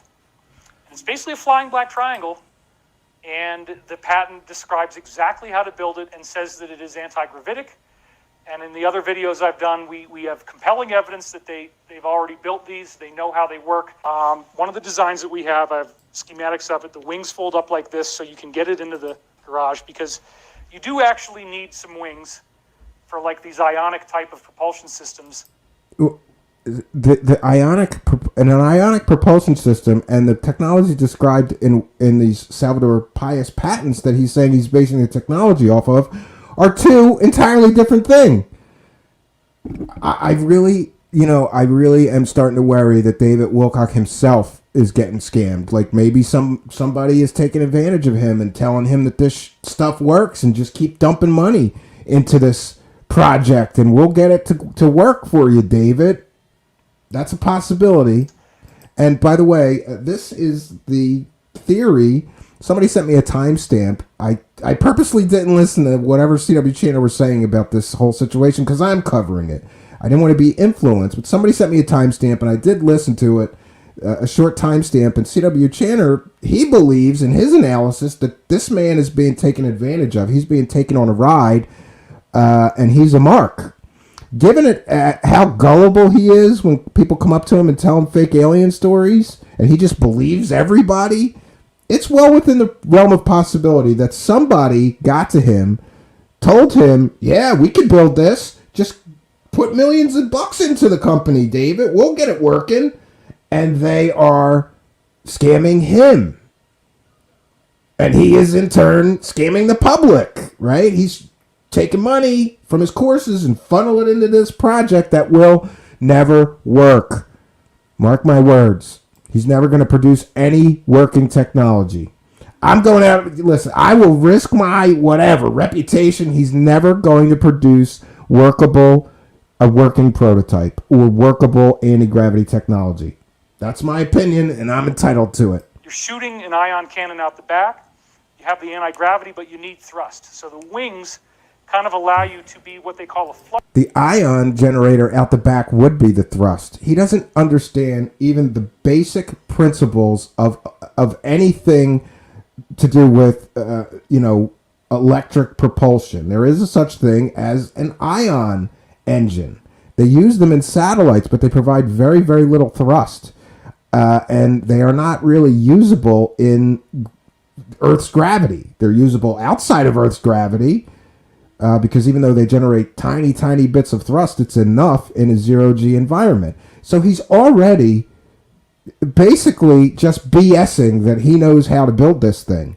He doesn't even understand the basics of the components that he's describing are going to make up this hover car. Mr. Researcher doesn't know anything about ion engines. He said ion cannon. That's not going to do anything for you as far as propulsion, David. Look up ion engine. Flux liner. You're riding the gravitational flux instead of an airliner that uses air. And because it's hybrid air underwater craft, you can also fly underwater with these at a much, much greater rate of speed than would normally be possible with that kind of a system. So in addition to promising to create free energy devices and an anti-gravity propulsion system hover car, hey, it's also a submarine that can go faster underwater than anything else. Great. And he doesn't realize, there are aerospace companies with billions and billions and billions of dollars of funding, and they can't create a prototype like he describes. But he's going to do it? Sure you are, David. Sure you are. I'm very, very excited about the technology that we're going to have. And again, it's been handed to us. The military has handed it to us. And as I've said before, Salvatore Pius translates as savior of our nation. Salvatore, savior. Pius, I'm not sure how to pronounce it. I'm sorry, I'm probably mangling it. Pius means nation or country. Sure. So it's more disconnected nonsense. What is, everybody's name means something. Stephen means crown of garland, which is a stupid meaning for a name. I was very disappointed when I found out that's what Stephen means. I don't know why he feels the need to throw in these disconnected facts that have nothing to do with anything. It's like he's trying to prove his case by what? Connecting dots that aren't even there? It's unfortunate that he feels the need to be, throw in garbage information, and he thinks that somehow that is convincing, right? It's going to convince you more that he knows what he's talking about. So why would the military save our country by releasing these patents? Well, I think it's pretty obvious. We've talked about Space Force. I've done a lot of other videos suggesting that this forbidden technology is going to be part of what we're going to get. You get into the work of Dr. Kenneth Shoulders and his amazing charge cluster technology, which is probably... Now, here he's discussing real technology, but again, it's real and I believe patented technology or patent pending technology. And again, he can't just copy somebody else's patented technology to create what he's going to sell. He's got to create his own technology. And so far, I've listened to this clown for hours and hours and hours, and he has not described any original technology that he could actually legally sell. He's just talking about other people's work that he's not legally allowed to copy and produce a product out of. It's one of the main contenders of what we're going to use to build hover cars. Yeah. See that? One of the main contenders. I thought it was the Salvatore Pius patents that he's going to copy. Now he's going to copy this other guy's work. Maybe he's going to copy both their work. Because you can create anti-gravity. Because, by the way, David Wilcock is a plagiarist and a half. All of his books, if you put them into a plagiarism checker... Now, granted, he does credit his sources, but 50 to 60% of his books are copy and paste jobs. Does he think he's just going to copy and paste other people's technologies into a working hover car? I mean, that works for his books. He makes lots of money selling books that are copy and paste jobs. These little things. It turns out that if you send electrical current, sorry I'm jumping around a little bit, but hang in with me. If you send electrical current down a needle, and it comes off the point of the needle, you get this little ball of energy. And the ball of energy has all these very strange properties that shouldn't happen. It has way more electrostatic charge than it normally would. So it's got much greater energy in a much smaller package than it normally would, and it repels gravity. Plus, if you generate these charge clusters and you pass them through radioactive material, you deradiate the material. So when we start using charge cluster technology, we get free energy, because these things, if you generate a whole bunch of them, you get a lot of free energy out of it, more than it seems to take to generate, which is really true. No, it's not been proven. That's just the nature of how charge clusters form. They attract more energy than it takes to make them, and then they emanate that energy. So they generate energy, they generate a gravitational pull that you can either push or pull with it, and they also are, again, deradiating radioactive material and passing through the material. So as I've talked about in other videos, I'm not going to run through all of it again. There have been these declassified patents filed by a man apparently named Salvatore Pais. And Salvatore Pais also patented a compact fusion reactor that's all these little needles that whirl around, which is how you make charge clusters, okay? And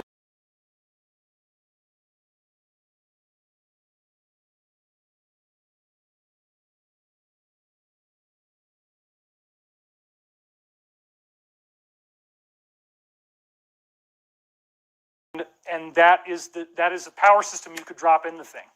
The other thing I talked about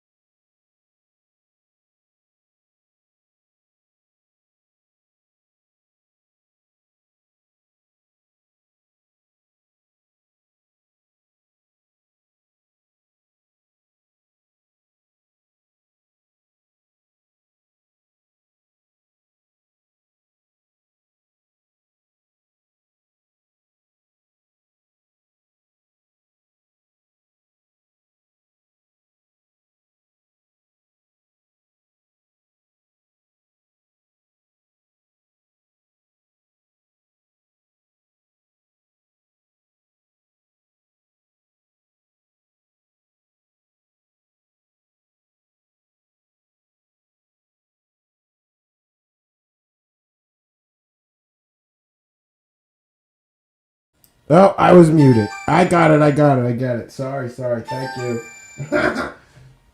I really got to get a physical button, cough button. I apologize. So I was saying the promises that he's making would be very, very worrisome to any lawyer that he hired, because he's soliciting people for investments for a for-profit company, and he is on the record here making all of these wild promises and claims about what his hover car is going to be able to do. It's going to have an anti-gravitic engine. It's going to have an ion cannon out the back.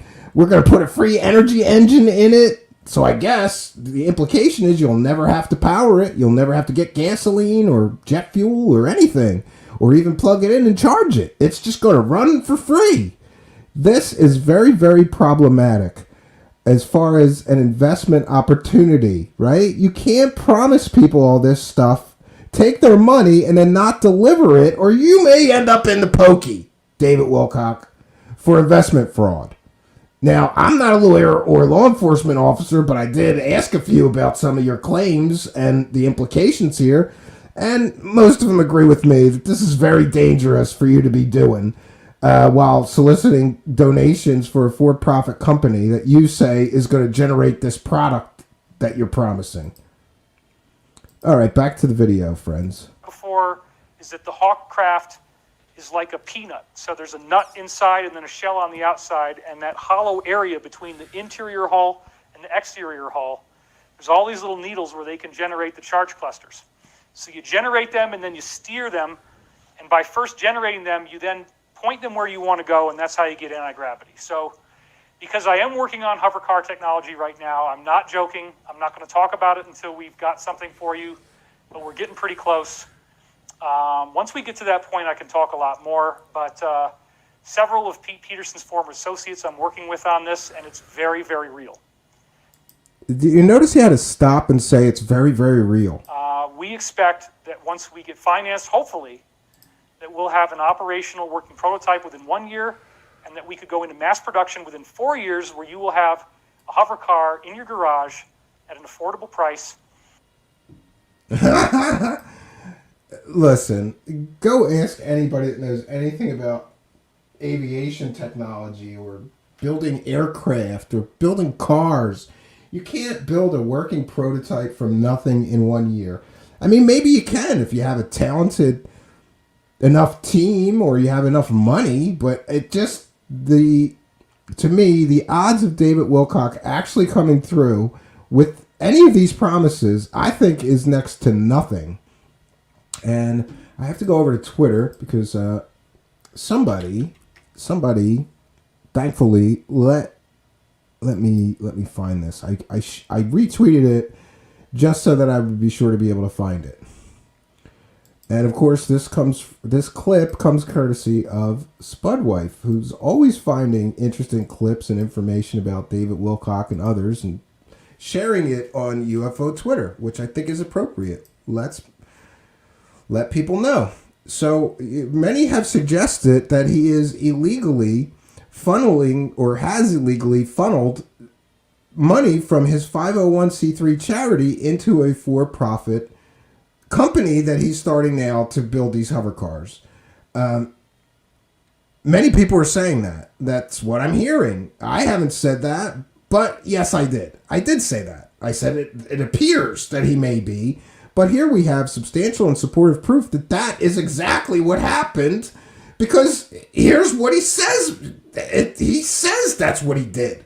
Remembering that previously on Edge of Wonder, he told everybody that all the money from his courses goes to his 501c3 and then he doesn't have to pay taxes. He actually said that. It goes to my 501c3, so then I don't even have to pay taxes on it. Great. So he took charitable, non-taxed money and he put it into a for-profit company? This is crazy. And he's saying this stuff on public streams, right? Spudwave clipped this from a public stream. We're ready to go. We've got funding in place. You have actually been the greatest help. And so how cool is it, right, to find out after 3 years of me doing these online courses that you were actually investing in anti-gravity free energy without realizing, because I was taking your money and directing it over here to where I saw the need.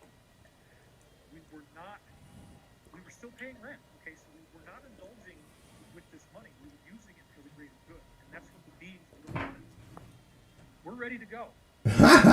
So here he says that he's been funneling money from his courses for 3 years that he previously said went to his charity. Now he's saying that he funneled all that money into free energy and anti-gravity technology that he's going to be selling for profit now. That is very, very problematic. Yeah, I did click share audio. So let me try it again. The audio on that clip is very, very low. I'll try to do it again. Share system audio. Let's try it again, but I did share it. Maybe it's very low. And if so, I apologize. Let me see if I can't. All right, here we go.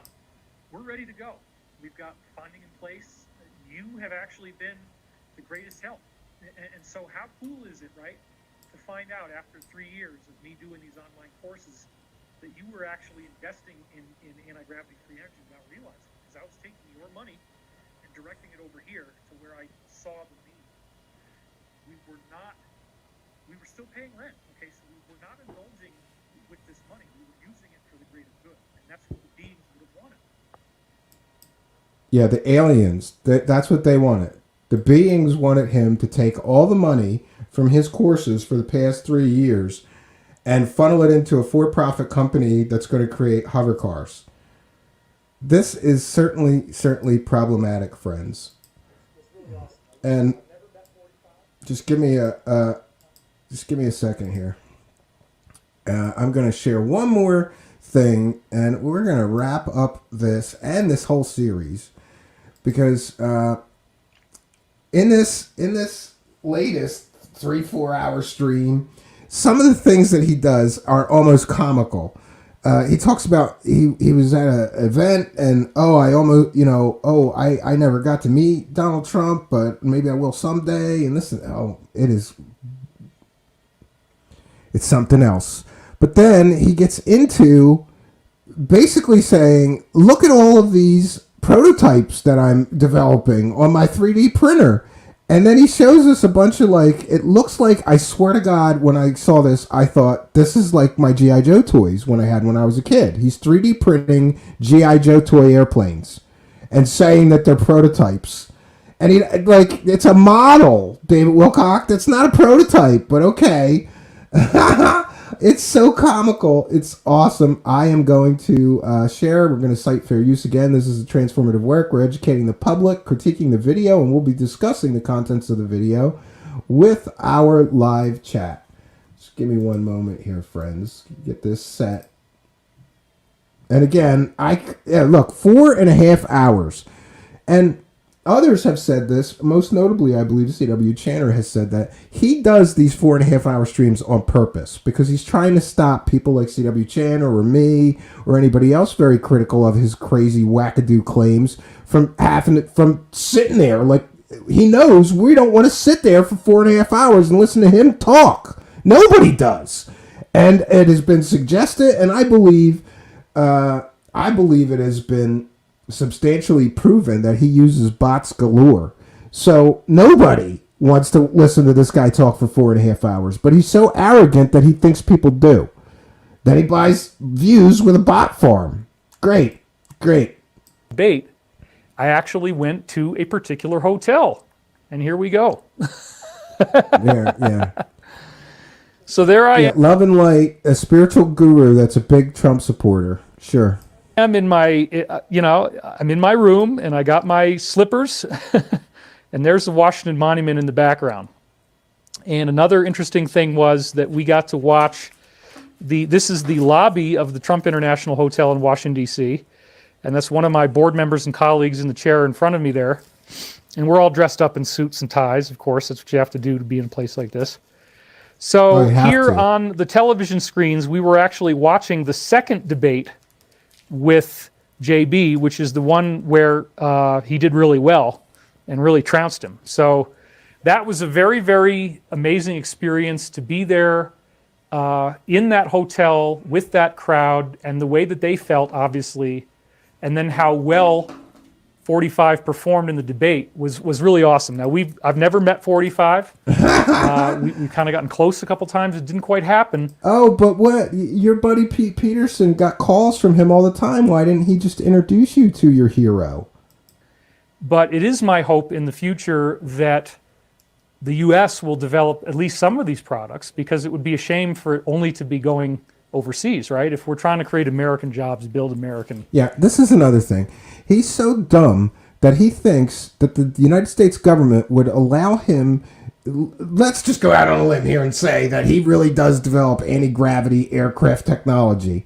He's so dumb that he thinks the United States government is just going to let him sell that technology to any country he wants to, any foreign country he wants to. That's not how this works, David Wilcock. That's not how any of this works, bro. Products. Another place I went on this same trip with Ben, of course, was to the Air and Space Museum at the Smithsonian, also in Washington, D.C. And I didn't really... and he keeps saying Ben throughout this. That's his anonymous source. And you're only allowed to know the source, who the source is, if you buy his course. You don't get to know who's teaching the course or who's his partner is in this anti-gravity free energy device technology company unless you buy his course for $333. That doesn't sound shady at all, does it? I think it does. The thing I liked the most, of course, was the SR-71 Blackbird, and then for sentimental reasons, I loved seeing the space shuttle. And the space shuttle is massive. I mean, it was really, really big. So the picture, again, cutting back here, this SR-71 has particular needs. It's a high-speed aircraft, and so you have to have very long engines.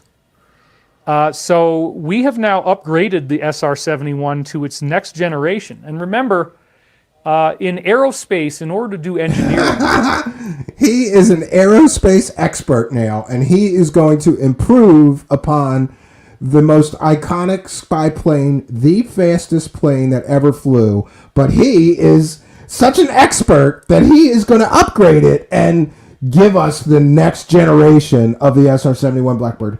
Wow, I had no idea that David Wilcock was an engineer, let alone an aeronautical engineer. And he's such a skilled aeronautical engineer that he has the skill set to upgrade an airplane that the United States government put, millions and millions and hundreds of millions of dollars of research and development into. But he's going to improve on it because he's an expert. It can cost like $2 billion a prototype. Engineering is incredibly expensive, and the main reason is because a lot of people don't know what they're doing. But he does. Sure you do, David Wilcock. You know better than experts that went to school for this for 20 years or people that have been in the aeronautics industry. And did you hear? He just proved himself a liar and contradicts himself. He just said it could cost like $1 billion to create a prototype. Does he have $1 billion? But he's going to create all these prototypes. Wait, we'll see. It gets good when he gets to the 3D printed G.I. Joe airplane toys. Oh, it's awesome. So when Ben and I were walking around in the National Air and Space Museum, he was showing me all these airplanes that had little fins put on them or little extra things that were bolted on that kind of created like a windbreaker. And it turns out that people don't really know how to make airplanes very well, and so a lot of times the airplane that ends up being the one that everybody uses isn't actually built in the right shape. They have to add these little fins on it to correct for the aerodynamic problems that create drag and lack of aerodynamics. I just want to say that my father was a huge fan of aviation history and airplanes, and we had books galore growing up about airplanes, and I don't know what he's talking about here. Most of the time, they wind tunnel test airplanes, prototypes before they go into manufacturing or production.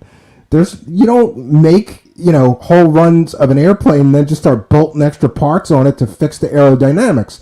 That's done in the design phase, David Wilcock. So you don't know anything about aviation or building airplanes, but you're an expert on everything. One thing I've noticed about David Wilcock is no matter what he's talking about, he talks from an air of arrogance and he talks down about everybody else. Do you ever notice that? Like scientists, they don't understand. These are too advanced concepts, but I'm going to teach them to you. Sure you are.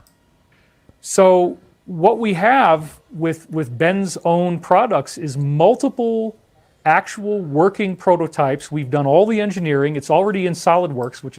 Now, again, he contradicts himself here. He says they have multiple working prototypes, and then he says they're done in SolidWorks, which is a 3D design CAD program.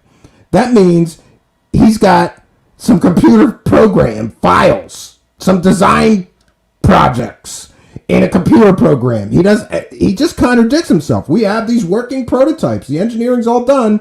Sure, it's done in a computer program. Doesn't mean it's working. It's got to be in the real world, David Wilcock. Show us your hover car, David Wilcock. Which is the program that these engineers use.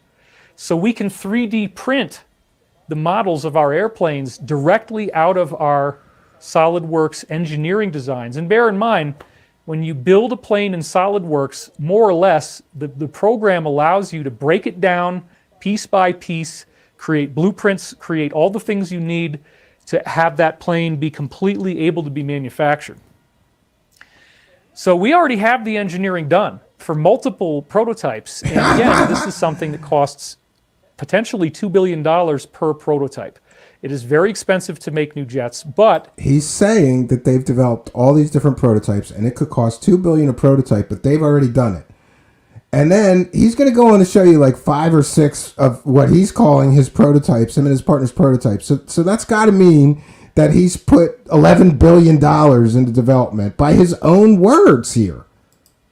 From all the people who I've spoken to on the inside, it's a commonly held belief that Ben is the premier aircraft or spacecraft designer on Earth today. This is complete and total bull. First of all, what guy that's that good would work with David Wilcock? What guy that's at the top of his game in spaceship designing would say, you know what I'm going to do? I'm going to start a company with that Ancient Aliens guy, right? That's not problematic or anything, and I'm going to let him be the public face of it, and I'm just going to sit here and design the spaceships, but he's going to get us all the money and tell everybody about it. Sure. And the preeminent spacecraft designer has to be an anonymous source, and you only get to know his real name, and I suppose we'll be able to look up his his background and his education and his real, whether he actually has any accomplishments, whether he's actually built any spaceships, after you give David Wilcock the $333. So I wanted to show you some of the stuff that we've actually already done. I want to show you, first of all, a 3D printed version of space-capable craft. Printed version of a craft that we designed that's this follow-up to the SR-71 that will actually travel through space, if we so desire, with gravitational propulsion. I was very proud of myself. This was the first time I've been able to get the 3D printer to make one of these. And you'll notice that, of course, the bulkheads are almost as long as the fuselage. Now, wait a minute, David. That looks kind of evil. That looks like the devil's pitchfork. What the hell are you all doing here? Hold on. Okay, let's go back to the SR-71 real quick so you can see. I mean, you can't really see it in this picture, but the engines are very, very long. So if you want to get a high-speed aircraft, back to the camera, if you want to get a high-speed aircraft, the only way that you can really do this is to make the engines really, really long. So going back to the slide now. This is such garbage. Listen to his logic. He's saying that his aircraft are going to have an anti-gravitic propulsion system, but then he's applying rules that he's claiming apply to regular jet aircraft. Why would the engineering rules of developing a very fast jet engine aircraft apply to an aircraft that uses an anti-gravity or completely different propulsion system than a jet? This makes absolutely no sense.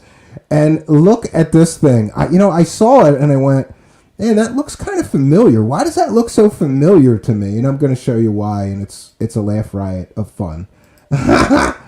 I always accuse his partner in slime, Corey Good, of being, telling his fake Buck Rogers space adventure stories.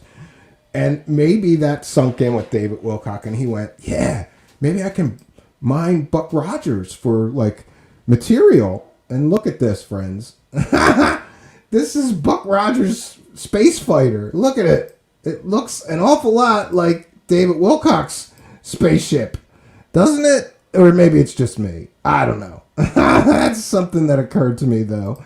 All right, we're gonna go back to we'll go back to the video here.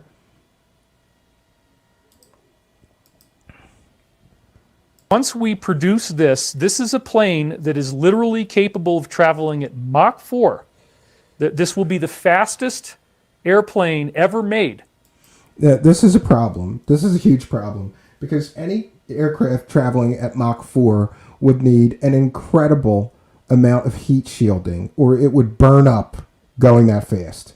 The SR-71 Blackbird employed a titanium shell that they had to specially develop in order to get it to go, Mach 3. And that costs, I don't know, hundreds and hundreds of millions of dollars. So where is he getting hundreds of millions of dollars to develop a skin that's going to be able to withstand the heat of a Mach 4 flight?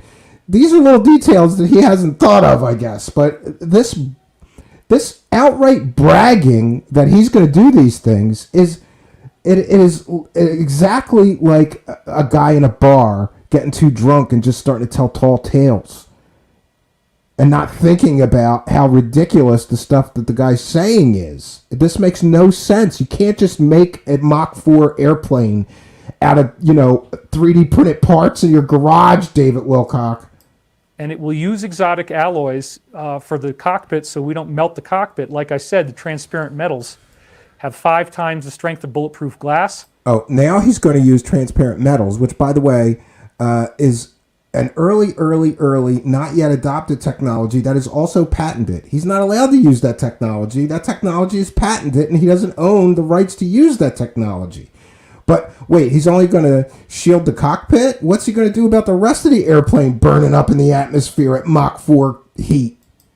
And that's how the cockpit's going to go. So the bulkheads are really long so that the engines can be really long so that we can achieve that high speed. So in other words, the actual physics requirements demand that you make a jet if you want the highest speed. I thought he was making an airplane that's a space plane with he said gravitic technology or something like that, which implies it's going to be an anti-gravity craft. Why do you need big engines in an anti-gravity craft? He just said that you just need these little needles and you can generate anti-gravity around the shell of the...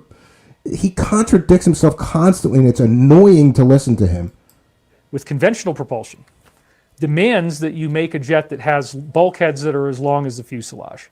So I was very proud of this. Here is an image of the 3D printer. I chose the Pro 2 from Raise 3D. It's the one I happen to have used. Here's another one of our prototypes being printed on the printer. And so here's more of our fastest jet ever made. And look at this. It's like he purposefully made it H.R. Geiger-like to make it more alien-looking. I can't lie. It's kind of cool looking, but do I believe that David Wilcock's going to be able to build a working model of this? Not in your life! We made two size versions of it. And so we have the smaller ones and the larger ones. And you might say to yourself, well, David, why does it look like it's made out of wood grain? Okay, let me just explain this. Now he's going to give everybody a 3D printing lesson, and it is because he's an expert. He just bought a 3D printer, and he's an expert on 3D printing already. What a smart guy David Wilcock is. Printed, again, out of SolidWorks models. These are 3D models that actually are in a program that breaks it all down into individual components that you can print out the blueprints for, tell people how they work, and be able to manufacture these. So when we 3D print, we're using a filament printer. So it's taking individual filaments, and you can have up to two. So you can have one color and then a separate color. And you're going to see in the next image. Thanks for the 3D printing lesson. Play around with double David filament Wilcock. printing. Oh, wow, you got a double filament printer. So when you get this filament kind of printing, it takes the original model and it breaks it down into slices. So each slice represents a particular layer of the model that gets printed as the head goes around. And there are very, very small differences in height between each of these layers. So when the actual program that Raise 3D made, when that program actually slices the model, it goes vertical, it goes horizontally from the top to the bottom, makes layers. And you get this very interesting wood grain effect actually when you're printing out jets, because of the nature of the changing curvature of the surface. So again, back to the slide. Does he really think he's just going to 3D print a working prototype full-size version of this thing because he can 3D print a little toy airplane? My God, David Wilcock. Did you know what kind of level of humiliation this man is in for a year from now when he figures out in the next couple of months that none of this crap he's talking about is actually going to work in the real world? And oh God, and I had to stop. BG's almost made me crack up. He can't get his audio right. No way he could put a USB into a 3D printer. Yeah, he can't even get the audio on his show right. But somehow he's going to bring us hover cars and free energy devices. Sure you are, David Wilcock. Sure you are. You can see that bizarre wood grain effect that we got here. Next, this is a close air support jet. We have some very significant interest in these. Actually, this is probably the product that is the most urgently needed. Now, what is this for? Close air support means that you don't care about how much fuel you're going to burn. You just need to get that sucker into the air, and you need to be fighting as quickly as possible. So this is what you would use if there's a sudden spontaneous... This thing looks like exactly like a plane that I remember from Cobra, a G.I. Joe plane. I'm not kidding you. Now the next prototype, which again is 3D printed. This looks like a G.I. Joe toy I had when I was a kid, too.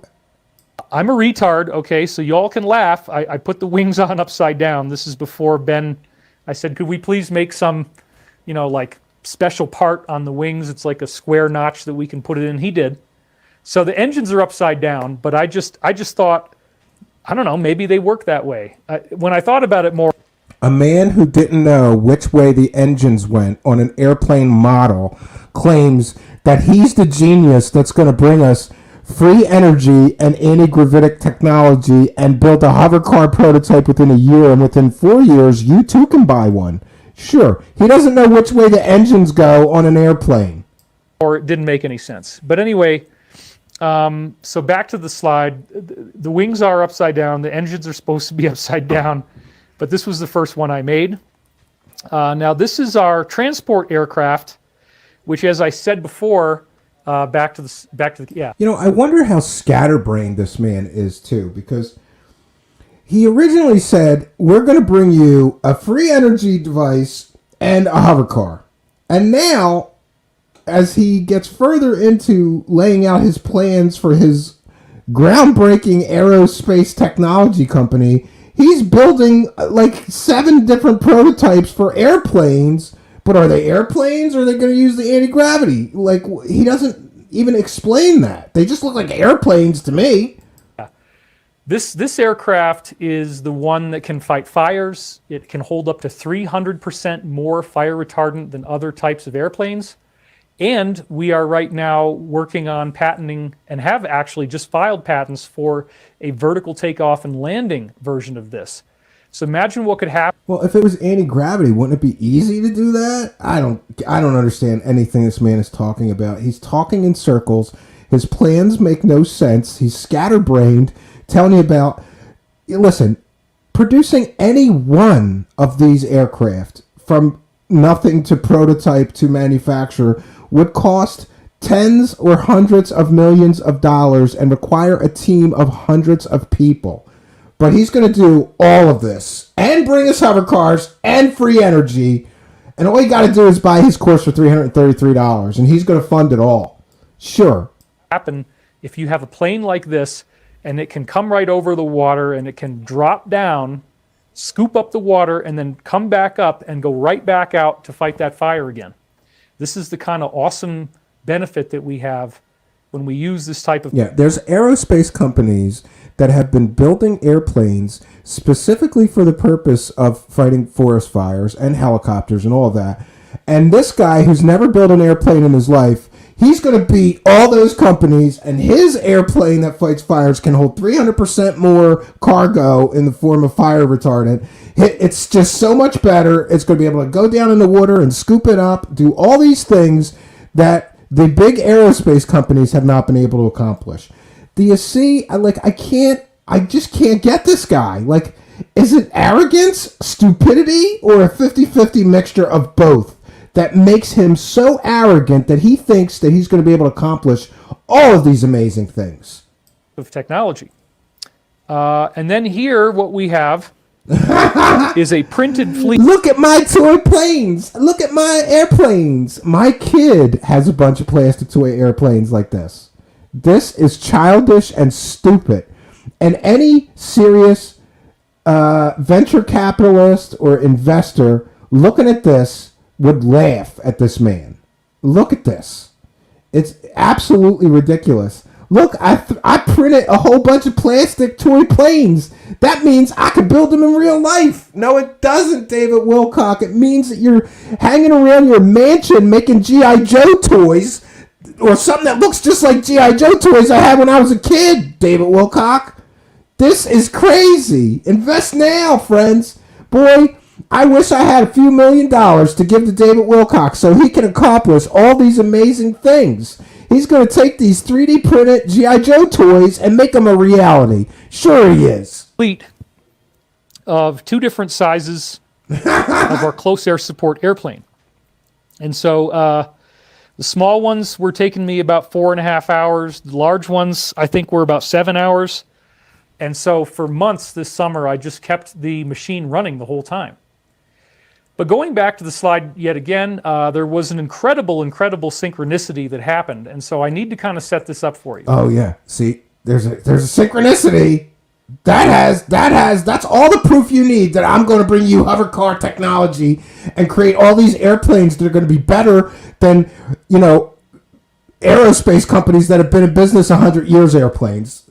This is crazy. So when I first got the 3D printing machine, Ben it just converged that he came over to the house in Arizona, and because that's part of where I am now. Take note of that. I think someone, what was it, Ari Stone, was trying to serve him legal papers for her lawsuit. He is in Arizona now. He must have a new mansion because he's got a mansion in Colorado and a mansion in California. And knowing David Wilcock's tastes, expensive ones, he must have bought a new mansion or is renting a new mansion now. Now he's in Arizona in a whole new mansion. Great. In Arizona, so we got the hell out of California. So he came out to Arizona, and and I'm very, very happy being in Arizona. By the way, we are on the front line of truth and freedom, and it's awesome. So no regrets at all. Anyway, Ben came out to Arizona, and we set up the 3D printer together because I had no idea if this was going to work. I just want to mention, what kind of CEO of an aerospace company has time to go, drop everything, go to Arizona, hang out with David Wilcock, and help him 3D print toy planes? Right? Does that sound like something that a respectable CEO of an aerospace company would do? But, we're not allowed to know who the respected expert aerospace engineer CEO partner is. Only if we pay him the $333 will he tell us who his anonymous partner in this anti-gravity company is. Great. speculatively bought it because everybody that was wanting to invest in our company said, where's the prototype, where's the prototype? Well, we have them. You know, in the machine, we can make pictures of them, but no, people want a model. So when we started 3D printing, especially with... No, David Wilcock, investors don't want to see a plastic 3D printed model or toy G.I. Joe plane that you're printing on a printer. They want to see a working, flying prototype that's full size and a proof of concept. No one... Listen, people can say whatever they want about me, but I have been running a startup for years now, trying to develop products, and you got to have something that works that you can show people, or you're going nowhere. But David Wilcock seems to think that all he has to do is 3D print some G.I. Joe toy planes, and people are going to throw money at him. Double filament, where we can make the cockpit a different color. People started to get a lot more excited, and it was a great thing to perk up our... What difference does the color of a 3D printed toy make? What investor is going to go, you know, I wasn't sure I was going to put my money into this project, David Wilcock, but now that you got two color 3D printed toys, I'm in. Sign me up. Here's my money. Our investments. Now, when Ben was at my house at the very beginning, we fired up the 3D printer, and the very first thing that we used was vegetable-based plastic. It's a cheaper... Again, he's going to give you a 20-minute lesson on 3D printing. And he's only had a 3D printer, I believe, for less than 6 months or a year. But he's an expert, and why does he feel the need to tell people all these useless facts? This is why his streams are 4 hours long. Nobody cares about your 3D printer, David Wilcock. Show us the hover car. Plastic, and it's white. So the first thing we did was to 3D print a test image of whatever the machine lets you do. And so it had this round coin that actually was really cool. It had very good detail, and there's a spinning thing inside the coin, and somehow you print it, and then when you take the coin off, you can pop it, and the coin spins inside the bigger coin. There's a little coin inside the bigger coin, and it spins. The whole thing's round. The second thing that we printed, also on the white... So he has to tell you all about how he printed the demo that came with his 3D printer. Great. Plastic was our first attempt at making a jet, which failed. And then the third attempt that I made at 3D printing was with the smaller size of our spaceship, as I showed you with the two large bulkheads that goes Mach 4. Okay, so I had a And coin. that's another thing. How can he say that thing goes Mach 4 when he doesn't have a working one that can prove it can go Mach 4? He just thinks it can go Mach 4. Just saying something doesn't make it, fact, David Wilcock.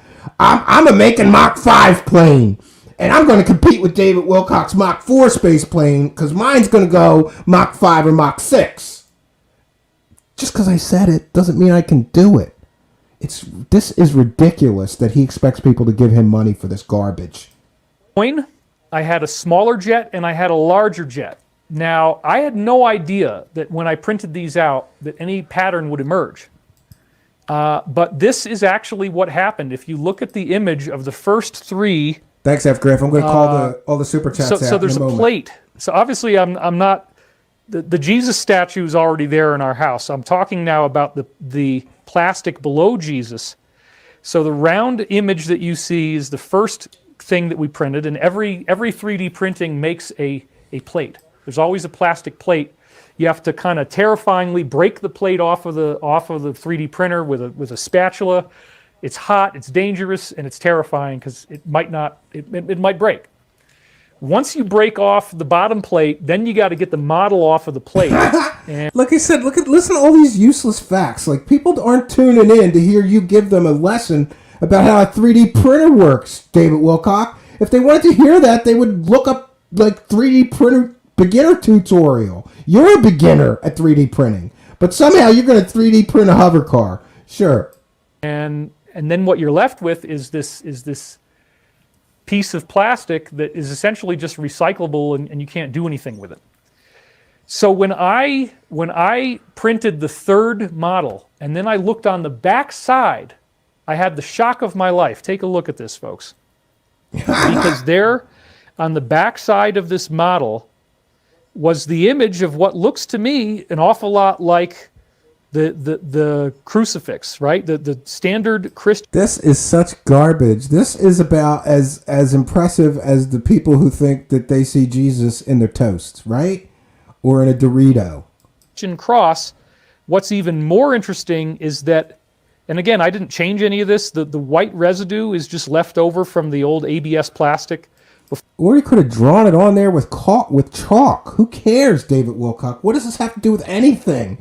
Look, I really am going to build hover cars because I was playing with my 3D printer one day, and look, it's the image of Jesus Christ. It's a sign from God. I'm going to be the father of anti-gravity. This is so stupid and this is the most stupid and ridiculous thing I've ever seen David Wilcock do, this whole hover car garbage company. Before we went over to the new plastic that's a much higher grade, so some of the white got into the other plastic. So it actually looks to me like the Rose Cross. And this is really incredible. I mean, I don't know what the hell to make out of this, but just to show you, here's the other side of that model. So this was the first small spaceship that we printed. And yet, here again, when you look on the back side, there's this astonishing Christian crucifix that was mysteriously 3D printed into the plate. I showed this to everybody on the board. Everybody got really excited about it because, to me, it's an indication that we are all being guided here. This does not appear to be an accident. When you get...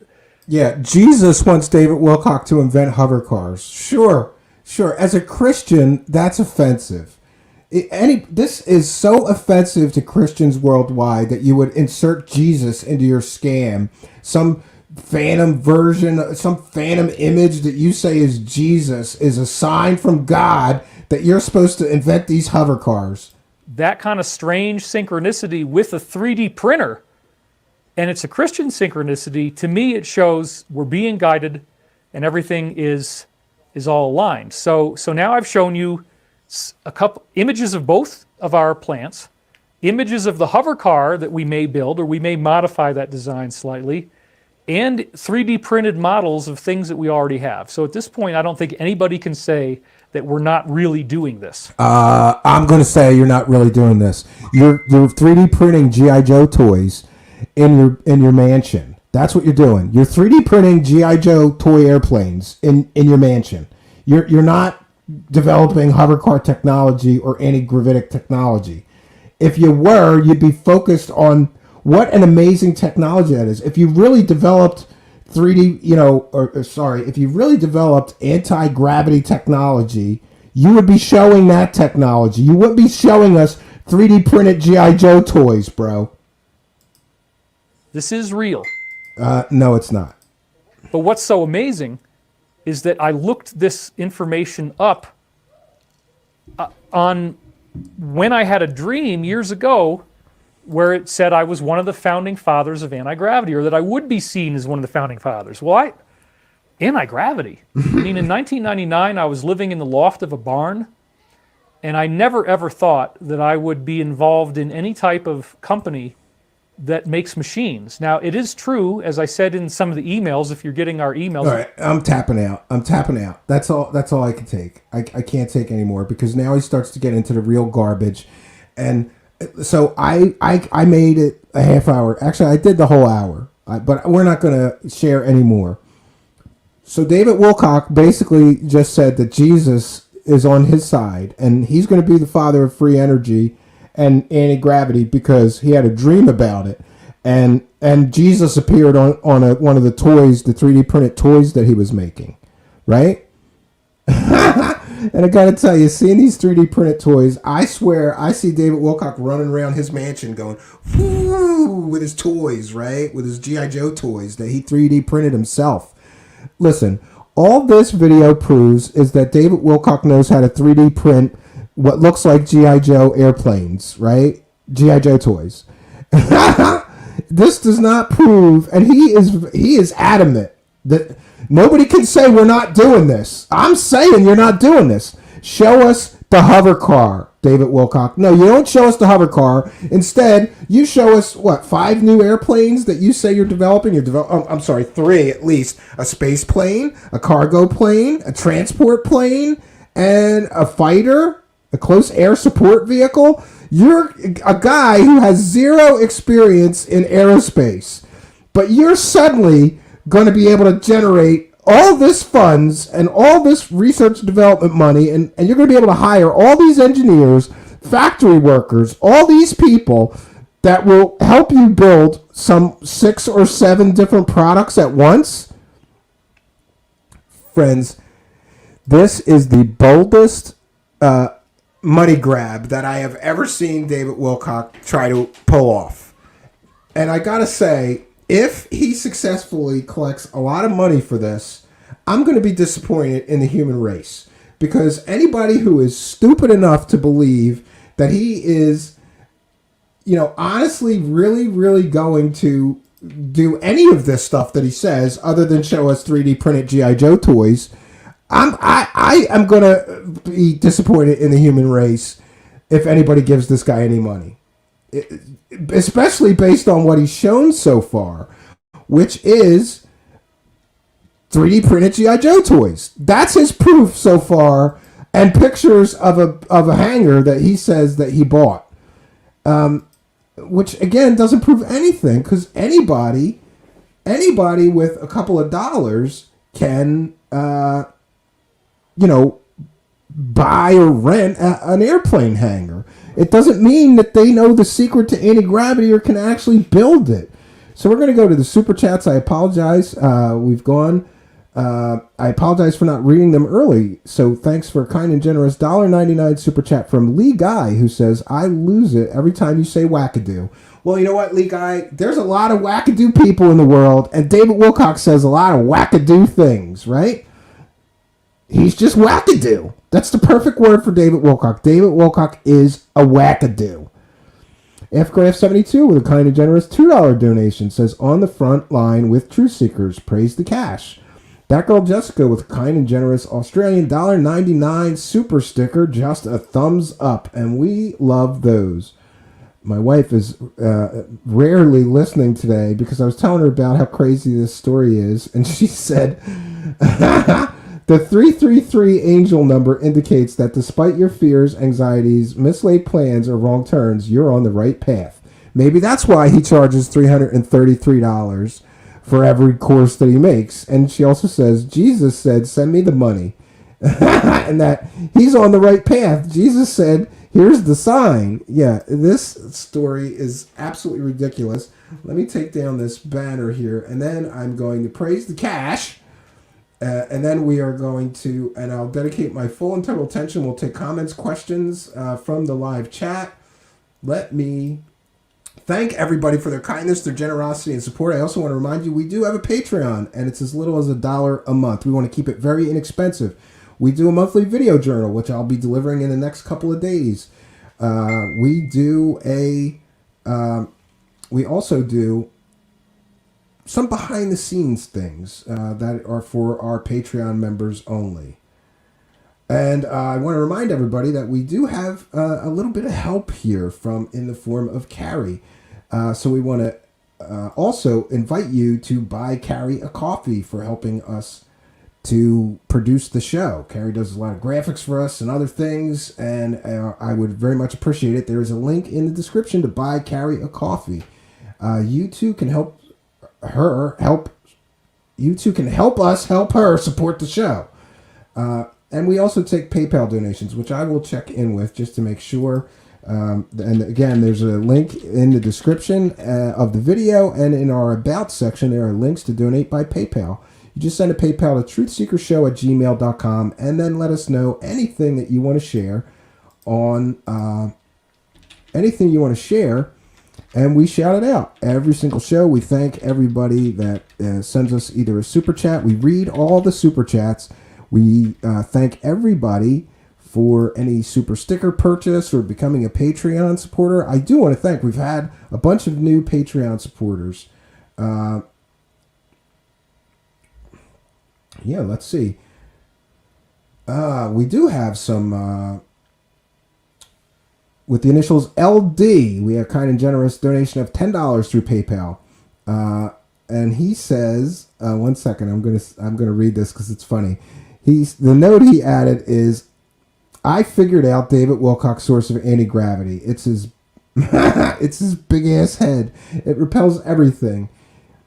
And this is a kind and generous $10 PayPal donation from Lee Guy. Thanks so much for your kindness, your generosity, and your support, Lee Guy. It really does help keep the show rolling forward, and thank you for your kindness and your generosity. Again, we have somebody, Mr. DB, which I think it's okay to say is Mr. Barton. Great shows on Wilcock. Dead cats, bottles of piss, fake hangers, and fake teeth. Got a few laughs at that. Welcome to the world of new age scams.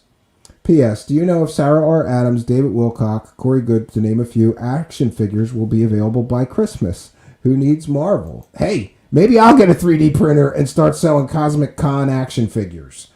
DB, I think that is a good idea. Thank you for your kindness and your generosity and your support. A kind and generous $6.50 donation. And we have...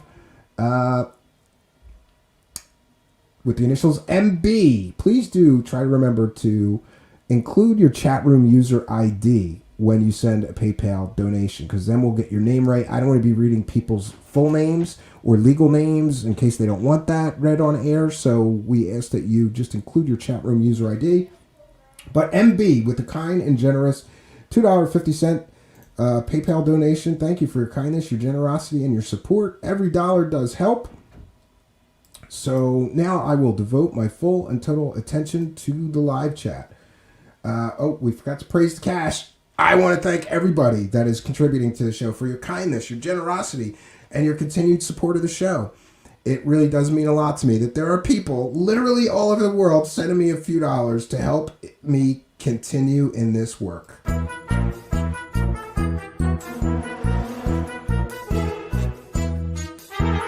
You're watching Truth Seekers. Praise the cash, praise the cash.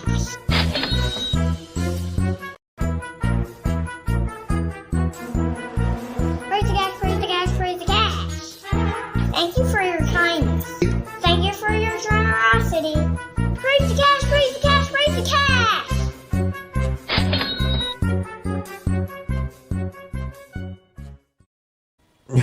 So praise the cash, friends. I will now devote my full and total attention to the live chat. Comments or questions for me, put them in all caps. I happen to be visually impaired, so that really does help a lot. And that girl Jessica says, we love the show and the cutest cash clown in the business. Yeah, he is the apple of my eye, my favorite little guy. And it's National Sons Day, so I jokingly said I'm going to try my best not to yell, "What are you knuckleheads doing now?" Because I tend to get distracted when I'm watching my two sons, and they're two boys, 9 and 5. And sometimes I'll be like trying to make dinner in the kitchen, and then all of a sudden I hear some big crash or something, and I'm like, what the hell are these knuckleheads doing now? So in honor of National Sons Day, I didn't yell at them or call them knuckleheads all day today. But they were both good, and I didn't have to. Just a coincidence like that. Mike Gambelli says he has another hanger for his MAGA hat. Absolutely. Yes, 6 cents. Reminding everyone in the chat, please use caps for questions or comments for me if you want them read on air here. Lee Guys says David Wilcock bought that hanger to store his forehead.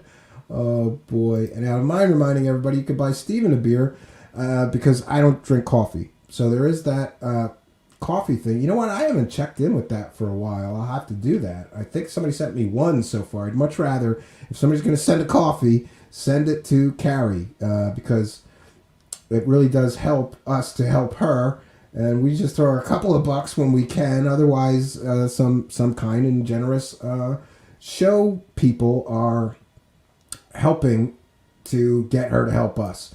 Paul Cargo asking, do you have a P.O. box? No, I don't, but I'm working on that actually because I'm going to get a P.O. box just for the cabin because we don't have a physical, no mail comes where my cabin is. You have to get a P.O. box because it's pretty remote and they're not going back in dirt roads, especially in the middle of winter, trying to get you your mail.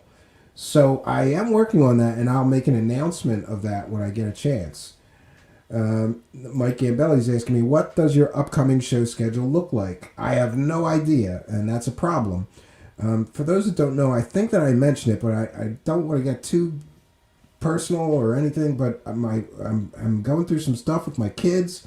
It's a whole story, but one got exposed to COVID, and he got sent home for 2 or 3 weeks. And then the other one had the sniffles, so he got sent home for a month. And they've both been tested multiple times, I think, now. I'm not sure. I'll have to check in with my wife. But the whole thing is that my one son is home until Thursday, I believe, of this week, the older son. And then my younger son is home until October 11th because they're in 2 different schools that have different policies about COVID exposure. So I can't do anything or schedule very much right now until they're back to school, and then I'll sort of know what my schedule is going to be like. But I do have ideas for a few more shows this week. There will be a few more shows this week. And while we're on that subject, I would just like to mention that I do know, people are sending me messages and they want me to talk about a certain UFO cult spokesman who has been just viciously slandering and attacking me, Rich Giordano, Melissa Martell, and Cal Korff. And of course, this is over. He was too cowardly to show up for a debate that he asked for, so now he's going to punish us because he's a coward. And he's saying some things that are absolutely, positively, like the level of stalking, slander. He's put threats, literal threats, in writing to people. And people want me to talk about this or share the stuff that he's saying, and I'm not going to go there. And there's a few reasons for that. First of all, is I don't want to spend my time arguing with somebody dumb enough to believe that trash can lids, hung from strings are real flying saucers. That is just somebody, if they're that stupid, I don't want to spend my time arguing with them. And we've already seen, every time there's a dust up with this guy, I get put through, I've talked about it before, I get put through 6 months of nasty messages, emails, somehow got my cell phone. I think I may have given him my cell phone at some point, and, before he was on my show or something like that. So every time that this guy gets, a bug up his butt, I get harassed daily for 6 months, and he's got all these sock accounts, so it will be literally like somebody spends their entire day sending me nasty messages. That's how many I get. I get them on Twitter, Facebook, email accounts, text messages. It's absolutely ridiculous that this man thinks that he could just harass somebody like that, especially because I have asked this man in writing some 10 times now. I printed them all out. I got them. I've asked this man 10 times, do not contact me. Don't write about me on your blog. I consider what you're doing a form of harassment. So, Les Brewer, 1 second. No, the audio is fine. Turn up your volume. And please be careful when you tell a show host on a live show that his audio is not working. So, back to this clown. So, you know, I've told this man 10 times, do not contact me, and he continues to contact me. So it's my understanding that that is criminal stalking across, Sixth Sense is mentioning here. It's criminal stalking across state lines if they use the internet. If you tell somebody, do not contact me anymore, and they continue to contact you, that in and of itself is a crime. So I'm not going to argue with this man, and I'm not going to be harassed on a daily basis because he's butthurt, because he's too cowardly to show up to a debate that he asked for. This is the same thing that happened before. He asks for a debate, then he chickens out of showing up to the debate, then he makes up all kinds of lies saying that Cal Korff chickened out of the debate. Steve Cambion chickened out of the debate. I never said I would debate the guy. I have no interest in debating somebody dumb enough to believe that garbage can lids are real flying saucers. So that's all I'm going to say on this issue, because some of you are aware of just how incredibly vicious this man is making. Incredibly vicious, slanderous accusations, mostly against Cal Korff, but also he puts my name in there. And you know, I'm not gonna talk about some of the things that are happening behind the scenes. But what I will say is another reason I'm not commenting on any more of this stuff. I don't care what he says. I don't care how many nasty, harassing messages I get sent, text messages, emails, Twitter DMs, Facebook, from all these fake accounts. I don't care. I will ignore them, especially because this is going to go to law enforcement, and we're going to let them handle it. And I'm not going to say anything while there's law enforcement investigating this stuff. So I'm sorry to those people who like that kind of drama. I've told you what I can and what my plans are for handling it. I'm not going to be intimidated and harassed, and I'm certainly not going to be threatened by some UFO spokesperson, UFO cult spokesperson clown that's dedicated 35 years of his life to garbage can lid UFO cult. I'm not going to do it. And insofar as, you know, getting, going to law enforcement, I just feel like, what else am I supposed to do? I asked the guy 10 times. I politely asked. I sent him a strongly worded letter. I haven't sent him a lawyer letter yet because that costs money. And I kind of feel like, I have a family to feed. I'm not going to waste money on a lawyer for this clown when he's doing things that are, definitely qualify as criminal. I'm just going to, we're all, involved with our local police and his. And I believe, according to Cal Korff is filing some kind of cyber stalking or cybercrime complaint with the FBI against him. So again, we're going to let those people do their work, and I'm not going to talk about it. But even from just saying this much, I guarantee you tomorrow I'm going to have a full day of harassment. But it is what it is.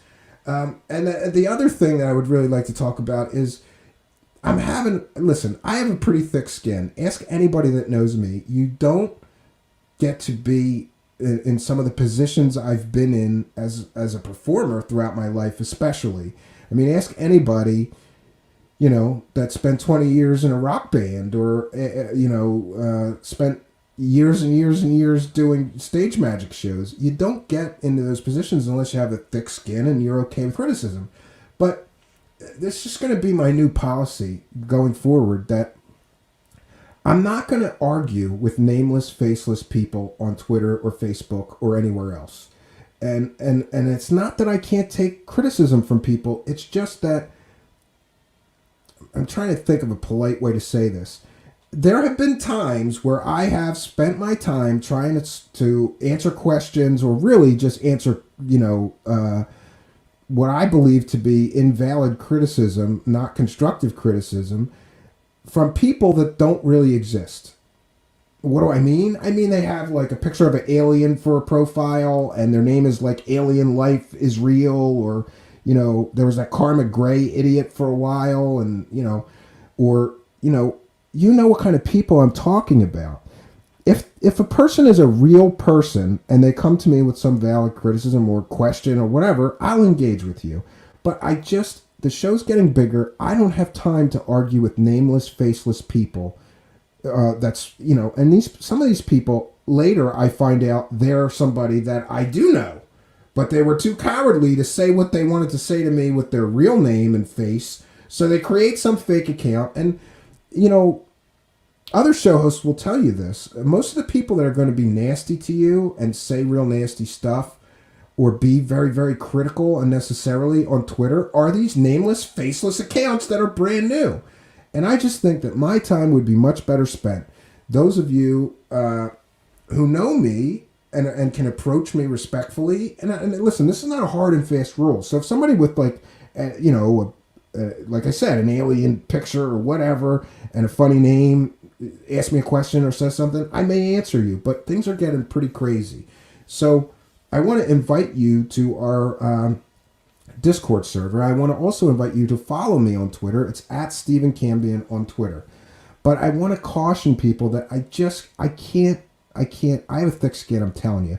But some of these people are like attacking me for days on end. Like some person could spend 2 or 3 hours telling me everything I'm doing wrong on my show. And today I did. I kind of snapped a little and I said, if you don't like mine, buy yourself a webcam and a microphone. Good luck to you. Do a better show. And that's kind of where I'm at. I'm just kind of where I'm at. I also kind of learned that, like, I certainly will listen to the right people. I just spent some time talking on the phone with somebody that has 500,000 subscribers on YouTube and likes a lot of the things that we're doing on my show, catches my show when he has time. And he gave me some excellent advice. Those are the kind of people that I'm more than willing to sit down and talk to, because certainly I'll benefit from their knowledge and their experience. But if you're just going to berate me on Twitter for 3 hours because you don't like a guest that I had, or you're going to dig up a dirt from a guest, literally people are doing this to me. They're digging up dirt from a guest that I had on my show from 15 years ago and saying, like, how could you have this person on? Look at this that happened 15 years ago. This is just stuff that I'm not going to spend my time on anymore. And again, I encourage everybody, become part of the story. Webcams are cheap. Microphones are cheap. Passion is not so cheap. So you're going to need a lot of passion, but really all you need is a webcam and a microphone, and you too can start a show like mine and probably maybe do better than me. So, and again, on the guests, look, I want to make one other point very, very clear.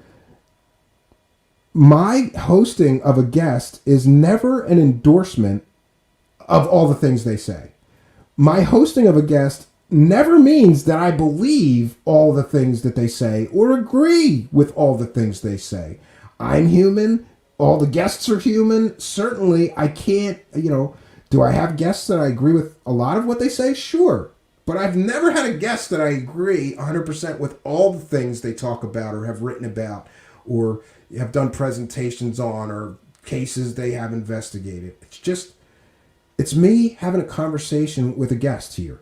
And some, I don't understand some of it because, like, I used to listen to Joe Rogan. Once in a while, I'd have somebody that I had no interest in, zero interest in. I'd give it 10 minutes. If I didn't like the guest, I'm not going to watch that one. But I'd tune in the next time and see if I liked that guest, and oftentimes did, and would listen to the whole 2 or 3 hours that they did.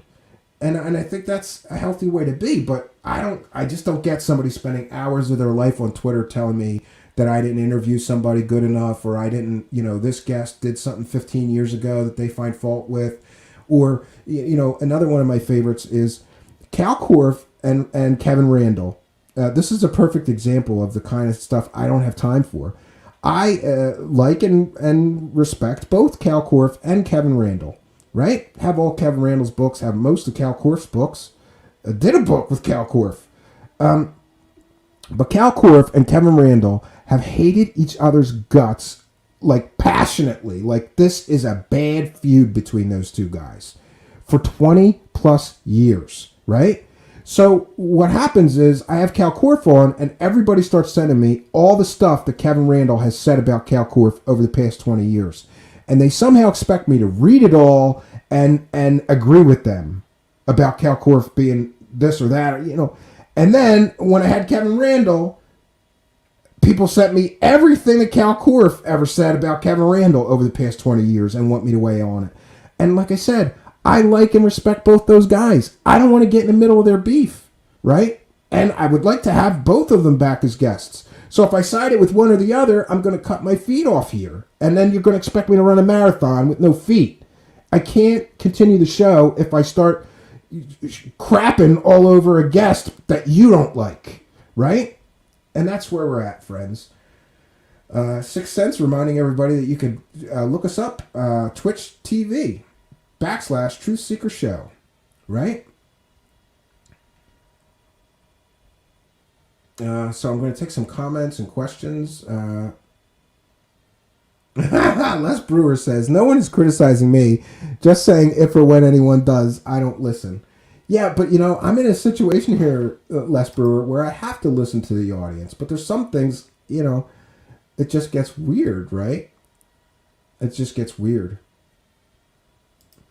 6 Cents says, after so many years of seeing internet bullies and punks, you get used to it. Ignore and block come even quicker as the years pass by. I try to not block these people, though, because I want to have an interactive show here. And I want to have that interaction with the audience. And it lets me know, how I'm doing, And Jonaside, again, with his mantra, reminding us that David Wilcock would look so cool with the mustache and be more believable, too. Yeah, I definitely, I know. Scott saying, I love this guy, but I gotta know, are you doing the show in a hot tub? No, these are just some weird lights that I have. It's not water, it's lights, and this is a backdrop.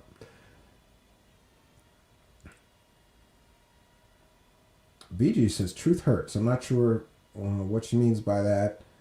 Yeah, I don't know. I hope she's not mad at me. I'm glad to see you. Al Warrior says, I should call Tyler from Secure Team 10. Not really interested in Secure Team 10, but I wish him the best of luck in his recovery from alcohol addiction. That's a rough thing. And I got to tell you, I almost ran that story.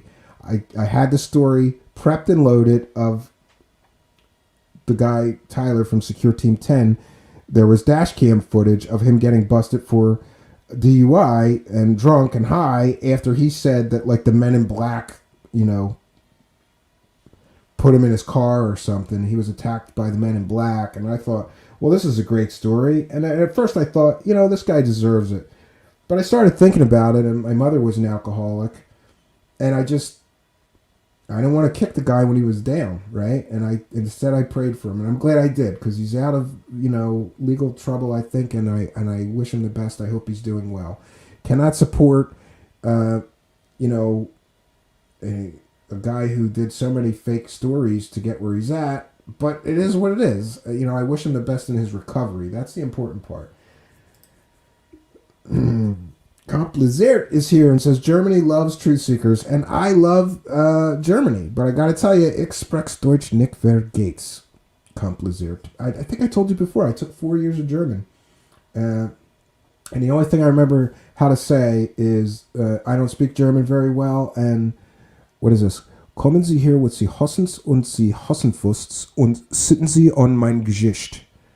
I probably screwed that up, didn't I, Comp Lizert? But I just said, come here, take off your pants, and sit on my face. Those are the only two things. 4 years of German, and the only two things I remember. I think I remember how to say "Where's the bathroom?" too. Right? Bishop asking, "Have you ever looked into Edgar Casey?" Yes, I did, and I found his. I found the claims of his predictions to be intriguing, but then when you dig into this man writing the equivalent of like, literally he wrote the equivalent of 10,000 Bibles worth of predictions, then you start to get a picture of, oh, so some of these come true because he's written literally 10,000 Bible pages, the equivalent of 10,000 Bibles. However many pages is in the Bible, he wrote 10,000 times that. And so what supporters of Casey do is go through this monstrous volume of his predictions and they connect dots. A lot like Nostradamus. Jonaside saying, and Cambion, only one camera angle, really just one, slacking seriously. Look, I got good news for you, Jonaside. We got the slides going, courtesy of Carrie, which I'm very, very I want to thank Carrie. We finally got slides for making nice presentations here. We got that going. I previously did the multi-camera setup, but here's the problem, Genocide. It is a mess in here, right? So I got to clean this whole office, and this is the only room in the house my wife, she refuses to clean it because it looks like a frat house in here. There's like pizza boxes, and beer cans, and liquor bottles, and, I have forced perspective, right? As long as you don't see anything past here, right? Oh, I'm sorry. Anything past, the lines here. We don't want you to see anything past here. Then it's okay. I could be a slob. But in order to get oh, look, I'm blurry like Bigfoot again. In order to get the multi-camera angles going, I got to clean this whole place. I have some work to do on some of the computer workstations in here as well.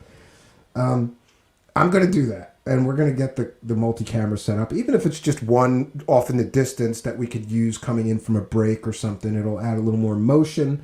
I'm not going to do it like David Wilcock, though. Sorry. Not going to do it.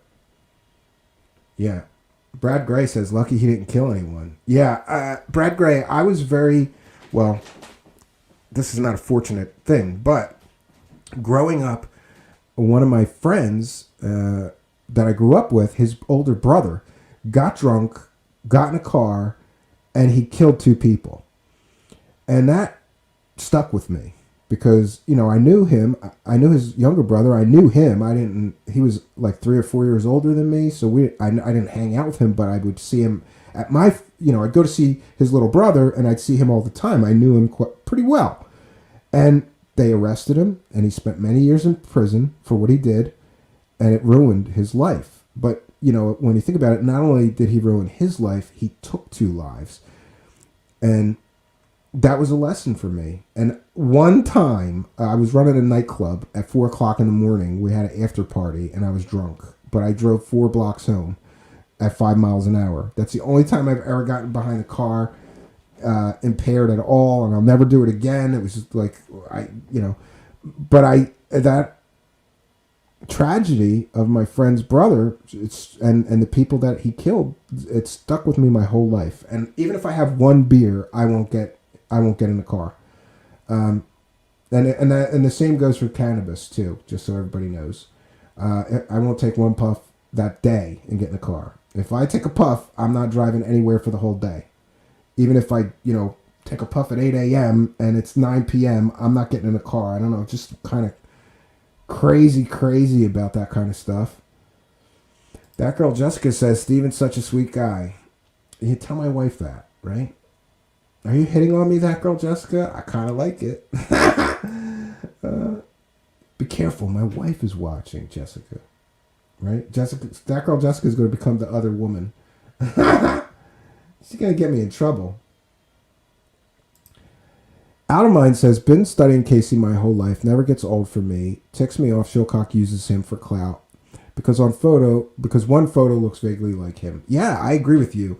And there is some stuff about Casey, some of the people that he's given readings to, accounts and things that are extremely interesting to me. But I just came away sort of going, there's such a volume of stuff. That's why he gets some things right. He didn't get everything right. And again, there's this thing that I've talked about it many times here. It's called the test of a prophet. If you are if you are truly a prophet, you will not get one prediction wrong, because a prophet comes from God, and God would not get anything wrong. He's a perfect being. That's the test of a prophet. And every psychic fails the test of a prophet that I've encountered. I've never found one that had genuine psychic ability that I believed was real, or that passed the test of a prophet, right? Yes, Zach says, David Wilcock says that he was the reincarnation of Edgar Casey. And somebody even wrote a book connecting those dots. Because, you know, he had a girlfriend that looked vaguely like Edgar Casey's wife. And there's one picture where David Wilcock looks vaguely like Edgar Casey. And he says that, you know, your face gets imprinted on your new body or some garbage, man. It's just garbage. And by the way, for those unaware, the Edgar Casey Foundation gets so many people claiming to be Edgar Casey reincarnated that they actually designed a test. David Wilcock refused to take the test to prove that he was Edgar Casey reincarnated. He had a meeting with the then CEO or president of the Edgar Casey Foundation and one of Edgar Casey's sons, and both those guys came away saying, no way on God's green earth is he Edgar Casey reincarnated. And to my knowledge, they even asked that he not say that. They said that it would be disrespectful for him to say that, given that he was unwilling to take the test, and that the people at the Edgar Casey Foundation and Edgar Casey's family did not feel he was truly Edgar Casey reincarnated. So they kind of said, can you please not say that anymore? He didn't care. He went right on saying it for years, right? Taking conference money for years. So I don't know where we're at with this Edgar Casey, with this David Wilcock hover car thing, but I thought it would be fun if we get C.W. Channer in here. I haven't talked to him in a while. Give us a chance to catch up. And I know he's covering it, and he's got to have a different perspective about some of this than me. I mentioned that I heard a clip, and it sounds like C.W. Channer thinks that David Wilcock is getting scammed by somebody who's telling him, yeah, we can make hover cars, throw all this money into this project. And he may be a victim of this scam himself. What I predict is, you know, when he gives some fake psychic prediction and it doesn't come true, you know, like he famously predicted that Donald Trump would win the election in a landslide, re-election in a landslide. That didn't happen. Then he just kind of shrivels away and acts like he didn't say that. But these hover car promises that he's making, these free energy promises that he's making, are extremely, extremely problematic for him, both from a legal perspective and from a reputation perspective. This man is going to suffer such humiliation the moment he realizes that none of this crap that he's talking about is going to work. I think he is so gullible that he believes that he's just going to 3D print an anti-gravity engine in his garage or something.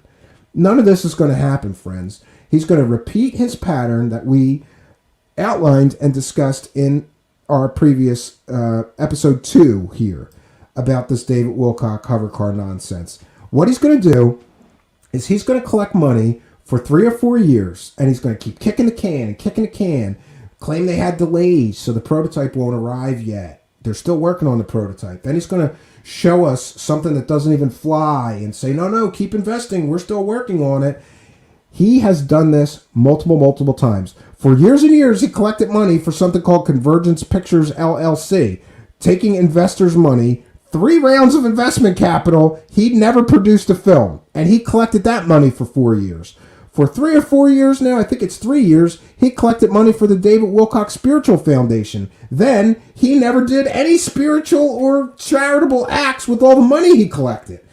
And now he's on to the new thing. Give me money and I'm going to create a hover car and all these airplanes that have anti-gravity engines, right? And a free energy device, right? That you can put in your hover car so you never have to pay for gasoline. It is so transparently scammy that he will never be able to accomplish any of the things that he's promised. It is crystal clear. And BG's asking a very important question. Why hasn't he been convicted? I think this is the one that's going to do it. I'm going to go out on a limb here and say that if David Wilcock, if the authorities are ever going to finally get involved, but first of all, he's already had IRS liens to the tune of, I think it's $50,000 for unpaid taxes, they're going after him. They're going to go after him over this charity scam. He's been collecting money for 3 years, only delivered 1 year's report of how much money he collected and where all the money went. You can't just keep all the money and not file the paperwork. The IRS is going to say, you have to tell us how much money you collected and where the money went. You can't just not file. Now, granted, they'll revoke his license after 3 years of non-filings, but I believe they also investigate, and you have to explain where the money went. There's lots of problems. And again, he's had an IRS lien for unpaid taxes previous to starting the charity thing. And now he's going to collect investment capital from investors so that he could build a hover car, a free energy device, and like 5 different airplanes powered by his anti-gravity technology that he's copying from patents, that it's illegal to just copy patents and sell their technology. But okay, this is not going to go well for David Wilcock. Yeah, and Out of Mind saying, give him enough rope. Ask fraudster, disgraced Senator David Schmidt. Sooner or later, your crime has to be... and a lot of people are suggesting that David Wilcock should be reported to the IRS or to his local law enforcement for running what is essentially scams. Yeah, and Sixth Sense is reminding us that he is required by law to report how much money his charity collects and what he does with the money. And he has refused some 10 requests from me for those forms. He has not. They're not on irs.gov either, Sixth Sense, so that means he never filed them so far.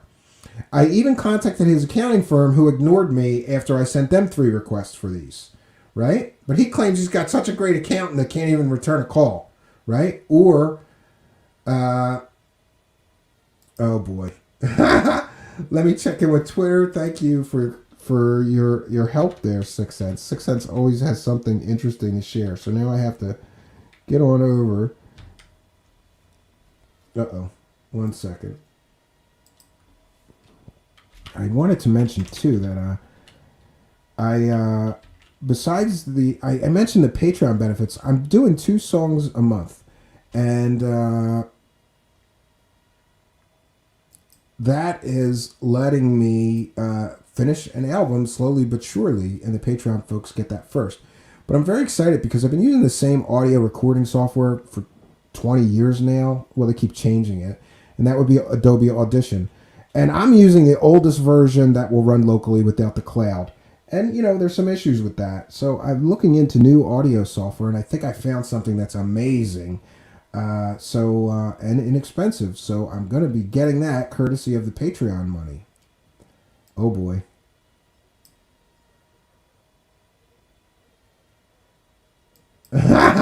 Oh, no. Sixth Sense. Oh, now I got to share this. All right, we're going to share another... Then we're just going to file this under ridiculous, untrue, fake things that David Wilcock says, right? He says stupid things that aren't real. Oh, wait a minute. I almost did it again. Let's share that again and share the audio. Stupid share audio is the bane of my existence. Why can't StreamYard figure out that most of the time when you're sharing a video, you want the audio, so make a don't share audio button instead? And stop these constant problems with this. I'm going to email their CEO. So the next thing that I want to share with you is that these readings started to come in using the remote viewing protocol, which again, when people are trained in this, they can get to the point of being 99% accurate. So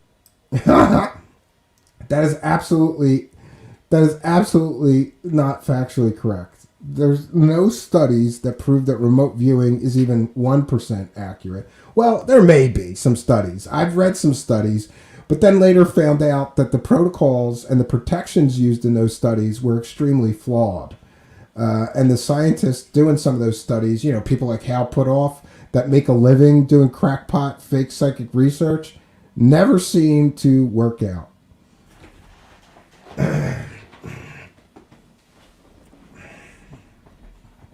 Oh, geez. And what did I just say? That people are telling me about dirt from a guest from 20 years ago. And I go to Twitter and there's somebody else talking about dirt about Cal Court from 20 years ago or something that they think is not factually right that he said on my show. Or it's just like, get a grip, man. Get a grip. And guess who that is? Nobody cares that much about things that Kalkorff did 20 years ago. It's Mikey Horn and his idiot UFO cult members trying to annoy me. If it's not direct harassing threats and attacks, it's Kalkorff is such a terrible person. Look what he did 20 years ago. He said something bad about Art Bell 20 years ago, and he had to apologize. I'm aware of that. And then he was on, Art Bell's show again. They kind of made up after a disagreement. It happened 20 years ago. I'm sorry that you don't like something one of my guests said or did 20 years ago. This stuff is really starting to affect me, right?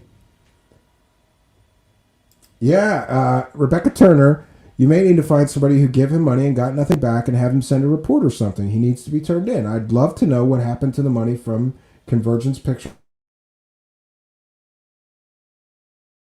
Forum. He had 3 rounds of funding for that and never produced anything. Collected money for some 4 or 5 years for that, and then the company went belly up, never produced anything for all the money he collected. The Sixth Sense says, I use old software for my music. It's functional, but certainly not the best.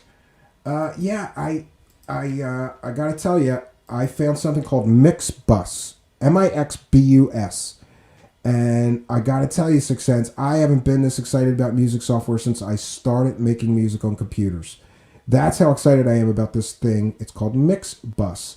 You should check it out. It is it is modeled after an analog recording console and works exactly like one, and they even modeled all the EQs from Harrison. This is made, and Harrison consoles, for those that don't know, produced more number 1 hits than any other recording console in history, I believe. Beat It was recorded on one of those consoles. Back in Black was recorded on one of those consoles, and this thing sounds just like one of those consoles. Sixth Sense, you should check it out.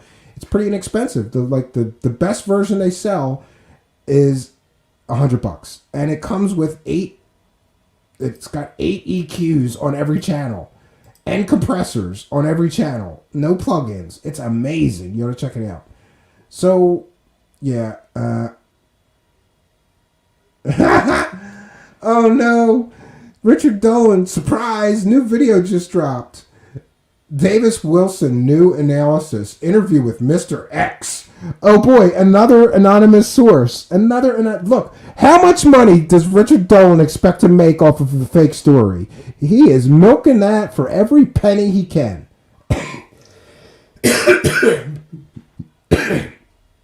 But here's the good news. I know I'm going to do a show on that this week. People have been asking me to weigh in on the Wilson documents, and mostly what I could say is that they're fake. Any story that starts with Stephen Greer said, I don't trust. Okay, we're talking about Stephen Greer, a man who used a dead baby to sell a fake alien scam.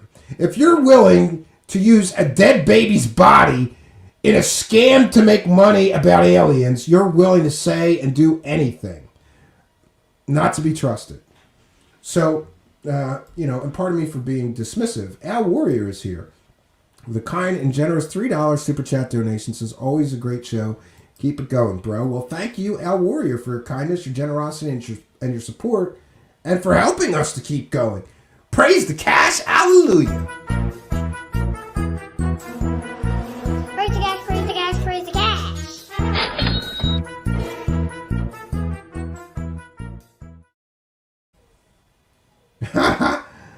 Yeah, so thank you very much for your kindness, your generosity, your support, both you and everybody else who have supported our show, both tonight and previous.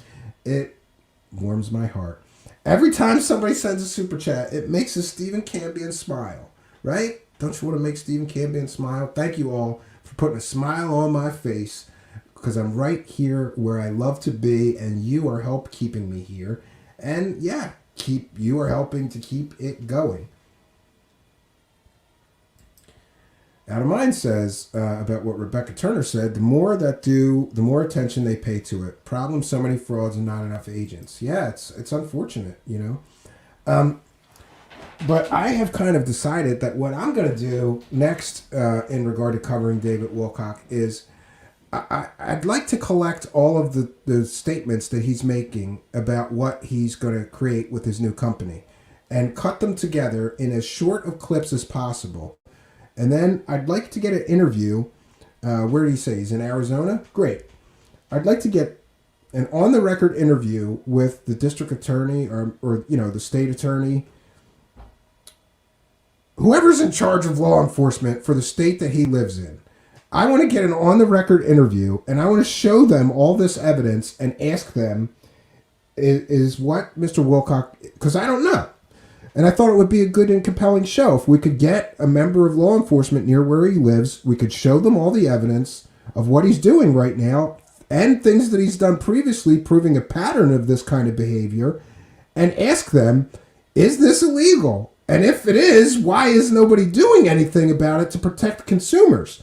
And, but this whole thing gets very complicated because he's on the internet soliciting donations from people all over the world, which basically means that it's not just his local law enforcement that he has to worry about. He might have to worry about law enforcement all over the country or all over the world who are going to find fault with what he's doing.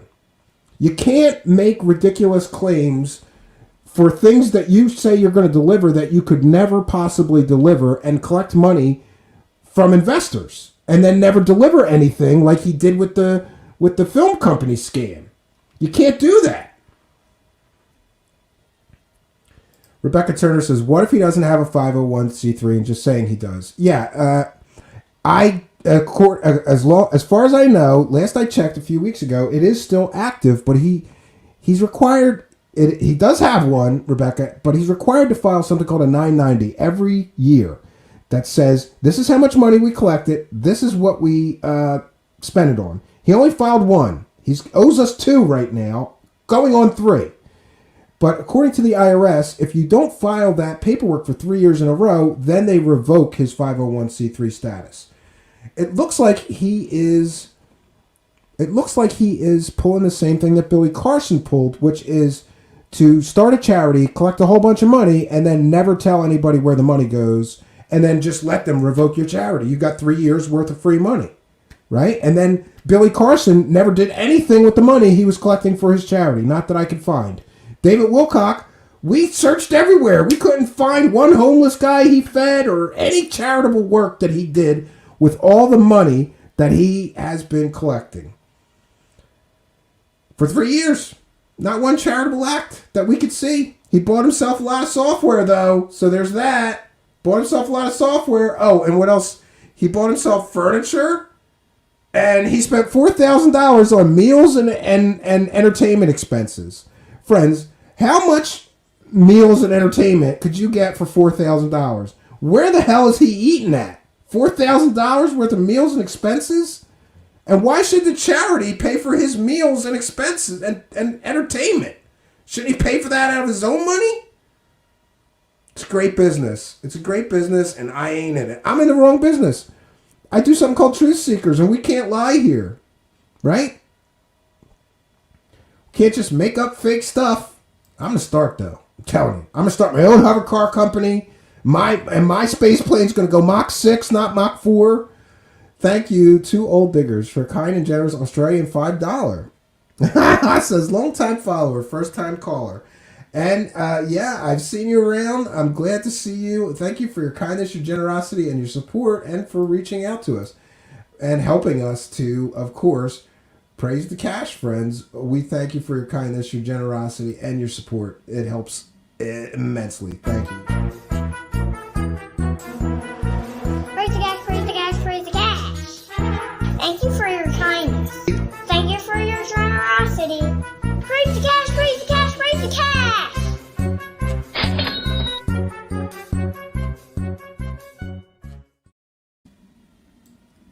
Thank you very much to Old Diggers. The Secret Knowledge says, I knew Billy was suspicious. See our previous coverage of him. He's a convicted fraud. He's selling fake medical devices and snake oil cures from his website. He claimed that his company got valued at something crazy like $380 million. Yet he doesn't pay any of his bills, and all of his credit card companies are suing him. Banks are suing him for money he never paid them. Yeah, I thought that too. The Secret Knowledge says, I'm sorry, my name sounds conspicuously like Forbidden Knowledge. No, I realize the difference, right? Yeah. Heavy Metal says, nothing surprises me anymore. Yeah, that's kind of where I'm at. So, listen, we have done our due diligence. Now, I know many people want me to sit through 3 more hours of a David Wilcock video and talk about how stupid the stuff he says is, right? I mean, it's kooky, but this has become a form of entertainment for many people. Like, let's just sit back and see all the stupid stuff that he says, all the lies that he says coming out of his fake teeth, right? He lies through his fake teeth constantly, so it's kind of funny to sit there and, like, you know, listen to what he says, joke about it. I can't do it. I just, I can't do another 3 hours of listening to this clown put together all kinds of stupid. He talks about plants screaming hooked up to lie detectors for an hour, okay? I'm not sitting through that, all right, David Wilcock? I'm more interested in your new investment, what I'm calling an investment scam, to defraud the public out of money for something that you're never going to deliver. Truth Seekers, what if Wilcock is really Stephen Cambion in disguise? It could be. It could be. You never know. Pretty good with those disguises, right? Dr. Dick Wallop Vag. Boy, that's a name. Dr. Dick Wallop Vag. Jeez. And it's got a clam for a for an avatar. Boy, my audience members are the most classy people. We have Dr. Dick Wallop Vag here in our live chat, and his profile picture is a clam. That's class, okay? That's classy. My audience is so classy. The Sixth Sense says, I have to admit, it's tough listening to his BS for more than a few minutes. Well, you know, here's the problem, Sixth Sense. If I could make notes while I was driving, I would just listen to his nonsense drivel on the rides to the cabin, because then I'd have 4 hours a week to listen to David Wilcock nonsense. But I can't drive and make notes at the same time, so I have to sit and listen and make notes and timestamp things, and I can't do it. Yeah. Victorious Eagle Andrew says TTSA couldn't even build an aircraft. Yeah, do you see how similar these UFO and New Age conners are? We've got Stephen Greer, who did a free energy scam and never produced anything after raising more than $400,000. We've got Billy Carson, who raised God knows how many dollars because he never disclosed. He just collected free money for 3 years, and then he never delivered on the free energy device he promised. And we've got TTSA, who promised they were going to build a revolutionary spaceship, a spaceship with a revolutionary power source that would change the world, and then they never delivered anything. So maybe, just maybe, David Wilcock is learning from the TTSA Tom DeLonge school of investment scams. Because Tom DeLonge stood on a stage and promised people that they were going to build a revolutionary spaceship with a revolutionary power source that would change the world. Collected $3 million plus so far. I haven't seen a spaceship from Tom DeLonge, and it's been 3 years. But if you listen to David Wilcock, because he's such an expert and he's got a 3D printer, he's going to make a working hovercar prototype in 1 year.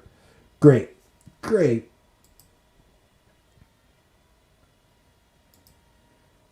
The Sixth Sense. Get one of those tiny personal voice recorders, press button and records, release it, and it stops. Yeah, but then I got to transcribe that, which I guess is doable. Yeah, I'll look into that. That's an option, right? Why Paul Cargo? Good question, but don't upset the AI algorithm gods from Google, Paul Cargo. But I'm going to ask the question why, but I'm going to do it like this, just like you did. Why doesn't YT, his host where he's putting these videos, stop Wilcock? Wouldn't they be part of his criminal conspiracy if they let it go on? I don't know how that works. I mean, I don't think you're allowed to literally advertise investment scams for things like impossible devices that nobody's ever invented that you claim you're going to invent, right? Comp Lazard says, didn't TTSA have an empty hangar too? I believe they did at one point, yes. So he must have been watching Tom DeLonge and went, man, Tom DeLonge promised the spaceship. He got $3 million. Then he never made the spaceship, and everybody kind of forgot about it, and he didn't go to the pokey or jail. So maybe I could promise everybody a hover car, not a spaceship. But now he's promising us, look, let's review. He's promising us a hover car, a free energy engine, a free energy device, right? A hover car, the successor to the SR-71 Blackbird that's going to do Mach 4, a super fast space plane, and it's going to be able to go in space, he said, if it wants to. He's also developing a cargo plane that's VTOL and can fight fires and hold 300% more fire retardant than any plane that's currently available. He's going to have fighter and close air support planes, bombers. He's like the next, he's like Elon Musk wrapped up in Nikola Tesla and Howard Hughes all in one. He's like as smart as all those guys. Remember, he's told people that he has a 180 IQ, which would make him smarter than Einstein. I'm sorry, I'm calling BS on his IQ claims.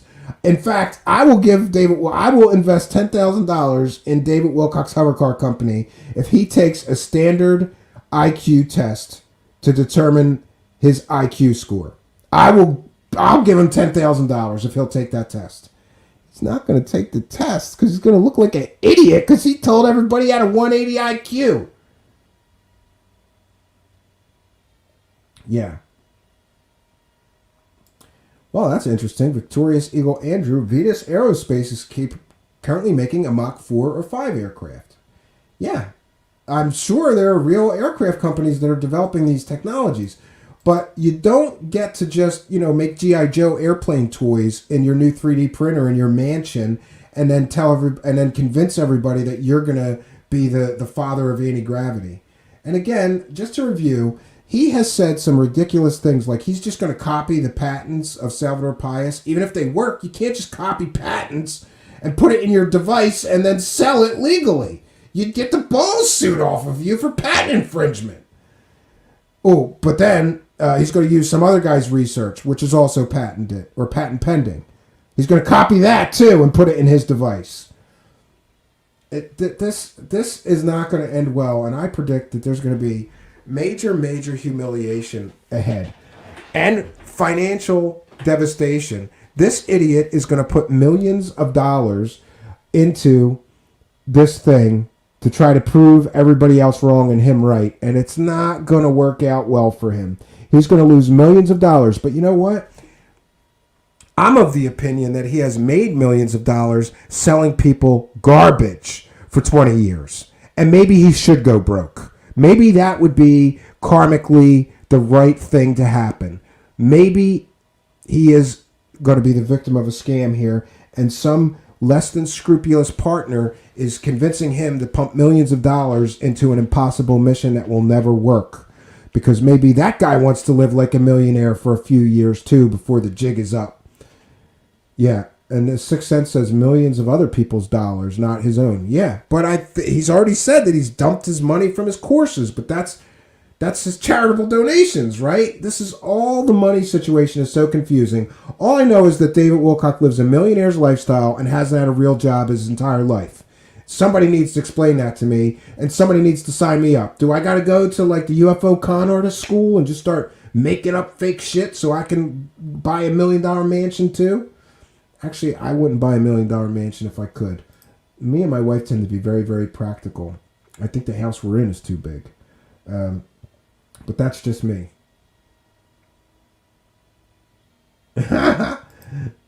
Dr. Dick Wildfad says, TTSA, the truth sucks ass. It sure does. Jodaside wants to work for him.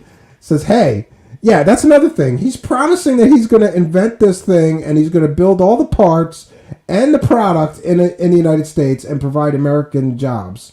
Sure he is.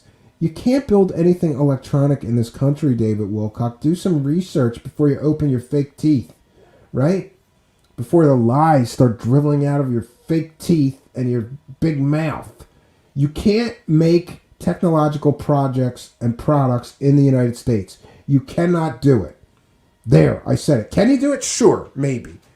If you consider something like an air conditioner a technological product, right? Maybe that level of technology we can manufacture in the United States. But when you get into very high-tech things and things that require lots of circuit boards, you're not doing that, especially not with all American parts. So that's misleading. And you're certainly not... Wow, Crypto Horsepower says, this is David's exit scam. Seen this crypto many times. He's following the same blueprint. Grab the big cash at the end and you're out. Yeah, and then he goes away for a while and he hopes people forget about his last scam before he starts another scam. That's the pattern that I see here. And of course, this is my opinion, but I'm entitled to it, having covered multiple business dealings of David Wilcock. And I would just say this, if it looks like a scam, if it smells like a scam, if it appears to be a scam, I think it's all right calling it a scam. And that's where I'm at.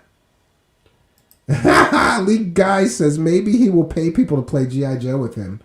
Yeah, he strikes me as the kind of kid that, like, when he was growing up, his parents paid kids to play with them. Right? Yeah, Aldermine says, Wilcock goes from one grift to the next. Never has to explain nothing. The masses are... Yeah, I agree with you. Absolutely. Success says, yes, he is a flyby scammer. Grab the money and run like hell. Absolutely. I mean, he grabbed all that 2012 money, making predictions and selling a book, telling everybody we were going to get superpowers. None of that happened. He kept all the money, right? And he just slithered away like a snake for a few years. And then he came back like, oh, hey guys, there's this letter of the alphabet that you should know about. Or no, he came back with Corey Good garbage. He slithered back and go, hey, hi guys, I got a friend and he's my new whistleblower, insider, Just, I can't believe, it makes me sad that this guy can make millionaire lifestyle money selling the quality of garbage that he sells, right? It just goes to show you that, you know, people want this information so much that they're willing to just accept it from anybody, no matter how, you know, unethical the guy is, no matter how implausible the guy's garbage information is, you know. I love it when he talks about getting briefings. He's getting briefings. Sure you are. From your fake friends. Your imaginary friends are giving you a briefing today, David Wilcock. BS Lurk Buddy said, Wilcock is all like, here's the prime spot to debut the hanger right by the men's lavatory. Yeah, absolutely. Oh boy. And VCMD Propulsion is here. We ought to have him on and ask him, what is your opinion? Now, there's a guy who is actually developing real... Well, I got to be very careful my words because my brain is not that big, and he did send me a lot of information. But he's developing a new form of propulsion, right? And I would like to ask him, somebody who's actually developing a real engine that is an alternate form of propulsion, not a conventional form. What does he think of David Wilcock's promise to build an anti-gravity hover car in the space of 1 year? Yeah, the Two Old Digger said, I see the same pattern, Stephen. Yeah. VCMD says, I'm always skeptical, even with my own stuff. Well, yours appears to work. It appears to be at its very early stages, but it appears that you have proof of concept and can prove that your technology works. David Wilcock just thinks he's going to he thinks he's going to just copy those Salvador Payas patents and somebody else's patents and make a hover car and start selling it. You can't copy somebody's patented technology. It's ridiculous. This whole thing is ridiculous. All right, I'm going to bounce out of here. I can't take any more of this ridiculousness. I've had enough ridiculousness from David Wilcock. We've done 3 parts. We didn't cover the stupid stuff that he said, that he talked for 3 hours about nothing. You know, screaming plants and how, you know, the vegetables scream when you throw them in the boiling pot of water unless you pray over them first, right? I'm not spending 3 more hours. I was interested in his hover car claims and free energy claims because that's the investment scam, the money scam. I did have a few more things to share, like some of the emails he's been sending me. I signed up for his email list with a fake, well, an alternate email. It's not fake. I've had it for years, but, you know, I didn't want to get... Oh, my God, he sends so much spam. He sends spam every day. You know what? We are going to... We'll do that. We'll check in. I'm going to check in on that. I'm going to check in, and we'll see just how many email messages. What? I didn't buy it.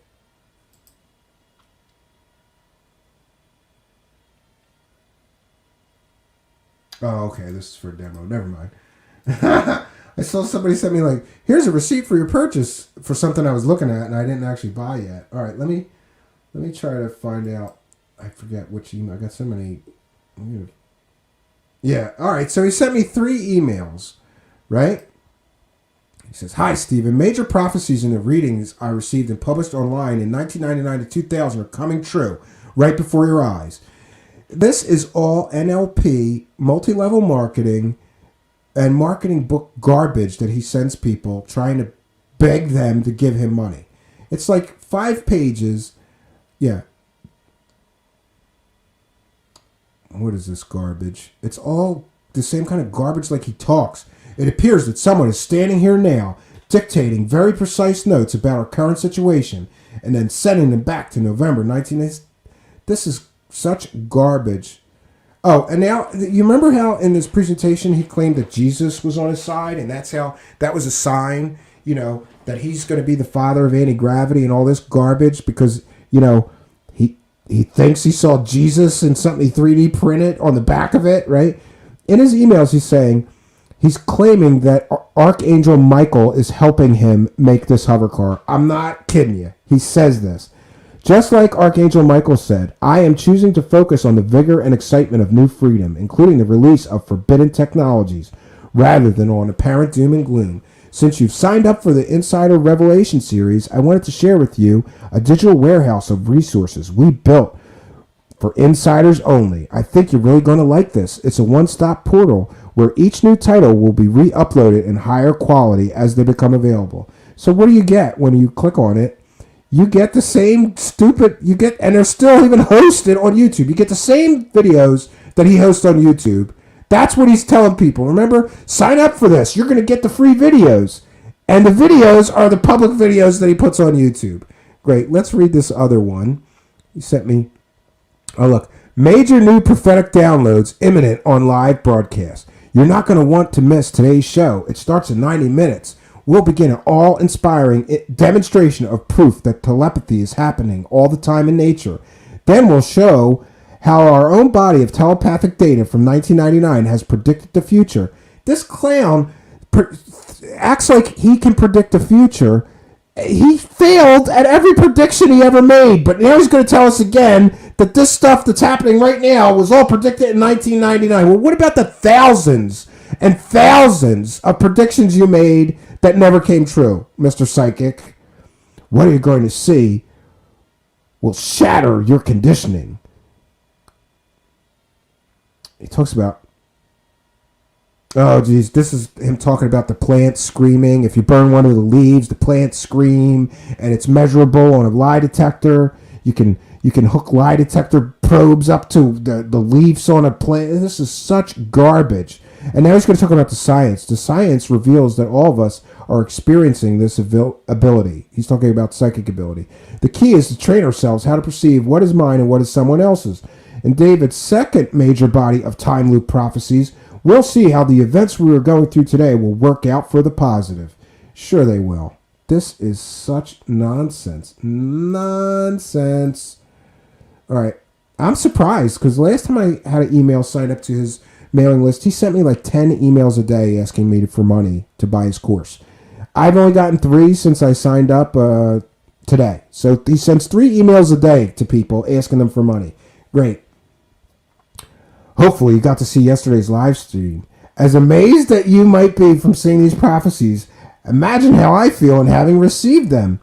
Oh, here we go again. Archangel Michael is stepping forward, identifying himself as the source of information and providing crystal clear insight into our present from a voice transcribed in 1999. I thought he said that these prophecies came from the Law of One, and that was channeled work that was supposed to be raw. Now it's Archangel Michael is the one that is giving us these prophecies. And this guy weaving Christian beliefs and philosophy into his scams really burns me up. After mulling over the implications of this fascinating time loop last night, as well as a co-creative aspect that it stretched for all of us to focus on, it occurred to me that you deserve better news. The world deserves better news. The kind of news that's actually based on facts. Really? He's going to bring us news that's based on facts? The guy that's been lying through his fake teeth for 20 years? Awesome. What a wackadoo guy. This guy is a wackadoo. We need the kind of news that helps ignite the passion for seeking within each of us. The spirit of the news is far greater significance, seemingly fact-based content, right? And I just want to mention that David Wilcock, really, dude, stay in the lane. If you're trying to be Elon Musk, try to be Elon Musk. Elon Musk wouldn't be sending out all this garbage emails, marketing garbage every day with stuff about spirituality and you know, the Archangel Michael and the Book of Ra and the Law of One and consciousness and telepathy and plants that scream when you burn their, you know, scream on a polygraph. You know, when you burn one of their leaves. He would be focusing on the technology, you dummy. Show us the hover car, David Wilcock, and stop wasting everybody's time. Why did I just wasted 5 minutes of my life, 10 minutes of my life, reading 3 garbage emails that you send people. Your writing has zero value. But don't worry, operators are standing by. This is all part of a perfect plan. Everything is going to be fine. Let me give you the headlines from the news I am choosing to focus on. The Navy declassified clean and renewable energy sources that can actually save this planet. Hasn't been proven they work, you dummy. A basketball-sized device is cranking out a stunning terawatt of power, which is vastly more energy than it takes to run multiple cities. Again, that hasn't been proven that it works, you dummy. Translucent metal actually exists, and we can now use it to create the exotic new technologies of our dreams. No, the person who owns the patents for translucent metal can do that, not you, dummy. And you think you're just going to copy somebody's patented technology in your hover car or your other pie-in-the-sky bull airplanes you're going to invent? Hovercraft, not propelled by turbofans, rocket engines, or propellers, can be built right now, thanks to the Navy patents. Again, he's saying he's just going to copy these Navy patents. Don't you think the Navy might have a problem with some ancient aliens guy copying their technology and selling devices for profit from technology that they have patents on, even if it does work? And it don't work, friends. It's a joke. It doesn't work. None of that. I don't think any of that stuff's ever going to work. And perhaps the most exciting and comforting news of all, there is significant evidence that we're being supported by the beings right now. Michael and his cohorts, the Archangel Michael, are intervening on an elaborate and almost entirely unseen level to ensure we remain upon the optimal timeline. If you think the scope of their influence stops at the classic UFO accounts of them halting the use of nasty projectiles, think again. The interventions we already covered in China's October Surprise series, based upon first-hand briefings from Peterson, his fraud guy, Jacob, another one of his imaginary friends, and others are astonishing. Would reel their warmongering activities back in. Tanks and jets would not start. Bomb bay doors would not open. This is like terrible science fiction. Must be low IQ, mouth-breathing idiots. My colleagues and I are working tirelessly to bring these technologies to light and create a healthier planet in the process. The more people who know about how this technology actually works, the more we can guarantee that these breakthroughs will not be suppressed by any means. I'm very excited to announce that a new insider is coming forward in a 6-week course experience with me. Ben is no slouch. He is considered by many to be the finest designer of aircraft and other aeronautic ideas on the inside track. Yeah, he is considered by many to be the finest designer of aircraft. Why can't you just tell us his name? Why do we have to spend $333 to find out who your insider is? Could it be because your insider, your new insider, has about as much real information as your previous insiders? You know, like Pete Peterson, the fake fraud that claimed he worked for Ronald Reagan that never did. You know, like Corey Goode, who claimed he time traveled in space and fought reptilian aliens in space and told bullshit stories for 5 years, but not once ever provided a single shred of proof. Oh, now you got a new insider. It's also a widely entertaining show. This part I love. He says, it comes with hundreds of slides and many highly mind-expanding topics that Ben and I riff on together. I believe the strength of the performance is well worth the cost of the admission. Listen, I just want to ask everybody, when have you ever decided to buy something because it included a lot of slides? He's so proud of the fact that he spends hours and hours making stupid slideshows about the garbage. Like, he somehow thinks, if I just put my lies in a slideshow, it makes them more credible. They're still lies, bro. You got nothing but garbage information. By stepping up and joining this course as a fully paid insider, you are not only helping to ensure our Star Trek future, you are entering into a wonderful community of like-minded souls. Check out the Disclosure course experience right here. No, I'm sorry. I'm not going to give David Wilcock $333 to hear more lies about hover cars. And I love this. We talked about this before. I am going to share my screen. This right here, my friends, this right here is absolute proof of consumer fraud and false advertising. We covered before. On the first day he released his course, he said that the course was only going to be available until midnight Pacific time that night, and then he could no longer sign up. So operators are standing by. This is a limited time offer. You can only sign up on my course until midnight Pacific time tonight. Look at this. He has just continually reset the timer every day, and he's still implying that it's a limited time offer. Look, there's a countdown timer. 16 days, 3 hours, 23 minutes, and 19 seconds left for you to sign up for the course. Oh my God, I better hurry up and get my credit card. 16 days? Now he's giving everybody 16 days? Doors close on October 14th. He said that doors closed on a week ago at midnight Pacific. Now he's kicked the can, and he has kicked the can, and he has basically admitted that he lied through his fake teeth when he said that it was a limited time offer the first day he offered it, and he just keeps resetting the timer. I've been watching it for days. Before it was hours left. Like, oh, you have 12 hours left to sign up for the course. And then when the 12-hour timer would expire, it would go up again, like 16 hours left. He just keeps resetting it. That alone, my friends, is consumer fraud. You can't lie in advertising that blatantly, tell people it's a limited time offer, and then it's not. That's consumer fraud. That alone. We don't even need to get into the rest. This alone is consumer fraud. And that is where we're at, friends. And we're going to bounce out of here. I've done all I could to try to educate people about the many scam things that David Wilcock has been up to for years, and apparently continues to do. Crypto Horsepower is here and says crypto scams are similar. Limited offers, time limits. Yeah, right. It's garbage multi-level. It's garbage marketing from marketing books that he's using.